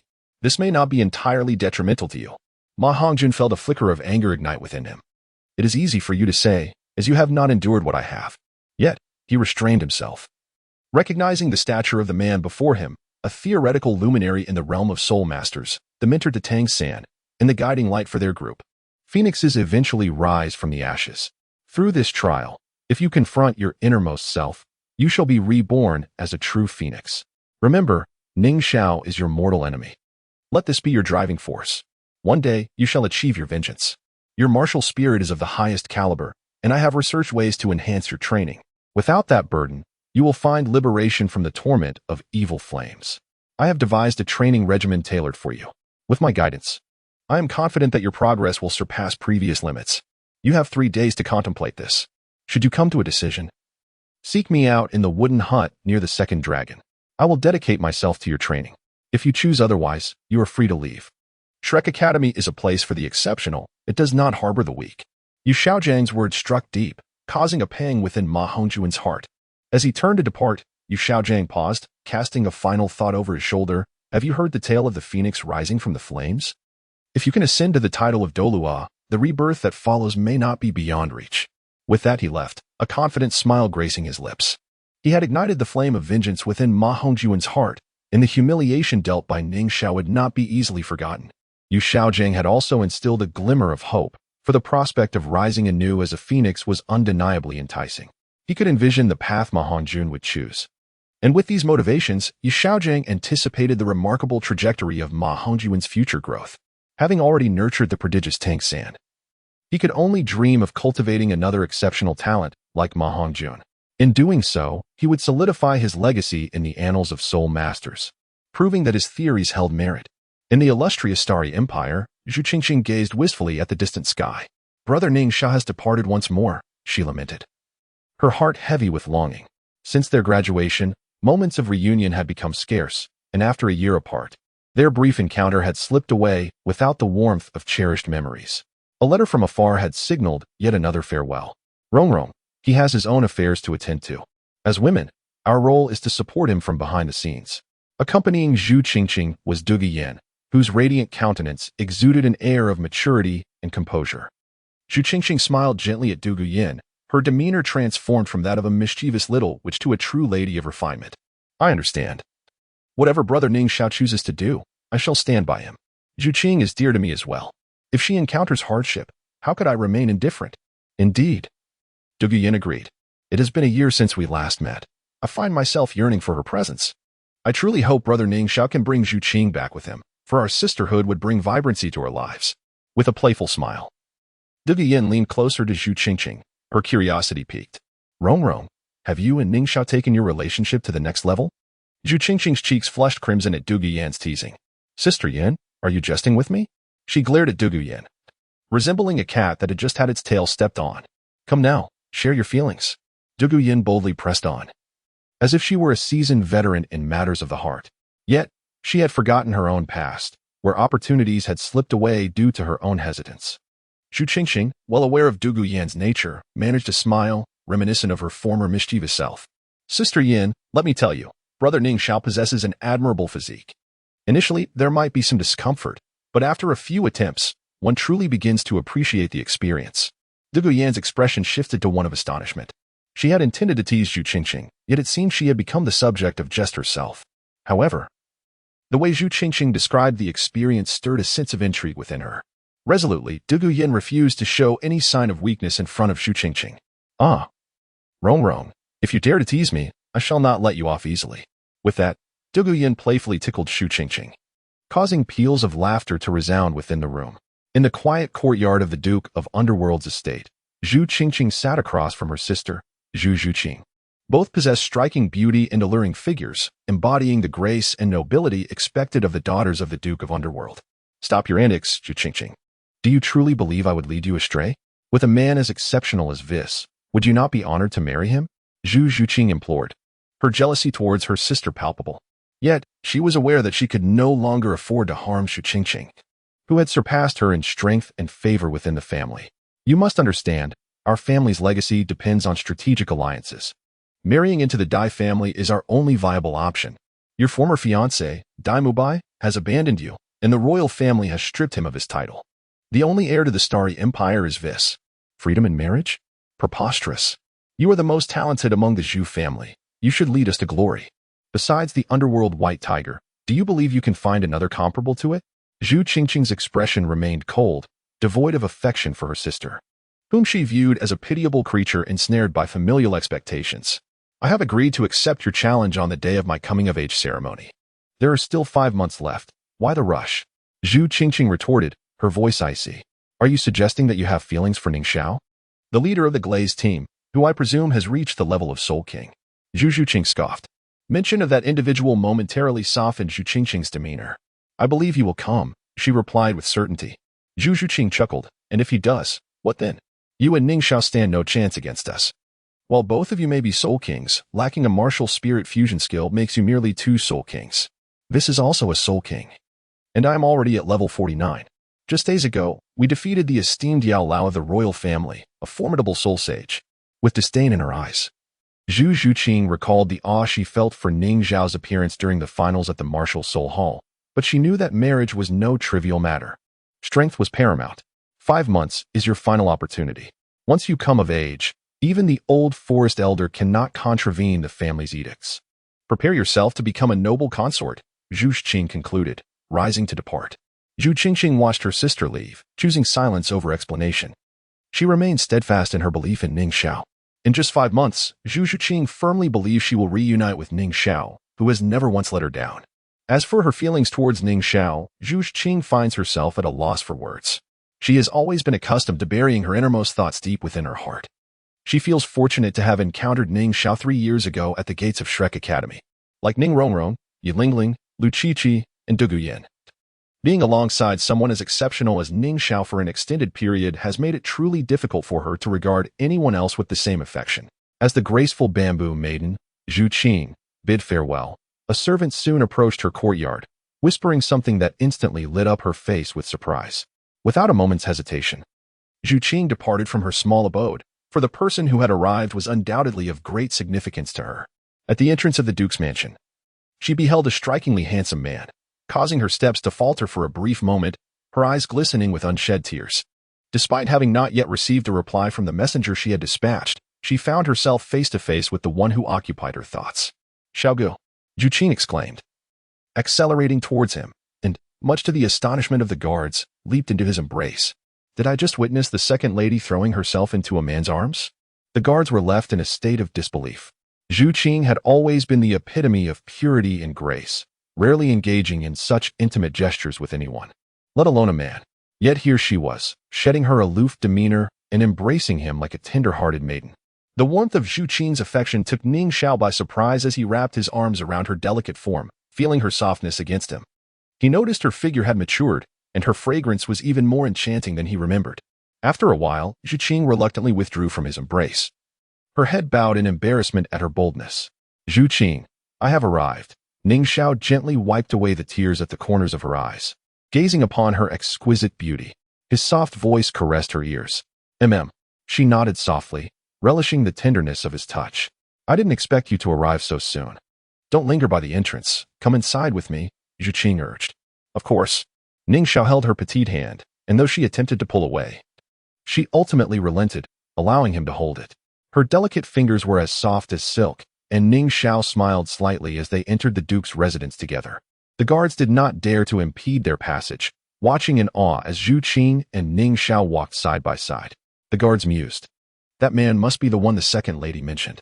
Have they grown so close? He does possess a handsome visage. But why would Zhu Qing favor such a pretty boy? Surely, being with the crown prince would be more advantageous? After traversing through the opulent halls of the Duke's mansion for some time, Zhu Qing finally arrived at a small courtyard. Zhu Qing, you look even more stunning.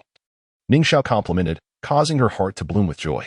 A smile blossomed on her usually cold face, a smile that she reserved solely for him. With elegant grace, Zhu Qing prepared tea, her noble demeanor becoming even more apparent.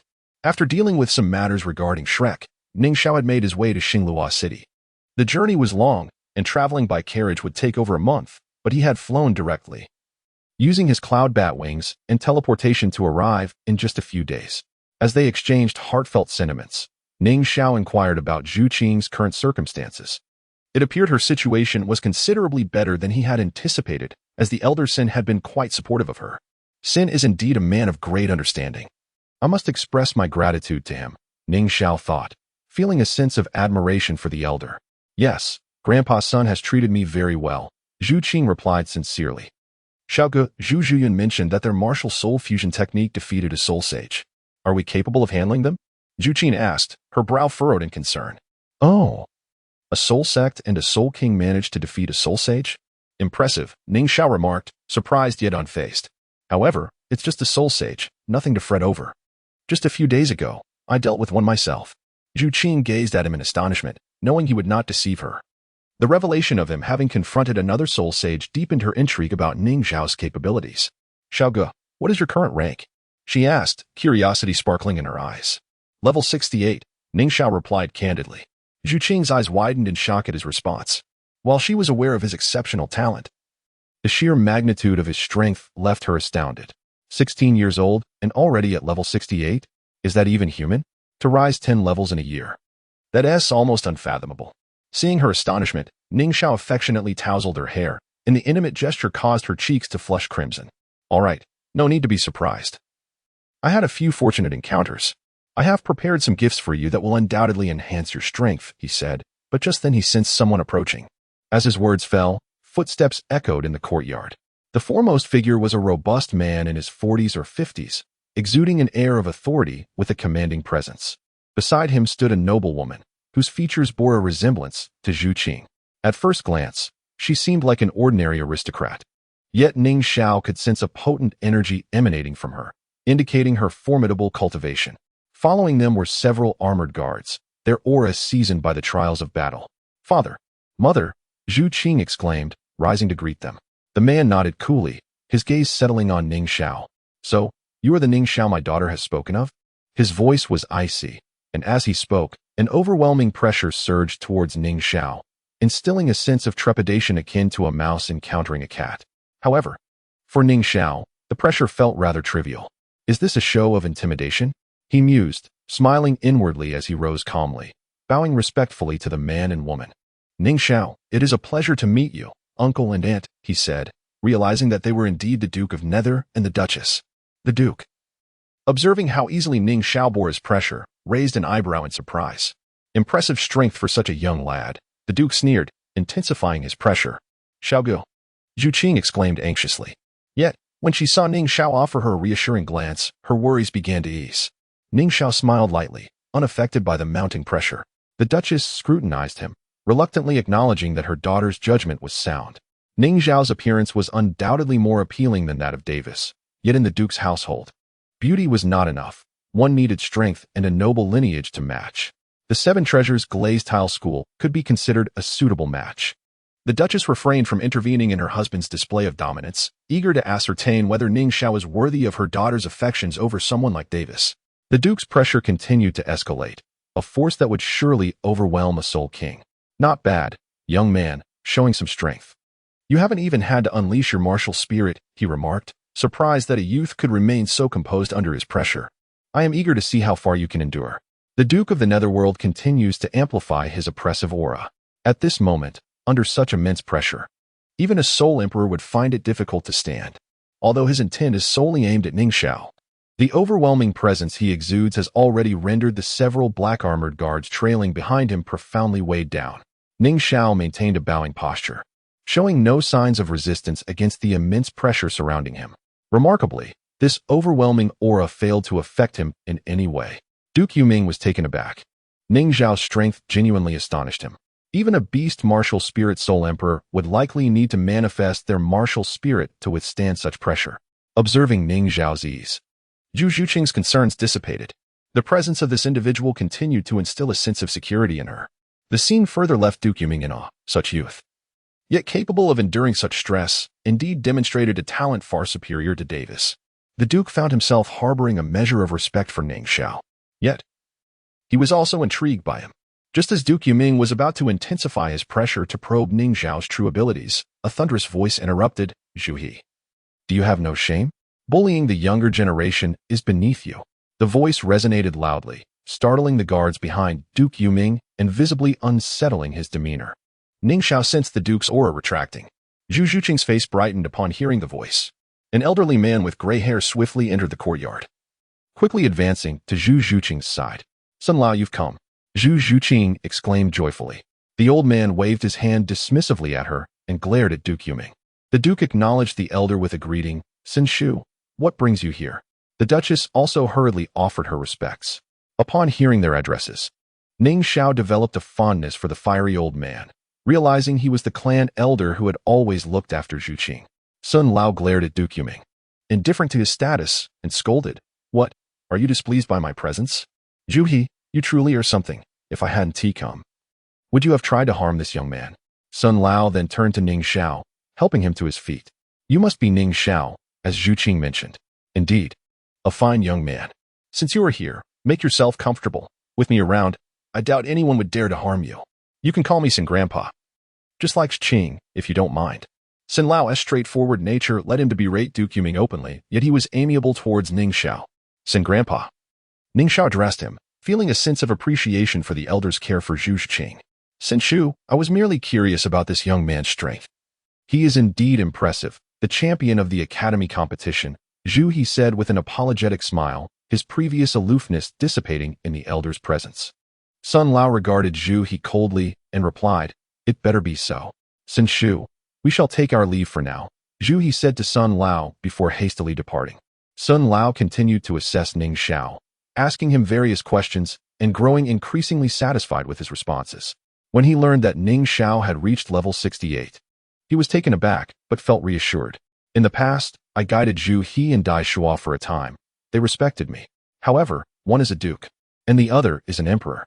All I could do was arrange for you to compete against Zhu Qing during her coming-of-age ceremony, but the outcome depends on your own strength.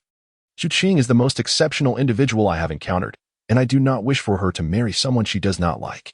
Since you possess the strength of a Soul Emperor, I have no cause for concern. Zhu Yun, soul of the Dark Demon White Tiger, has indeed defeated Dai Yao. But the true circumstances remain unclear. Partnering with Zhu Qing, it should not be difficult to confront them. With 5 months until then, you should practice tactics with Zhu Qing. Having been on the same team before, I have no doubts about your coordination.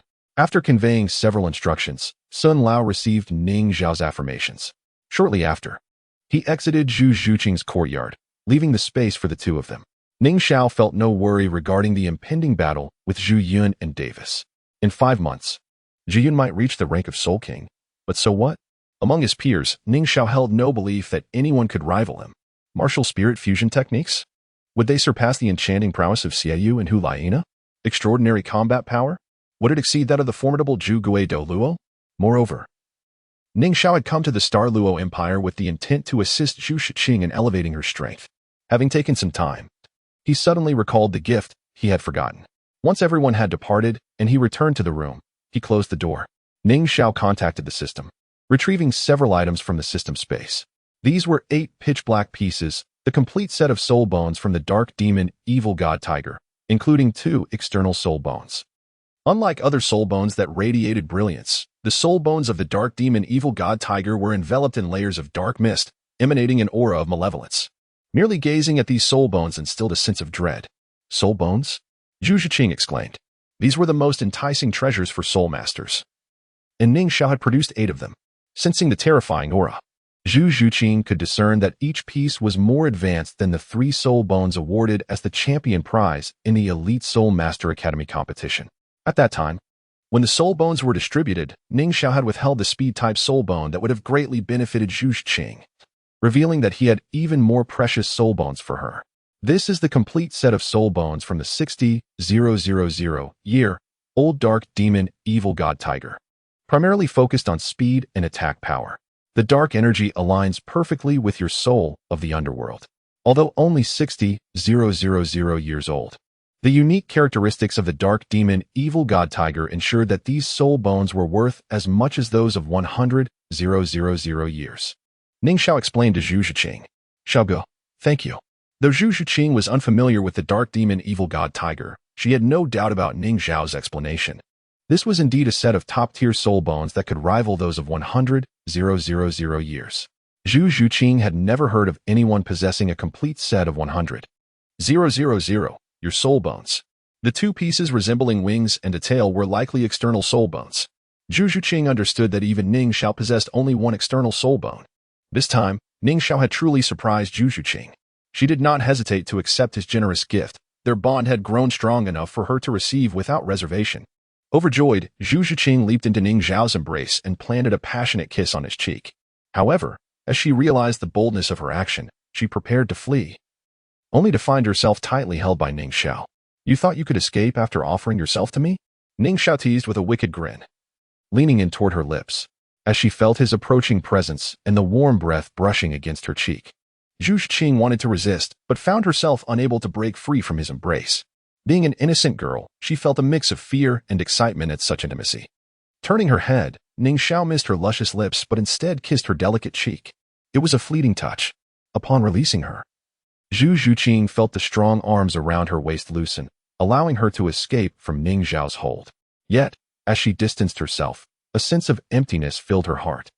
I'm not ready yet, Zhu Shiqing said shyly, apologetically looking at Ning Xiao. Observing her bashful demeanor, Ning Xiao smiled softly, quickly absorbed the soul bone. The soul bone of the dark demon evil god tiger is not easily acquired, Ning Xiao urged with a smile.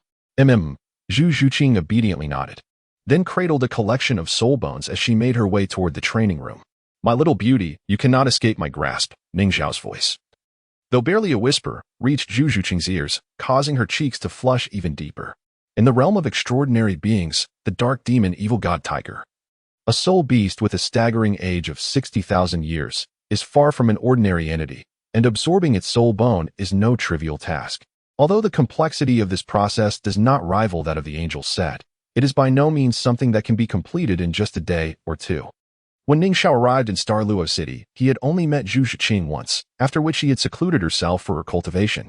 Ning Xiao was assigned to reside in Zhu Shiqing's elegant courtyard, as she was the most gifted individual in the Duke's manor and held significant status within the Zhu family. Zhu Shiqing possessed a cool demeanor, and aside from a few necessary maids, there were hardly any servants in the courtyard, which provided Ning Xiao with a sense of tranquility. Duke Zhuhe and the Duchess seemed to tacitly accept the arrangement of Ning Xiao staying with Zhu Shiqing, showing no objections to his presence. Zhuhe had tested Ning Xiao's strength, escalating the pressure to the level of a soul emperor, yet he could not provoke Ning Xiao's martial soul. This talent earned Zhuhe's admiration. Had it not been for family regulations, they would have deemed Ning Xiao a worthy match for Zhu Shiqing. Ning Xiao chuckled inwardly, recognizing that if it were not for his outstanding strength and prestigious lineage, Zhu's parents would not have been so open-minded. Zhu Zhiyun had visited Zhu Shiqing's courtyard once, and in Ning Xiao's presence, she refrained from being overly ostentatious. After attempting to persuade Ning Xiao to abandon the challenge set for 5 months later and receiving his refusal, Zhu Xian departed. Unexpectedly, you truly dared to come, she thought. As the captain of the Lioli battle team, she had led her squad to victory, revealing her exceptional talent. But this ends here. Within 3 months, I will ascend to the rank of Soul King, and at that time, I, alongside the Wraith White Tiger, shall truly exhibit our powers. You and that girl Qing will not stand a chance against us. If we lose, Qing must accept the family arrangement and marry Weiss. Though Weiss is my fiancé, I do not mind sharing a husband with my sister, as long as it strengthens the family. Zhu Zhuyun harbored a hint of resentment towards Ning Xiao, yet she left the duke's manor to seclude herself at the prince's residence for a breakthrough. With no further interruptions, Ning Xiao relished the peace, diligently guarding Zhu Zhuqing as she absorbed the soul bone. In the secret chamber, Ning Xiao could faintly sense the surging energy emanating from Zhu Zhuqing, along with a dark and sinister aura that even he found oppressive. Zhuqing will succeed. Ning Xiao held unwavering confidence in her. Her determination to grow stronger was resolute, and no obstacle could deter her. Zhu Zhuqing emerged from her seclusion 9 days later. Are you hungry? I prepared boiled fish slices for you. Please eat it quickly. My culinary skills may be lacking, so I hope you don't mind the simplicity. At first, Ning Xiao did not inquire about Zhu Zhuqing's soul bone fusion, but instead presented her with a thermal container containing the dish. Zhu Zhuqing's eyes sparkled at the sight of the steaming fish soup. During her 9 days of seclusion, she had been fully focused on fusing with the soul bone, which could not be interrupted. Despite relying on soul power to sustain her body, she still experienced hunger. The enticing aroma of the fish soup was a great temptation for Zhu Zhuqing, who did not hesitate to indulge in the meal. Ning Xiao watched the beautiful figure, who remained elegantly poised even while savoring the delicious food, feeling a sense of happiness. Perhaps it was time for him to seriously learn culinary skills. Zhu Zhuqing savored the delectable boiled fish slices until the container was nearly empty, her face radiating satisfaction. Hee, Brother Xiao, your skills have improved. Zhu Zhuqing praised with a beaming smile. Ning Xiao retrieved a handkerchief to wipe the soup residue from the corner of Zhu Zhuqing's mouth. Initially, she intended to shy away, but upon seeing the earnest expression on Ning Xiao's face, she acquiesced to his gesture. As long as you enjoy it, I will make it for you every day. His gentle voice resonated in Zhu Zhuqing's ears, causing her cheeks to flush slightly. Every day? Is this a confession? Zhu Zhuqing felt a surge of delight within. Such an exceptional man was undoubtedly captivating. A letter from a distant land had brought this person to her aid, and the kindness he showed seemed to warrant a debt of gratitude that could not be repaid. After 9 days of seclusion, Zhu Zhuqing indeed achieved remarkable progress. She had successfully fused with the torso soul bone of the dark demon evil god tiger, a wise decision to prioritize this particular soul bone. While all soul bones enhance the physical attributes of a soul master, the benefits of the torso soul bone are particularly pronounced, facilitating the connection to other soul bones. In addition to bolstering her physique, the torso soul bone endowed Zhu Zhuqing with mastery over dark energies. The power of darkness and her wraith energy fused seamlessly. The wraith energy possessed potent penetrating and absorbing qualities. Once it struck an opponent, it would linger within them, requiring immense energy to expel. The integration with dark energy further augmented Zhu Zhuqing's attack potency, imbuing each strike with corrosive properties that severely weakened her adversaries. This power disparity became evident, as her abilities rivaled those of a 100,000-year soul bone. Unlike the latter, this soul bone granted her a singular skill, allowing her to create a dark domain over a limited area. This domain was absolute darkness, rendering everything within it invisible to the naked eye and significantly diminishing spiritual perception. Ning Xiao had previously tested this ability with Zhu Zhuqing. Even with the purple extreme magic eye, visibility was restricted to no more than 5 meters within the dark domain. After resting for 3 days, Zhu Zhuqing entered the secret chamber once more to absorb her second soul bone. The external soul bone she chose was the evil god wing, and the absorption process took even longer than that of the torso bone, lasting a full month. Although external soul bones are inherently growth-oriented, this initial phase began at 60,000 years, placing it at a significantly higher starting point than Ning Xiao's cloud bat wing. The evil god wing granted Zhu Zhuqing true flight capabilities, making her a genuine celestial being. Drawing inspiration from Ning Xiao's cloud bat shield, Zhu Zhuqing developed an evil god shield. While its defensive capabilities could not match the combined form of Ning Xiao's cloud bat shield and invincible golden body, The evil god shield possessed the absorption attribute of the dark demon evil god tiger.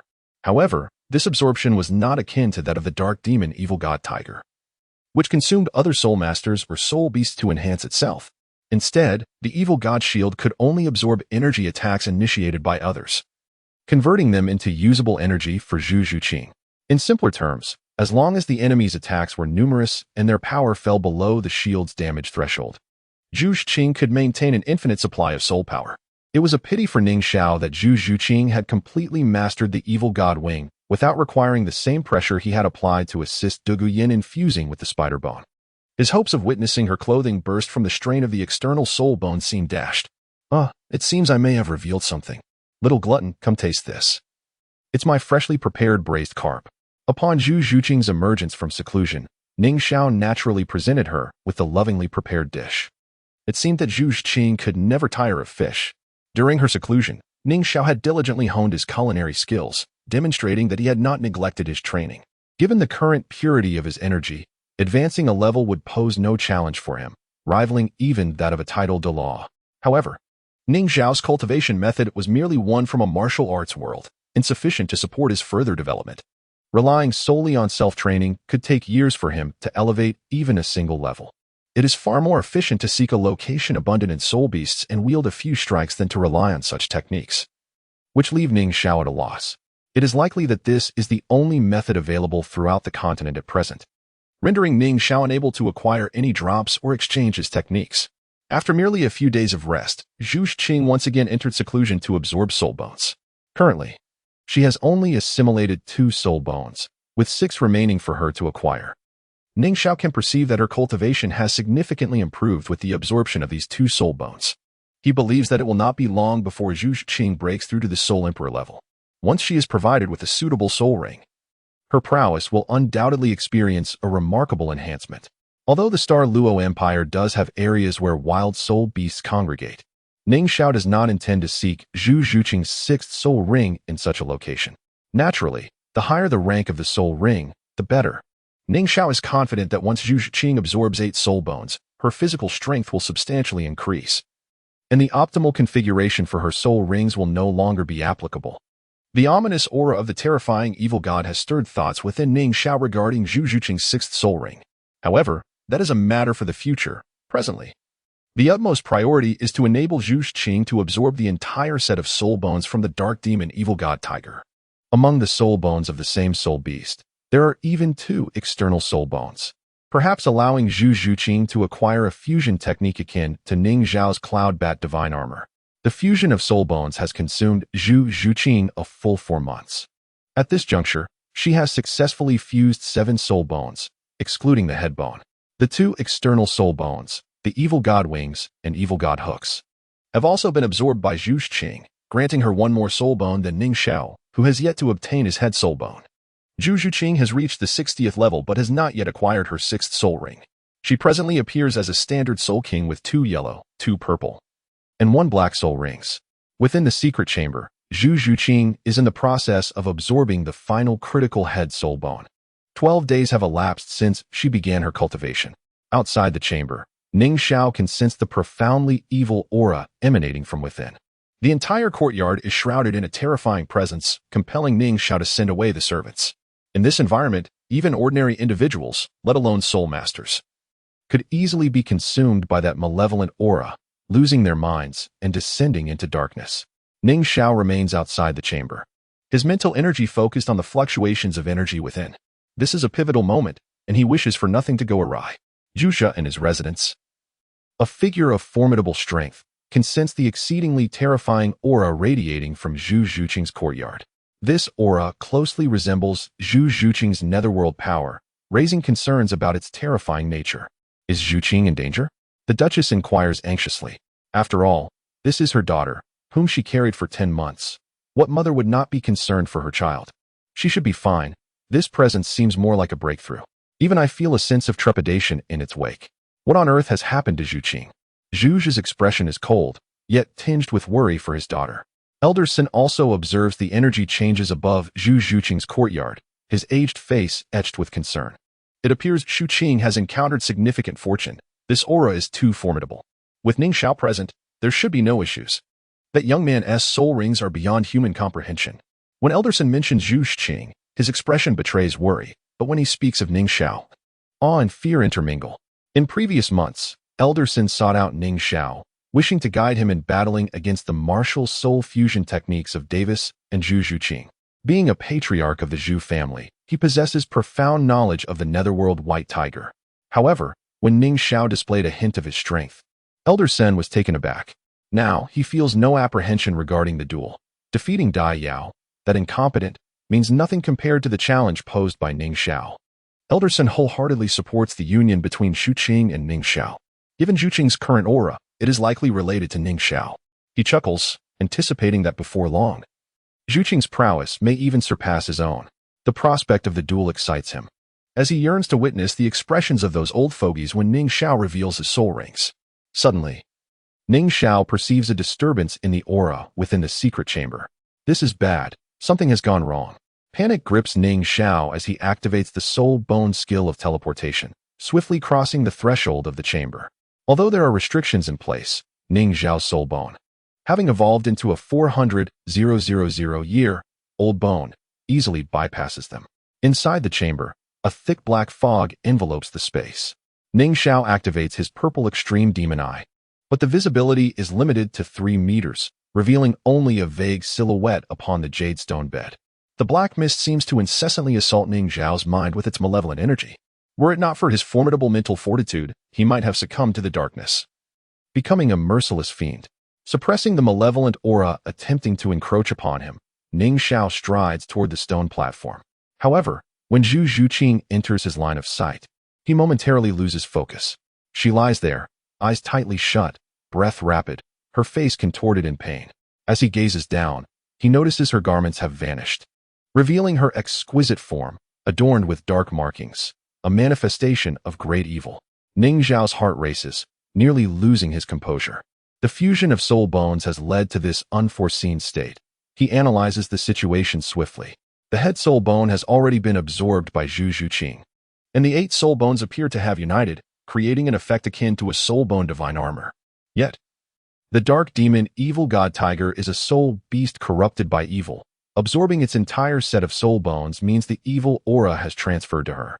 Typically, the dark demon evil god tiger drops only 1 soul bone. A tidal Douluo could withstand the aura from a single soul bone, but Zhu Zhuqing has fused 8, and such overwhelming malevolence exceeds her capacity to endure. Ning Xiao quickly identifies the crux of the matter. No one on the continent possesses the dark demon evil god tiger martial soul, as none can endure its evil presence. Now, with Zhu Zhuqing integrating 8 soul bones, she bears the weight of 8-fold evil energy. Such power could lead her to become a demon. Someone must share the burden to dissipate this aura. Having absorbed the soul ring of the dark demon evil god tiger, Ning Xiao shares a similar essence and is uniquely qualified to withstand this energy. He contemplates the means to resolve the crisis. To jointly bear this energy, Ning Xiao could employ his 6th soul skill, the evil god devouring spirit decision, to consume Zhu Zhuqing's malevolent aura. However, this approach is impractical. Absorbing her aura would also deplete her soul power, potentially reducing her to a mere level 0. Moreover, the method of the evil god devouring spirit decision necessitates the insertion of the chaos blade into the target's body. What if he inadvertently harmed Zhu Zhuqing? Furthermore, Ning Xiao himself may not withstand that 8-fold evil energy. Thus, he must resort to an alternative method, using his body as a conduit, intertwining their essences to form a passage for mutual support. Gazing at Zhu Zhuqing, who is in agony upon the jade stone bed, Ning Xiao steels himself and approaches her, ready to unfasten her garments, merging their fates in this dire moment. As the battle commenced, all malevolent energies dissipated, restoring tranquility. Zhu Zhuqing lay quietly in Ning Xiao's embrace, her past experiences rendering her even more alluring. Ning Xiao gazed at the beauty in his arms, his heart brimming with tenderness. From this moment on, she would be his woman. Ning Xiao vowed to never allow her to suffer again. Should anyone dare to harm her, they would face annihilation. In the days that followed, Zhu Zhuqing became increasingly affectionate, rarely leaving Ning Xiao's side, much like an endearing kitten. Time slipped by, and Ning Xiao remained in their secluded courtyard, their lives intertwined. One day, as Ning Xiao presented Zhu Qing with a cake he had crafted by hand, it signified the arrival of the fateful day, the day of her most significant challenge. In the palace square, soldiers clad in black armor surrounded the area, their vigilance palpable. This battle was one of royal significance, a clash between the imperial family and the Duke of the Underworld, devoid of any outside observers. Only those of noble standing were permitted to occupy the distinguished viewing platform. At its center stood a specially constructed arena, capable of withstanding the relentless assaults of the merged spirit technique, the Underworld White Tiger. Surrounding the arena were several younger members of the Dai and Zhu families. Among them were the Crown Prince and the Crown Princess, exuding a formidable aura that left little doubt of their superiority over their peers. Miss Zhu, how could she reject a marriage to the Crown Prince? Her talents surpassed even those of the eldest daughter, and her spirit fusion technique with the Crown Prince would undoubtedly be more fearsome. Decades hence, should the Underworld White Tiger achieve dual title Douluo status, even with the Spirit Hall's interference, we would possess the strength to engulf the Tiando Empire. Ning Xiao? Have you heard of him? Yes, he carries some weight. A member of the 7 Treasure Glazed Tile School and the previous champion of the Academy Tournament. He possesses a degree of strength, yet I remain skeptical. Lacking a spirit fusion technique, he and Miss Zhu can only fight separately. How could they contend with the Underworld White Tiger? Ah, so he is from one of the top 3 sects. No wonder he displays such audacity. Regrettably, in a 2-on-2 battle without a spirit fusion technique, they are at a distinct disadvantage. They whispered amongst themselves, brimming with confidence in Davis and Zhu Zhiyun's Underworld White Tiger, with not a soul believing in Zhu Zhiqing and Ning Xiao's partnership. Having enjoyed the might of the Underworld White Tiger for over a millennium, they were convinced that no contemporaries could ever triumph over it. A throng gathered around Davis and Zhu Zhiyun, showering them with compliments, which Davis relished. Squinting, he observed the desolate figures of Zhu Zhiqing and Ning Xiao from a distance. Ning Xiao and Zhu Zhiqing stood alone, devoid of any supporters, appearing quite forlorn. Davis's gaze lingered on Zhu Zhiqing. This girl has blossomed into an exquisite beauty. To claim her would undoubtedly be exhilarating. Despite already having Zhu Zhiyun as his wife, Davis still coveted Zhu Zhiqing. Her perfect figure and stunning visage made her an irresistible prize. He had heard of Ning Xiao's prowess. He had bested fellow spirit kings, Xiao Wu and Hu Liena, with his spirit fusion technique, so his strength should not be underestimated. However, with the Enchantress dominating control and the Underworld White Tiger wielding offense, defeating the latter would not be guaranteed, even if he had bested the former. Zhu Zhiyun had also attained Spirit King status. Her 5th spirit ring originating from a 9-lived raccoon of approximately 12,000 years. An exceptional feat partnering with Zhu Zhiyun, defeating them would pose no challenge. And Zhu Zhiqing would inevitably become mine. Davis's mind raced with analysis. The advantages he could reap from victory further intensified his focus on the impending confrontation. Gradually, the prominent figures of the royal family began to arrive. Zhu Xin, Zhu Zhiqing, and their companions stood no chance against Davis. Why conjure unnecessary complications? Ultimately, Zhu Zhiqing would still marry into the Crown Prince's household. From the distinguished seating, an elderly man in silver robes scoffed, addressing old San. Your short-sightedness is astounding. I firmly believe Zhu Qing will emerge victorious. Her union with Ning Xiao is a match made in heaven. Old Sun cast a cold glance at the silver-robed elder, retorting, You underestimate the potential of Ning Xiao. These people are nothing more than jesters. With such a treasure as Ning Xiao at their disposal, it was foolish to be fixated solely on a spirit fusion technique. How delusional.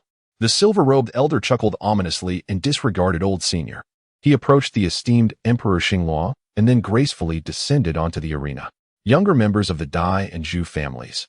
Our clans have been intertwined for a millennium, and the Underworld White Tiger has become the Empire's mightiest weapon. The current Emperor and Empress's Underworld White Tiger surpasses ordinary title Douluo in strength. However, today, someone dares to challenge our Underworld White Tiger and defy our clan-esque traditions. Do you consent? His voice resonated, igniting the emotions of the young onlookers gathered at the arena's edge. We do not consent. We do not consent. We do not consent. The fervor of a mere few hundred youths echoed as if thousands were rallying in unison. They were proud, and they reveled in it. Since you do not consent, let us welcome our protagonists for today, Davis and Zhu Zhiyun. As the silver-robed elder's words fell, Davis and Zhu Zhiyun leaped onto the arena, their presence commanding, akin to that of kings. The Underworld White Tiger shall prevail. The Underworld White Tiger shall prevail. The crowd chanted, their excitement palpable. The atmosphere had grown fervent. The silver-robed elder cast a glance at the isolated figures of Ning Xiao and Zhu Qing, a smile playing on his lips. Yu Qing. His Majesty promises that if you concede today and wed the crown prince, your past transgressions will be forgiven. Old Yao, there is no need for further discussion. My decision is resolute. I shall marry no one but Xiaogu. Having accepted this challenge, why ask again? Zhu Zhuqing's expression was icy as she fixed her gaze on the silver-robed elder.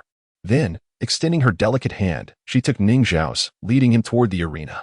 Davis watched the two clasped hands with a flash of displeasure. How could the woman I desire exhibit such intimacy with another? Ning Xiao, I shall remember you. Zhu Zhuqing and Ning Xiao ascended the arena, standing face to face with Davis and Zhu Zhuyun. The silver-robed elder regarded Ning Xiao, his brow furrowed. His voice cold as ice. Young man, you are from the Tiando Empire. Do you truly wish to wade through this murky water? If you leave now, you still have time. Ning Xiao chuckled coldly.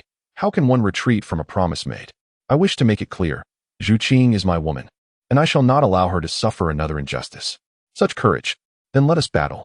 You have 1 minute to summon your spirits. After that, the match will commence. Strikes must be measured, and lives must not be taken. The dark demon evil god tiger reemerges, emitting a fearsome roar alongside an enchanting cat's call. Davis and Zhu Zhuyun have completed their martial soul possession, both adorned with the configuration of 2 yellow, 2 purple, and 1 black soul rings. At such a tender age to ascend to the rank of Soul King, they are truly deserving of the title of prodigies.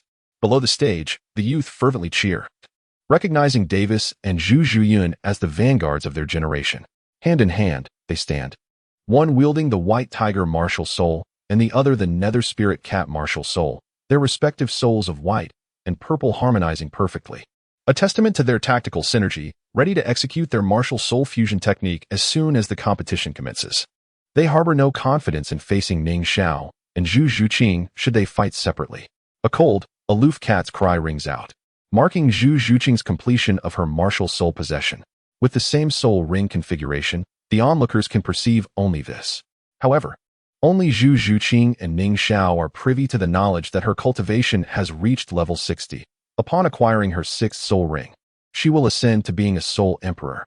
Supporters of Davis feel a sense of relief upon witnessing Zhu Zhuqing's soul rings, as they do not believe she can defeat Davis. As for Ning Xiao, he has yet to summon his martial soul, seemingly relying solely on physical prowess.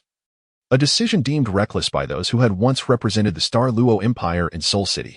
Suddenly, a dark mist envelopes Zhu Zhuqing, followed by the appearance of a form-fitting black armor that shrouds her entirely, even casting a thin veil over her eyes.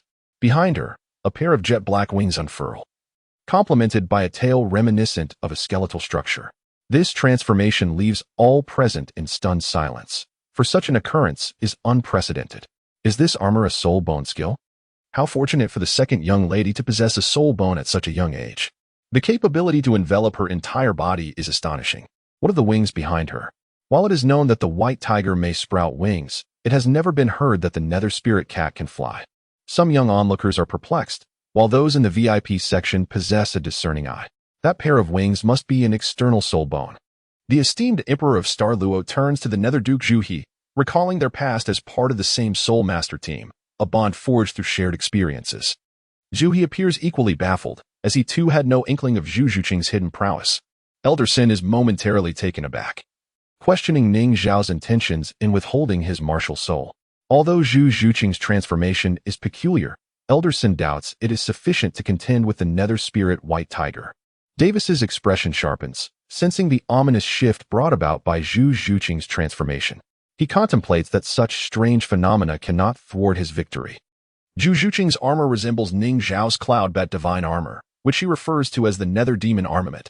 8 soul bones endow her with varied powers. The dark bone augments her offensive capabilities with shadow energy, enhancing her strength while diminishing that of her foes. The evil bone significantly amplifies her mental prowess, enabling her to inflict soul shock upon adversaries with malevolent intent. The time bone grants her the ability to manipulate time, accelerating, decelerating, halting, or even reversing it. The space bone allows her to wield spatial forces, creating distortions and rifts. The wind bone enhances her speed and enables her to unleash wind blades against enemies. The lightning bone bestows her with the power of thunder, delivering swift and electrifying assaults. The external soul bone, evil god wing, facilitates flight and the absorption of attacks through the evil god shield, and the evil god hook, which can extend and retract freely, serves as a formidable weapon with exceptional piercing power. Moreover, the evil god hook grants Zhu Qing the devouring ability akin to that of the dark demon evil god tiger. Ning Xiao, having previously alluded to a capability to absorb soul beast energy to enhance the lifespan of soul rings and solidify soul bones, finds Zhu Qing's development in this direction rather amusing, though he refrains from revealing the truth. The advantages conferred by the dark demon evil god tiger are profound, allowing her to command 6 elemental attributes simultaneously. With the nether divine armor activated, Zhu Qing's power undergoes a substantial augmentation, enhancing her attack, defense, and speed across the board. At this moment, she is poised to unleash twice her usual combat prowess, with her level 60 abilities comparable to the full support of a 100,000-year soulbone set. Easily capable of overwhelming Davis and Zhu Zhuyun's nether spirit white tiger in a state of normalcy. However, Zhu Qing seeks more than mere victory in battle. She grasps Ning Xiao's hand tightly, and an enigmatic aura radiates from her, enveloping him in a dark mist, intertwining their essences. Reminiscent of the precursor to the martial soul fusion technique displayed by Davis and Zhu Zhuyun. As the 1-minute martial soul summoning period concludes, Davis and Zhu Zhuyun waste no time executing their martial soul fusion technique. 10 soul rings merge, and they vanish, only to re-emerge as a formidable purple tiger towering over 2 meters and stretching over 5 meters in length, their ancestral martial soul fusion technique, the Nether Spirit White Tiger. As the Nether Spirit White Tiger, renowned for its offensive capabilities, signifies the might of the Star Luo Empire, Zhu Qing launches herself toward Ning Xiao, yet does not send him sprawling. Instead, a shroud of black mist envelopes them both at the point of impact, obscuring their actions from onlookers. Suddenly, a resonant tiger's roar echoes from within the mist, followed by the emergence of a colossal black tiger, exceeding 10 meters in height and 20 meters in length. Its form entirely devoid of color, but for the deep black of its coat, with a pair of fully black wings unfurled and a skeletal tail raised high. The creature is unmistakable to Ning Xiao, for it bears an uncanny resemblance to the dark demon evil god tiger he once hunted, albeit now even more massive. Beneath the mighty paws of this enormous black tiger, the nether spirit white tiger of Davis and Zhu Zhuyun appears diminutive, akin to mere cubs. The ominous and ferocious black tiger struck fear into the hearts of all who beheld it. What manner of creature is this? Could it possibly be a manifestation of a fusion of spirit souls? Despite Ning Xiao's spirit not being the white tiger, how could he merge with the second Mrs. Nether Spirit Cat? They had not even summoned their spirit souls, yet they managed to achieve this fusion. Confusion reigned in the minds of the onlookers, who were left grappling with the perplexity of the situation. For millennia, the spirit soul most harmoniously aligned with the Nether Spirit Cat had been the white tiger. Now, an entirely different spirit soul had accomplished this fusion, shattering their preconceived notions. How could this be? What kind of tiger is this? Emperor Xingluo rose in astonishment, his tiger-like eyes fixed on the majestic black tiger on the arena. His white tiger spirit soul was undoubtedly the pinnacle among tiger-type spirit souls, with his title Douluo-level prowess making him the most formidable possessor of such a spirit on the continent. Against any other tiger-type spirit soul, Emperor Xingluo could exert a kingly pressure. Yet now, he found himself feeling an inkling of trepidation in the presence of this black tiger. Could there truly exist a tiger more powerful than his white tiger? Emperor Xingluo gazed at the black tiger with a mixture of astonishment and dread. The nether power emanating from Zhu Qing was even more potent than her own. Was this a mutation of spirit souls? As the possessor of the Nether Spirit Cat, she too felt a twinge of fear in the face of the black tiger. The esteemed elders in the VIP section, witnessing this scene, could not maintain their composure. They had hoped for Zhu Qing and Davis to merge, envisioning a formidable spirit-soul fusion technique. Yet now, Zhu Qing had managed to achieve this with an outsider, and this fusion technique appeared to far surpass the nether white tiger of Davis and Zhu Qing. Even the seasoned Soul Douluo, Soul Sage, and Soul Emperor elders felt a sense of dread. They sensed that even they would be easily defeated by the black tiger. If the spectators felt this way, the nether white tiger beneath its paws was utterly powerless. Typically, a larger physique signifies greater strength. At this moment, the nether white tiger was dwarfed by the claws of the black tiger. Zhuyun, give it your all. After executing the spirit-soul fusion technique, Davis and Zhu Yun shared a profound connection. Faced with the towering black tiger, Their only recourse was to unleash their most powerful attack. Torrents of energy surged around the nether white tiger, and a purple-golden beam erupted from its maw, hurtling toward the black tiger's head. The black tiger, however, was not idle. With a simple yet graceful motion, it lifted its paw to swat away the oncoming purple-golden beam. Despite its massive size, the black tiger moved with surprising agility, intercepting the nether white tiger's attack without effort. A deafening roar reverberated, shaking the spectators to their core. In an instant, the nether white tiger's attack was dispelled, while the black tiger's paw descended unimpeded. Watching the descending paw, the eyes of the nether white tiger reflected sheer terror. There seemed to be no energy fluctuations emanating from the paw, yet its speed alone suggested overwhelming force. Both Davis and Zhu Qing could only surmise that should that paw land on the nether white tiger, they would sustain grave injuries. Zhu Yun, leading the nether white tiger, desperately attempted to flee. The speed of the nether white tiger was extraordinary, yet the descending claws of the black tiger were swifter. No matter how the nether white tiger evaded, it seemed unable to escape the clutches of the black tiger.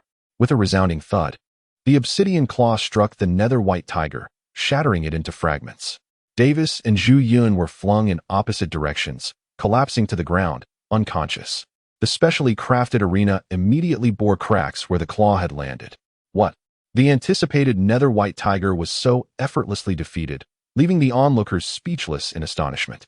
The cracks in the arena only served to amplify the awe of the black tiger's might. The younger spectators gazed at the imposing black tiger and were filled with fear. How could the formidable nether white tiger be so easily vanquished? What manner of terrifying creature was this black tiger? As the elders on the observation platform regained their composure, they rushed onto the arena, checking on the two unconscious figures. Upon confirming that neither sustained severe injuries, they breathed a sigh of relief. Meanwhile, they felt a creeping unease in the presence of the nearby black tiger, fearing it might lash out at them without warning.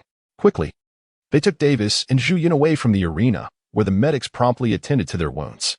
Emperor Xingluo and the Empress felt their worries ease upon hearing the doctor's reports. The Emperor's grave voice echoed across the arena. Zhu Qing, it is enough. You have one now. Release your spirit-soul fusion technique. As the black tiger, shrouded in a dark mist, vanished, Zhu Qing and Ning Xiao appeared before the crowd, hand in hand, exuding an aura of perfect harmony. Haha, excellent, Zhu Qing. Elderson laughed heartily, jumping onto the arena, his face glowing with satisfaction. Thank you, Elderson. Zhu Qing replied with gratitude. Over the past year, she had borne immense pressure, and Elderson's support had eased her burdens. Winning against the nether white tiger lifted a significant weight off her heart. Oh, what need is there for such words? This is all a result of your own efforts. Elderson waved dismissively. Then, his gaze turned toward the emperor seated in the VIP section. Your Majesty, Zhu Qing has emerged victorious. Will you honor your promise? What I have said carries weight, Emperor Xingluo replied solemnly. Zhu Qing, I did not anticipate that you could achieve spirit-soul fusion. This indicates a considerable compatibility between your spirit and Ning Xiao's. This is our spirit-soul fusion technique, the Nether Evil Tiger, Zhu Qing explained. The Nether Evil Tiger.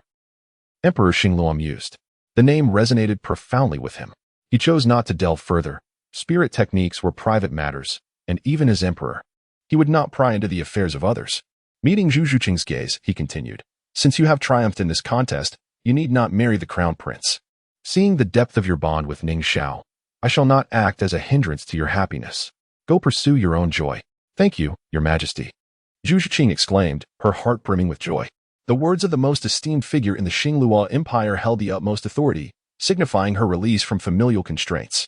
Emperor Xingluo then turned his gaze to Ning Xiao, his expression complex. The young man before him was remarkably talented, the finest genius on the continent. As emperor, he naturally wished to win Ning Xiao over to the Xingluo Empire. Yet, he understood the significance of Ning Xiao's identity. In a world where spirit masters held considerable power, the imperial authority was not absolute. The spirit master sects and families were equally formidable forces on the continent. As a prudent ruler, Emperor Xingluo would not recklessly provoke one of the top 3 sections. Ning Xiao, you truly embody the essence of unparalleled genius, indeed remarkable. It is a cause for celebration that the 7 Treasure Glazed Tile School has a successor like you. Upon your return, please extend my regards to the esteemed Master Ning Fengji, as well as to Sword Douluo and Bone Douluo. A benevolent smile graced the regal countenance of Emperor Xingluo. Although he was aware of the amicable ties between the Seven Treasure Glazed Tile School and the Heavenly Royal Family, securing their favor would undoubtedly be a tremendous boon for the Xinglua Empire. Your Majesty's words shall be duly conveyed, Ning Xiao responded with a demeanor of utmost respect, revealing that even the exalted emperor was not devoid of compassion. Now that matters here are settled, let us disperse. With a wave of his hand, the emperor signaled for the assembly to conclude. Following the departure of the emperor and empress of Xinglua, the others gradually took their leave. As they prepared to acquire their soul rings, the young ones gradually withdrew from the scene. The events of today would undoubtedly become a topic of discussion for them over tea and meals for some time. The spectral evil tiger, what manner of martial soul fusion technique was that? Its terrifying power obliterated the spectral white tiger in a single strike, leaving not a trace behind. Zhu Shiqing and Ning Xiao also made their exit. Although some among the crowd were Zhu Shiqing's kin, she had always been somewhat distant from them since childhood, and there was little to discuss at this juncture. She preferred the company of Ning Xiao. Zui observed the departure of Zhu Shiqing and Ning Xiao with a complex expression. His intention had been to see both Zhu Shiqing and Zhu Zhiyun wed to Davis, thereby solidifying the Zhu family's position. However, the events of today rendered that impossible. Fortunately, Zhu Zhiyun was destined to become a queen, ensuring the family would not fall into decline. The spectral evil tiger, what a formidable entity it was.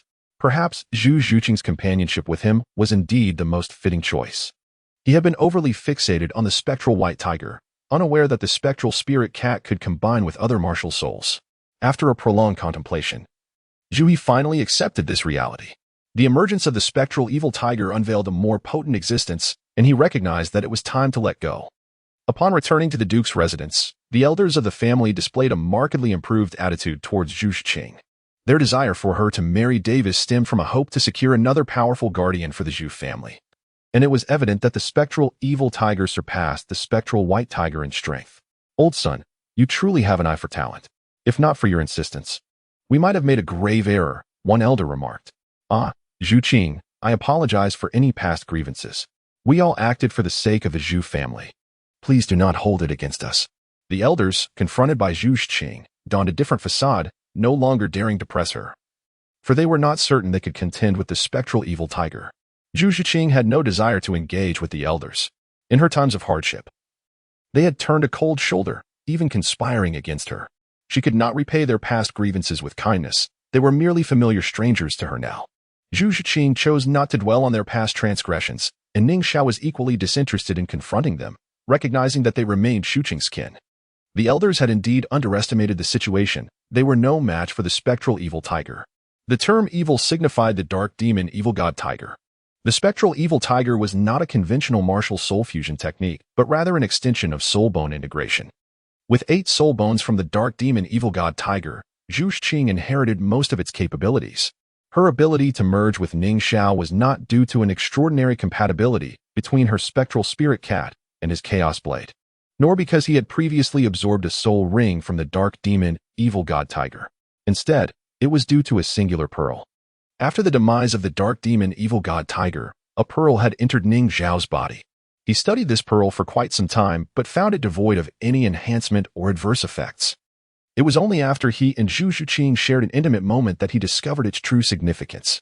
This pearl facilitated a profound connection between them. When Zhu Shiqing actively released her evil god aura, it would resonate with the pearl within Ning Xiao, leading to their fusion. Their combined form was the authentic dark demon evil god tiger, though Zhu Shiqing referred to it as the spectral evil tiger. In the state of the spectral evil tiger, Zhu Shiqing could not utilize her 5 soul techniques, nor could Ning Xiao wield any of his. They were limited to the skills of the dark demon evil god tiger. At the final moment of Zhu Shiqing's soul bone fusion, Ning Xiao shared her evil god aura, elevating his power to level 70. The state of the spectral evil tiger represented the sum of their soul power, matching the strength of the 60,000, your dark demon evil god tiger he had vanquished. Even in the face of a 95th level title Douluo, the spectral evil tiger could prevail. Furthermore, it endowed Zhu Shiqing with an ultimate technique, the spectral reincarnation. Father, mother, I have come to bid you farewell. Shortly after the duel, Zhu Shiqing approached her parents with Ning Xiao at her side. Zhu Qing, are you leaving? Will you not spend more time with Ning Xiao? The Duchess lamented. Is there something troubling you, prompting your departure at this moment? Zhu furrowed his brow. Even if Zhu Shiqing did not wed Davis, he did not wish for her and Ning Xiao to leave. particularly since the spectral evil tiger was undoubtedly the Zhu family's strongest asset. Father, I am already at level 60, and Brother Xiao is at level 70. We are going to acquire our soul rings, Zhu Zhuqing stated candidly. Zhu He and the Duchess exchanged astonished glances, unable to fathom that their daughter had reached such heights at the mere age of 16. Zhu He had initially suspected Ning Xiao's formidable spirit when they first met, but had not anticipated his level to be so high. Level 70 was a significant milestone for soul masters. Attaining soul sage status and possessing a martial soul avatar marked the onset of true combat prowess, allowing one to navigate the battlefield with ease amidst throngs of adversaries. Though the total number of soul masters across the continent reached 6 figures, few attained the soul sage level. Countless individuals remained stuck at level 69, perpetually seeking a breakthrough. Ning Xiao was indeed an astonishing figure. They had heard Zhu Zhuqing mention his age and knew he was not much older than her. Initially, they believed Zhu Zhuqing's talent was remarkable. Yet Ning Xiao surpassed all expectations. Since you have both reached the age to acquire your soul rings, I shall not impede you further. What kind of soul rings do you seek? Do you require assistance from the family in your hunt? Zhu He's countenance softened, displaying a rare paternal warmth. No. We will seek them out ourselves, Zhu Zhuqing replied. Upon hearing her words, Zhu He sighed inwardly. In the past, he had not treated Zhu Zhuqing well, and he hoped to mend their relationship by offering help in her quest for soul rings, only to be rebuffed. Zhu Zhuqing's rejection of the family's assistance spoke volumes of her disillusionment. The 6th soul ring required a spirit beast of 20,000 to 30,000 years, while the 7th demanded one exceeding 50,000 years. For most soul masters of level 60 or 70, venturing out alone to face appropriately aged spirit beasts would be perilous, necessitating the aid of others. However, Zhu He understood that Zhu Zhuqing and Ning Xiao, possessing the spectral evil tiger, needed no such support. Father, mother, I must take my leave. This is a gift from Ning Xiao, which I believe will suit you. Just as Zhu He felt a wave of melancholy, Zhu Zhuqing produced a box and presented it to him. He blinked in surprise. Upon opening the box, a resplendent light radiated forth. Both Zhu He and the Duchess were momentarily entranced by the items within the box. Soul bones. Zhu He's pupils dilated in astonishment. These were the most coveted treasures for soul masters.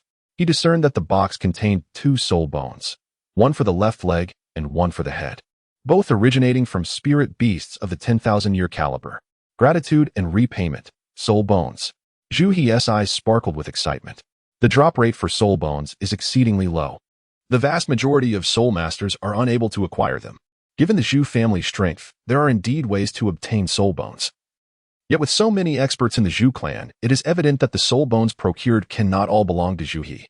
The 2 soul bones presented by Zhu Zhuqing are exquisite, each over 10,000 years old, clearly meant for her parents. The head soul bone enhances mental strength and possesses sound wave attacks, making it suitable for Zhu Zhuqing's mother. The left leg soul bone, derived from a 1,000-year speed-type soul beast, augments speed and is exceptionally fitting for Zhu He's phantom spirit cat. Moreover, these 2 soul bones are from body parts that Zhu Zhuqing's parents lack. Zhu's father and mother gazed fervently at the soul bones, suddenly feeling immensely satisfied with their son-in-law. Each took 1 soul bone, oblivious to when Ning Xiao and Zhu Zhuqing had departed. By the time they regained their senses, they could scarcely bid farewell to their daughter, eagerly retreating to cultivate and absorb the soul bones. After parting ways with Zhu's parents, Zhu Zhuqing and Ning Xiao sought out elder son once more. Among the Zhu family, these 3 individuals held immense significance for Zhu Zhuqing. In Elder Sen's courtyard, his hands trembled with excitement as he beheld a soul bone emanating a radiant glow from within a wooden box. Elder Sen, I am deeply grateful for your care towards Zhuqing during this time. This soul bone, from the fierce demon rock, approximately 50,000 years old, should suit you well, Ning Xiao said, presenting the wooden box with both hands, filled with gratitude. Elder Sen's eyes glimmered with longing as he gazed at the soul bone. He was all too aware of its rarity, and a 50,000-year-head soul bone was indeed a treasure among treasures. The fact that such a precious soul bone was given to him filled Elder Sen with even greater appreciation for the young man before him. Ah, though I yearn for this soul bone, as an old man, I hardly need something so extraordinary. You should keep it, even if you cannot utilize it. It could be passed down to your future children, Elder Sen insisted, refraining from accepting the soul bone and considering instead the future of Ning Xiao and Zhu Zhuqing's offspring. Upon hearing Elder Sen's words, Zhu Zhuqing felt a blush rise to her cheeks. although she and Ning Xiao shared a spousal bond. The mention of children left her feeling bashful. Noticing Elder Sin's refusal to accept the soul bone, Zhu Qing grew anxious and urged, "Elder Sin, please accept this soul bone. Without your guidance, I would not have fared so well during this time.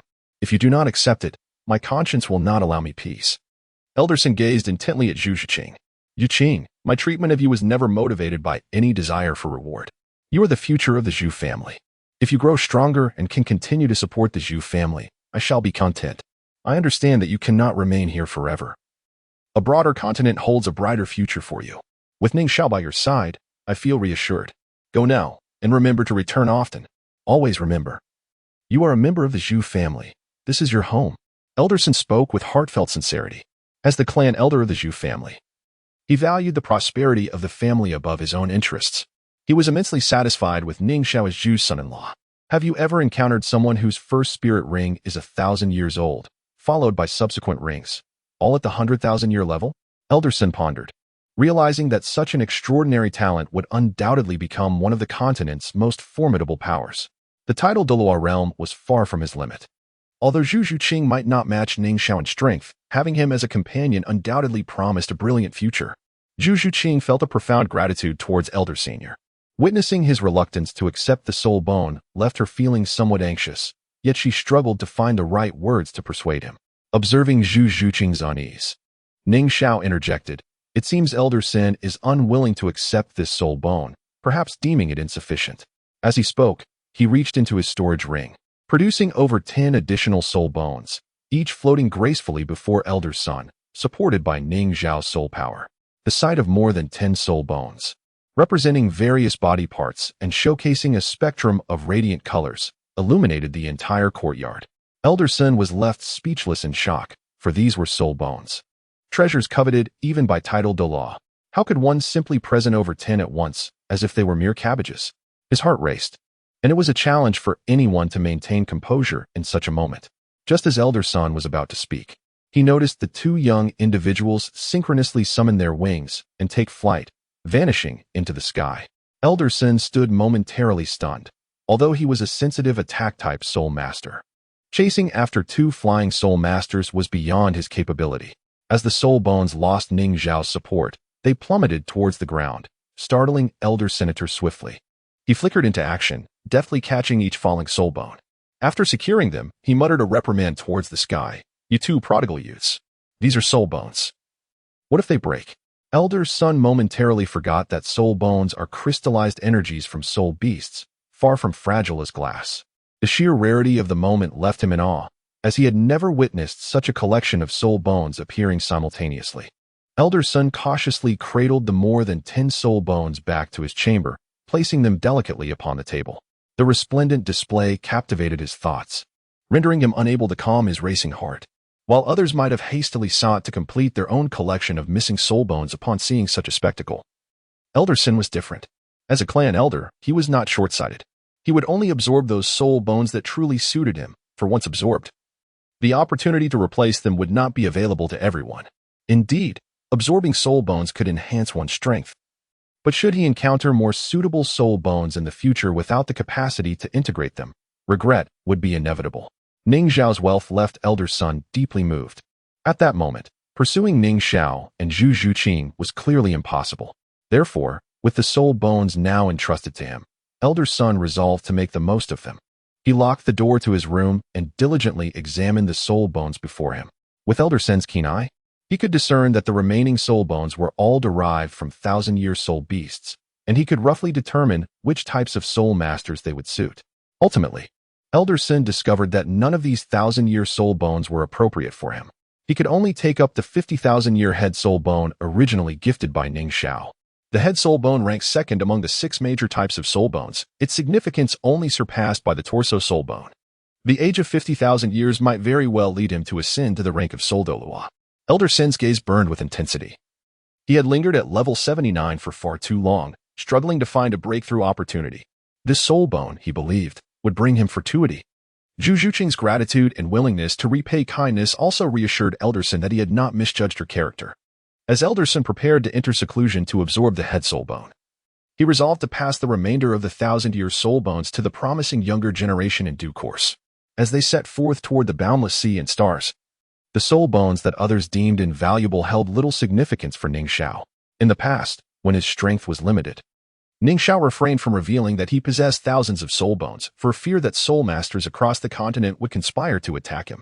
However, with the enhancement of his power, he no longer saw the need to conceal anything. The soul bones he had left for Elderson were merely those dropped by thousand-year soul beasts. It was not a matter of reluctance on his part. After all, considering the care bestowed upon Zhu Qing, how could he not feel a sense of attachment? Yet, the high-level soul bones he possessed were few. Ning Xiao's methods of acquiring soul bones were twofold, through collective assaults on social or group-type soul beasts, or by utilizing his advanced technique, 1,000 blades in a second. On high-level soul beasts, the chilling shadow catastrophe was a technique whose power even Ning Xiao found challenging to control.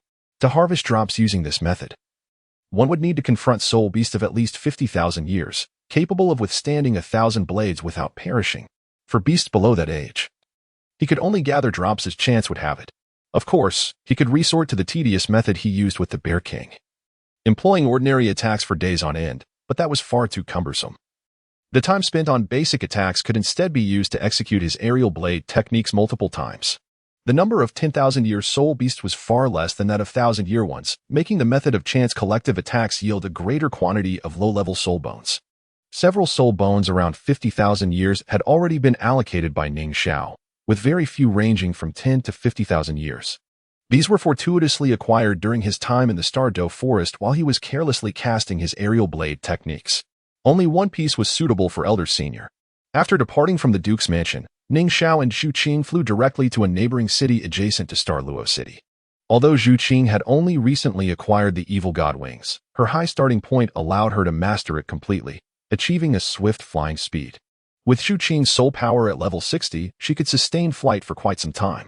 Hand in hand, they strolled through the streets, a handsome couple eliciting envious glances from passers-by. Initially, Zhu Qing felt a bit out of place, but as she grew accustomed to it, she began to relish the admiration from others. Young couples, some stealing glances at Zhu Qing and others at Ning Xiao, found themselves nearly embroiled in quarrels.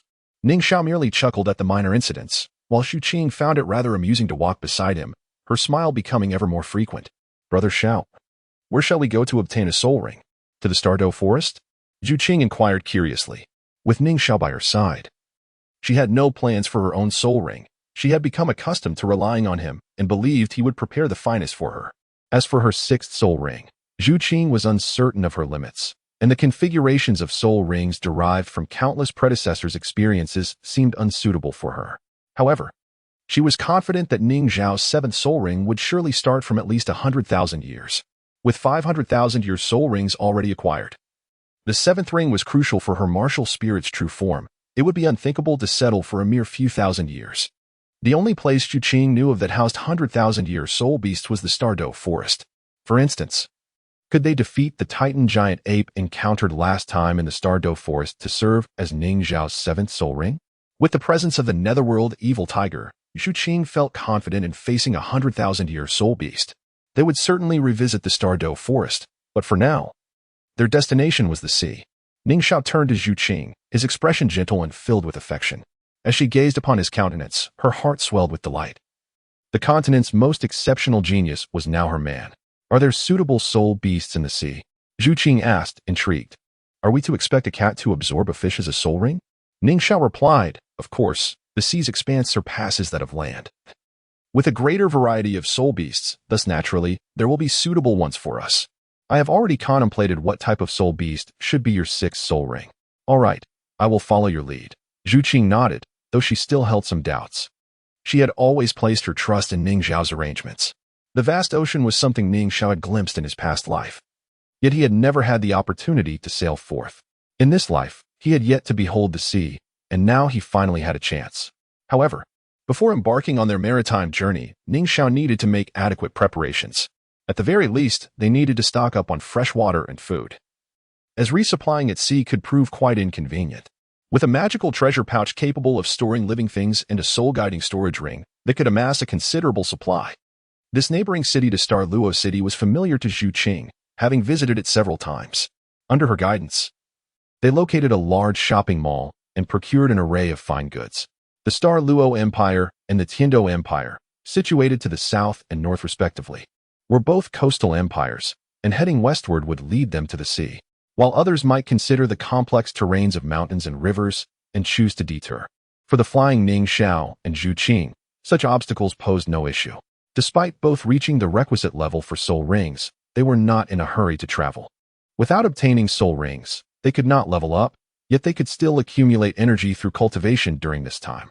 Therefore, they planned to take their time, enjoying the majestic landscapes of the Douluo Empire. As the second daughter of the Duke's mansion, Zhu Qing had always been focused on becoming stronger. Never pausing for a moment, Ning Xiao wished to allow her to relax and escape the burdens of her family's legacy. With her beloved by her side, Zhu Qing felt a sense of clarity in her heart, experiencing a happiness that was unparalleled. Occasionally, they would hire a carriage to leisurely traverse the roads, admiring the scenery around them. At other times, they would soar to the peaks of high mountains to survey the world below. Observing the smile on the face of his beloved, Ning Xiao's heart softened immensely. As for their accommodations during the journey, each time the considerate front desk attendant would inform them that only the last room remained, forcing Ning Xiao and Zhu Qing to share. On one occasion, just as Ning Xiao secured the last room, several merchants arrived and booked the adjacent room. Ning Xiao shot a glare at the front desk attendant, who merely offered an apologetic look. Zhu Qing's expression darkened, as if she had realized something, yet she said nothing, tacitly accepting Ning Xiao's behavior. In Limbin City, Ning Xiao once again secured the last available room. After bathing, Zhu Qing emerged with damp hair, her towel failing to conceal her alluring figure. The sight of her, a beauty emerging from the bath, ignited Ning Xiao's enthusiasm. He pulled Zhu Qing into his embrace, her fragrant, soft body pressed against him, a sensation too delightful to resist. After a passionate encounter, Zhu Qing fell asleep in Ning Xiao's arms, exhausted. Ning Xiao, still yearning for more, found this experience to be quite addictive. He cherished Zhu Qing's body and refrained from further exertions, cradling her exquisite figure and watching her drift into slumber. After a day's rest, Ning Xiao discovered a large auction house in Limbin City. As they prepared to set sail, it was essential to be well-equipped. Certain necessities were unavailable in inland cities. Yet this coastal city was abundant in supplies. Although both Ning Xiao and Zhu Qing could fly, they were essentially land-dwellers. Their maritime journey would not be brief, and it was impractical to remain airborne over the sea. At the auction house, Ning Xiao purchased a ship-shaped soul-guiding device. This ship-shaped device could expand and contract, accommodating a dozen passengers when enlarged and able to fit into a storage soul device when shrunk. This vessel-shaped soul guide can be propelled across the surface of the sea by the manipulation of soul power, achieving a commendable speed. Furthermore, it boasts exceptional defensive capabilities, rendering it impervious to the assaults of ordinary soul beasts. For sea soul masters, however, this soul guide may seem somewhat superfluous, as their martial spirits allow them to thrive effortlessly in aquatic environments. Yet, for Ning Xiao and Zhu Qing, it proves to be immensely beneficial. With two individuals capable of flight, as long as there exists a foothold upon the water's surface, they can embark on distant journeys. With all preparations meticulously completed, they are poised to set sail, their aspirations set upon the vast expanse of the stars and the ocean. In the vast expanse of the ocean, where everything appears diminutive, a ship navigates through the undulating waves. The azure sky merges seamlessly with the ocean, creating an ethereal ambience. Ning Xiao, unable to discern direction amidst the endless blue, has chartered a large vessel accompanied by seasoned sailors who serve as living maps of the sea. However, a minor mishap occurs when Zhu Qing succumbs to seasickness. While she is unfazed during flight, the relentless motion of the ship unsettles her. The experienced sailors, having encountered such situations numerous times, refrain from mockery. Understanding the seriousness of the matter, the exorbitant price of the charter is a testament to the gravity of their expedition. Ning Xiao seeks a 100,000-year soul beast, a venture that could easily provoke formidable foes. Sea soul beasts, like their terrestrial counterparts, possess strong territorial instincts, often inhabiting designated areas. The seasoned crew is acutely aware of the territories of these powerful creatures and typically steer clear of them. Initially, many were hesitant to accept Ning Xiao's request, but with the promise of a substantial reward, some intrepid souls dared to embark on this perilous journey. On the deck, as the sea breeze envelopes them, Ning Xiao comforts Zhu Qing, aiding her adjustment to the tumultuous voyage. After more than 10 days at sea, she grows accustomed to the ship's movements, and the captain provides an array of delectable marine delicacies, each more exquisite than the last. One day, the captain approaches Ning Xiao with trepidations, warning him of the impending entry into the territory of the deep-sea demon whale king, 100,000-year soul beast. Yet, Ning Xiao knows this creature is closer to 1,000,000 years in age. The crew, well-versed in the lore of the sea, understands that the whale king's left eye was blinded by a powerful adversary, and as long as they navigate away from that direction, they can avoid confrontation. The deep-sea demon whale king is generally docile, only attacking if provoked. Thus, the captain seeks Ning Xiao's decision, considering the purpose of their voyage. "Let us steer clear of it," Ning Xiao replies, glancing at the distant horizon. He is not yet ready to provoke such a formidable entity, especially with Zhu Zhuqing at his side. Despite Zhu Zhuqing's curiosity about the potential of obtaining a 100,000-year soul ring from the beast, Ning Xiao clarifies that this creature is no ordinary soul beast, but rather one of immense power. As they discuss the nature of soul beasts and their evolution, Zhu Zhuqing learns about the choices they face upon reaching the 100,000-year threshold, either to transform into a human or to continue existing in their beastly form for a mere 1,000 years.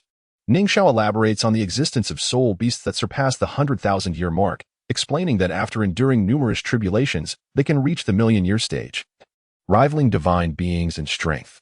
The deep-sea demon whale king, though not quite at that level, is formidable enough to be compared to a rank 99 human. Zhu Zhuqing is captivated by this revelation, having only encountered the Titan ape and the sword Douluo as the pinnacle of strength. Ning Xiao's knowledge impresses her, and amid their banter, he draws her closer, creating an intimate moment filled with warmth and safety. "I shall capture the deep-sea demon whale king and prepare a feast," he playfully asserts, igniting a smile on Zhu Zhuqing's face. The crew, witnessing their closeness, discreetly retreats, respecting the couple's privacy. Days later, the captain approaches Ning Xiao again, this time with a tremor in his voice, cautioning him about the territory of the evil spirit tiger whale, a more dangerous creature known for its ferocity. Unlike the solitary deep-sea demon whale king, the evil spirit tiger whale thrives in packs, and an encounter could prove catastrophic. Yet, Ning Xiao's true objective lies with the evil spirit tiger whale, not for his own gain, but to procure a sixth soul ring for Zhu Zhuqing.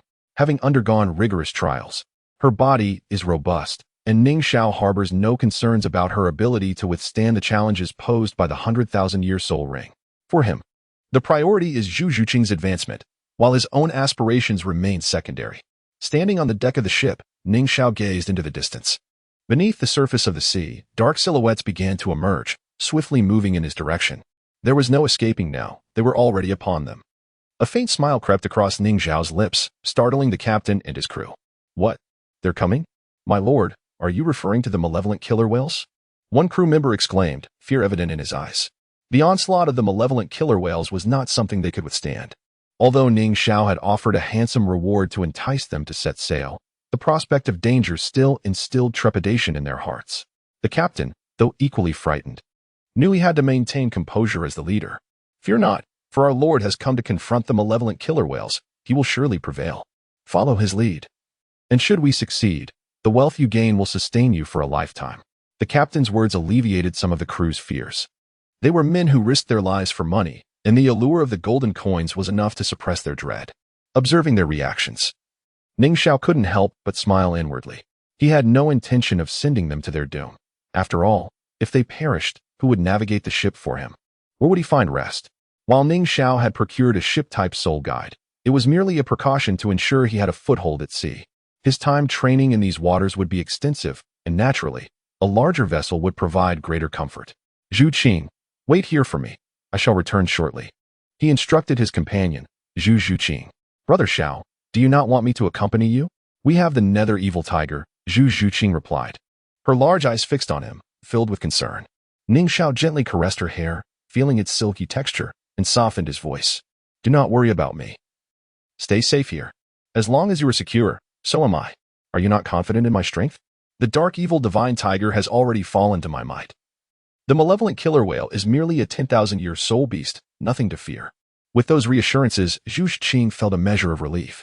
She was well aware of the power of their martial soul fusion technique, the dark evil divine tiger, of which she was the primary force, with Ning Xiao providing her with immense soul power and activating the enigmatic spirit pearl. However, in that state, Ning Xiao would be unable to utilize any of his soul ring or soul bone abilities, and the critical hit system would be dormant. In the sky, Gazing down at the ocean, Ning Xiao observed over 200 malevolent killer whales, all exceeding 10,000 years in age. He smiled. Having encountered various terrestrial soul beast groups, but never one composed of such ancient beings. The whales were scattered across a vast expanse of ocean, appearing as a dark mass from above. Gripping the Chaos Blade, a black and red aura surrounded him as he summoned his fifth soul skill, the Spirit Blade Shadow Division. Wielding two Chaos Blades, calculating the movements of the malevolent killer whales, he prepared his attack. Moments later, his fourth soul ring detached and split into two, encasing the blades. With a forceful throw, the blades surged through the air, trailing crimson flames before detonating. Countless black blades rained down like a torrential downpour, creating spectacular splashes on the ocean's surface. In a battle against numerous foes, the aerial blade catastrophe was indeed the most fitting choice. Even submerged in water, the black blade rain would not encounter any hindrance. Ning Xiao calculated the whale's speed, ensuring that his control over the explosion would blanket all the malevolent killer whales. If this attack were directed at humans, the range would be minimal, barely exceeding shoulder width. However, whales, with their elongated bodies, had a far greater area of impact.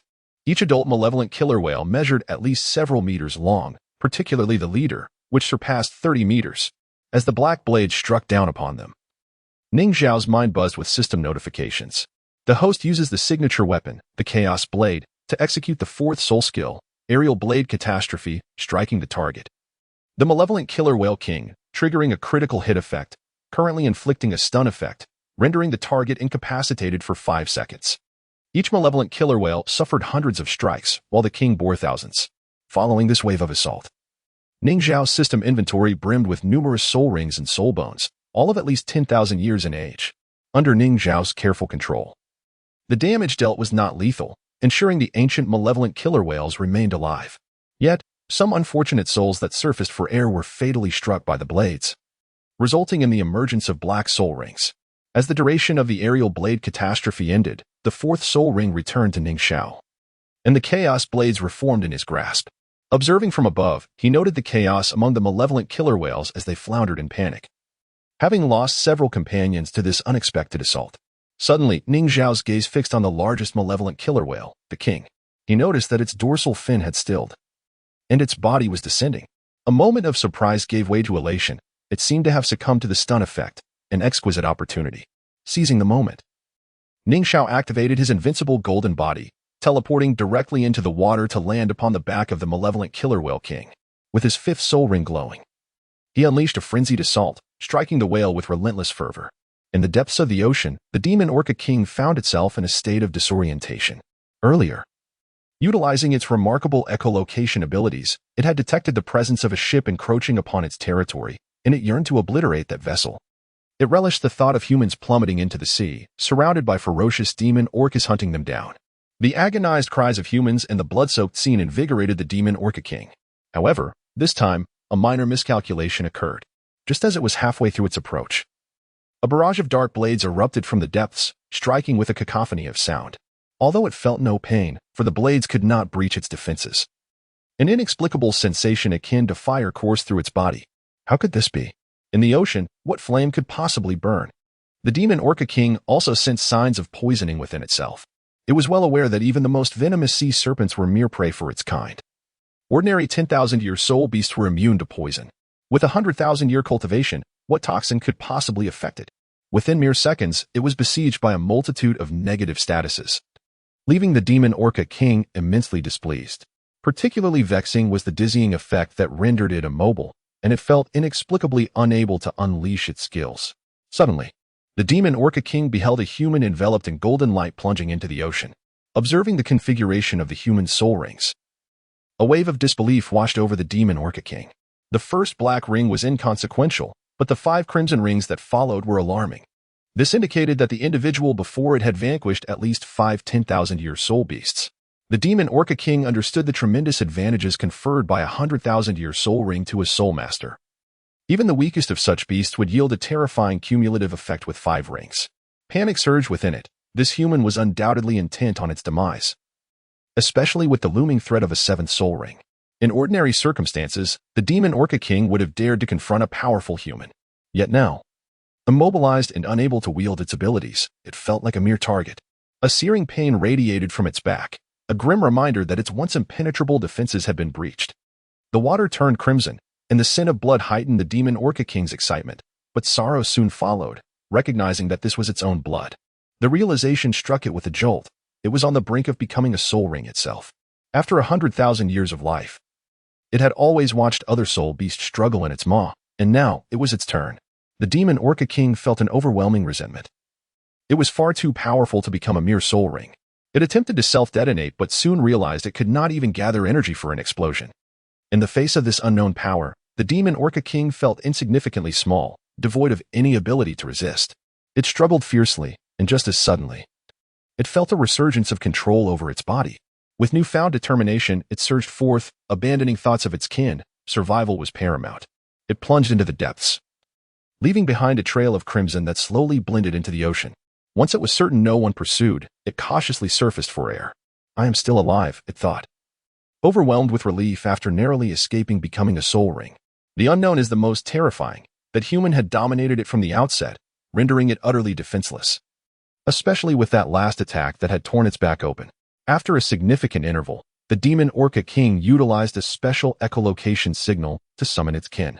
Initially, it had no choice but to forsake its group, but it would never abandon its 10,000-year subordinates. The deep-sea demon whale king ruled the ocean due to its formidable strength. No soul beast could match it in single combat.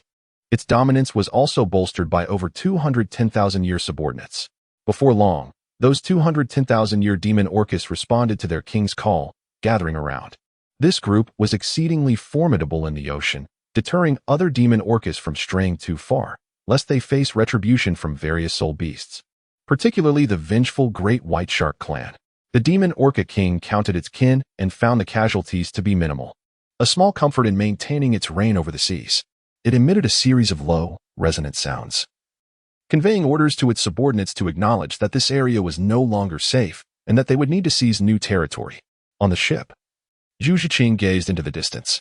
With her keen eyes, she spotted the figure in the sky, particularly the conspicuous red soul rings. When Ning Xiao dove into the sea, her heart raced with anxiety, yet all she could do was pray for him.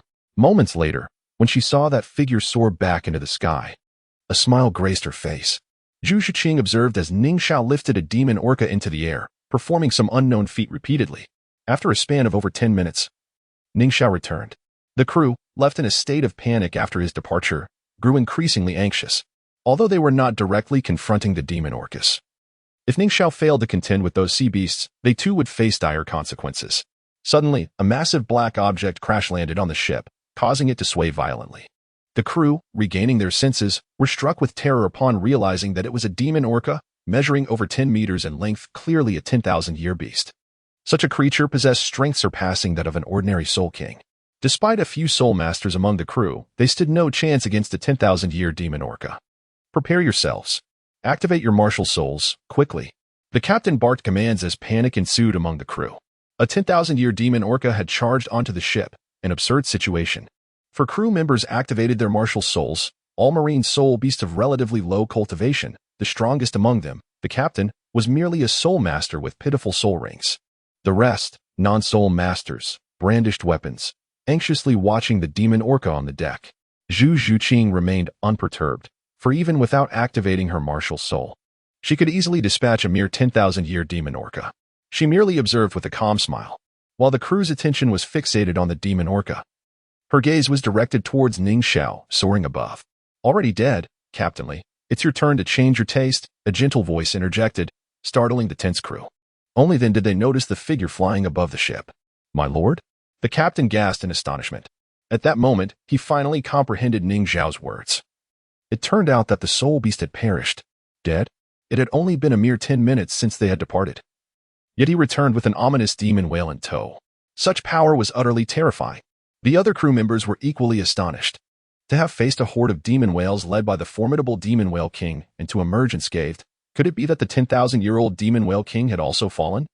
The gazes directed towards Ning Xiao transformed into profound reverence. When Ning Xiao had initially chartered the ship, they had harbored some trepidation, but now their hearts surged with exhilaration. The individual before them was undoubtedly a formidable title Douluo. In the presence of the illustrious title Douluo, a being of unparalleled strength, the atmosphere shifted, and reverence filled the air. The captain refrained from inquiring about the whereabouts of the abyssal whale, knowing the gravity of addressing such a formidable entity. Instead, he promptly instructed the crew to handle the slain abyssal whale, a creature they might never encounter again in their lifetimes. The energy contained within this soul beast, aged a millennium, was undoubtedly an elixir of vitality, yet its considerable size posed a challenge for preparation. As the crew attended to the whale, Ning Xiao and Zhu Zhuqing retreated to a private chamber. "Did you not slay the 100,000-year soul beast?" Zhu Zhuqing asked, her curiosity piqued once they were alone. "No, I let it escape. It may still serve a purpose. You are aware that the dark demon evil god tiger's soul ring grants me the ability to absorb energies from other soul beasts to condense soul bones. I intend to utilize it for that very reason," Ning Xiao elucidated, albeit with a fabricated rationale. "Well, if you can manage it, I shall not worry. But how will we locate it now that it has fled?" Zhu Zhuqing queried. Ning Xiao smiled, explaining, "The Thousand Shadows' absolute kill lasts but a second. Yet I took over 10 seconds to infiltrate the depths of the ocean. It could not escape. During my attack, I infused it with a trace of evil god energy. Through this energy, we can pinpoint its location. Use your head soul bone to sense it, and you will find its whereabouts." Zhu Zhuqing promptly complied, and a black pattern resembling the character for king appeared on her forehead. Upon focusing, she indeed detected a faint trace of evil god energy far beyond their immediate vicinity. This newfound tracking capability filled her with excitement, as it signified that another 100,000-year soul beast was now within their grasp, unable to elude them. Ning Xiao had been cautious, ensuring that the trace of evil god energy was minimal to prevent the abyssal whale king from detecting it. He surmised that this energy would persist for at least half a month, during which its location would remain visible to Zhu Zhuqing. In addition to marking the abyssal whale king, Ning Xiao had also consumed several unfortunate abyssal whales using his sixth soul skill. Although the energy from these millennium-old soul beasts would not significantly enhance his strength, it was still preferable to the training effects of his Xiantian art. As the crew worked diligently to process the abyssal whale, Ning Xiao began to examine the spoils. The soul rings dropped included those aged 13, 340 years, 16, 524 years, and 23, 486 years, amounting to over 20 soul rings with a cumulative age exceeding 200,000 years. This bounty was a remarkable windfall, indicating that even a single soul ring absorbed would provide him with a seventh soul ring of at least 200,000 years in age. Moreover, the yield of soul bones was even more impressive, as each soul beast yielded only one soul ring but could produce up to 7 soul bones. The external soul bone from the whale's tail fin was particularly noteworthy, being a 10,000-year relic. The total of the 6 major body part soul bones exceeded 100, all of which were millennium grade, an astonishing accumulation that no other force on the continent could rival. Ning Xiao was elated, contemplating the potential of merging over 100 soul bones of the same type, each of at least 1,000 years, to create a soul bone of unprecedented magnitude. The ocean had indeed proven to be a land of fortune, and he felt increasingly inclined to engage with the abyssal whale clan. Upon inspecting the inventory, Ning Xiao discovered 2 soul bones from the 10,000-year abyssal whale king, one from the torso and one from the right leg. In the past, he would have coveted such treasures, but now they seemed rather ordinary to him. He pondered who might benefit from these soul bones, deciding instead to wait until he had harvested all the abyssal whale king's bones to gift them to his companions, knowing the full set would provide immense benefits. Suddenly, he stumbled upon a peculiar item in the system space, the abyssal whale king's whale pearl. Perplexed, he realized that his knowledge of marine soul beasts was limited. He spent some time examining the pearl but found no immediate use for it, deciding to seek the counsel of a powerful sea soul master when the opportunity arose. "Yu Qing, I have a gift for you," Ning Xiao called out, drawing her attention. He produced an object resembling a whale's tail, dark gray in color and roughly the size of a hand fan. It was evident that this was not a mere remnant from a slain whale, but an external soul bone radiating potent energy. Zhu Zhuqing, well-versed in such matters, recognized it as an external soul bone from the abyssal whale. "Brother Xiao, have you fused yet another external soul bone?" she exclaimed in astonishment, initially believing that his source of soul bones stemmed from the absorption effects of the dark demon evil god tiger. "Indeed," Ning Xiao nodded. "You should absorb this. I already possess 2 external soul bones, while you have only 1. Zhu Zhuqing protested, eager to decline. "I have one too, see? This is just like yours," Ning Xiao replied, revealing another external soul bone from the abyssal whale, albeit smaller and of lesser quality. Observing the 2 external soul bones before her, Zhu Zhuqing was taken aback. although her evil god hook also possessed absorption capabilities. She had struggled to develop the ability to condense soul rings and bones as Ning Xiao effortlessly did. With two identical external soul bones at hand, Zhu Zhuqing felt no further need to resist. With a swift motion, Zhu Zhuqing unleashed the advantages of her agility, darting towards Ning Xiao before retreating in an instant. In her grasp, she seized the seemingly weaker tail fin. "Brother Xiao, I shall absorb this first. You protect me," she declared. Without affording Ning Xiao a moment's hesitation, Zhu Zhuqing settled down to absorb the fin. Observing her actions, Ning Xiao dared not interrupt. As Zhu Zhuqing commenced the absorption of the 100,000-year-old tail fin, it became evident that she could no longer absorb an external spirit bone from the same location. Thus, the external spirit bone from the deep-sea demon whale king would have to be absorbed by him alone. This girl, the triumvirate soul master, Zhu Zhuqing, absorbed the external spirit bone from the 10,000-year-old evil demon tiger whale. Although this process was not as intricate as absorbing the dark demon evil god tiger's spirit bone, it still took her 2 hours to complete. With a full set of body spirit bones and 3 external spirit bones, Zhu Zhuqing undoubtedly possessed the most spirit bones among them. After experimenting with the tail fin spirit bone, she discovered that her legs transformed into something akin to a fishtail, rendering her unstable on the ship. Ning Xiao supported Zhu Zhuqing, allowing her to maintain a semblance of balance. At that moment, with a human upper body and a fishtail below, she resembled a mermaid. In haste, Zhu Zhuqing removed the tail fin spirit bone, regaining her legs, and the solid ground beneath her feet provided a sense of reassurance. It seemed that this spirit bone held little value on land, only revealing its worth in water. Zhu Zhuqing quickly discerned the potential of this external spirit bone. It was indeed advantageous. Neither of them were adept swimmers, and possessing such an external spirit bone offered an additional layer of security in the ocean. Ning Xiao recognized the benefits of the tail fin spirit bone as well. Previously, his battlegrounds were confined to land and sky. Now, with the addition of the tail fin, it meant an expansion to underwater combat in the future. "Xiao Gu, you should merge with the tail fin quickly.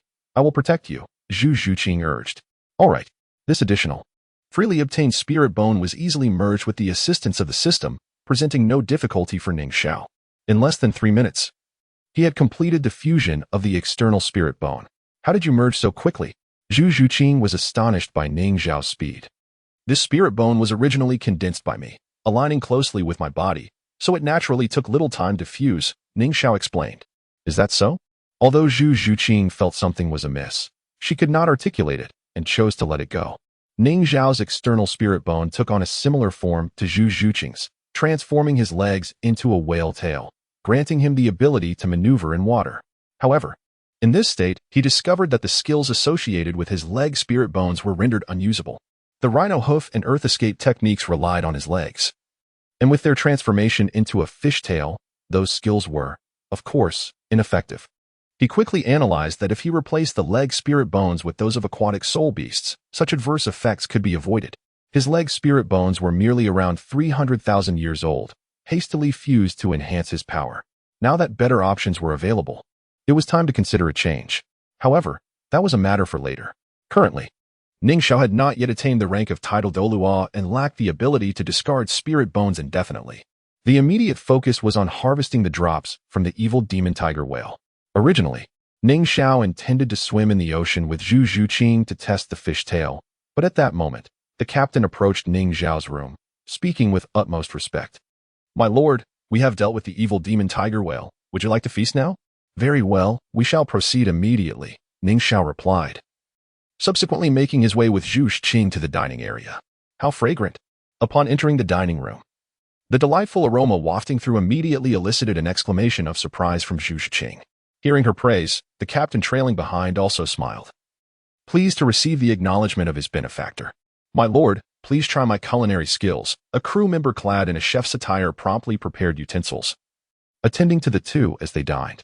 Ning Xiao took Zhu Zhuqing's hand and led her to the table, where an observant crew member swiftly pulled out a chair and wiped it clean. The flesh of the evil demon tiger whale was prepared by boiling, with tender pieces of whale meat artfully presented, adorned with vibrant garnishes that made the dish appear exquisite. The delicious soup emanated an enticing aroma, greatly enhancing one's appetite. Upon tasting a piece of whale meat, Ning Xiao was immediately struck by its rich flavor. unlike ordinary fish. The texture of the whale meat bore a closer resemblance to that of beef, robust and satisfying. A warm sensation seemed to flow from his mouth down his throat and into his body. After the death of a soul beast, the energy within does not dissipate immediately, but rather gradually diminishes. Since the evil demon tiger whale had only recently perished, its energy remained intact. This fact contributed to the benefits of consuming soul beast meat for soul masters. The flavor is exquisite. Qing, you must try it, Ning Xiao said, ensuring that the whale meat posed no harm before offering it to her. Zhu Zhuqing daintily savored the food, her noble demeanor perfectly showcased. After just one bite, the whale meat conquered her palate. Without unnecessary words, she continued to eat elegantly, observing the enjoyment on Ning Xiao and Zhu Zhuqing's faces. The serving crew and captain couldn't help but feel envious, their mouths watering at the aromatic air. Though the evil demon tiger whale was immense, the crew dared not steal a taste. After all, it was Ning Xiao's hard-won prize, and facing a suspected title Douluo, they did not dare to offend him in any way. Captain, let your men partake in the feast as well. The 10,000-year-old evil demon tiger whale contains immense energy, which would greatly benefit lower-ranking soul masters like them. It's far too large for us to consume alone. If necessary, I can catch another. Ning Xiao stated after finishing the meal, both he and Zhu Zhuqing appearing thoroughly satisfied. Thank you, my lord, the captain said, his expression brightening as he hurried to express gratitude. For sea soul masters, the 10,000-year-old evil demon tiger whale was indeed a formidable soul beast. Just tasting it once would lend them credibility in their tales. The captain and crew had no doubt about Ning Xiao's capabilities when he mentioned catching another evil demon tiger whale. However, should this incredible feat be shared with others? Few would believe it. After all, who wouldn't flee upon encountering the evil demon tiger whale? Who would dare to capture it for sustenance? Ning Xiao and Zhu Zhuqing ascended to the deck, gazing at the vast expanse where the sea met the sky. Their mindset had transformed entirely from when they first boarded the ship. Zhu Zhuqing no longer suffered from seasickness.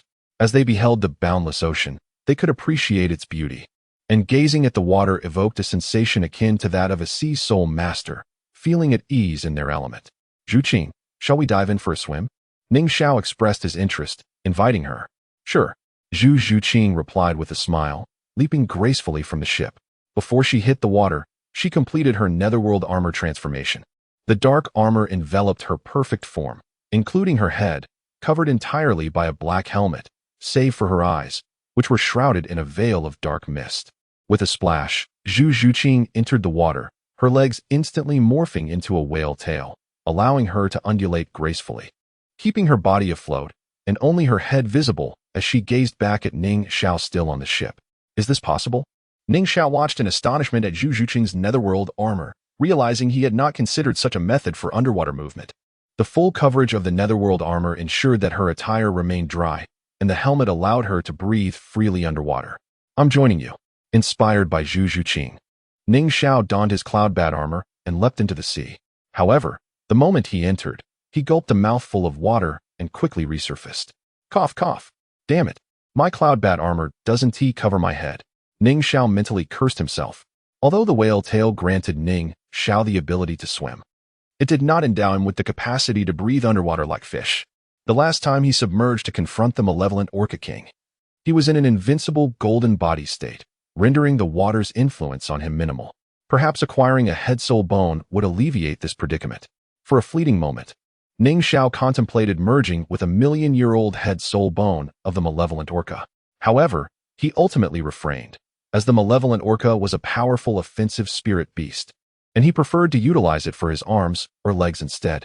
Amused by Ning Xiao's antics, Zhu Zhuqing's laughter echoed melodiously, though her appearance remained concealed beneath her helmet. Surely, beneath that helm, she must possess an enchanting visage. Ah, Zhuqing, if you dare to laugh at me, do not let me catch you. He jested. Then come and chase me. Zhuqing provocatively retorted, plunging into the water with a swift flick of her fish tail, propelling her body forward at an astonishing speed. Such a challenge was not one Ning Xiao could ignore. With his soul power concentrating around his head, he formed a transparent dome reminiscent of an astronaut's helmet to shield his eyes and nose. Equipped with the soul power barrier, Ning shot off into the ocean, pursuing Zhu Zhuqing. In the vast expanse of the ocean, two figures swiftly glided through the water, one following closely behind the other. With the soul bone of the malevolent killer whale, their speed in the water was remarkable, reaching up to 120 nautical miles per hour.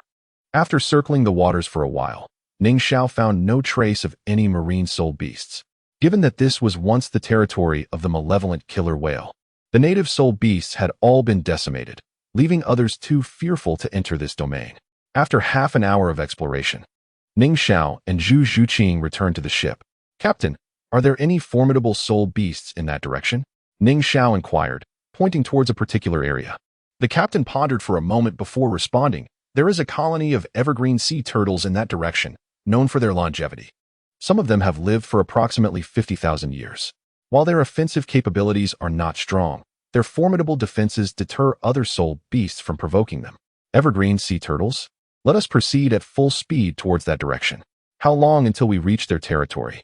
Ning Xiao asked. "We should arrive in about 3 hours," the captain replied promptly. After a brief moment of contemplation, Ning Xiao instructed, "Very well, set sail towards that direction at full speed. Inform me upon arrival at the turtle colony. If I do not emerge, do not disturb me and continue your course." "Understood, my lord," the captain affirmed hastily. As night fell, a chill filled the air. After briefing the captain on several matters, Ning Xiao retreated to his quarters with Zhu Zhuqing to engage in their intimate activities.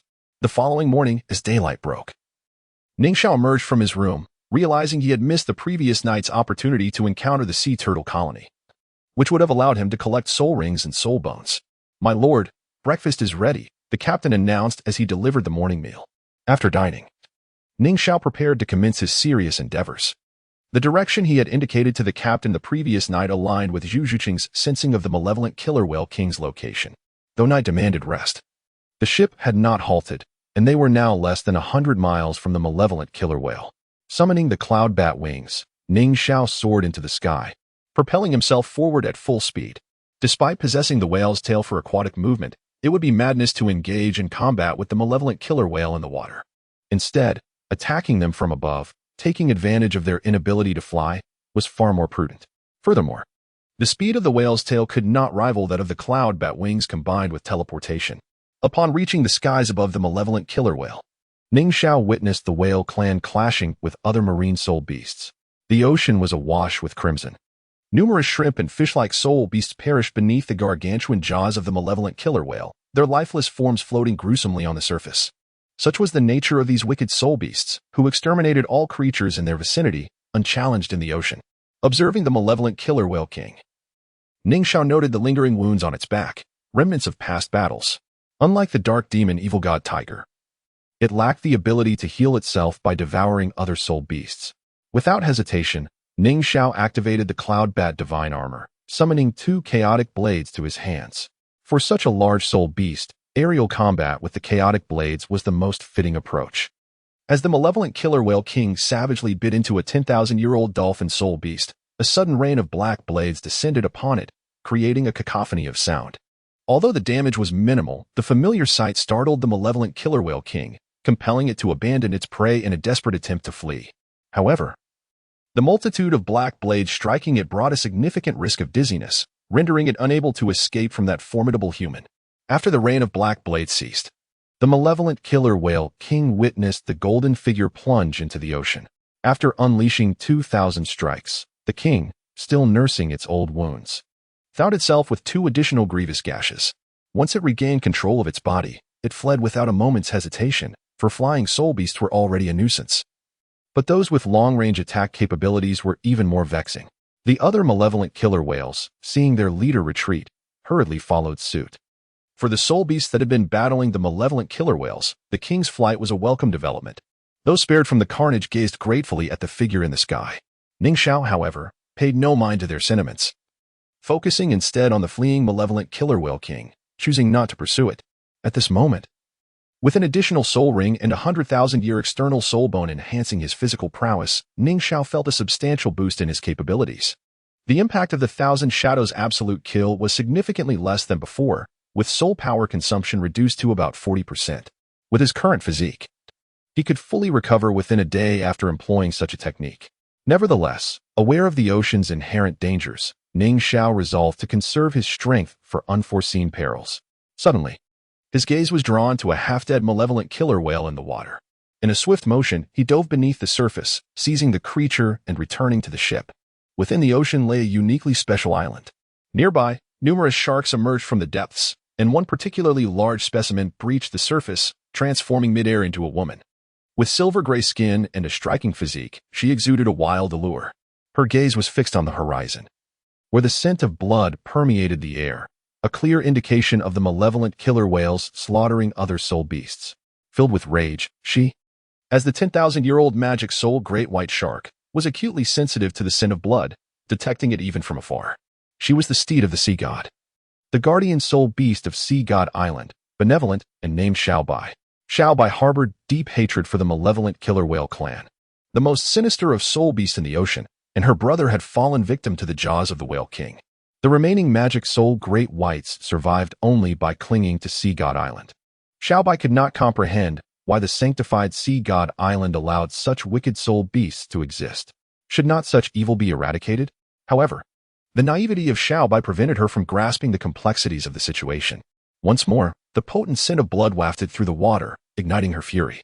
The intensity of the aroma indicated the malevolent killer whales were once again committing atrocities. Xiao Bai yearned to confront the malevolent killer whale king in a final battle.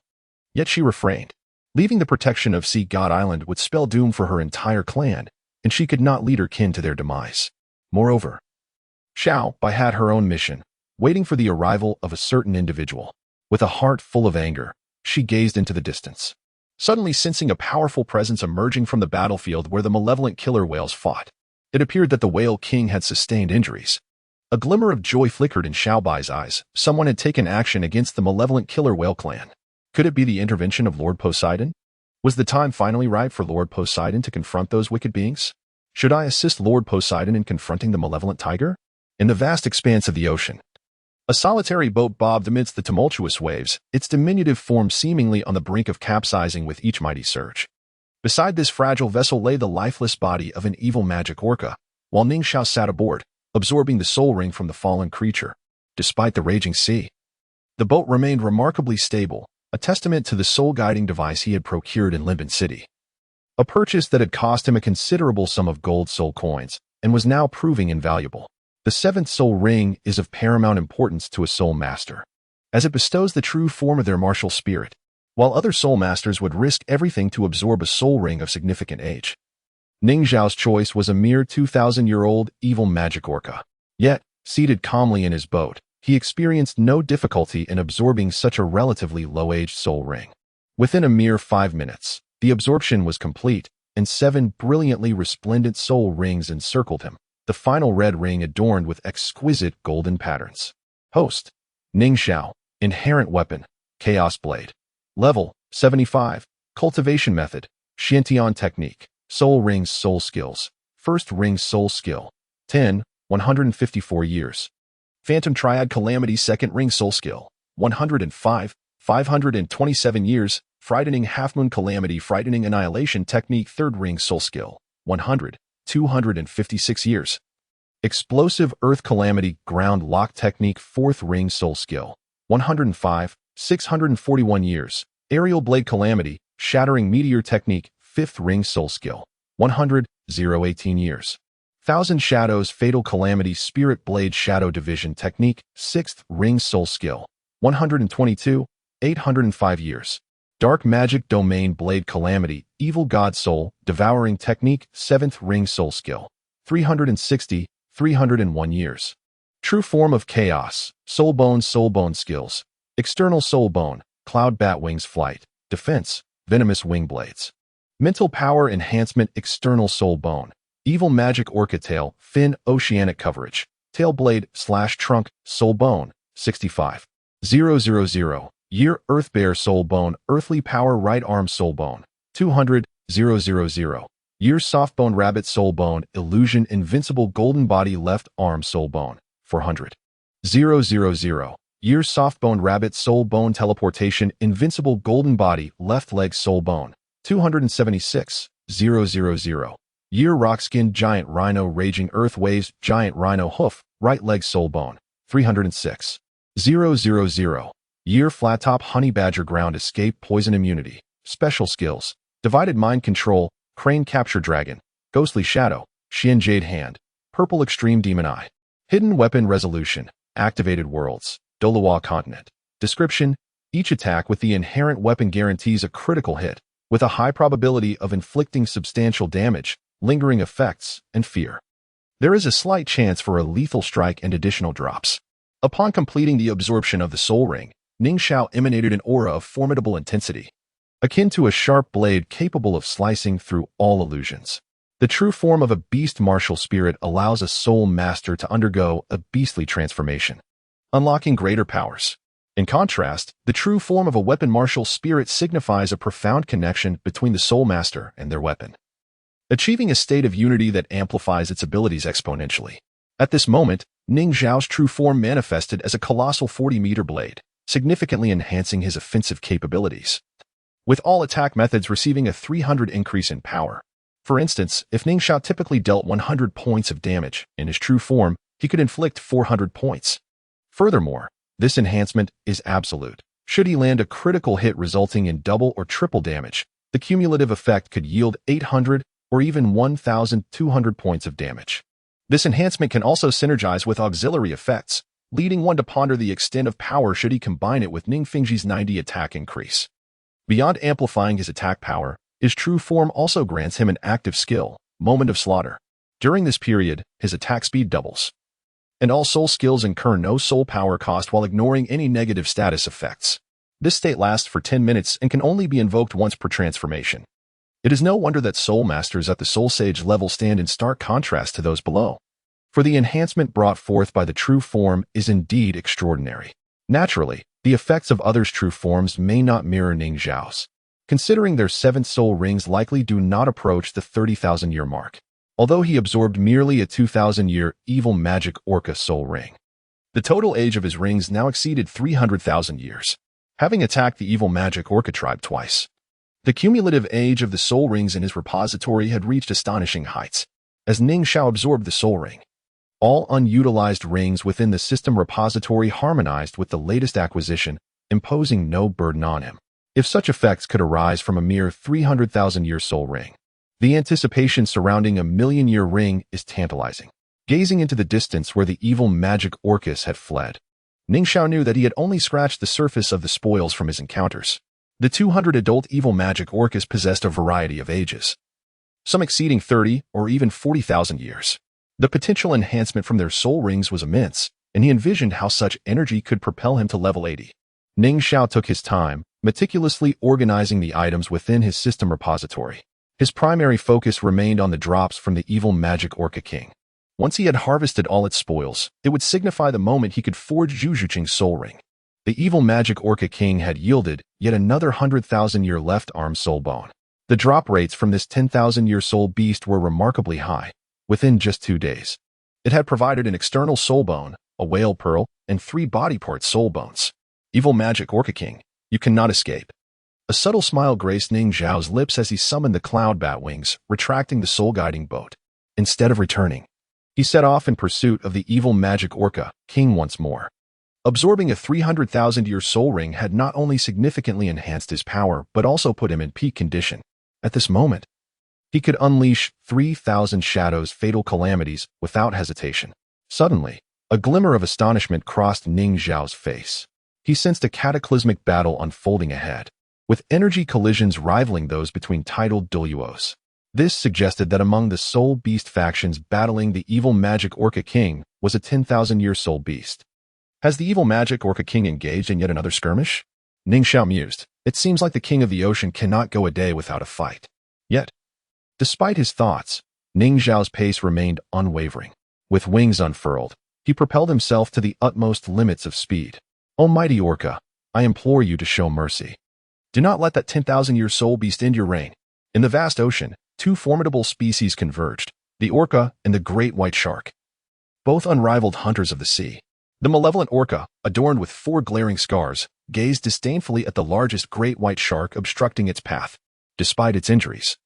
The orca king remained unimpressed by the threat posed by the malevolent great white sharks, who had become mere servants to humanity, tarnishing the dignity of the ocean's apex predators. Upon hearing the orca mention her brother, the great white shark, known as Xiao Bai, was consumed by rage. Impulsive and fiery, she charged toward the Orca. The Orca King, recognizing the imminent clash, commanded his underlings to engage. The ensuing battle between the two ancient soul beasts was nothing short of breathtaking, as their various soul techniques summoned towering columns of water, creating a tumultuous spectacle that seemed capable of generating tsunamis miles away. The Orca King's prowess far surpassed that of the malevolent great white sharks, maintaining a decisive advantage despite having previously endured a fierce confrontation. When Ning Xiao arrived, the scene was one of devastation, with the death toll among the malevolent great whites reaching 20, while the Orca had only lost 3.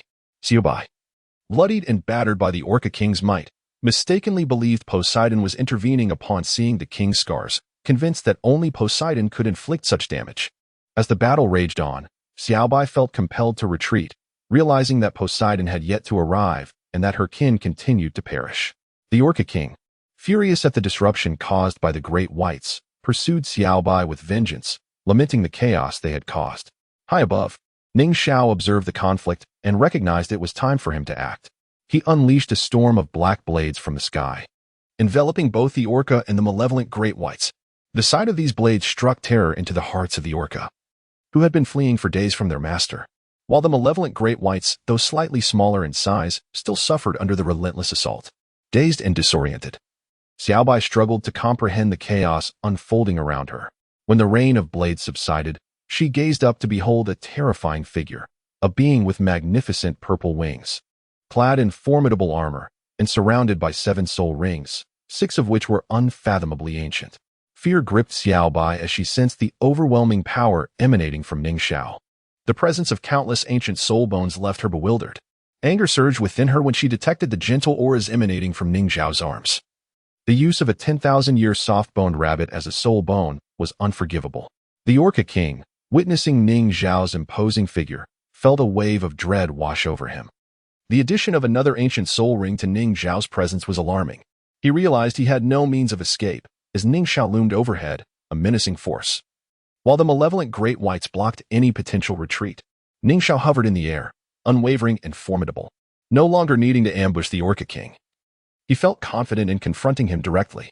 His gaze shifted to Xiaobai, a smile gracing his face. 10,000-year malevolent great white shark, are you Xiaobai? Xiaobai, on high alert, questioned. You know me? Who are you?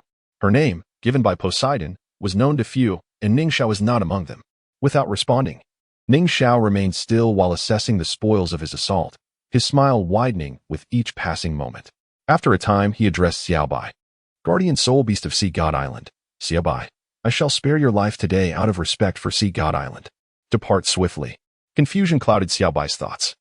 But she understood the peril she faced. With the Orca tribe nearby, her kin remained in grave danger. Without uttering a word, she hastily led her group away. As the malevolent great whites retreated, Ning Xiao sighed, How ungrateful, I save you and not even a word of thanks. Xiaobai, we shall meet again. Xiaobai, still harboring resentment, believed him to be a villain for his actions against the gentle soft-boned rabbits. Once the great whites had vacated the area, Ning Xiao turned his attention back to the Orca King. Human, what do you intend? Do you truly wish to claim my soul ring and bones? You are deluded. Even if you are powerful, I will not allow you to succeed. I would rather self-destruct than let you gain anything. The Orca King's voice was heavy with despair. Ning Xiao recognized the Orca King's resolve, understanding that he was capable of such desperation. In the original tale, Tang Sen had nearly faced annihilation in his quest to absorb the Orca King's soul ring. Should this fellow self-destruct, he would not sustain any injury. Yet Ning Xiao would undoubtedly lament the loss. A multitude of soul rings and soul bones would be obliterated. Ning Xiao smiled slightly and said, On the contrary, I harbor no interest in absorbing your soul rings. I shall not take your life, so you need not worry. To encounter a soul beast of your caliber, 100,000 years old, in the depths of the sea has provoked a momentary impulse to engage in a friendly spar. I hope you will oblige. Humans are the epitome of insidiousness and cunning. Do you think I would believe your words? Soul rings and soul bones of 100,000 years are exceedingly rare. Would you truly relinquish them? You must be attempting to unsettle my mind with your words, seeking to catch me off guard and claim my soul rings and soul bones. Do you think I would fall for such a ruse?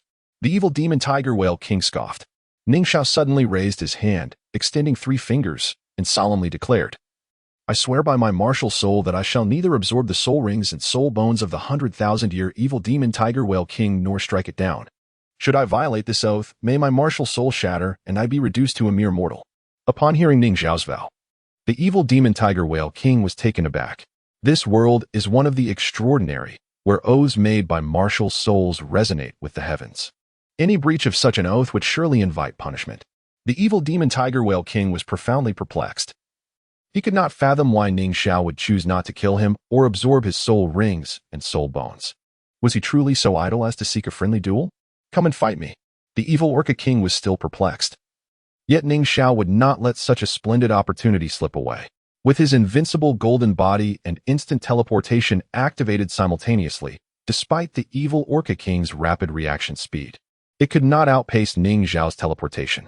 In an instant, Ning Xiao appeared behind the evil orca king. Without a moment's hesitation, he unleashed the Thousand Shadows absolute kill. This technique, once struck, left no one and no soul beast with the means to escape. A moment of silence, followed by an instantaneous strike, allowed Ning Xiao to unleash 2,000 blades in quick succession. The only recourse for the target was to withstand the onslaught with its flesh. Blood and flesh scattered. The scene was drenched in crimson. For the evil orca king, this moment was undoubtedly tormenting, yet for Ning Xiao, it was an exquisite delight. In his mind, the gentle chime of notifications rang out. Even if Ning Xiao could not discern the exact effects, they resonated with a beautiful melody. 2,000 blades completed. The bloodstains on the evil orca king's back had transformed into 6 distinct marks. It had endured 6 instances of the Thousand Shadows absolute kill. One must admit, as a 100,000-year soul beast, the evil orca king's physical resilience was extraordinary. Such an assault would have left other soul beasts either dead or severely injured. Yet the evil orca king had only 6 deep wounds visible to the bone. The intense pain was an immense torment for both its body and spirit. Today's strike was significantly more potent than the previous 2, especially since Ning Xiao had gained an additional soul ring. The evil orca king was filled with dread. It still possessed its domain, its formidable offensive capabilities, and its wave detection. However, it had no chance to utilize any of these abilities. Ning Xiao's attacks were utterly domineering. At this moment, the evil orca king remained in a state of dizziness and silence, its body spiraling uncontrollably down into the depths of the ocean. The searing pain from its back deeply stimulated the evil orca king's mind. The evil orca king harbored a profound grudge. It had come to loathe Ning Xiao to the utmost degree. If given the chance, it would undoubtedly seek to eliminate Ning Xiao by any means necessary. Humph. You swore not to kill me, but I made no such vow. As long as you fear the shattering of your martial soul, you can only injure me at most. I bear no constraints against killing you. One day, I shall seize the opportunity to end your life, the evil orca king thought furiously. 10 seconds passed, and the evil orca king felt its dizziness lift. It prepared to flee, severely injured, and having previously engaged in a battle with Xiao Bai. The evil orca king was in a precarious state. Remaining here held no benefits for it. In those 10 seconds, it had sunk freely over 100 meters beneath the ocean surface, aided by the pushes from Ning Xiao's strikes. Within the seawater, the evil orca king, relying on its formidable mental power, could sense the slightest changes in the water. This ability was the signature wave detection of the orca clan. As it ready to escape, the orca king's wave detection sensed an intense energy fluctuation approaching from behind. Coming again, the evil orca king gasped in shock, but it could not react in time. Ning Xiao's twin blades descended once more upon the evil orca king's back. This was the advantage granted to Ning Xiao after obtaining the 30,000-year soul ring as his 7th. He had become more enduring, and the repeated execution of such a skill no longer severely affected his body as before. Another round of torment ensued, and after completing the next 2,000 strikes, Ning Xiao's soul power was significantly drained, prompting him to retreat from the ocean. Once the new dizziness effect wore off, the evil orca king hastily commanded its subordinates to withdraw. Although Ning Xiao had vowed not to kill it, being struck so many times was excruciating. Ning Xiao returned to the ship. The crew felt no change in him. After all, even before, Ning Xiao had exuded an air of inscrutability to them. However, the perceptive Zhu Zhuqing sensed that Ning Xiao's aura had grown more formidable. Have you leveled up? Did you absorb that 100,000-year evil orca? On the deck, with outsiders present, speaking was inconvenient, but once back in their quarters, Zhu Zhuqing immediately voiced her curiosity. Yes, I have leveled up. However, I did not kill the evil orca king. Its soul ring is meant for you. Ning Xiao candidly revealed. Me? You intend for my sixth soul ring to be 100,000-year one? Zhu Zhuqing stood up abruptly, incredulous. She was not surprised that Ning Xiao could absorb 100,000-year soul ring. From the moment she met him, he had been extraordinary. Yet the notion of her sixth soul ring being 100,000-year one was still hard for her to fathom. After all, aside from Ning Xiao, she had never seen anyone else with a sixth soul ring of that caliber. I believe you can achieve it. My plan has always been for you to absorb that creature's soul ring. Zhu Zhuqing naturally trusted Ning Xiao's words. Ning Xiao sought out the captain, directing him toward a specific course of travel before entering his room to cultivate and enhance his strength. The day's harvest was substantial. The gathering of adult soul beasts from the evil Orca clan and the demon soul great white shark had resulted in a continuous increase in additional drops from a group attack. What pleased Ning Xiao the most was that the 100,000-year soul rings from both the evil Orca king and Xiao Bai had emerged. He resolved to fuse all the soul rings into his seventh soul ring. After contemplating for a while, he decided to prioritize enhancing his seventh soul ring. Although his first soul ring was still only of the 10,000-year variety, Ning Xiao did not intend to elevate it to a 100,000-year one. Doing so would merely grant him another 100,000-year soul skill. However, the efficacy of the seventh soul ring, which represented his martial soul's true form, would correlate with its age, signifying that the higher the soul ring's age, the greater the potential strength he could wield. In the storeroom, the fusion of dozens of soul rings would require several hours. It was only the next day that Ning Xiao completed the fusion. At that moment, his seventh soul ring had reached an impressive 60,000 years. Ning Xiao also resolved to seek the evil Orca king once more. Unbeknownst to the evil Orca king how Ning Xiao was able to locate it. Every time it sensed Ning Xiao's presence, it would feel irritable. Currently, the evil Orca king lurked a kilometer beneath the surface, gazing at Ning Xiao through the water. You, a flying soul master, merely relying on your aerial advantage to bully us sea soul beasts. If you dare, come down and fight me. The evil Orca king dared not reveal itself, but its deep voice resonated through the water. It was so proud. It could not believe that a flying soul master would dare to engage in battle with a marine overlord like itself. Thus, the evil Orca king boldly taunted Ning Xiao. Ning Xiao smiled. He had never encountered such a brazen challenge before, demanding that someone strike it. Well, I certainly cannot disappoint you, he thought. With the cloud bat divine armor enveloping him and the invincible golden body activated, he dove down like a sharp arrow piercing through the ocean. You truly dare to plunge into the sea? If you seek death, I shall oblige. The evil Orca king was astonished to witness a flying soul master diving into the ocean to battle a 100,000-year sea soul beast for the first time. Thrilled, it immediately commanded its subordinates to surround and attack Ning Xiao. In the air, Ning Xiao was indeed a source of trepidation for the evil Orca king, but underwater, his power would be greatly diminished. This, the evil Orca king believed, was the perfect opportunity to eliminate Ning Xiao as one of the three oceanic overlords. As long as the deep-sea demon whale king did not intervene, the ocean would remain its battlefield. 200 more demon orcas were unleashed for the hunt, all launching their attacks in unison. They spewed forth jets of water or swung their tails, creating blades of water that surrounded Ning Xiao from all directions. For ordinary land and aerial spirit masters, descending into the depths of the ocean would undoubtedly diminish their strength. With over 200 soul beasts aged over 10,000 years, including an attack from a 100,000-year soul beast, even a titled Douluo would find it impossible to evade such an onslaught. The impact of these attacks would surely lead to death. Yet, Ning Xiao was far from being an ordinary flying or land spirit master. Not only did he possess an invincible golden body that provided absolute defense, but the assaults merely staggered him, inflicting zero harm. Upon entering the sea, Ning Xiao immediately employed the external spirit bone of the demon orca's tail fin, transforming his legs into a whale's tail.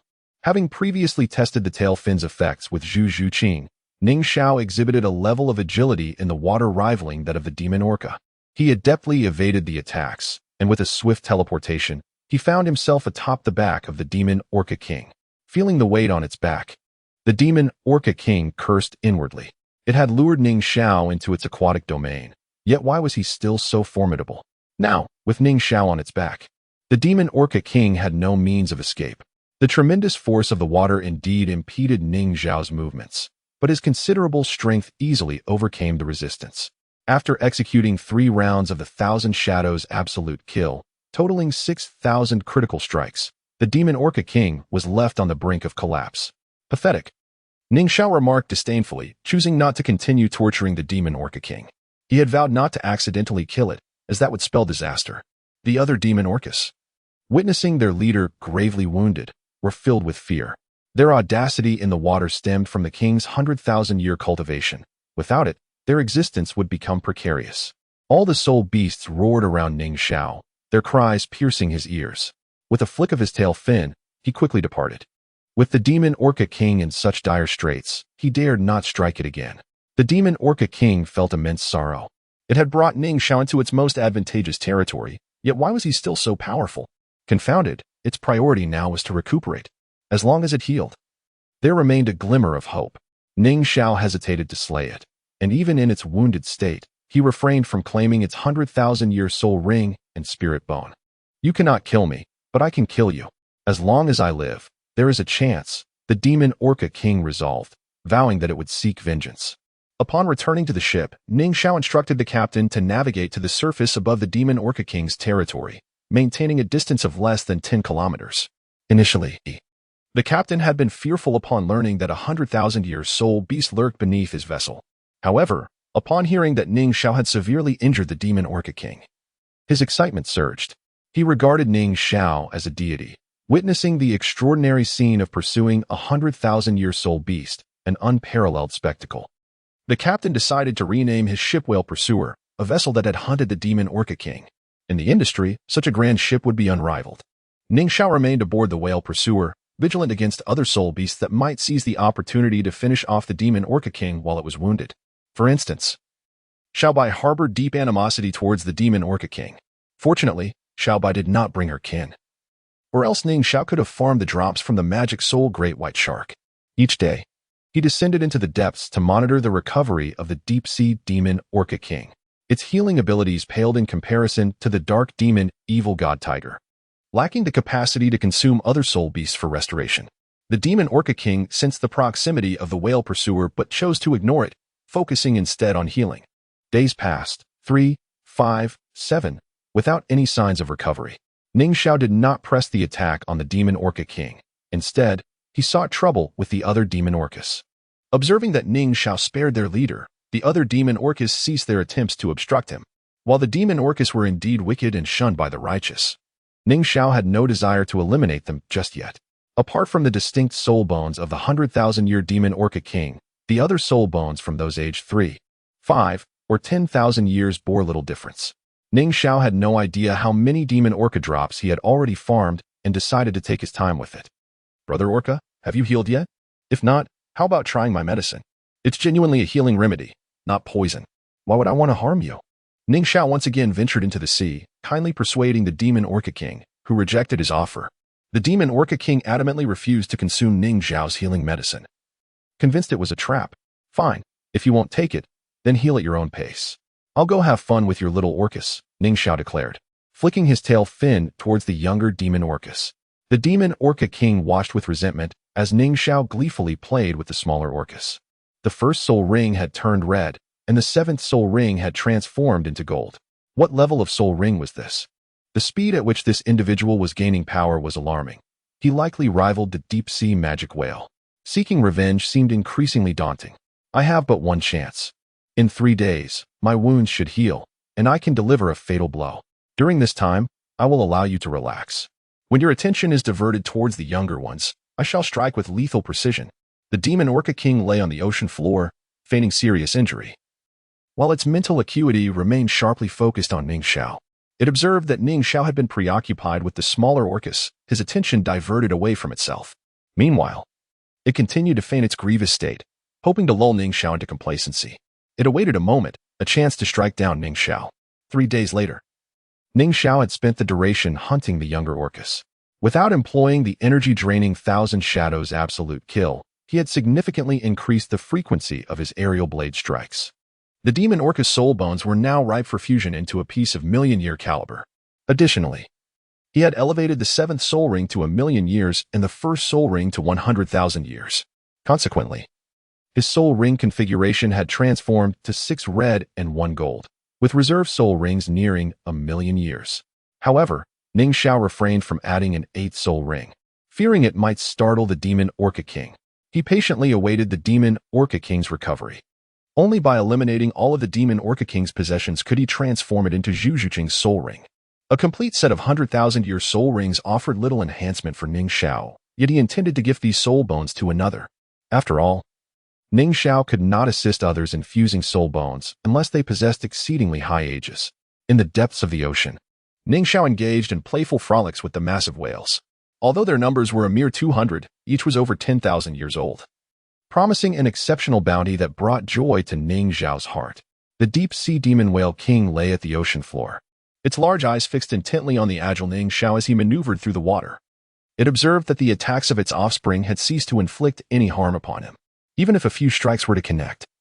Ning Xiao's layer of purple-black battle armor would easily withstand such assaults. With formidable strength, high defense, and speed, he could soar through the skies or plunge into the depths. The demon whale king had never encountered a soul master so seemingly flawless, devoid of any apparent weaknesses. Realizing that ordinary attacks could no longer harm Ning Xiao, the whale king understood that only a full-force strike utilizing its 100,000-year cultivation could possibly injure him. It watched Ning Xiao closely, employing its wave detection ability to track his movements in the ocean, waiting patiently for the right moment. It finally seized the opportunity when Ning Xiao prepared to leave after dispatching several smaller whales. At that moment, Ning Xiao had retracted his martial soul and was ascending towards the surface, unaware of the lurking demon whale king beneath. Seizing the moment, the demon whale king swiftly turned its massive body, flicking its tail to unleash a crimson energy blade aimed directly at Ning Xiao. The blood-red blade sliced through the water, freezing it in its wake. Several thousand-year-old demon whales caught in its path were obliterated, their bodies shattering like fragile glass, devoid of blood or suffering. The crimson blade surged toward Ning Xiao, and the demon whale king was confident that even he could not evade such an attack.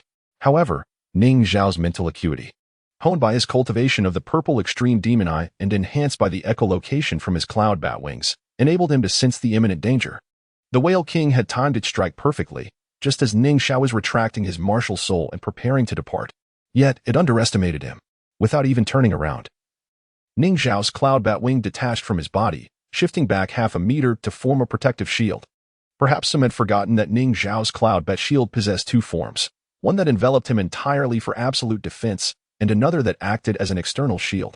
While the latter offered less protection than the former, it was far from easily breached. With a resounding impact, the crimson energy blade struck the cloud bat shield, causing it to tremble slightly but ultimately deflecting the attack. The demon whale king was astounded. This attack, infused with its domain power and the might of its 100,000-year cultivation, was designed to reduce its target to crystal, shattering them effortlessly. Yet, the scene before it was utterly unexpected. Realizing its opportunity had slipped away, the demon whale king felt a surge of anxiety. It understood it had but one chance to strike. Should it fail, it would face Ning Xiao without any confidence of victory. The cloud bat shield reverted to the cloud bat wing, returning to Ning Xiao's back to reduce water resistance as he swam towards the whale king. 7 soul rings, a mark of a soul sage, appeared sequentially around him. With the 5th soul ring glowing, 2 chaos blades materialized in his hands. He smiled warmly at the startled demon whale king, reproaching it lightly. "Brother whale, how could you be so inconsiderate? We share such a close bond, yet you healed without informing me. I ought to celebrate your recovery." The demon whale king felt a shiver of dread at Ning Xiao's words. Without hesitation, it flicked its tail and turned to flee. "Brother, who do you think you are?" It cursed inwardly as it swam away. Observing the whale's retreat, Ning Xiao sprang into action, propelling himself forward with his tail fin, reaching the demon whale king in mere moments. Without further ado, he unleashed another 2 sets of 1,000 shadow annihilation strikes upon the whale. After more than 10 days, the demon whale king once again felt excruciating pain. Ning Xiao's relentless assault was beyond its capacity to evade. Upon completing 4,000 strikes, deep gashes marred the whale's back. Meanwhile, Ning Xiao ascended from the ocean depths, leaving the whale in torment. Pain. Humiliation. The demon whale king felt an overwhelming sense of distress. If it could weep, it would surely be in tears. It was the second most powerful soul beast in the sea, always the one to intimidate others. Yet it had never encountered a being that could bully a whale so mercilessly. "This is not how one seizes an opportunity," it lamented, desiring to escape.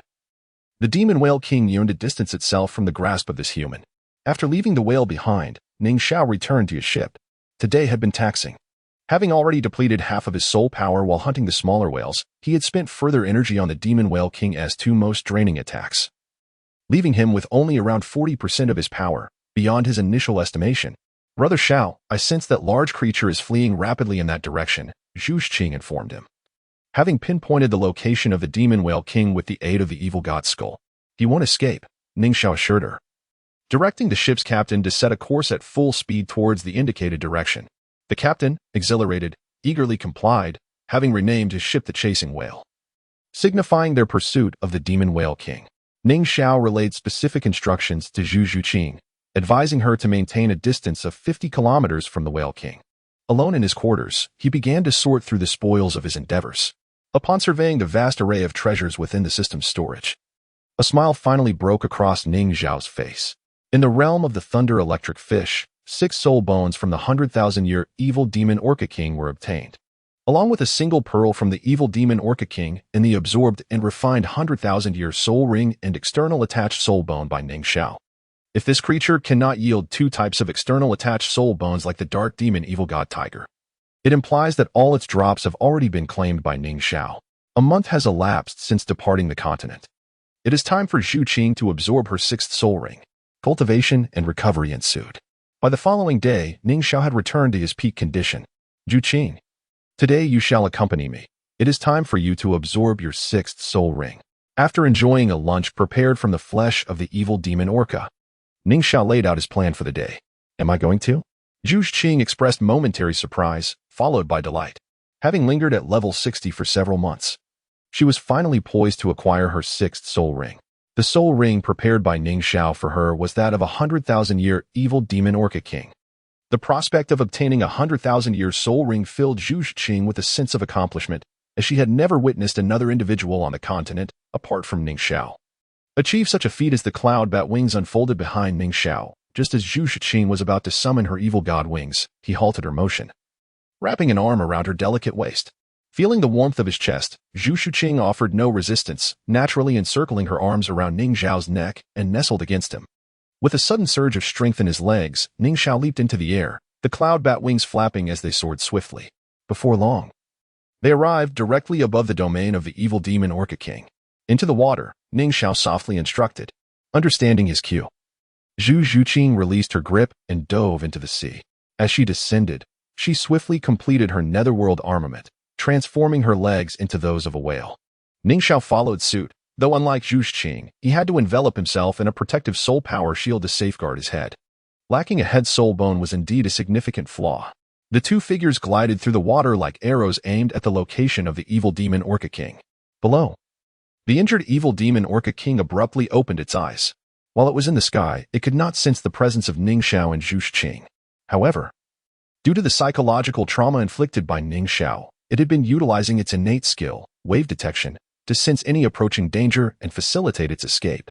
Thus, upon their entry into the water, Ning Xiao and Zhu Qing were immediately detected by the evil demon Orca King. "Damn, this guy is back again." The evil demon Orca King cursed inwardly, swiftly flicking its fins in preparation to flee. As for Zhu Qing accompanying Ning Xiao, she was disregarded. The Orca King sensed that her soul power was relatively weak, likely at the rank of Soul King among humans. Such a cultivation level could be easily dealt with by any 1,000-year evil demon Orca. The Orca King had no concerns regarding Zhu Qing. It was a formidable 100,000-year soul beast with a tough hide. Even if it remained still for the Soul King to attack, the Soul King would find it futile to breach its defenses. The only concern it harbored was for Ning Xiao, who had vowed to ensure his own safety at the very least.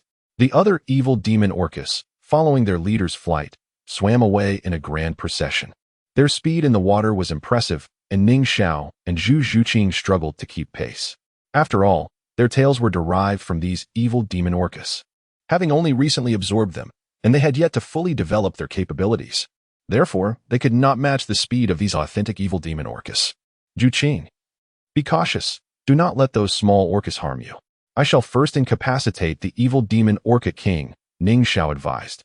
"Understood," Zhu Qing replied softly, unashamed of her reliance on Ning Xiao. Was it not a blessing to be cherished by someone?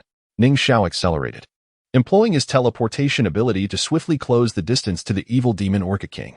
The evil demon Orca King felt a sense of despair. The person atop its back was relentlessly persistent, akin to a demon. The Orca King had anticipated that Ning Xiao would attack with dual blades as before. However, this time, Ning Xiao transformed his approach. With the flicker of his fourth soul ring, the blade in his left hand morphed into a plume of black feathers, which he thrust into the body of the evil demon Orca King. This was the second skill of Ning Xiao's fourth soul ring, the breaking extreme falling god technique, which reduced all attributes of the afflicted by 30%. Utilizing his fifth soul skill, Thousand Shadows Absolute Kill, although now wielding a single blade instead of two. Each strike inflicted even greater pain. The other evil demon orcas dared not provoke Ning Xiao. They were already terrified of him. At this moment, they spotted a new target. A figure clad in dark armor, resembling a mermaid, appeared to lack substantial strength. The evil demon orcas, known for their bloodthirstiness, had not engaged in slaughter for several days due to Ning Xiao's pursuit. Naturally, the Yonda once again experienced the thrill of carnage. With tail blade slash and water pillar, powerful attacks surged toward Zhu Zhuqing from all directions. They paid no heed to their leader's plight, convinced that Ning Xiao could not bring down the evil demon Orca King. Moreover, they believed their interference would be futile, as they would merely suffer in return. Zhu Zhuqing, however, felt no trepidation as she sensed the onslaught from all sides. Behind her, the evil god wings emanated an eerie black mist, forming a translucent black spherical shield with a radius exceeding 3 meters, encasing her within. The attacks from the evil demon orcas collided with Zhu Zhuqing's shield, reverberating like strikes against the water's surface, creating ripples but failing to shatter it. Some of the more sentient evil demon orcas were astonished by the bizarre scene. Yet their limited intellect prevented them from comprehending its nature. This was Zhu Zhuqing's evil god shield, capable of absorbing energy attacks to replenish her own reserves. Zhu Zhuqing soon took action. Defensive measures were not in her nature. Striking swiftly with both speed and power, she activated her martial spirit. Enveloped in the purple-black netherworld spirit cat, with a flick of her tail, she unleashed a bolt of black lightning. This was the skill of her dark demon, evil god, right leg soul bone, granting her the ability to release thunder. While Ning Xiao's leg bone skill transformed his legs into those of a rhinoceros hoof, Zhu Zhuqing's leg bone skill took an energy form, thus avoiding such limitations. The crackling black lightning rapidly expanded in all directions. Being in the ocean, which naturally conducts electricity, all the evil demon orcas were within Zhu Zhuqing's attack range. In an awe-inspiring spectacle, over 200 evil demon orcas quaked, as if thrown into a boiling pot of oil. In the fierce battle against the malevolent demon Orca King, Zhu Zhuqing unleashed her thunderous power, a skill characterized by its instantaneous eruption. Following a singular strike, its ferocity was terrifying. Numerous ancient demon orcas, upon being struck by the lightning, exhibited fleeting struggles before their bodies were charred to a crisp. In just one assault, the death toll among the demon orcas soared beyond 20. The more resilient orcas, able to endure the momentary explosive force of the lightning, still found themselves incapacitated for a considerable time. The lightning posed no threat to Zhu Zhuqing herself, as it was inherently her energy. After her initial strike, a succession of assaults followed, activating her fourth soul skill, the Shadow Clone. Her two avatars, despite being unable to utilize the Nether God armor or soulbone skills, possessed a solid level of 60 and were formidable in their own right, gaining the upper hand against the ancient demon orcas. Zhu Zhuqing's true form disengaged from the evil god shield state. Her wings pressed against her body to reduce resistance as she swiftly maneuvered her tail fin, an external soulbone, with agility. With the techniques of Nether Strike and Nether Claw, she executed lethal attacks in rapid succession. In a fleeting moment, the demon orcas began to perish at an alarming rate. Zhu Zhuqing showed no mercy against these vile creatures. Suddenly, a sound akin to rushing water echoed, and a dark, skeletal whip emerged from the depths, topped with a V-shaped hook. The sharp tip of the hook plunged directly into the body of an orca that had just succumbed. The hardened skin of the demon orca was pierced effortlessly, akin to tofu. The hook remained lodged in the orca's corpse as its body deflated like a punctured balloon. This skeletal whip was none other than one of Zhu Zhuqing's 3 external soul bones, the evil god hook.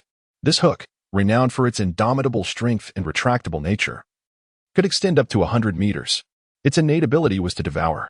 Unlike the evil god shield, which merely replenished consumed energy, the evil god hook absorbed energy to enhance soul power.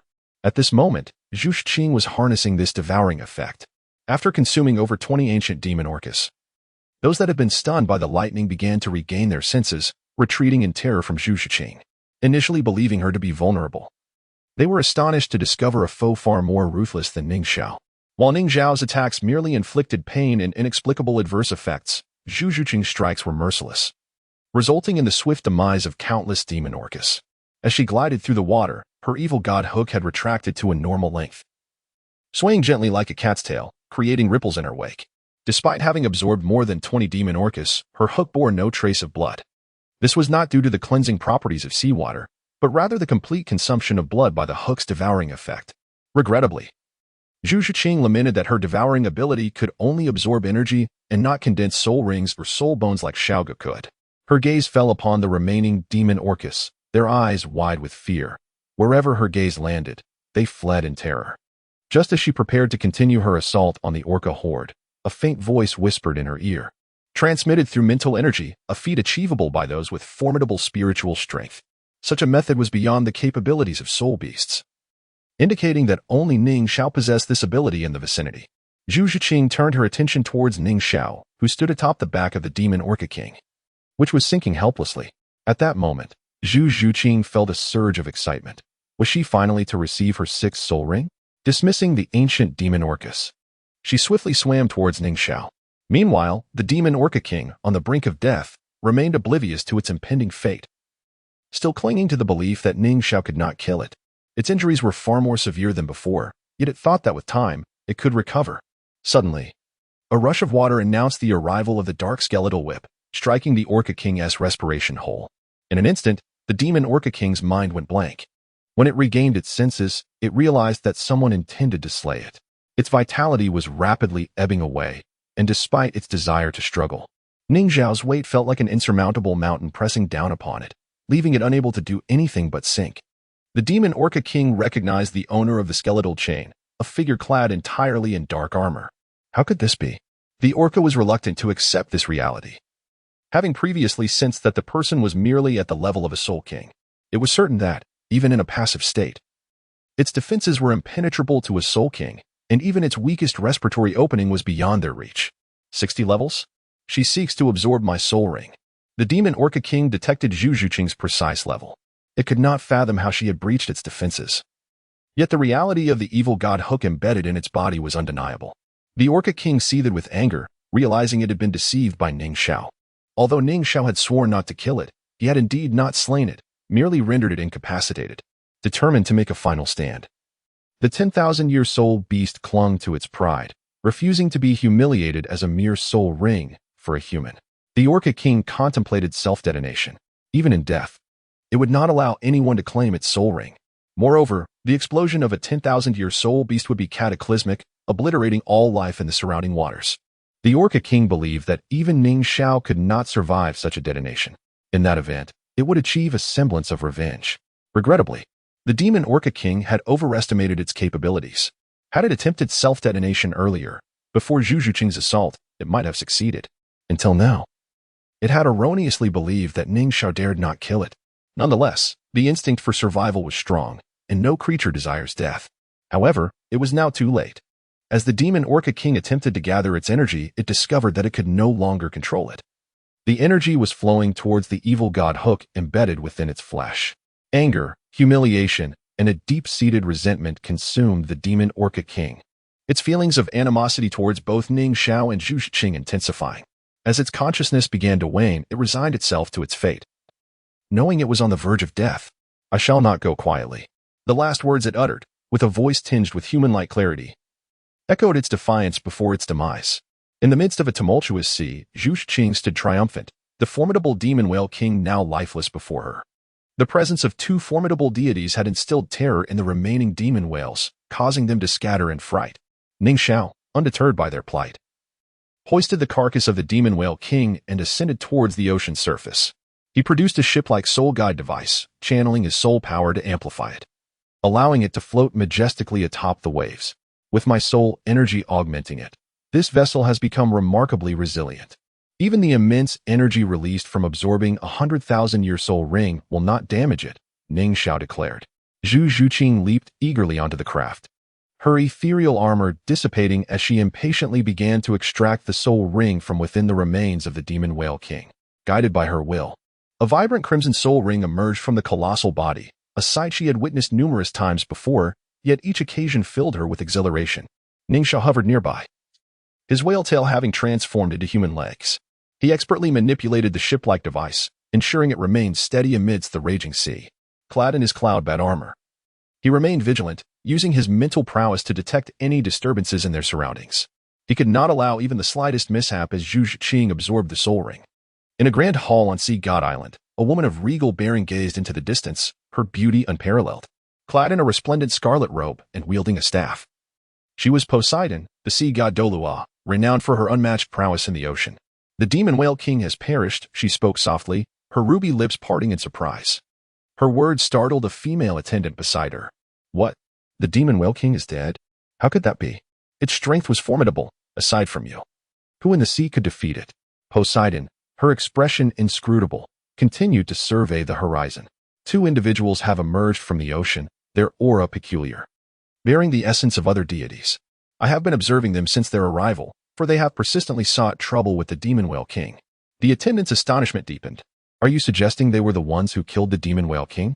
Could they be soul masters from the continent, possessing such strength and divine essence? Are they members of the Spirit Hall? Hatred flickered in her eyes at the mention of the Spirit Hall, recalling their previous assault on Sea God Island, which had left lingering enmity. Poseidon cast a glance at her, her tone calm, yet serious. They are not from the Spirit Hall. The Spirit Hall's angels embody light and justice, while these two exude malevolence. A weight of concern settled in Poseidon's heart, as another unknown deity had emerged, complicating the already tumultuous situation on the continent. Yet, the awaited figures had yet to make their appearance. Suddenly, the attendant's expression shifted to one of urgency. My lady, if the demon whale king has been slain, does that not mean it was meant for? Before she could finish, Poseidon silenced her with a gesture. For Sea God Island, this could spell calamity. I now find myself hoping that the ones we await arrive swiftly, she mused, her demeanor subtly shifting between reluctance and the inevitability of her mission. But if that is the case, you will, the attendant gasped, aware of the deeper secrets shared between them. Poseidon smiled lightly, for in her heart, death posed no fear, merely the fulfillment of her duty. The continent remained unpredictable, and the fate of Sea God Island hung in the balance. As the gods re-emerged, the future of the island remained uncertain, and Poseidon pondered whether she would ever see again the one who resided in her heart. In a nearby oceanic expanse, the soul shark Little Bai emerged from the water, transforming into human form. Her gaze was fixed on the distant sea. The demon whale is dead? Could it be that individual from before? Little Bai found it hard to believe, but as she confirmed the absence of the demon whale king's sinister aura, excitement surged within her. With lips parting, she unleashed a strange energy, merging it with the sea, spreading rapidly. The soul shark and the demon whale had long been adversaries, and now Little Bai finally had the chance to eradicate her rival's lineage. Back aboard the small vessel, Zhu Zhiqing continued her arduous task of absorbing the soul ring of the demon whale king. Despite her enhanced strength from multiple soul bones, the challenge of absorbing 100,000-year soul ring at her 60th level was daunting. This was not a mere sacrifice, it relied solely on her own capacity to absorb it. The lingering resentment of a 1,000-year soul beast would assault any who attempted to absorb its essence, let alone that of a 100,000-year beast. Zhu Zhiqing's expression grew grave, dark energy swirling around her. An overwhelmingly malevolent aura emanated from her head, clashing with the powerful resentment of the demon whale king. While the resentment of a 100,000-year soul beast was formidable, Zhu Zhiqing's evil god skull was equally potent. Ning Xiao maintained his watchful eye on her, as numerous energies battled within her, causing her garments to tear asunder. The scene was striking, yet Ning Xiao's focus remained solely on Zhu Zhiqing's well-being. As the pressure intensified, Ning Xiao, though still at the 80-level plateau, possessed soul power so refined that it rivaled those above the 95-level threshold, releasing his full might. Even ordinary titled Douluos would feel the weight of his presence. At this critical juncture of Zhu Zhiqing's soul ring absorption, he would not permit any distractions, not even a mosquito or a fish. Zhu Zhiqing had endured the trials of the soul ring absorption for 7 days. After an arduous struggle, her evil god power had completely suppressed the resentment of the demon whale king.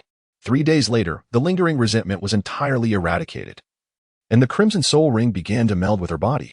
Having withstood the onslaught of the soul beast's resentment, The subsequent steps became considerably simpler, requiring only time to fully absorb the energy of the soul ring. After 5 more days, Zhu Zhuqing successfully affixed the soul ring to herself. Her soul rings now shimmered with 2 yellow, 2 purple, 1 black, and 1 red, an illustrious display marking her as a 6-ring soul emperor. With her 6th ring being a 100,000-year soul ring. With satisfaction, Zhu Zhuqing opened her eyes and turned to Ning Xiao, only to find his gaze fixed upon her. Filled with awe, confused, she glanced at her own form, the majestic peaks and alluring skin, before realizing the reason behind Ning Xiao's intense stare. The vibrant crimson soul ring cast a dazzling red hue across the surface of the sea. Zhu Zhuqing's face flushed with the same rosy tint as her soul ring. With a soft exclamation, she hurriedly retrieved her clothing from the soul guide device and swiftly changed.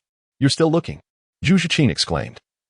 A mix of embarrassment and irritation evident in her voice, though she had shared more intimate moments with Ning Xiao before. The vast and open sea made her feel particularly exposed and shy. Ning Xiao, grinning mischievously, hopped onto the ship-shaped soul guide, his gaze fixed on Zhu Zhuqing. The rosy glow that climbed her cheeks made her appear even more enchanting. "My dear Zhu Zhuqing, I can never get enough of you," he said, his words dripping with sweet affection. Overwhelmed by his flattery, Zhu Zhuqing felt her face heat up even more, as if she wanted to bury her head in her chest. Deciding to spare her further embarrassment, Ning Xiao cleared his throat and shifted the topic. "By the way, Zhuqing, having absorbed the soul ring of the evil spirit Orca King, what skills have you acquired?" Only when the conversation turned serious did Zhu Zhuqing regain her composure, though her cheeks still held a rosy hue. "The evil spirit Orca King's soul ring has granted me 2 abilities, the offensive skill, Netherworld Destruction / and the Soundwave skill, Netherworld Demon Sound. Netherworld Destruction / allows me to condense 2 blood-red energy blades in my hands using formidable soul power to attack foes. This is a close combat skill, and any target struck will shatter like glass within moments. Additionally, I can merge the blades for greater lethality. Netherworld Demon Sound, on the other hand, is a range attack activated through sound that can control and affect targets. Once ensnared by the Netherworld Demon Sound, the target will be forcibly stunned for 3 seconds. With my current strength, as long as my opponent is not more than 20 levels above me, they cannot resist my Netherworld Demon Sound. Soul techniques are a secret among soul masters, and typically, one would not easily divulge the specifics of their abilities to outsiders. Yet, given Zhu Zhuqing's trust in Ning Xiao, she had no reservations in revealing her powers. Listening to her description, Ning Xiao expressed his satisfaction with her skills. Such abilities were indeed worthy of a 100,000-year soul ring. With one skill focused on control and another on single-target attack, these techniques suited Zhu Zhuqing's agility-based combat style perfectly. Previously, Zhu Zhuqing had very few offensive soul techniques, limited to just her first and second abilities, while the rest were supportive in nature. Now, with Netherworld Destruction / her deficiency in offensive power was significantly addressed. By the way, the energy from a 100,000-year soul ring is substantial, and considering you've previously absorbed the soul bone of the dark demon evil god tiger, your cultivation level must be beyond 61, right? Ning Xiao sensed Zhu Zhuqing's soul power and found that even he could not precisely gauge her level. He could only vaguely perceive that she was at least above level 65.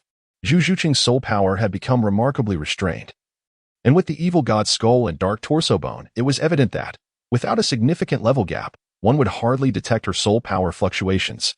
Upon hearing his words, Zhu Zhuqing quickly sensed her own level, and moments later, her excitement was palpable. "I'm at level 69?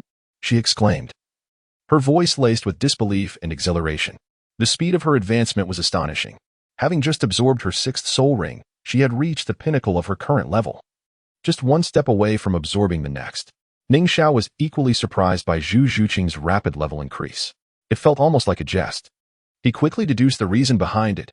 Zhu Zhuqing had absorbed the dark demon evil god tiger, a being no weaker than a 100,000-year soul bone, and she had consumed 8 of them. Even though the primary function of soul bones is to enhance the body, the energy contained within them is formidable and cannot be underestimated. It was certainly more than just elevating Zhu Zhuqing from the mid-50s to level 60. Moreover, she had absorbed a 4,000-year external soul bone from the evil spirit Orca and a 100,000-year soul ring, in addition to the energy from over 20,000-year evil spirit Orcus. Hiki, what great fortune to be at level 69 directly. However, I sense that reaching level 70 will still require considerable effort, Zhu Zhuqing said, a faint smile gracing her rosy cheeks. Suddenly, her gaze fell upon the body of the evil spirit Orca King still floating on the sea, curiosity evident in her voice.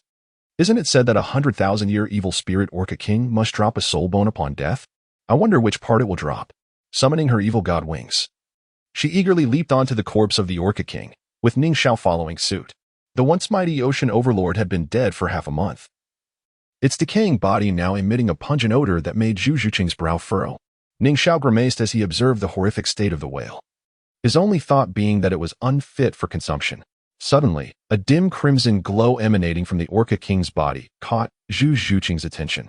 She extended her hand, concentrating her soul power, and drew the glow toward her, revealing an object floating forth, a soul bone, specifically the left leg bone. Ning Xiao instantly recognized the part of the soul bone. If his memory served him correctly, this was indeed the same part mentioned in the original text.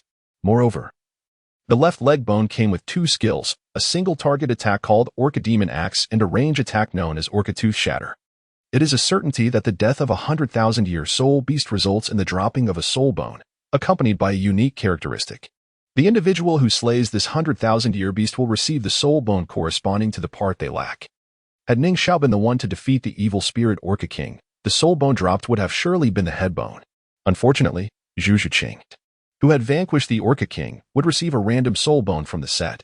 The most critical soul bones are the torso and head, followed by the right arm, left leg, and right leg.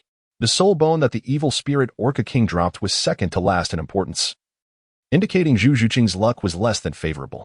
Let us depart. The stench here is unbearable, Ning Xiao remarked, his brows furrowed. With the soul ring absorbed and the soul bone acquired, he wished to leave this foul-smelling place without delay. Wait. Just as Ning Xiao prepared to leave, Zhu Zhuqing called out to him, his brow furrowed in confusion as he turned to face her. Zhu Zhuqing's expression was grave as she gazed at the Orca King's corpse, her voice low and serious. I sensed there might be something of value here. As she searched, Zhu Zhuqing's eyes suddenly lit up when she spotted a faint blood-red glow emanating from the Orca King's head. Filled with elation, she channeled her soul power towards the red glow. Before long, another oval object, radiating a blood-red light, was extracted by Zhu Zhuqing. When Ning Xiao laid eyes on the object in her hand, he couldn't help but gasp in astonishment, exclaiming in a polite tone, "Wow! This thing has yielded two soul bones at once. The captain is determined to pursue the deep-sea demon whale king." In Zhu Zhuqing's possession lies a remarkable treasure, a soul bone from the creature's head, with one from the left leg and another from the head. This wicked demon whale has astonishingly yielded two soul bones, each over 100,000 years old. Zhuqing, your fortune is truly extraordinary. While it's known that a 100,000-year soul beast inevitably drops a soul bone upon being slain, witnessing the simultaneous dropping of two is a first for me, Ning Xiao remarked. Admiring the soul bones in her hands, he regretted his earlier thoughts. Zhu Zhuqing's luck was not just good, it was exceptional. Even Tang San from the original narrative did not experience such fortune. Moreover, one of the soul bones she obtained was the highly coveted head bone, ranked second among its kind. Ning Xiao had never encountered such a scene before. He had only heard tales of Bibi Dong acquiring both arm soul bones from the same soul beast. Zhu Zhuqing's beautiful visage radiated joy, as anyone would be elated to possess an additional 100,000-year soul bone. I recall you mentioning that soul beasts, in a state of extreme resentment, have a high probability of dropping soul bones. The leg bone is certainly a guaranteed drop from a 100,000-year soul beast. Might this head bone have been dropped due to its intense hatred? Zhu Zhuqing inquired, her curiosity piqued. That is indeed possible, Ning Xiao nodded. However, I am not the one who killed it, so why would it harbor hatred towards me? Zhu Zhuqing fixed her gaze on him, a knowing smile gracing her lips. But why did it have to be the head bone? Ning Xiao was momentarily at a loss for words. Did he not long for the head bone himself? Let us not dwell on that. It's quite foul here. We should leave promptly. He quickly shifted the topic, waving his hand to shrink and retrieve the ship-shaped soul guide device, shaking off the droplets of water before placing it into his storage ring. Noticing Ning Xiao's awkward expression, Zhu Zhuqing chuckled softly. Suddenly, she extended her hands, offering the two soul bones to him. Xiao Gu, these are for you. Wait for me, Ning Xiao exclaimed, astonished. Zhu Zhuqing firmly pushed the two soul bones into his embrace. These were meant for you. My soul bones are already full, so holding on to these would be futile. Ning Xiao admired her genuine kindness. She truly was a considerate girl. Such treasures would have been claimed by others without a second thought, and they might have sought even more. He accepted the two soul bones without hesitation. Contemplating their significance, he recognized they were not mere additional drops from the system. Well, what is yours is mine, and I shall gladly accept it, including you. Ning Xiao placed the soul bones into his storage ring, and in an instant, he appeared beside Zhu Xing, wrapping his arms around her slender waist. Startled for a moment, Zhu Xing soon acquiesced to his embrace. It's time to return, he softly whispered in her ear, and together they soared into the sky, leaving the scene behind. The vast ocean stretched infinitely before them, with only the decaying body of the demon whale, a mere speck in the grand expanse. Upon returning to the whale pursuit, Zhu Xing immediately requested hot water. After half a month without a proper wash, she, as a woman, could hardly tolerate it. Ning Xiao initially wished to join her, but Zhu Xing insisted on his departure, shooing him away. Seated on the deck, feeling the sea breeze, Ning Xiao began inspecting the System S inventory. Prior to incapacitating the demon whale, he had executed several thousand shadows absolute kill strikes on it. Regrettably, it had already yielded 6 body soul bones, 1 external soul bone, 100,000-year soul ring, and a whale pearl. Everything that could possibly drop had been claimed. It was ultimately unable to produce 2 external soul bones like the dark demon Evil Tiger. The subsequent strikes yielded nothing. As he connected with the system, a flash of blood-red light suddenly illuminated the deck, its bloody aura capturing the attention of several crew members. Curiosity drew their gazes toward the radiant glow. With a resounding thud, a creature less than 10 meters long landed on the deck, writhing and causing the ship to sway slightly. When the crew members recognized the creature, astonishment washed over them. It was a living demon whale. A 10-year-old little demon whale. Let us stew it. Ning Xiao's nonchalant suggestion snapped the crew from their shock. Realizing this demon whale was merely a decade old, they felt no fear. Among them were several powerful spirit masters, so they had no reason to fear a 10-year soul beast. Before long, the crew swiftly dispatched the little demon whale, and a white soul ring emerged. They departed to handle the whale's meat. At that moment, the captain approached Ning Xiao, his face brimming with smiles. Sir, I sensed an incredibly terrifying aura from afar. Has the 100,000-year demon whale king been slain by you? Indeed, it has perished, Ning Xiao confirmed with a nod. The captain's eyes widened in astonishment, followed by an even deeper respect. The demon whale king was one of the ocean's 3 tyrants. For Ning Xiao to have vanquished it showcased his formidable strength. It was known that even an ordinary titled Douluo would not stand a chance against the demon whale king. To defeat such a creature implied that Ning Xiao's power transcended that of an average titled Douluo. You are truly a divine being, the captain praised earnestly. Ning Xiao merely smiled in response. Suddenly, the captain asked, since the demon whale king is dead, which direction should we sail next? There is another 100,000-year deep-sea demon whale. Shall we pursue it? Hearing the captain's words and witnessing his excitement, Ning Xiao wore a knowing smile. The captain had named his ship the Whale Pursuit, and indeed, he was intent on challenging whales. Fresh from defeating the demon whale king, he was eager to engage the deep-sea demon whale. Were the two even comparable? The captain's heart raced with exhilaration, transitioning from fear to fearlessness. With a powerhouse like Ning Xiao aboard, why would he fear a mere 100,000-year soul beast? The captain envisioned a future where he might sit at the village entrance, surrounded by children, recounting tales of how his whale pursuit once hunted the ocean's fiercest 100,000-year soul beasts, the demon whale king and the deep-sea demon whale. He could picture the awe in their eyes. Ning Xiao refrained from interrupting the captain's daydreams, gazing out towards the distant sea. Perhaps he could seek out the million-year deep-sea demon whale. The allure of its million-year soul bones was undeniable. To this day, he had yet to acquire a single one. Suddenly, an unsettling thought crossed his mind. He felt as though he had overlooked something vital from the demon whale king. On the deck, Ning Xiao stood, letting the sea breeze caress his face as he gazed into the distance, unable to fathom what he had overlooked. Suddenly, a faint scent of blood wafted through the air, piquing his curiosity. He focused his mental energy in a particular direction and detected a fierce battle occurring less than 100 miles away. The overwhelming aura emanating from the soul beasts involved suggested they were no less than 10,000 years old, and their numbers were considerable. This sparked Ning Xiao's interest, prompting him to summon the ship's captain and relay his intentions before swiftly conjuring the cloud bat wings to soar toward the source of the conflict. Upon arrival, Ning Xiao discovered 2 factions engaged in combat near the corpse of the evil demon whale king, one comprised of whales, the other of sharks. The sea churned violently, stained crimson with blood, as numerous bodies floated atop the water. The 2 groups were the evil demon whale clan and the soul-devouring great white shark clan, with the latter currently holding the advantage. Ning Xiao's gaze shifted to the corpse of the evil demon whale king, where several great white sharks, each boasting at least 30,000 years of age, surrounded the remains, their watchful eyes scanning for any threats. Not a single evil demon whale dared to approach. Before the corpse lay the largest of the great white sharks, who appeared to be feasting on the whale's brain with remarkable gusto. This sight caused a wave of nausea to wash over Ning Xiao, for the stench of decay was overwhelming. The evil demon whale king had been dead for some time. And yet this shark devoured its brain with fervor. As he observed the great white shark's actions, an epiphany struck Ning Xiao. He recalled what he had neglected. His expression shifted. Yet he refrained from intervening as he watched the shark consume the whale's brain from his elevated vantage point. This was a treasure only produced by whales aged over 100,000 years, containing immense energy beneficial to both soul masters and soul beasts alike. Indeed, he had forgotten this crucial detail. It had been over 20 years since he last perused the original texts. And he had been living in the Douluo Continent for 16 years.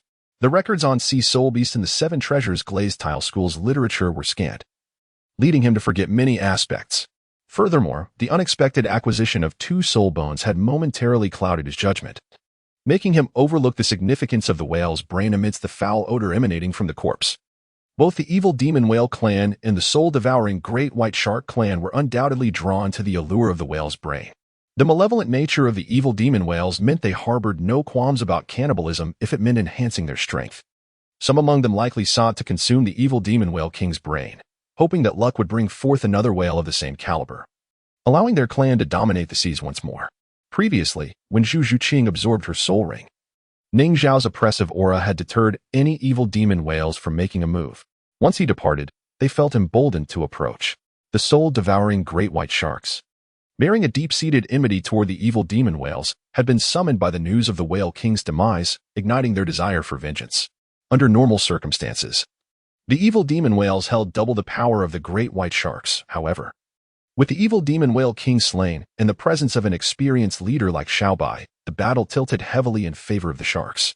The evil demon whales had already been weakened by previous encounters with Ning Xiao and Zhu Zhuqing, and following the death of their king, their morale plummeted, leading to their swift defeat at the hands of the sharks. Having dispatched several formidable evil demon whales, Xiao Bai eagerly turned her attention to the whale king's brain, its temptation proving irresistible. Once she had consumed it entirely, a look of satisfaction crossed her face, and a bluish-gray radiance enveloped her form as she transformed from a shark into a young woman, landing gracefully atop a 30,000-year-old great white shark. The tide of battle had shifted in favor of the soul-devouring great white shark clan, prompting Xiao Bai to refrain from direct intervention. The blood feud demanded retribution, and each shark was driven by a fiery rage, eager to unleash their vengeance through combat. Xiao Bai remained vigilant, prepared to assist any of her kin should they find themselves in peril. Before long, the evil demon whales lay vanquished, their bodies littering the sea. A sense of fulfillment washed over Xiao Bai, as after thousands of years, the long-standing grudge had finally been avenged. Just as she began to relax, a voice startled her. Xiao Bai, having taken my possession, you must offer something in return. The voice was gentle yet laced with a teasing undertone. Xiao Bai and the other great white sharks froze, having sensed no other creatures in the vicinity aside from the evil demon whale king. Turning her gaze skyward, Xiao Bai spotted a figure hovering about 30 meters above the ocean. A person with violet wings, flapping them softly without a sound, standing effortlessly in the air. Upon recognizing the individual, Xiao Bai's expression darkened. She remembered this human as the one who had previously repelled the evil demon whale king and realized that the whale king's death was undoubtedly orchestrated by him. A sense of dread filled her. She understood that this being was far beyond her capabilities. Is it you? Xiao Bai's demeanor shifted to one of gravity as she assumed a combat stance. Feeling a surge of anger at the sight of Ning Xiao's soul bones, particularly those from the gentle soft-bone rabbit, she could not tolerate such sacrilege. What do you intend? She asked cautiously. With a smile, Ning Xiao gracefully descended onto the back of a great white shark.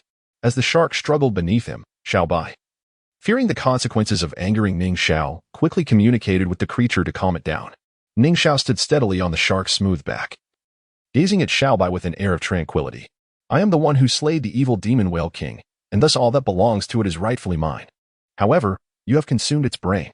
Xiao Bai, do you not think you owe me compensation? Since there was no one here when I arrived, it was unclaimed property. And what I saw is now mine, Xiao Bai retorted hastily, knowing she could not regurgitate what she had already consumed. Xiao Bai, you are grasping at straws. I merely stepped away for a moment and returned. What gives you the right to deem it unclaimed? Ning Xiao's words left her unable to counter, as she was not adept at debate. What do you propose as compensation? she inquired, furrowing her brow. Offer me 100,000-year soul bone in exchange for the whale's brain you have taken, Ning Xiao declared, causing Xiao Bai's countenance to pale. The surrounding great white sharks began to swim in unison, encircling Ning Xiao. The soul beast of 100,000 years is now represented solely by Xiao Bai. Ning Xiao's compensation, astonishingly, is a desire for her life. Neither Xiao Bai nor the other formidable soul great white sharks could possibly acquiesce to such a fate. Humanity, you have gone too far. Enraged, Xiao Bai leapt into the water, transforming into her true form, and swiftly charged towards Ning Xiao, initiating the assault. In the vast ocean, the tides surged once more. The dorsal fin of the shark, serrated like a saw, sliced through the water with remarkable speed, rapidly approaching. Xiao Bai's velocity was unparalleled, far surpassing that of the malevolent Orca King. Both were soul beasts of 100,000 years, yet while the Orca King focused on offense, the great white shark emphasized swiftness. In an instant, Swift aptly described Xiao Bai. As she propelled herself through the water, she unleashed her innate domain.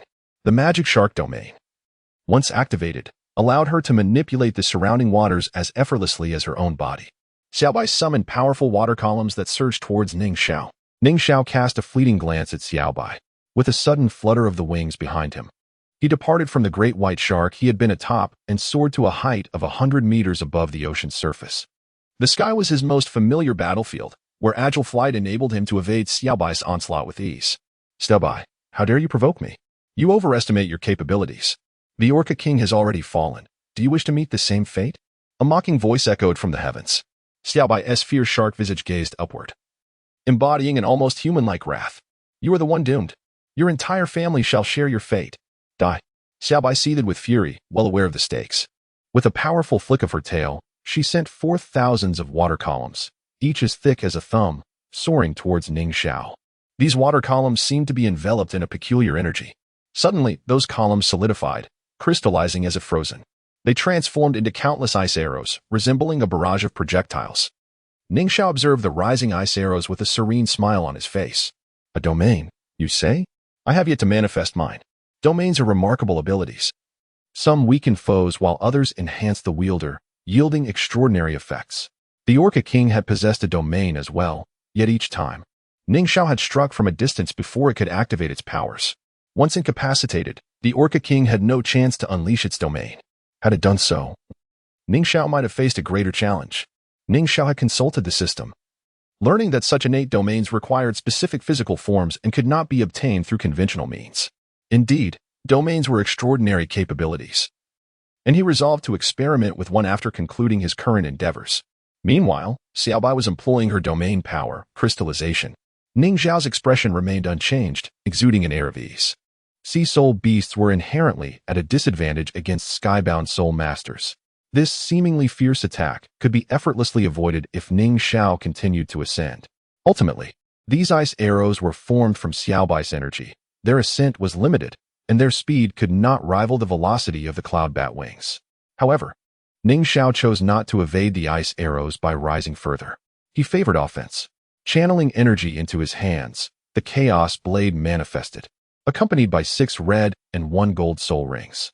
Xiao Bai momentarily lost her composure at the sight of such soul rings, though she quickly regained her composure. Having encountered Ning Xiao before, the previous configuration of soul rings had been astonishing, and now, witnessing an even more bizarre array, she no longer felt like a naive girl unacquainted with the world. Ning Xiao made his move. His 6th soul ring shimmered, enveloping an area with a radius of 500 meters in darkness. This profound darkness seemed to swallow all light, rendering everything invisible. What an ominous aura, Xiao Bai thought, her heart sinking. This malevolent presence was 100 times more potent than that of the Orca King, the most wicked soul beast she had ever encountered. Clang, clang, clang. A chorus of metallic clashes resonated through the darkness as Xiao Bai's myriad ice arrows shattered against Ning Xiao's defenses, falling back into the ocean as mere water. The darkened expanse above was the manifestation of Ning Xiao's 6th soul ability, the Dark Demon Domain Blade Calamity. This skill, akin to a domain, was bestowed by the 12,000-year Dark Demon Evil God Tiger, and its efficacy surpassed that of ordinary domains. Within this darkness, all attributes of opposing targets were suppressed by 50%, rendering visibility impossible. Additionally, Ning Xiao could command the Chaos Blade to split into countless smaller blades, revolving around him at high speed to strike targets. Utilizing these rapidly rotating blades, Ning Xiao shattered all of Xiaobai's ice arrows aimed at him. With a swift motion, he descended rapidly, his cloud bat wings cutting through the air. The continuous barrage of ice arrows was obliterated, and he found himself atop Xiaobai's back in an instant. In that fleeting moment, Xiaobai felt her strength diminished by 50%. Her vision obscured. She had to rely on her equally weakened mental acuity to sense her surroundings. Domain. Xiaobai gasped, mistakenly equating Ning Xiao's ability with a domain. In this shroud of darkness, she struggled. Even her own magic shark domain seemed significantly weakened. Her control over the waters not as effortless as before. She flailed her shark tail, attempting to escape. Though her speed was remarkable, the darkness clung to her like a shadow, refusing to be shaken off. The other great white sharks, witnessing Xiaobai engulfed by darkness, were similarly alarmed. They wished to assist their queen, yet the obscuring darkness rendered them blind to the situation, preventing them from launching an attack.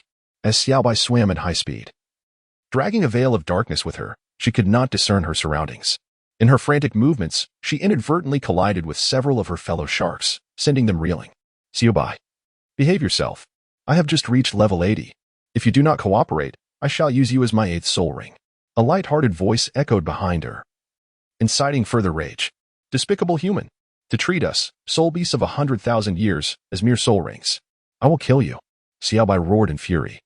She rolled her body and dove to the ocean floor, yet no matter how she struggled, she could not escape Ning Xiao, who was as if tightly bound to her.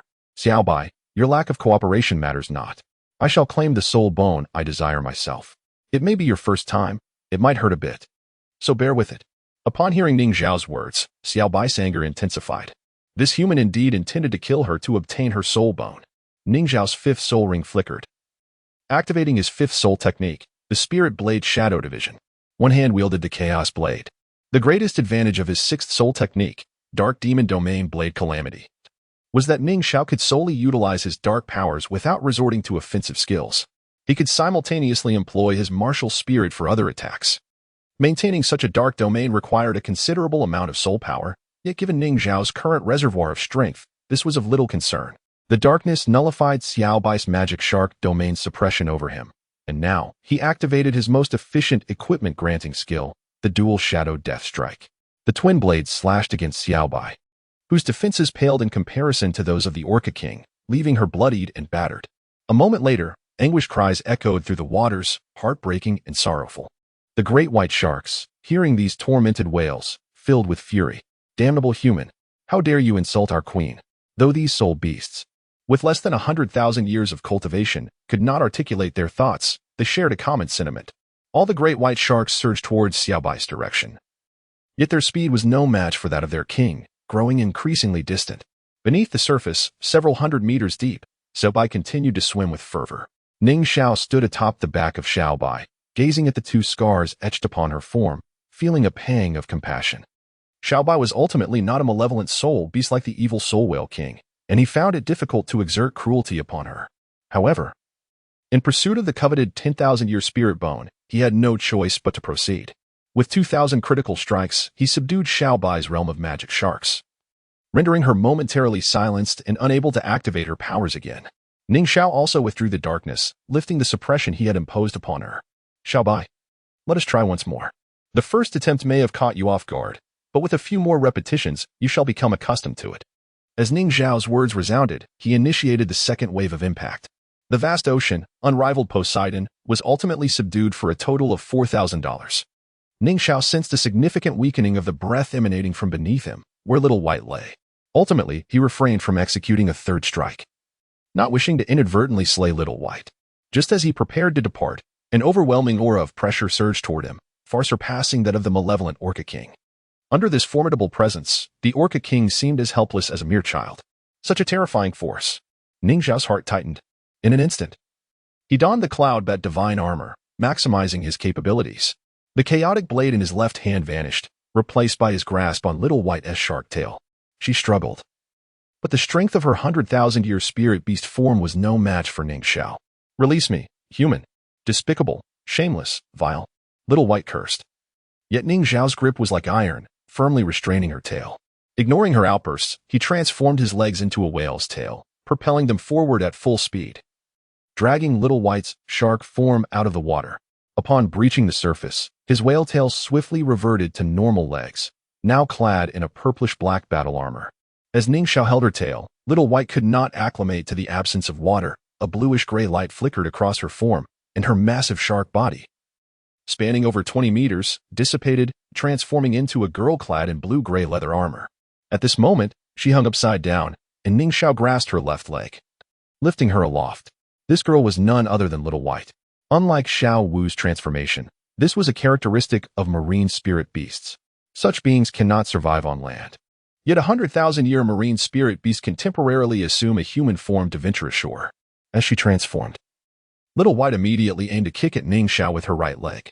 Ning Xiao swiftly blocked it, seizing her other leg. Though she continued to struggle, her attention was suddenly drawn to something in the sky, her expression brightening as she ceased her resistance, suspended in the air by Ning Xiao. He too noticed a new figure above them. It was a woman of extraordinary beauty, draped in a crimson robe, holding a staff, radiating an air of unparalleled nobility. This woman embodied a distinct kind of grandeur, unlike Bibi Dong's imposing regality, which exuded fierce aggression. The woman before him seemed as if a divine being had descended to the mortal realm, untouchable. Her soul rings were invisible, her martial spirit concealed. Yet she stood effortlessly in the sky. Even Ning Xiao required the aid of the cloud bat wings to fly. While this woman appeared to defy gravity without any source of energy, she hovered serenely above, but Ning Xiao felt an immense pressure, as if the entire ocean bore down upon him. This was a formidable aura. She was Poseidon, one of the three unparalleled Douluo, known as the unrivaled of the ocean. Upon beholding her, Ning Xiao deduced her identity, sensing that she was one with the ocean itself, and his heart grew heavy. The three peerless Douluo were Tang Chun, the Haotian Douluo, Poseidon, the sea god, and Qian Daolu, the angel Douluo. All three were at level 99, merely a step away from godhood.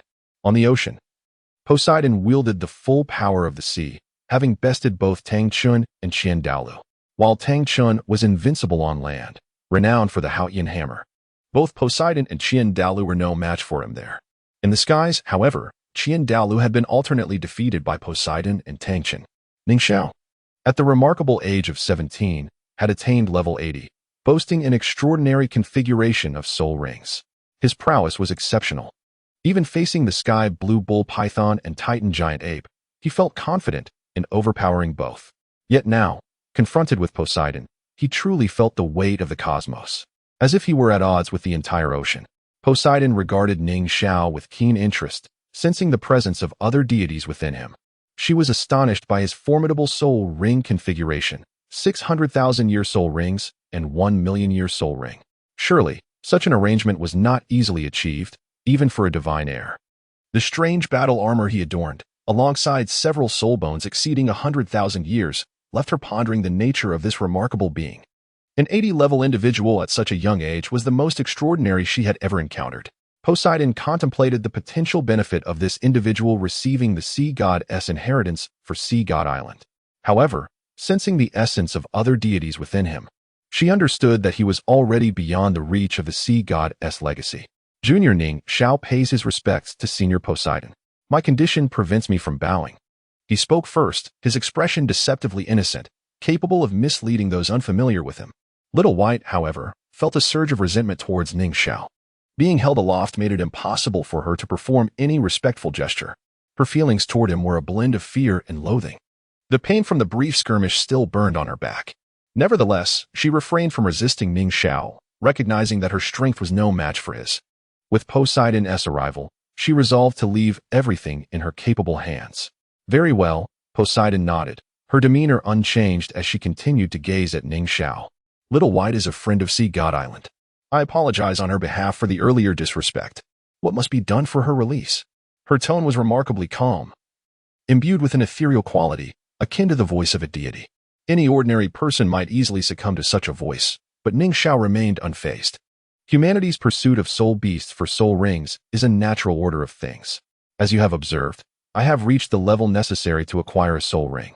This magic soul great white shark, with its 100,000-year cultivation, is perfectly suited to become my 8th soul ring. Ning Xiao's cloud bat wings fluttered gently, maintaining his position in midair as he met Poseidon's gaze without a hint of trepidation. While he acknowledged that he was not a match for a level 99 peerless Douluo, he was not without means of resistance. Poseidon refrained from refuting his words. As adults, we must approach matters with mature reasoning. This world is inherently unjust, a realm where the strong prey upon the weak. As you stated, the hunting of soul beasts for soul rings is indeed a universally accepted practice, provided it does not involve the indiscriminate slaughter of the innocent. All adherences align with the principles of the cosmos. Poseidon understood that, given Ning Xiao's strength, his quest for a soul ring necessitated one of 100,000 years or more, and Little White fit the criterion. As a friend of Sea God Island, Poseidon could intervene on Little White's behalf, yet she could not elevate the matter to that of righteousness. She herself had hunted soul beasts to obtain soul rings. She could not prevent others from doing the same. Such was the law of the world. Speak, what must be done for Little White's release? Poseidon inquired once more. Seeing Poseidon's lack of arrogance, Ning Xiao felt a measure of goodwill toward her. He smiled and articulated his terms, Senior Poseidon. The soul ring and soul bone of 100,000-year spirit beast naturally require an equivalent value in return. I hope that you can assist me in hunting the abyssal leviathan, a creature of the deep. As fellow beings of 100,000 years, is this request too much to ask? The vast ocean does not welcome you. Deep Sea Demon Whale King. Upon hearing Ning Xiao's words, Xiaobai was struck with great fear. Although some may refer to her, the evil tiger whale king, and the deep sea demon whale king as the three great overlords of the ocean, Xiaobai knew well that her strength did not merit such a title. The ocean is immensely expansive, teeming with countless spirit beasts, far exceeding those found on the mainland, with a multitude of 10,000-year spirit beasts. In comparison, Xiaobai's capabilities were insignificant. However, the deep sea demon whale king rightfully held the title of the ocean's foremost spirit beast. The audacity of someone wishing to target the deep sea demon whale king left Xiaobai astounded at Ning Xiao's reckless ambition. Yet, as Xiaobai was hoisted by Ning Xiao, her gaze fell upon his soul ring, a dazzling golden circle that made her eyes ache. She fell silent, while Poseidon fixed her gaze upon Ning Xiao. Was this request truly unreasonable? In the depths of the ocean, the deep sea demon whale king could summon the ocean's might, and even Poseidon could not guarantee victory against it. A change of conditions was necessary, and without much thought, Poseidon outright rejected the proposition. Ning Xiao, however, remained unfazed. Fully aware that she would refuse, his intention was never to slay the deep sea demon whale king. Suppressing his emotions, he replied with a solemn expression.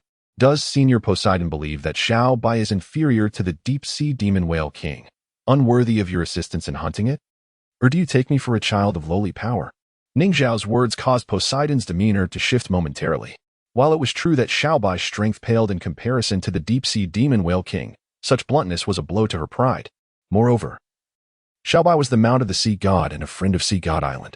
In Poseidon's eyes, she could never be treated as mere currency for trade. Glancing once more at Xiaobai, who was being held aloft in humiliation, Poseidon felt compelled to rescue her but could not engage in hunting the deep sea demon whale king, not due to a lack of power, but because the whale harbored secrets beyond comprehension. Having observed Ning Xiao for some time, Poseidon recognized his formidable strength. Despite Ning Xiao's lower cultivation, he had effortlessly bested the evil tiger whale king. Why then should Poseidon fear facing the deep sea demon whale king alongside Ning Xiao?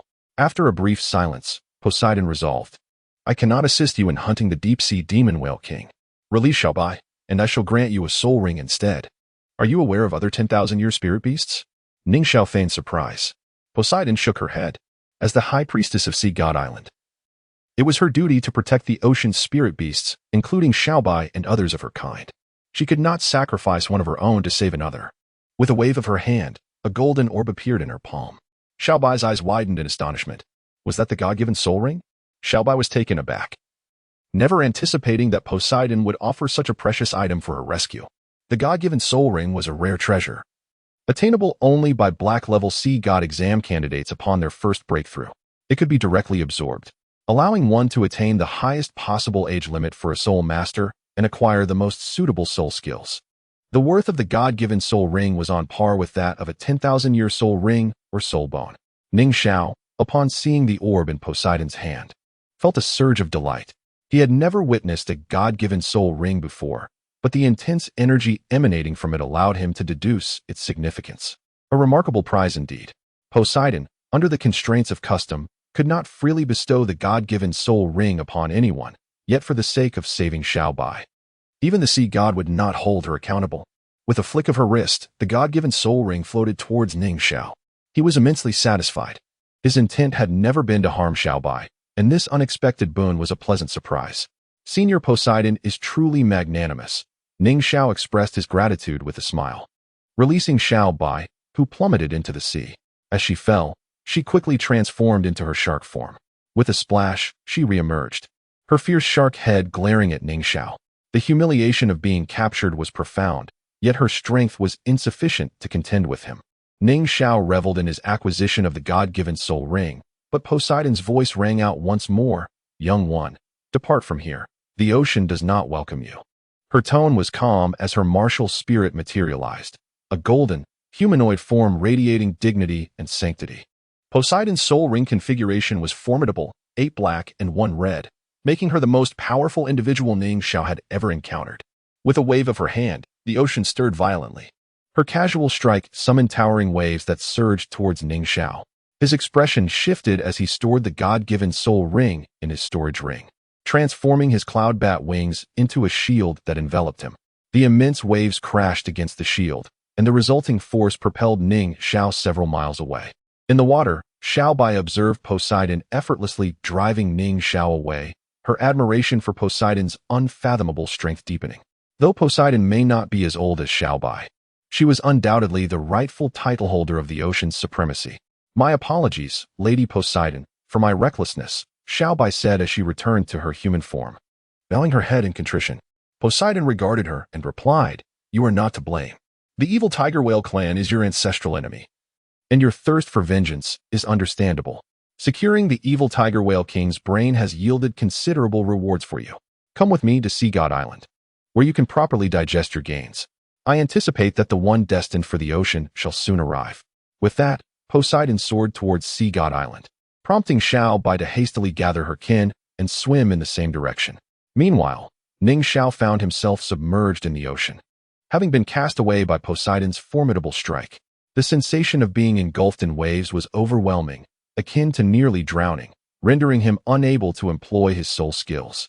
Was this truly the power of the unrivaled sea god Douluo Poseidon? Shaking off the droplets of water, Ning Xiao ascended into the sky, his gaze fixed upon the direction of Sea God Island. Reflecting on Poseidon's words, "The ocean does not welcome you," he felt a shift in his expression. He could not fathom why Poseidon would convey such a message, yet the unmistakable rejection resonated deeply within him. Initially, Ning Xiao had intended to visit Sea God Island, believing his talents might earn him a chance at the black level red level exam. However, Poseidon's words implied that he could not partake in the sea god assessment. Nonetheless, he did not dwell on it too heavily. While the sea god examination was indeed a remarkable opportunity, Ning Xiao placed little weight on it. The mainland offered numerous alternatives. Flapping his cloud bat wings, Ning Xiao flew towards the direction of the whaling ship, despite losing the opportunity to partake in the Sea God Island assessment. His journey through the ocean had proven to be immensely fruitful. Upon returning to the whaling ship, Zhu Xing awaited on the deck, akin to a wife anticipating her husband's return. Observing her demeanor, Ning Xiao felt a rush of tenderness. The saying, "In the warmth of love lies a hero's grave," resonated deeply. With such a beauty by his side, all of Ning Xiao's grand ambitions melted away, and all he desired was to cherish the moment with her. Zhu Xing remained silent, her nature being such that she did not impose strictness upon her partner, and Ning Xiao instilled in her a profound sense of reassurance. Embraced by Ning Xiao, she entered the room without resistance.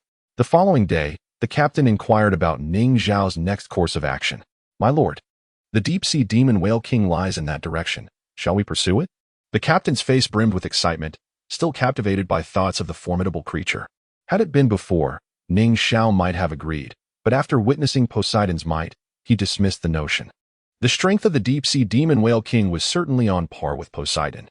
If it were just himself, he would have felt confident enough to confront it, relying on his formidable defensive capabilities granted by the 400,000-year-old soft-bone rabbit, complemented by the cloud bat shield. His defenses were undeniably superior to Tang San's when he first encountered the deep-sea demon whale king. While the whale could breach Tang San's invincible golden body, it might not so easily overcome Ning Xiao's protections. However, with Zhu Xing aboard, Ning Xiao had no desire to place her in peril.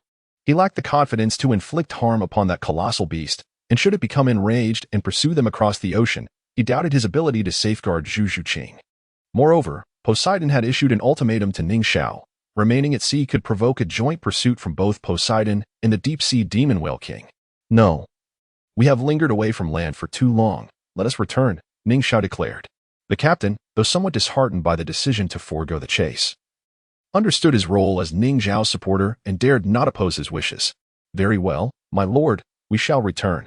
Next time you venture into the sea, do not hesitate to summon me. Our services will assure your satisfaction. The captain beamed, eager to maintain business relations. The whaling ship swiftly turned back. While Ning Xiao reflected on the gains from this maritime journey, first and foremost was his strength. Within less than a year since departing from the 7 Treasure Glazed Tile School, he had ascended from level 68 to level 80. An increase of 12 levels within a year was extraordinary, something few would believe. His soul rings had also undergone significant transformation, boasting 6 red and 1 gold. In future confrontations, he need not engage directly. Merely displaying his soul rings could instill terror in many. Regarding soul bones, he had acquired a complete set from the 100,000-year-old evil demon tiger whale king, alongside a left leg and a head soul bone. Additionally, he possessed a 100,000-year-old evil demon whale king pearl and a total of 155 external soul bones ranging from 10,000 to 80,000 years. The quantity of body part soul bones from the same range totaled 1,024. He also secured 3 soul bones from the 100,000-year-old soul demon great white shark, including 1 each for the head, right arm, and left leg, along with 7 external soul bones known as demonic shark teeth from the 10,000 to 50,000 year range. Furthermore, he gathered 35 body part soul bones from the same range, and over 200 various soul bones from crabs, sea turtles, sea snakes, and other marine creatures spanning centuries. The cumulative age of these soul rings exceeded 3 million years. These acquisitions represented the entirety of Ning Xiao's additional spoils from this oceanic expedition. His primary targets had been the evil demon whale clan, naturally yielding the most drops from them. During the initial clash with the soul demon great white shark clan, Ning Xiao had executed a wide-range attack, resulting in numerous gains. The incidental captures of crabs and sea snakes were merely collateral damage. However, where evil demon whales roamed, other sea soul beasts were scarce, leading to fewer encounters. Beyond these material gains, Ning Xiao had achieved a greater personal triumph. He had formed a bond with Zhu Zhuqing, embracing his beloved. As the whaling ship traversed the domain of the deep-sea demon whale king, Ning Xiao chose not to disturb it, gazing in its direction with a smile. Though his current strength was insufficient, he resolved to return one day to hunt the deep-sea demon whale king. He was particularly intrigued by the prospect of its 800,000-year-old soul bones. However, Ning Xiao recognized the necessity of further enhancing his power. The age of his torso soul bones was alarmingly low, and it was time for an upgrade. He had previously intended to seek the 50,000-year-old Earth Bear upon his return to the 7 Treasure Glazed Tile School, but Zhu Zhuqing's letter had postponed his plans. Now, pursuing it would not be too late. Moreover, he needed to reassess the arrangement of his soul bones. His leg bones were only around 200,000 years old, and his right arm bone was similarly aged. While he could not replace his torso soul bone, he could certainly exchange those of his limbs, as he found bones of such age beneath his notice. Presently, Ning Xiao lacked for powerful soul bones. Yet, before proceeding with any replacements, he needed to find a crucial element: the Blue-Silver Emperor soul bone. Without the assurance of the Blue-Silver Emperor soul bone, Ning Xiao dared not risk severing his own limbs. After all, once integrated, the soul bones became an intrinsic part of his being. A title Douluo might lose 10 levels by amputating limbs with soul bones, but for those below that rank, detaching soul bones could equate to death. The whaling ship sailed for over 10 days before reaching Liban City. After graciously seeing Ning Xiao off, the captain departed with his crew, ready to indulge in the profits of this venture for 3 years without need of further earnings. Zhuqing, what are your plans? Ning Xiao inquired softly, holding Zhu Zhuqing close upon the large bed of the inn. Zhu Zhuqing hesitated, uncertain of her next steps. She had no desire to return home. Zhuqing, come with me to the Heaven Do Empire. It has been far too long since we last met, and everyone misses you.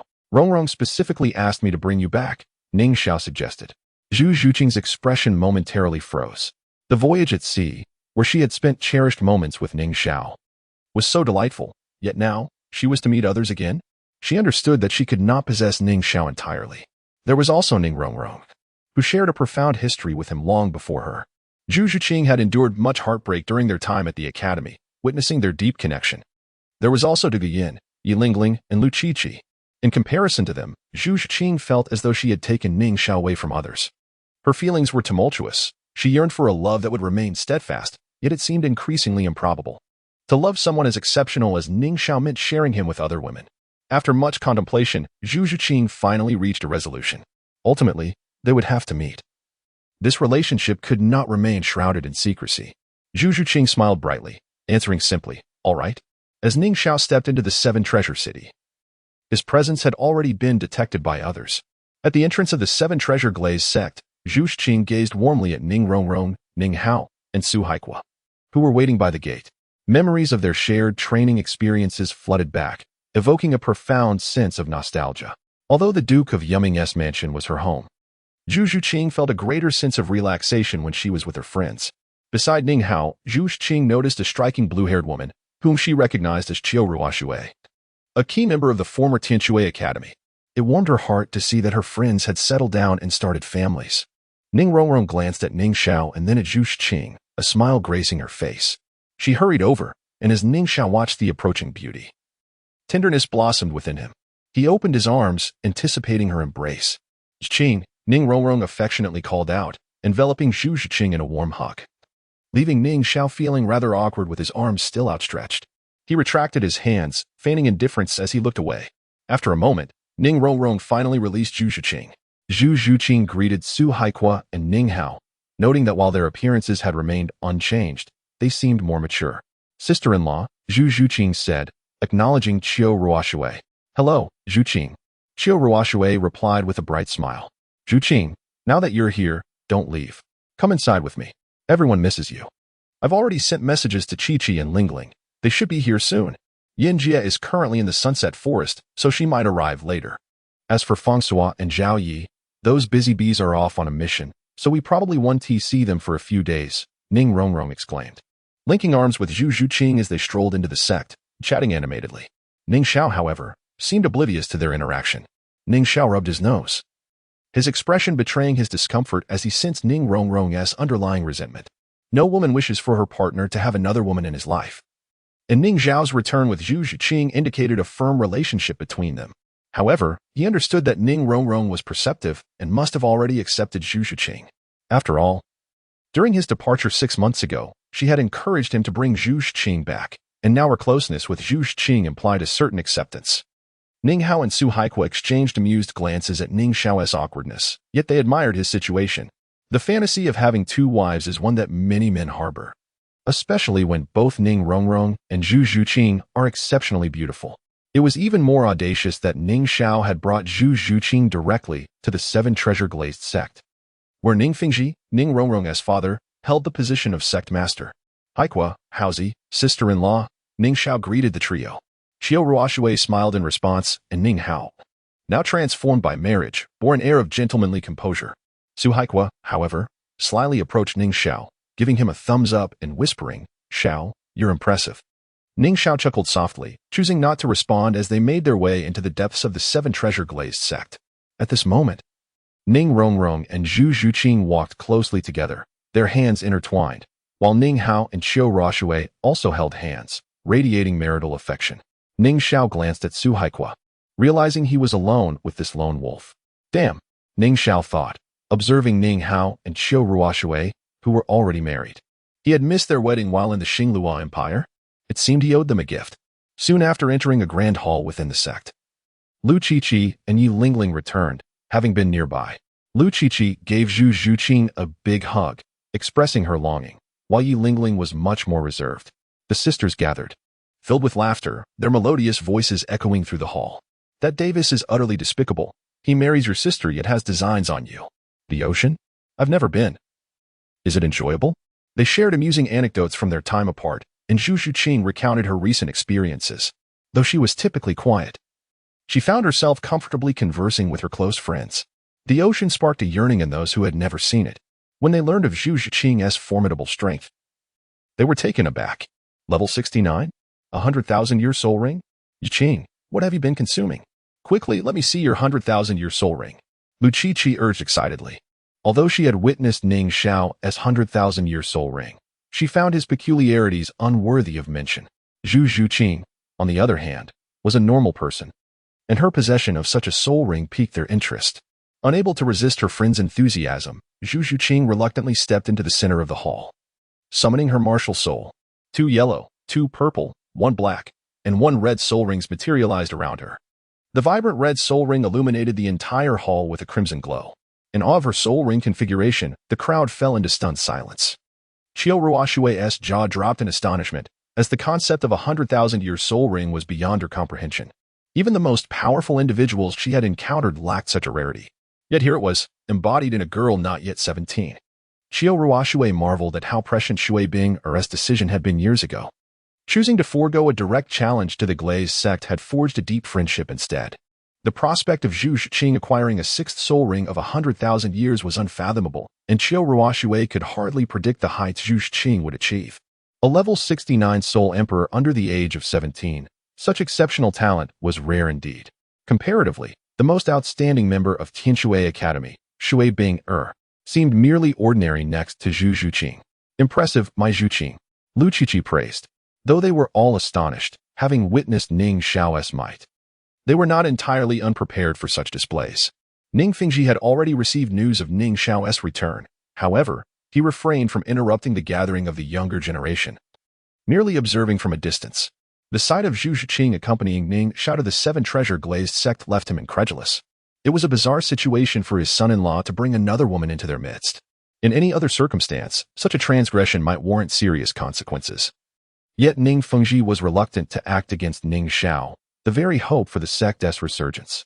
As he watched Zhu Zhuqing unveil her martial soul from afar, Ning Fengji was taken aback. Despite his extensive experiences, he had rarely encountered a 100,000-year soul ring. His expression reflected a complex blend of emotions. Zhu Zhuqing's extraordinary talent suggested she could one day become a cornerstone of the sect. Yet, keeping her there would mean competing with his own daughter for a man. With a heavy sigh, Ning Fengji recognized that this was a situation beyond his control. Meanwhile, the sword Douluo, who accompanied him, was equally astonished by Zhu Zhuqing's soul ring. Despite wielding the powerful 7-killing sword and holding the title of a 97th level title Douluo, he too lacked a 100,000-year soul ring. What brought him solace was his possession of 200,000-year soul bones. With a cultivation level of 97 and the addition of those soul bones, few in the world could hope to defeat him. Sword Douluo glanced at Ning Xiao once more. He could no longer perceive Ning Xiao's realm, perhaps due to the considerable distance that separated them at that moment. However, Sword Douluo was certain that Ning Xiao's return would undoubtedly bring immense surprises. As the gathering unfolded, the warmth of camaraderie enveloped everyone present, causing them to lose track of time. Dinner was served quite late, with all seated around a round table, toasting and sharing stories, their bonds seemingly untainted by any prior estrangement. After the meal, Ning Rong Rong whisked Zhu Zhuqing away, wishing to share a night's rest together. Ning Xiao, eager to join, was promptly dismissed by the 2 women, leaving him astonished by the unfolding scene.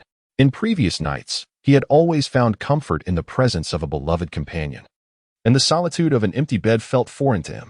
Tossing and turning, sleep eluded him as he yearned for the warmth of shared blankets. The following day, Ning Xiao rose early to pay his respects to Ning Fengji. Uncle Ning, Grandfather Jian, Grandfather Gu, he reverently addressed the 3 figures in the grand hall, his heart fluttering with a hint of anxiety. Shower has returned. Please have a seat. Ning Fengji greeted him with his usual warmth, showing no sign of reproach for Ning Xiao's previous antics. Relieved by this reception, Ning Xiao felt a deep respect for this man who had nurtured him, a debt of gratitude he could never fully repay. Ning Fengji casually inquired about Ning Xiao's experiences over the past 6 months, to which Ning Xiao succinctly recounted tales of the Star Luo Empire and the ocean, carefully omitting any mention of the system, his most closely guarded secret. To this day, others believe that Ning Xiao's ability to enhance his spirit rings was merely a fabrication, attributing it to the devouring power of the dark demon tiger. As the sword Douluo attempted to sense Ning Xiao's current level, he found himself unable to discern it even at such close proximity. Finally conceding, he asked, Shower, what is your current rank? I am at level 80, but I have yet to acquire my 8th spirit ring. Ning Xiao's revelation stunned Ning Fengji, the sword Douluo. In the bone Douluo, level 80 was no trifling achievement. It marked one as a formidable expert across the continent. The sword Douluo expressed his astonishment, gazing at Ning Xiao with admiration. Each return saw him gain several levels, a prodigious talent whose potential seemed boundless. I am even more curious now. What level is your 7th spirit ring? The bone Douluo's eyes sparkled with anticipation. Previously, when Ning Xiao returned to the 7 treasure glaze tile school, he already possessed a configuration of 1 black and 5 red spirit rings. Surely, the 7th would not disappoint. What was unattainable for most, 100,000-year spirit ring, seemed effortlessly within Ning Xiao's grasp. Do not be frightened, Grandfather Gu, Ning Xiao teased. You cheeky boy. You're trying to keep me in suspense. What have I not seen before? The bone Douluo retorted with a laugh. Under the eager gazes of the 3, Ning Xiao finally unleashed his martial spirit, plunging the hall into a profound silence. 6 red and 1 gold spirit ring. The bone Douluo's eyes widened in disbelief. He had never witnessed such a sight. The 6 red rings were remarkable, but the final golden one was truly unprecedented. The sword Douluo turned to Ning Fengji, his expression questioning. Despite his formidable rank, this golden spirit ring was a sight he had never encountered. On the continent, 100,000-year spirit ring was already legendary, let alone a golden one. However, the sword Douluo could discern that this was no mere 100-year ring. Its radiant gleam set it apart. With the first 6 rings being of 100,000-year caliber, the 7th could hardly be inferior. Ning Fengji furrowed his brow, equally unfamiliar with the concept of a golden spirit ring. As Ning Xiao retracted his spirit rings, the 3 men took a moment to collect themselves. The bone Douluo scrutinized Ning Xiao, feeling a subtle pressure upon the manifestation of his spirit rings, realizing that besting Ning Xiao would not be an easy feat after all. He was a level 96 title Douluo, possessing 2 pieces of 100,000-year spirit bones. In a swift motion, the bone Douluo approached Ning Xiao, placing a hand on his shoulder, silently expressing his admiration. Ning Xiao feigned discomfort, saying, Grandfather Gu, your grip is quite strong. I nearly suffered internal injuries. The bone Douluo chuckled, playfully swatting the back of Ning Xiao's head. You rascal, do you think I could hurt you? You're just teasing me. Ning Fengji and the sword Douluo shared a laugh. At this moment, Ning Xiao announced, I have brought gifts upon my return. His words immediately captured the attention of the 3. Anything deemed a gift by Ning Xiao would undoubtedly be extraordinary. Previously, he had presented a single 100,000-year Titan giant ape spirit bone. This time, he had returned with 3. Could it be? The sword Douluo and the bone Douluo gazed at Ning Xiao with keen interest. It was not a matter of pride, but the allure of Ning Xiao's gifts was irresistible. The notion of acquiring another suitable 100,000-year spirit bone filled the sword Douluo with hope, as he believed it could propel him toward level 98, a realm even his father had never reached. Ning Fengji beamed at Ning Xiao, aware that traditionally, elders bestowed gifts upon their juniors. Yet in this case, the roles were reversed. Ning Fengji found himself at a loss, as his own stature paled in comparison to Ning Xiao's. Although he belonged to the wealthiest sect on the continent, he struggled to conceive a gift worthy of such a rare treasure as a 100,000-year spirit bone. The bone Douluo, equally eager, inquired, Shower. How many 100,000-year spirit bones did you acquire this time? You guessed correctly, they are indeed 100,000-year spirit bones, Ning Xiao replied with a smile, approaching a nearby table. He waved his hand, casting a crimson glow that enveloped the hall, revealing 6 magnificent items atop the surface. Ning Fengji, the sword Douluo, and the bone Douluo, upon witnessing the items on the table and sensing their ferocious aura, were taken aback. The atmosphere in the grand hall crackled with their heightened breaths. 6 pieces of 100,000-year spirit bones. The bone Douluo's exclamation shattered the stillness. Such treasures were the most coveted by spirit masters across the continent. Their mere emergence would incite chaos and bloodshed. At that moment, the presence of 6 such bones left the 3 men astounded. The ease with which Ning Xiao produced such precious items hinted at immense fortune. Uncle Ning, I wish to gift you these 6 spirit bones. Ning Xiao had already made his intentions clear. These bones originated from the same soul beast, the 100,000-year evil demon whale king. And though they were primarily offensive-type bones not typically suited for an auxiliary like Ning Fengji, the value of 100,000-year spirit bones transcended suitability. Anyone who absorbed them would reap significant benefits. Ning Fengji was taken aback by this arrangement. He had assumed the bones would be divided among the sword Douluo and the bone Douluo, never considering himself. The sword Douluo and bone Douluo, upon hearing Ning Xiao's proposal, found it quite reasonable. While they yearned for their own strength to grow, they also wished for Ning Fengji to become stronger. Having been stuck at level 79, he was now on the cusp of level 89. Ning uncle, these 6 spirit bones come from the same soul beast, the 100,000-year evil demon whale king. As you know, absorbing bones from the same creature yields greater benefits. Ning Xiao explained. And the bone Douluo and sword Douluo concurred that these 6 bones should indeed be absorbed by Ning Fengji. Without hesitation, he gazed at the bones on the table and declared, "Since you have such good intentions, I shall accept these spirit bones. However, I already possess a head spirit bone, which I am unable to absorb. In the realm of the 7 treasure glazed tile school, it comes as a revelation that Ning Fengji possesses a head soul bone, a fact unbeknownst to Ning Xiao. However, the significance of this discovery becomes apparent. Given the esteemed status of the 7 treasure glazed tile school, it is only natural for them to have access to soul bones. Indeed, the school must have a legacy of soul bones. And for an auxiliary system like the 7 treasure glazed tile pagoda, a head soul bone that enhances mental strength is undoubtedly the most suitable choice. Moreover, Ning Xiao surmises that the inherited soul bone from the 7 treasure glazed tile school must be of considerable antiquity, while it may not reach the 10,000-year mark. It is assuredly a precious soul bone of at least 50,000 years. Nonetheless, a sense of regret lingers in Ning Xiao's heart. No matter how remarkable Ning Fengji's soul bone may be, it pales in comparison to the 10,000-year soul bone of the evil spirit Orca King. Such a soul bone bestows 2 skills upon its wielder, and the ability of the evil spirit Orca King to detect waves indicates a formidable mental prowess. This head soul bone can be deemed a paragon among mental-type soul bones.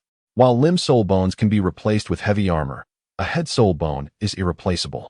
Ning Xiao, it is only natural for Fengji to possess a soul bone. It is a pity that your 10,000-year soul bone will be of no use to him.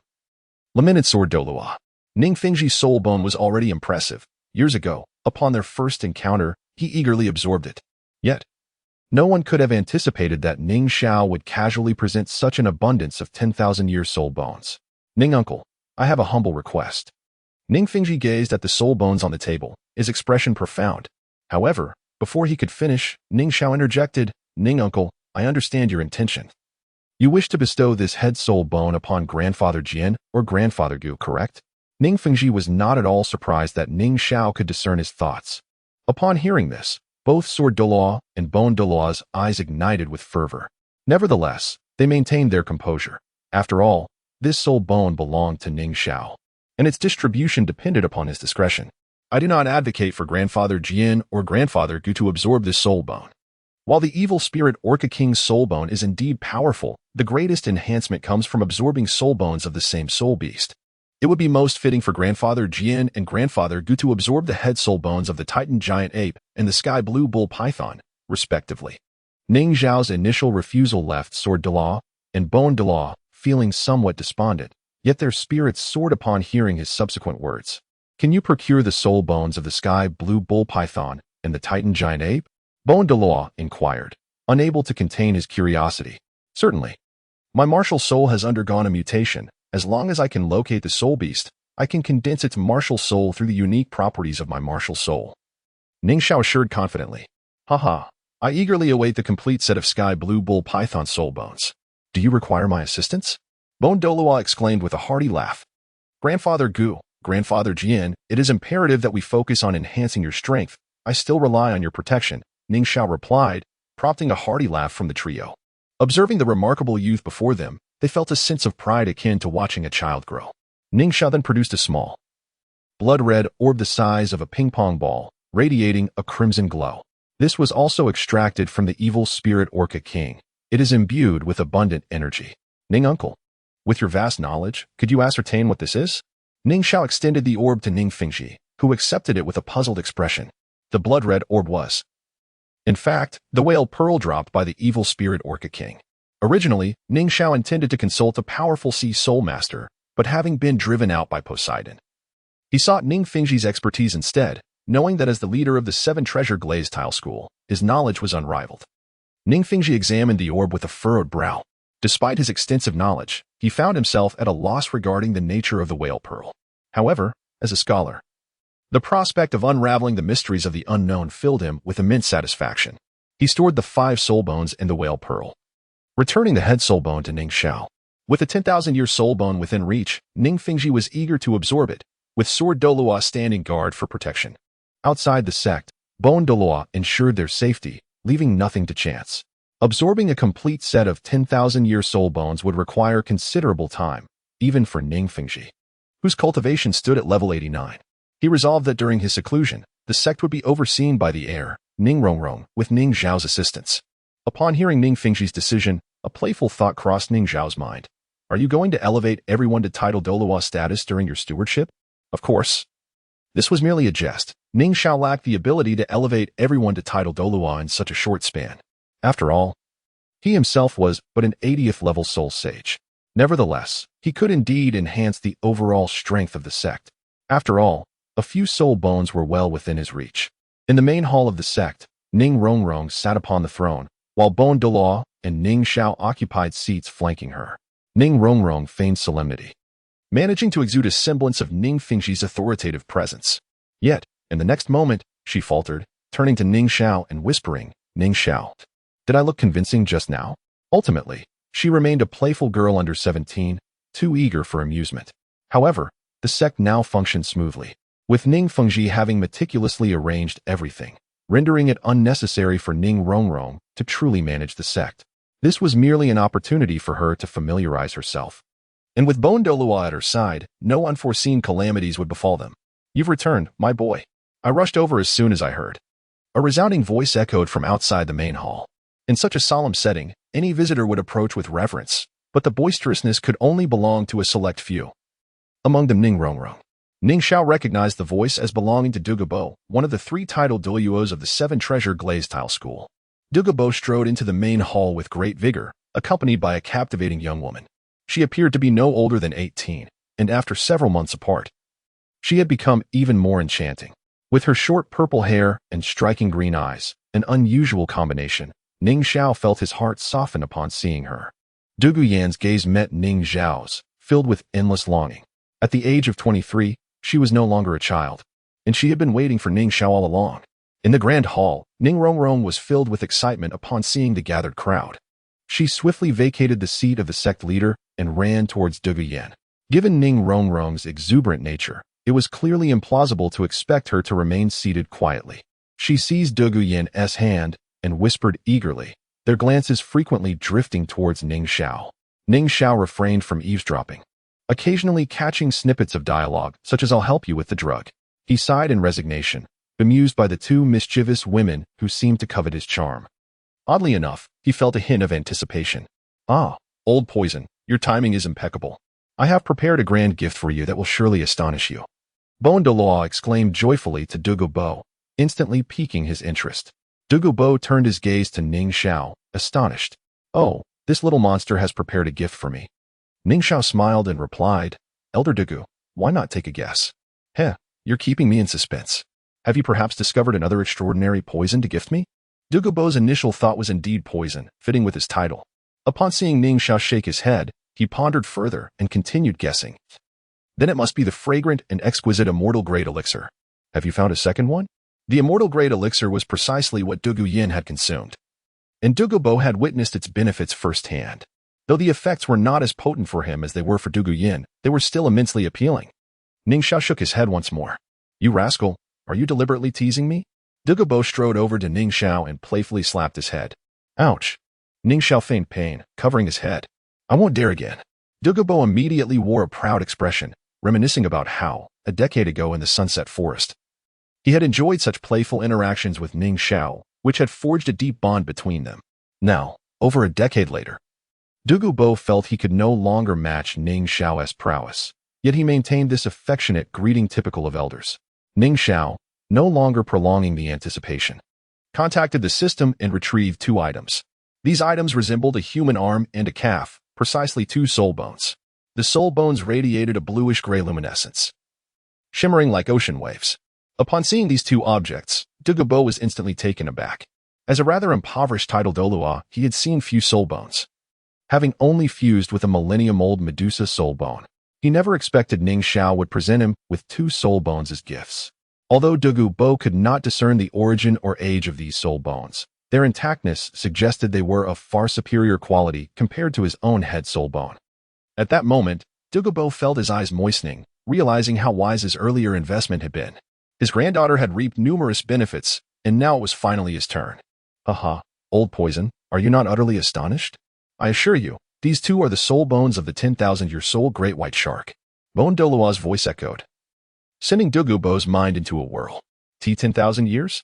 Initially, he had presumed they were merely ordinary soul bones, never anticipating they would be of such exceptional age. The 10,000-year soul bone had always topped the Soul Master's dream list. With Douluo's experience, he could only speculate that Tang Hao, who possessed a 10,000-year soul ring, might own a 10,000-year soul bone, but he had never witnessed one himself. And now, two 10,000-year soul bones were being gifted to him. Once fused, Douluo felt he would no longer be among the lesser-titled Douluos. In fact, he might even gain the confidence to challenge the former pope, though the current pope would still pose a challenge. Upon hearing about the 10,000-year soul bones, Douluo turned her gaze towards them as well. She felt delighted for her grandfather's fortune in acquiring two 10,000-year soul bones. Elder Douluo quickly absorbed these two soul bones. Although shark-type soul bones may not suit your blue phosphor snake emperor at the 10,000-year level, it's certainly inconsequential. Ning Xiao pushed the two soul bones into Douluo's hands. He had 3 soul bones from the great white shark, but one was a head soul bone that Douluo could not absorb. Noticing Douluo hesitating, Ning Rong Rong hurried over, urging, Grandpa Douluo, please absorb these 2 soul bones quickly. Are you worried about Yinjia? Fear not, Ning Xiaogang can easily procure more suitable soul bones for her. With everyone encouraging Douluo to absorb the soul bones, he could not resist their pleas. Overwhelmed with emotion, he found a secluded chamber within the 7-treasure glazed tile school to absorb the soul bones. Ning Rong Rong also took Douluo away, while Zhu Xing arrived. Eager to reunite after a long separation, only Bon Douluo and Ning Xiao remained in the grand hall. Suddenly, Ning Xiao spoke up, Grandpa Bon, can you identify those loyal to the sect? What do you intend to do? Bon Douluo inquired curiously. Ning Xiao remained silent, moving to the entrance of the main hall to shut the door tightly. He released his mental energy, enveloping the entire hall, observing Ning Xiao's actions. Bon Douluo still wore a puzzled expression. Yet, in the next moment, he was taken aback. Ning Xiao approached the hall's center and waved his hand, causing an avalanche of items to materialize with a clattering sound. The objects were irregularly shaped, some resembling spheres, others akin to vertebrae, while some appeared cylindrical. Each item glimmered with various hues of light, casting a dazzling radiance throughout the grand hall. Bon Douluo could no longer contain himself, his eyes widening in disbelief. This is all soul bones? He gazed at the floor, now brimming with what must number in the thousands. What is this? Bon Douluo stammered, pointing at Ning Xiao, speechless. Although he was aware of Ning Xiao's ability to acquire soul bones, the sheer quantity was mind-boggling. Surely, this surpassed the total number of soul bones across the entire continent. Grandpa Bon, as you can see, I possess quite a collection of soul bones. It is time to strengthen our sect. While these 100,000-year soul bones may be of lower age, fusing even one can significantly enhance anyone's abilities. Additionally, I have over 100 external soul bones from the evil soul tiger whale, which not only enhance a soul master's physique but also bestow exceptional swimming abilities. We could easily form an underwater unit with this. Ning Xiao elaborated. These soul bones were acquired from battles in the Star Do Great Forest and the sea. Besides the evil soul tiger whale and the great white shark soul bones, they were all present here. Bon Douluo was utterly astounded by the sight of these soul bones. He could vividly imagine the immense boost in overall strength if every soul master in the sect fused with a soul bone. Although the 100-year soul bones were indeed of low age, they could greatly benefit those with innate soul power that was initially low or with limited potential. A soul master in their teens or 20s could gain a significant advantage over peers by fusing with a 100-year soul bone. Who knows, with a stroke of luck, they might even break through their level cap thanks to a single soul bone. Bon Douluo remained in shock for quite some time before regaining his composure. Excitement was unmistakably evident in his eyes. He could foresee that with this collection of soul bones, the status of the 7 treasures glazed sect would undergo a profound transformation. At that time, the peak combat strength of the sect would encompass the Sword Douluo, Bone Douluo, and Poison Douluo, complemented by the assistance of Ning Fengji, who possessed a full set of 100,000-year soul bones. Moreover, all others would also be individuals who had fused with soul bones, enabling them to contend against multiple opponents of the same rank. Thus, it was entirely conceivable that the 7 treasures glazed sect could surpass the Haoyan sect to become the foremost sect in the world. In the rear of the sect lies an expansive training ground, where numerous children, guided by their instructors, undergo various forms of training. Since the awakening of innate full soul power in Ning Xiao and Ning Rong Rong a decade ago, the training of children has been prioritized in the curriculum. This physical training, combined with medicinal reinforcement, has indeed led to notable changes during the awakening of their martial spirits. Although no further prodigies with innate full soul power have emerged, the number of children with innate soul power at level 7 and 8 has significantly increased, and a few have even reached level 9. Additionally, the acquisition of the Xiantian skill has fostered the emergence of several talents when practiced prior to awakening. However, as they are all under the age of 6, their playful nature often hinders their ability to concentrate on cultivation.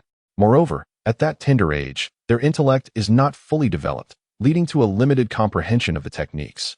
Otherwise, if the cultivation of techniques and physical training were conducted in tandem, it is likely that a few more prodigies with innate full soul power might arise.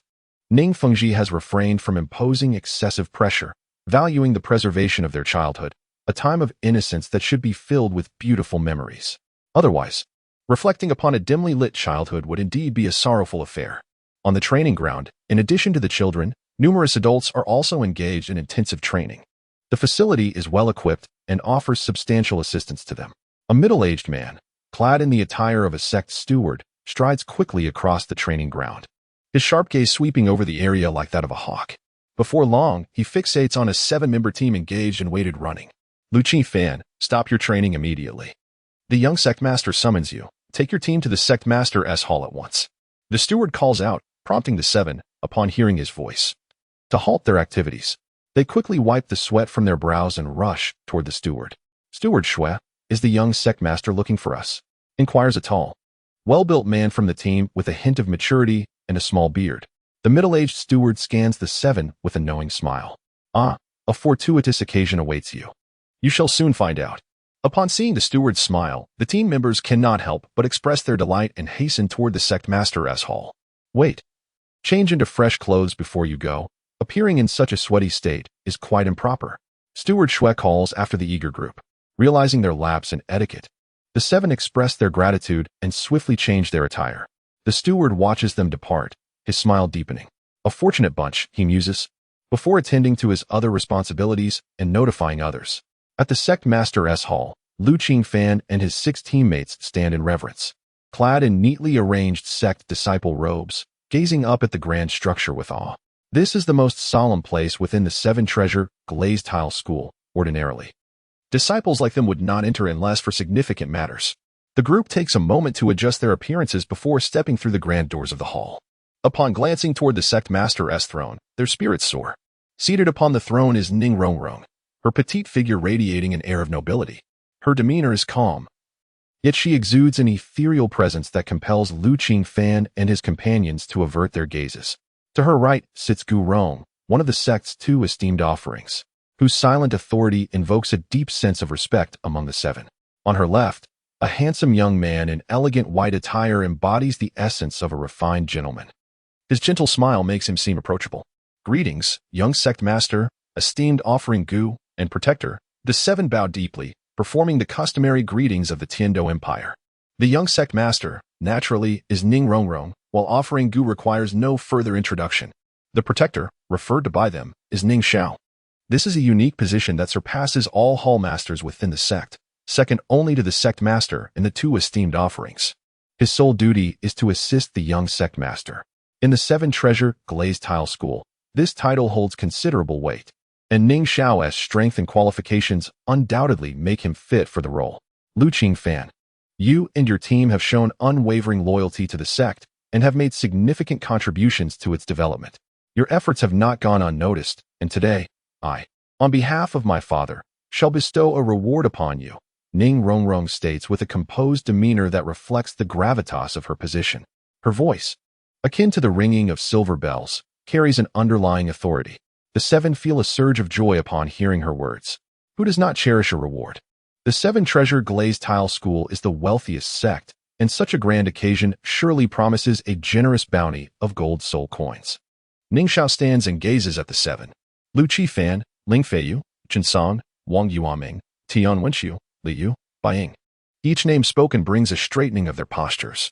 Though Ning Xiao is younger than the majority of them, his status within the sect commands their utmost respect. 24 years ago, A sect property was besieged by bandits, and it was you who intervened promptly, driving them away and safeguarding the sect's assets, thus minimizing the losses sustained. During that incident, all 7 of you were gravely injured, nearly losing your lives. Ning Xiao speaks in a measured tone, recounting their past deeds. And with each mention, Lu Qifan and his companions become more solemn. They are astounded that the higher-ups still recall those events. Protecting the sect and risking our lives for its sake is our undeniable duty, Lu Qifan responds earnestly. As Ning Xiao recalls their heroic acts, Rong Rong casts an admiring glance at the 7. Having lived a life of privilege, she is unaware of the sacrifices made by such devoted individuals within the sect. Behold, a grand reward. Ning Xiao's gaze falls on the tall figure at the forefront, continuing, Lu Qifan, male, 37 years old, martial spirit, bald eagle, 43rd level assault type battle soul master. In recognition of your contributions to the sect's development, the young sect master has decided to bestow upon you the Iron Claw Eagle Soul Bone. Ning Xiao's announcement leaves Lu Qifan and his companions momentarily stunned. Soul Bone. Did I hear correctly? Such a rare treasure is often unattainable even for those with significant wealth. Most soul masters yearn for soul bones, yet the majority never even encounter one. The prospect of integrating a soul bone would undoubtedly lead to a remarkable enhancement in strength. Lu Qifan had anticipated that Rong Rong's reward would be a substantial sum of gold soul coins, but never could he have imagined it would be a soul bone. Surely, the sect must have expended considerable resources to procure it. Filled with gratitude toward Rong Rong and the sect, Lu Qifan vows to dedicate himself even more fervently to the sect's cause. Yet, the astonishment does not end there. With a wave of Ning Xiao's hand, 6 radiant objects soar toward Lu Qifan. As he gazes at the 6 floating items, shock washes over him and his companions. They are soul bones, 6 of them. Could it be that the reward for Lu Qifan alone amounts to 6 soul bones? 1 soul bone is enough to incite frenzy, 6. The 7 feel their legs weaken, nearly collapsing to the ground. A surprise delivery stirred excitement within Lu Qifan, causing his body to tremble as he momentarily forgot to grasp the soul bones hovering before him. Lu Qifan, why are you still dawdling? Honor the gift bestowed upon you by Rong Rong and accept it without delay. Bone Douluo's commanding voice jolted him back to reality. Ecstatic, Lu Qifan received the 6 soul bones and, overwhelmed with gratitude, knelt before the seat of the sect's leader, Rong Rong, exclaiming, "Thank you, young sect master." Rong Rong smiled gently, responding, "No need for such formalities. Soon, you and your companions should head to the training chamber and absorb these gifts post-haste."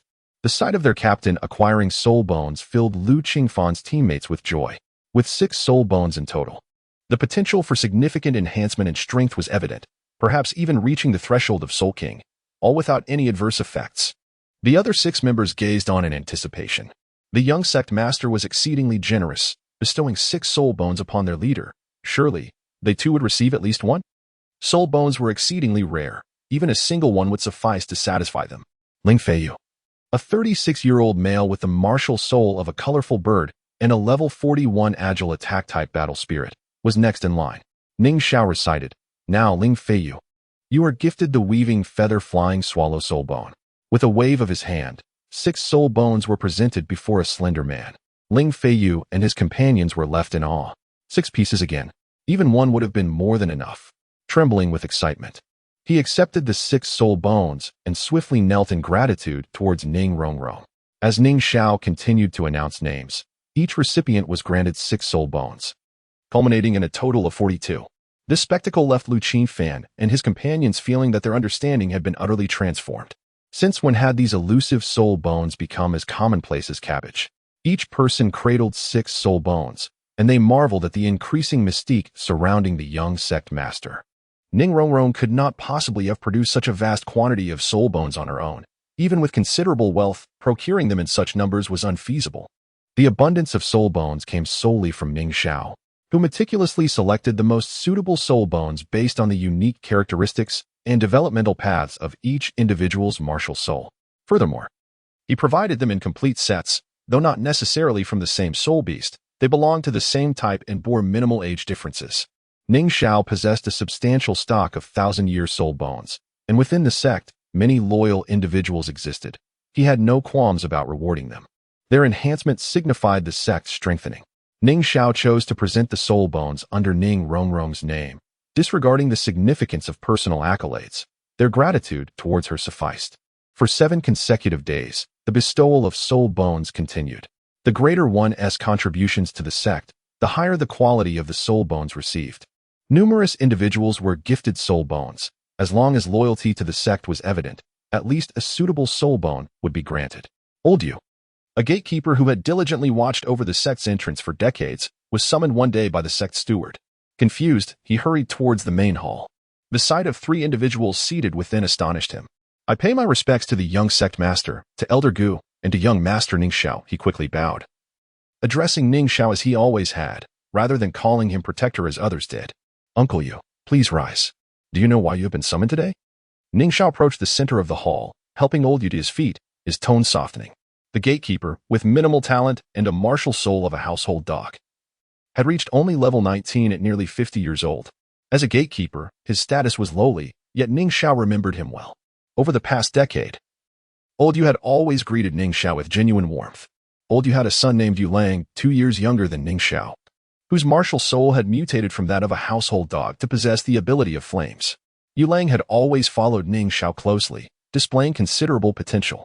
Now, he was enrolled in the Advanced Academy of Lili College. Ning Xiao, a person of deep sentiment, could not forget old Yu's unwavering hospitality over the years, regardless of their differing statuses. "Uncle Yu, you have guarded the sect's gate for 30 years without any fault. That is a significant achievement. The young sect master is mindful of your hard work and is bestowing upon you the wolf bone dog soul bone, along with the black flame warhound's external soul bone, known for its tracking prowess." With a flick of his hand, 7 soul bones appeared before old Yu. Staring at the soul bones, old Yu collapsed in disbelief. When had he ever encountered such treasures? The sheer quantity bestowed upon him was overwhelming. Given his lack of talent, he could have only hoped to reach a level of 20 as a soul master through his own efforts. Without a significant contribution, someone of his aptitude would typically receive only a 100-year soul bone. Yet, Ning Xiao presented him with all 1,000-year soul bones, the external one being a drop from a 10,000-year black flame warhound. "Uncle Yu, you should quickly accept these soul bones," Ning Xiao urged. Old Yu hesitated, feeling unworthy of such a generous gift. After much persuasion, he reluctantly accepted the soul bones, yet he still refrained from hastily absorbing them. "Young Master Ning Xiao, my son Yu Lang possesses the fire dog martial soul, and his talent surpasses mine. I wish to give this set of soul bones to him. Is that permissible?" Old Yu thought of his son, displaying the qualities of a devoted father. "Uncle Yu, you must absorb this set of soul bones. They are far more suitable for you. I have prepared something for Yu Lang as well," Ning Xiao reassured him. With this, old Yu felt at ease. He bowed deeply and exited the main hall, hurrying to the sect's training chamber to absorb his new soul bones. In his heart, he vowed to guard the sect's entrance with even greater vigilance, ensuring that no wrongdoers would ever enter. Finally, it was over. I can scarcely breathe. Once old Yu departed, Ning Rong exhaled heavily, relieved. Her inherently mischievous nature had struggled under the weight of maintaining such a serious facade for so long. Rising from her seat, she quickly approached Ning Xiao. "Brother Ning Xiao, do you still plan to visit the academy?" she inquired with curiosity. Ning Xiao nodded, responding, "Indeed. The Elite Soul Master Academy tournament will commence in less than 3 years. The participants from the previous Shrek Academy are eager to re-enter, seeking revenge and intending to teach Lili College a lesson. It is utterly absurd, unable to defeat us. They wish to vent their frustrations on our junior students. I must prepare a surprise for them." Recently, Ning Xiao has been acting as a benefactor, bestowing soul bones upon those deemed loyal to the sect by the Elder Council, led by the Bone Douluo, based on their past contributions. Loyal members have received soul bones of varying ranks. The majority of the sect now possesses soul bones, a feat unmatched by any other sect on this continent. Ning Xiao has been gifting these soul bones in the name of Ning Rong, and those who have received them are filled with gratitude toward her. Despite being merely the vice sect master, her influence within the sect is unassailable. Should she aspire to ascend to the position of sect master, it is certain that no one would oppose her. Even Ning Fengji would acquiesce should she harbor such ambitions, as he has already designated her as the next sect master. Being the sole inheritor of the 7 treasures glazed tile pagoda, who else could rightfully receive it? Ning Xiao also made a visit to the Glazed Academy, though he did not linger there for long. Given his esteemed status among the students, news of his presence would undoubtedly lead to a throng gathering to catch a glimpse of him. He merely left some items behind, barely managing to skip a meal at Yilingling and El Chichi's homes before hastily departing. This time, he also gifted the right arm soul bone, a relic from the previous Academy tournament champion. In his collection, such a soul bone, merely 30,000 years old, is not particularly precious. He also presented the celestial herb, the coxcomb phoenix sunflower. Among his companions, there were none with fire attributes, so he had kept this herb for himself. It is unthinkable to give it to Ma Hongjun. It was far more fitting to bestow it upon those loyal to him. Natural talent pales in comparison to the transformative power of a celestial herb. There was Yu Lang, the son of the gatekeeper, who had always followed Ning Xiao like a shadow, displaying unwavering loyalty akin to that of a dog. His martial spirit was also a fire-breathing canine. Ning Xiao believed that with the coxcomb phoenix sunflower, he would surely carve a place for himself in the world of soul masters. He eagerly anticipated the next Academy tournament, imagining the scene when Shrek Academy would face the second glazed battle team, all equipped with soul bones. Upon returning to the Seven Treasures glazed tile sect, Ning Xiao sought out Ning Hao and Xiao Ruoshui, presenting them with a grand gift as a token of compensation for his absence at their wedding. He still vividly recalls the astonishment on Xiao Ruoshui's face as she beheld the gift. When the brocade box was opened, an azure light illuminated the room, transforming it into an oceanic expanse. As she gazed upon the 8 radiant soul bones within, Xiao Ruoshui felt as though the entire world had been turned upside down. She had never seen so many soul bones in her life. Even the championship rewards from the last Spirit Hall tournament had only offered 3. The 8 soul bones were not all intended for Ning Hao. His 7 treasures glazed tile martial spirit was most suited to absorbing mental energy, and soul bones of the gemstone variety were exceedingly rare. Even the head soul bone he had received had taken considerable effort for Ning Xiao to procure. He prepared only an external soul bone for Ning Hao, one of winged nature, lacking in offensive power but designed to facilitate his escape when enemies focused their attacks on soul masters of the 7 treasures glazed tile. Ning Xiao had few of these winged external soul bones, as flying soul beasts were not as easily harvested as their terrestrial counterparts. Otherwise, he might have assembled an aerial battalion. The remaining 6 body soul bones, along with an external soul bone from the magic shark, were designated for Xiao Ruoshui. Her martial spirit, inherently an ice attribute fish, was well suited for the soul bone of the magic great white shark. Although Ning Xiao had not harvested as many of them as he had from the evil spirit whale, he was still able to gather a complete set of 10,000-year soul bones, with the most crucial torso bone being around 60,000 years old. Since she had married his brother, they were now family, and Ning Xiao felt it imperative not to slight her. In just a few days, Ning Xiao found his remaining soul bones dwindling. He retained only the evil spirit whale soul bone, totaling around 15 million years, and the magic great white shark soul bone, totaling 500,000 years. These were the last remnants he kept for himself. After all was said and done, it was likely only Ning Xiao who could manage such an exhausting task of gifting soul bones. Ning Xiao Gij, hurry back to your room after you're done. I have a surprise for you. What surprise? If I tell you, it won't be a surprise. It's something you will love. What do I love? Hee hee. You'll find out when you return. But remember, once you get to your room, you mustn't turn on the lights or use your mental energy to sense anything, or it won't work. Just between us, it's something I prepared with Xu Qing. Rong Rong suddenly approached Ning Xiao, leading to this intriguing exchange. Her mysterious demeanor stirred a sense of anticipation within him. Something he adored? Prepared by both Rong Rong and Xu Qing? Ning Xiao's eyes lit up with excitement. As night descended and the stars dimmed, Ning Xiao returned to his room, heart brimming with expectation. He opened the door to find an impenetrable darkness. He complied with Rong Rong's request not to turn on the lights and refrain from using his mental energy to perceive his surroundings.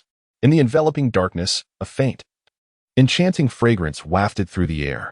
It was a curious scent, reminiscent of a blend of various flowers. This fragrance intrigued him, and a smile crept across Ning Xiao's lips. With his medical expertise, he was well aware of the effects of such an herb. He made no effort to resist, willingly indulging, perhaps to enhance the ambience. Approaching the bedside, he discovered someone lying there. Was this the surprise that Rong Rong had prepared? His heart soared with joy. What a magnificent surprise indeed! He eagerly approached the bed, reaching out to touch. Yet, as is often the case with encounters between individuals, familiarity breeds recognition. This was neither Rong Rong nor Xu Qing. Yin Yin. Ning Xiao instantly discerned the identity of the person on the bed. Was it not his own enchanting little snake? His mind briefly faltered. Yin Yin had climbed onto his bed, This was indeed the scheme concocted by Rong Rong and her companions.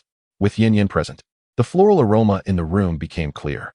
Yin Yin had grown increasingly adept at utilizing the spiritual herbs, even in such serious matters, demonstrating remarkable skill. Their relationship had long since reached that stage. Years of companionship had woven a bond that transcended mere infatuation. Who could delineate between love at first sight and deep affection born of time? The atmosphere in the room was harmonious. At last, they had both fulfilled their desires. In the early hours of dawn, as the first light crept into the room, the enchanting figure beside Ning Xiao remained blissfully unaware of the world around her, still ensconced in the tender embrace of slumber. Their 10 years of acquaintance had culminated in a night of passion, a moment where fervor met intimacy. With a gentle kiss upon her forehead, Ning Xiao rose quietly, careful not to disturb her rest, and set about preparing breakfast. A man of deep sentiment, Ning Xiao understood that the wild abandon of the previous night had woven an additional thread of responsibility upon his shoulders. Soon, Du Guyan awoke, her gaze falling upon Ning Xiao, who was busily engaged in the kitchen, a sight that filled her with sweet delight. Being in the company of her beloved was the realization of her heart's desire. The means she had employed to achieve this intimacy, though unorthodox, now seemed justified in the light of their shared experience. A faint blush crept across her cheeks as the memories of their passionate escapade flooded back, how she had even called him father in a moment of fervent abandon. A revelation that left her utterly mortified. Yet, knowing the depth of their connection made it all worthwhile. As Du Guyan dressed and joined him, she marveled at the man who had captured her heart, feeling a profound sense of happiness. Their breakfast was a sumptuous affair, and throughout the morning, her laughter echoed with joy. This day, long awaited, had finally dawned upon her. She was certain that Ning Xiao harbored feelings for her as well. Otherwise, why would he have exerted himself so passionately the night prior? Du Guyan did not cling to the notion of monogamy, for in her eyes, she was as deserving as any other, be it Ning Rong Rong or Zhu Xing. As long as she held a cherished place in Ning Xiao's heart, that was sufficient for her. To win the affection of such an exceptional man was indeed a treasure. After their meal, Ning Xiao accompanied Du Guyan as they strolled through the sect, their hands intertwined in a graceful display of unity. They had crossed the threshold of intimacy, and it was time to boldly proclaim their connection. A triumphant roar echoed from deep within the sect, a resonant exclamation that spoke of breakthroughs and triumphs. Du Guyan's gaze darted towards the source, her eyes sparkling with surprise. It was her grandfather's voice. How could she not recognize the master of that voice? It was none other than her grandfather, the poisoned Douluo, Du Gubo. His emergence signified a significant advancement in his cultivation, and Ning Xiao's eyes gleamed with anticipation. The rarity of 100,000-year soul bone meant substantial breakthroughs for anyone fortunate enough to possess one, even for titled Douluos. In the vast expanse of the continent, Ning Xiao was aware that only Bibi Dong possessed a 100,000-year soul bone, while Qian Rinxue needed to absorb all 6 soul bones of the angel set to evolve hers. Even Tang Hao had only a 100,000-year soul ring, retaining the soul bone for his son.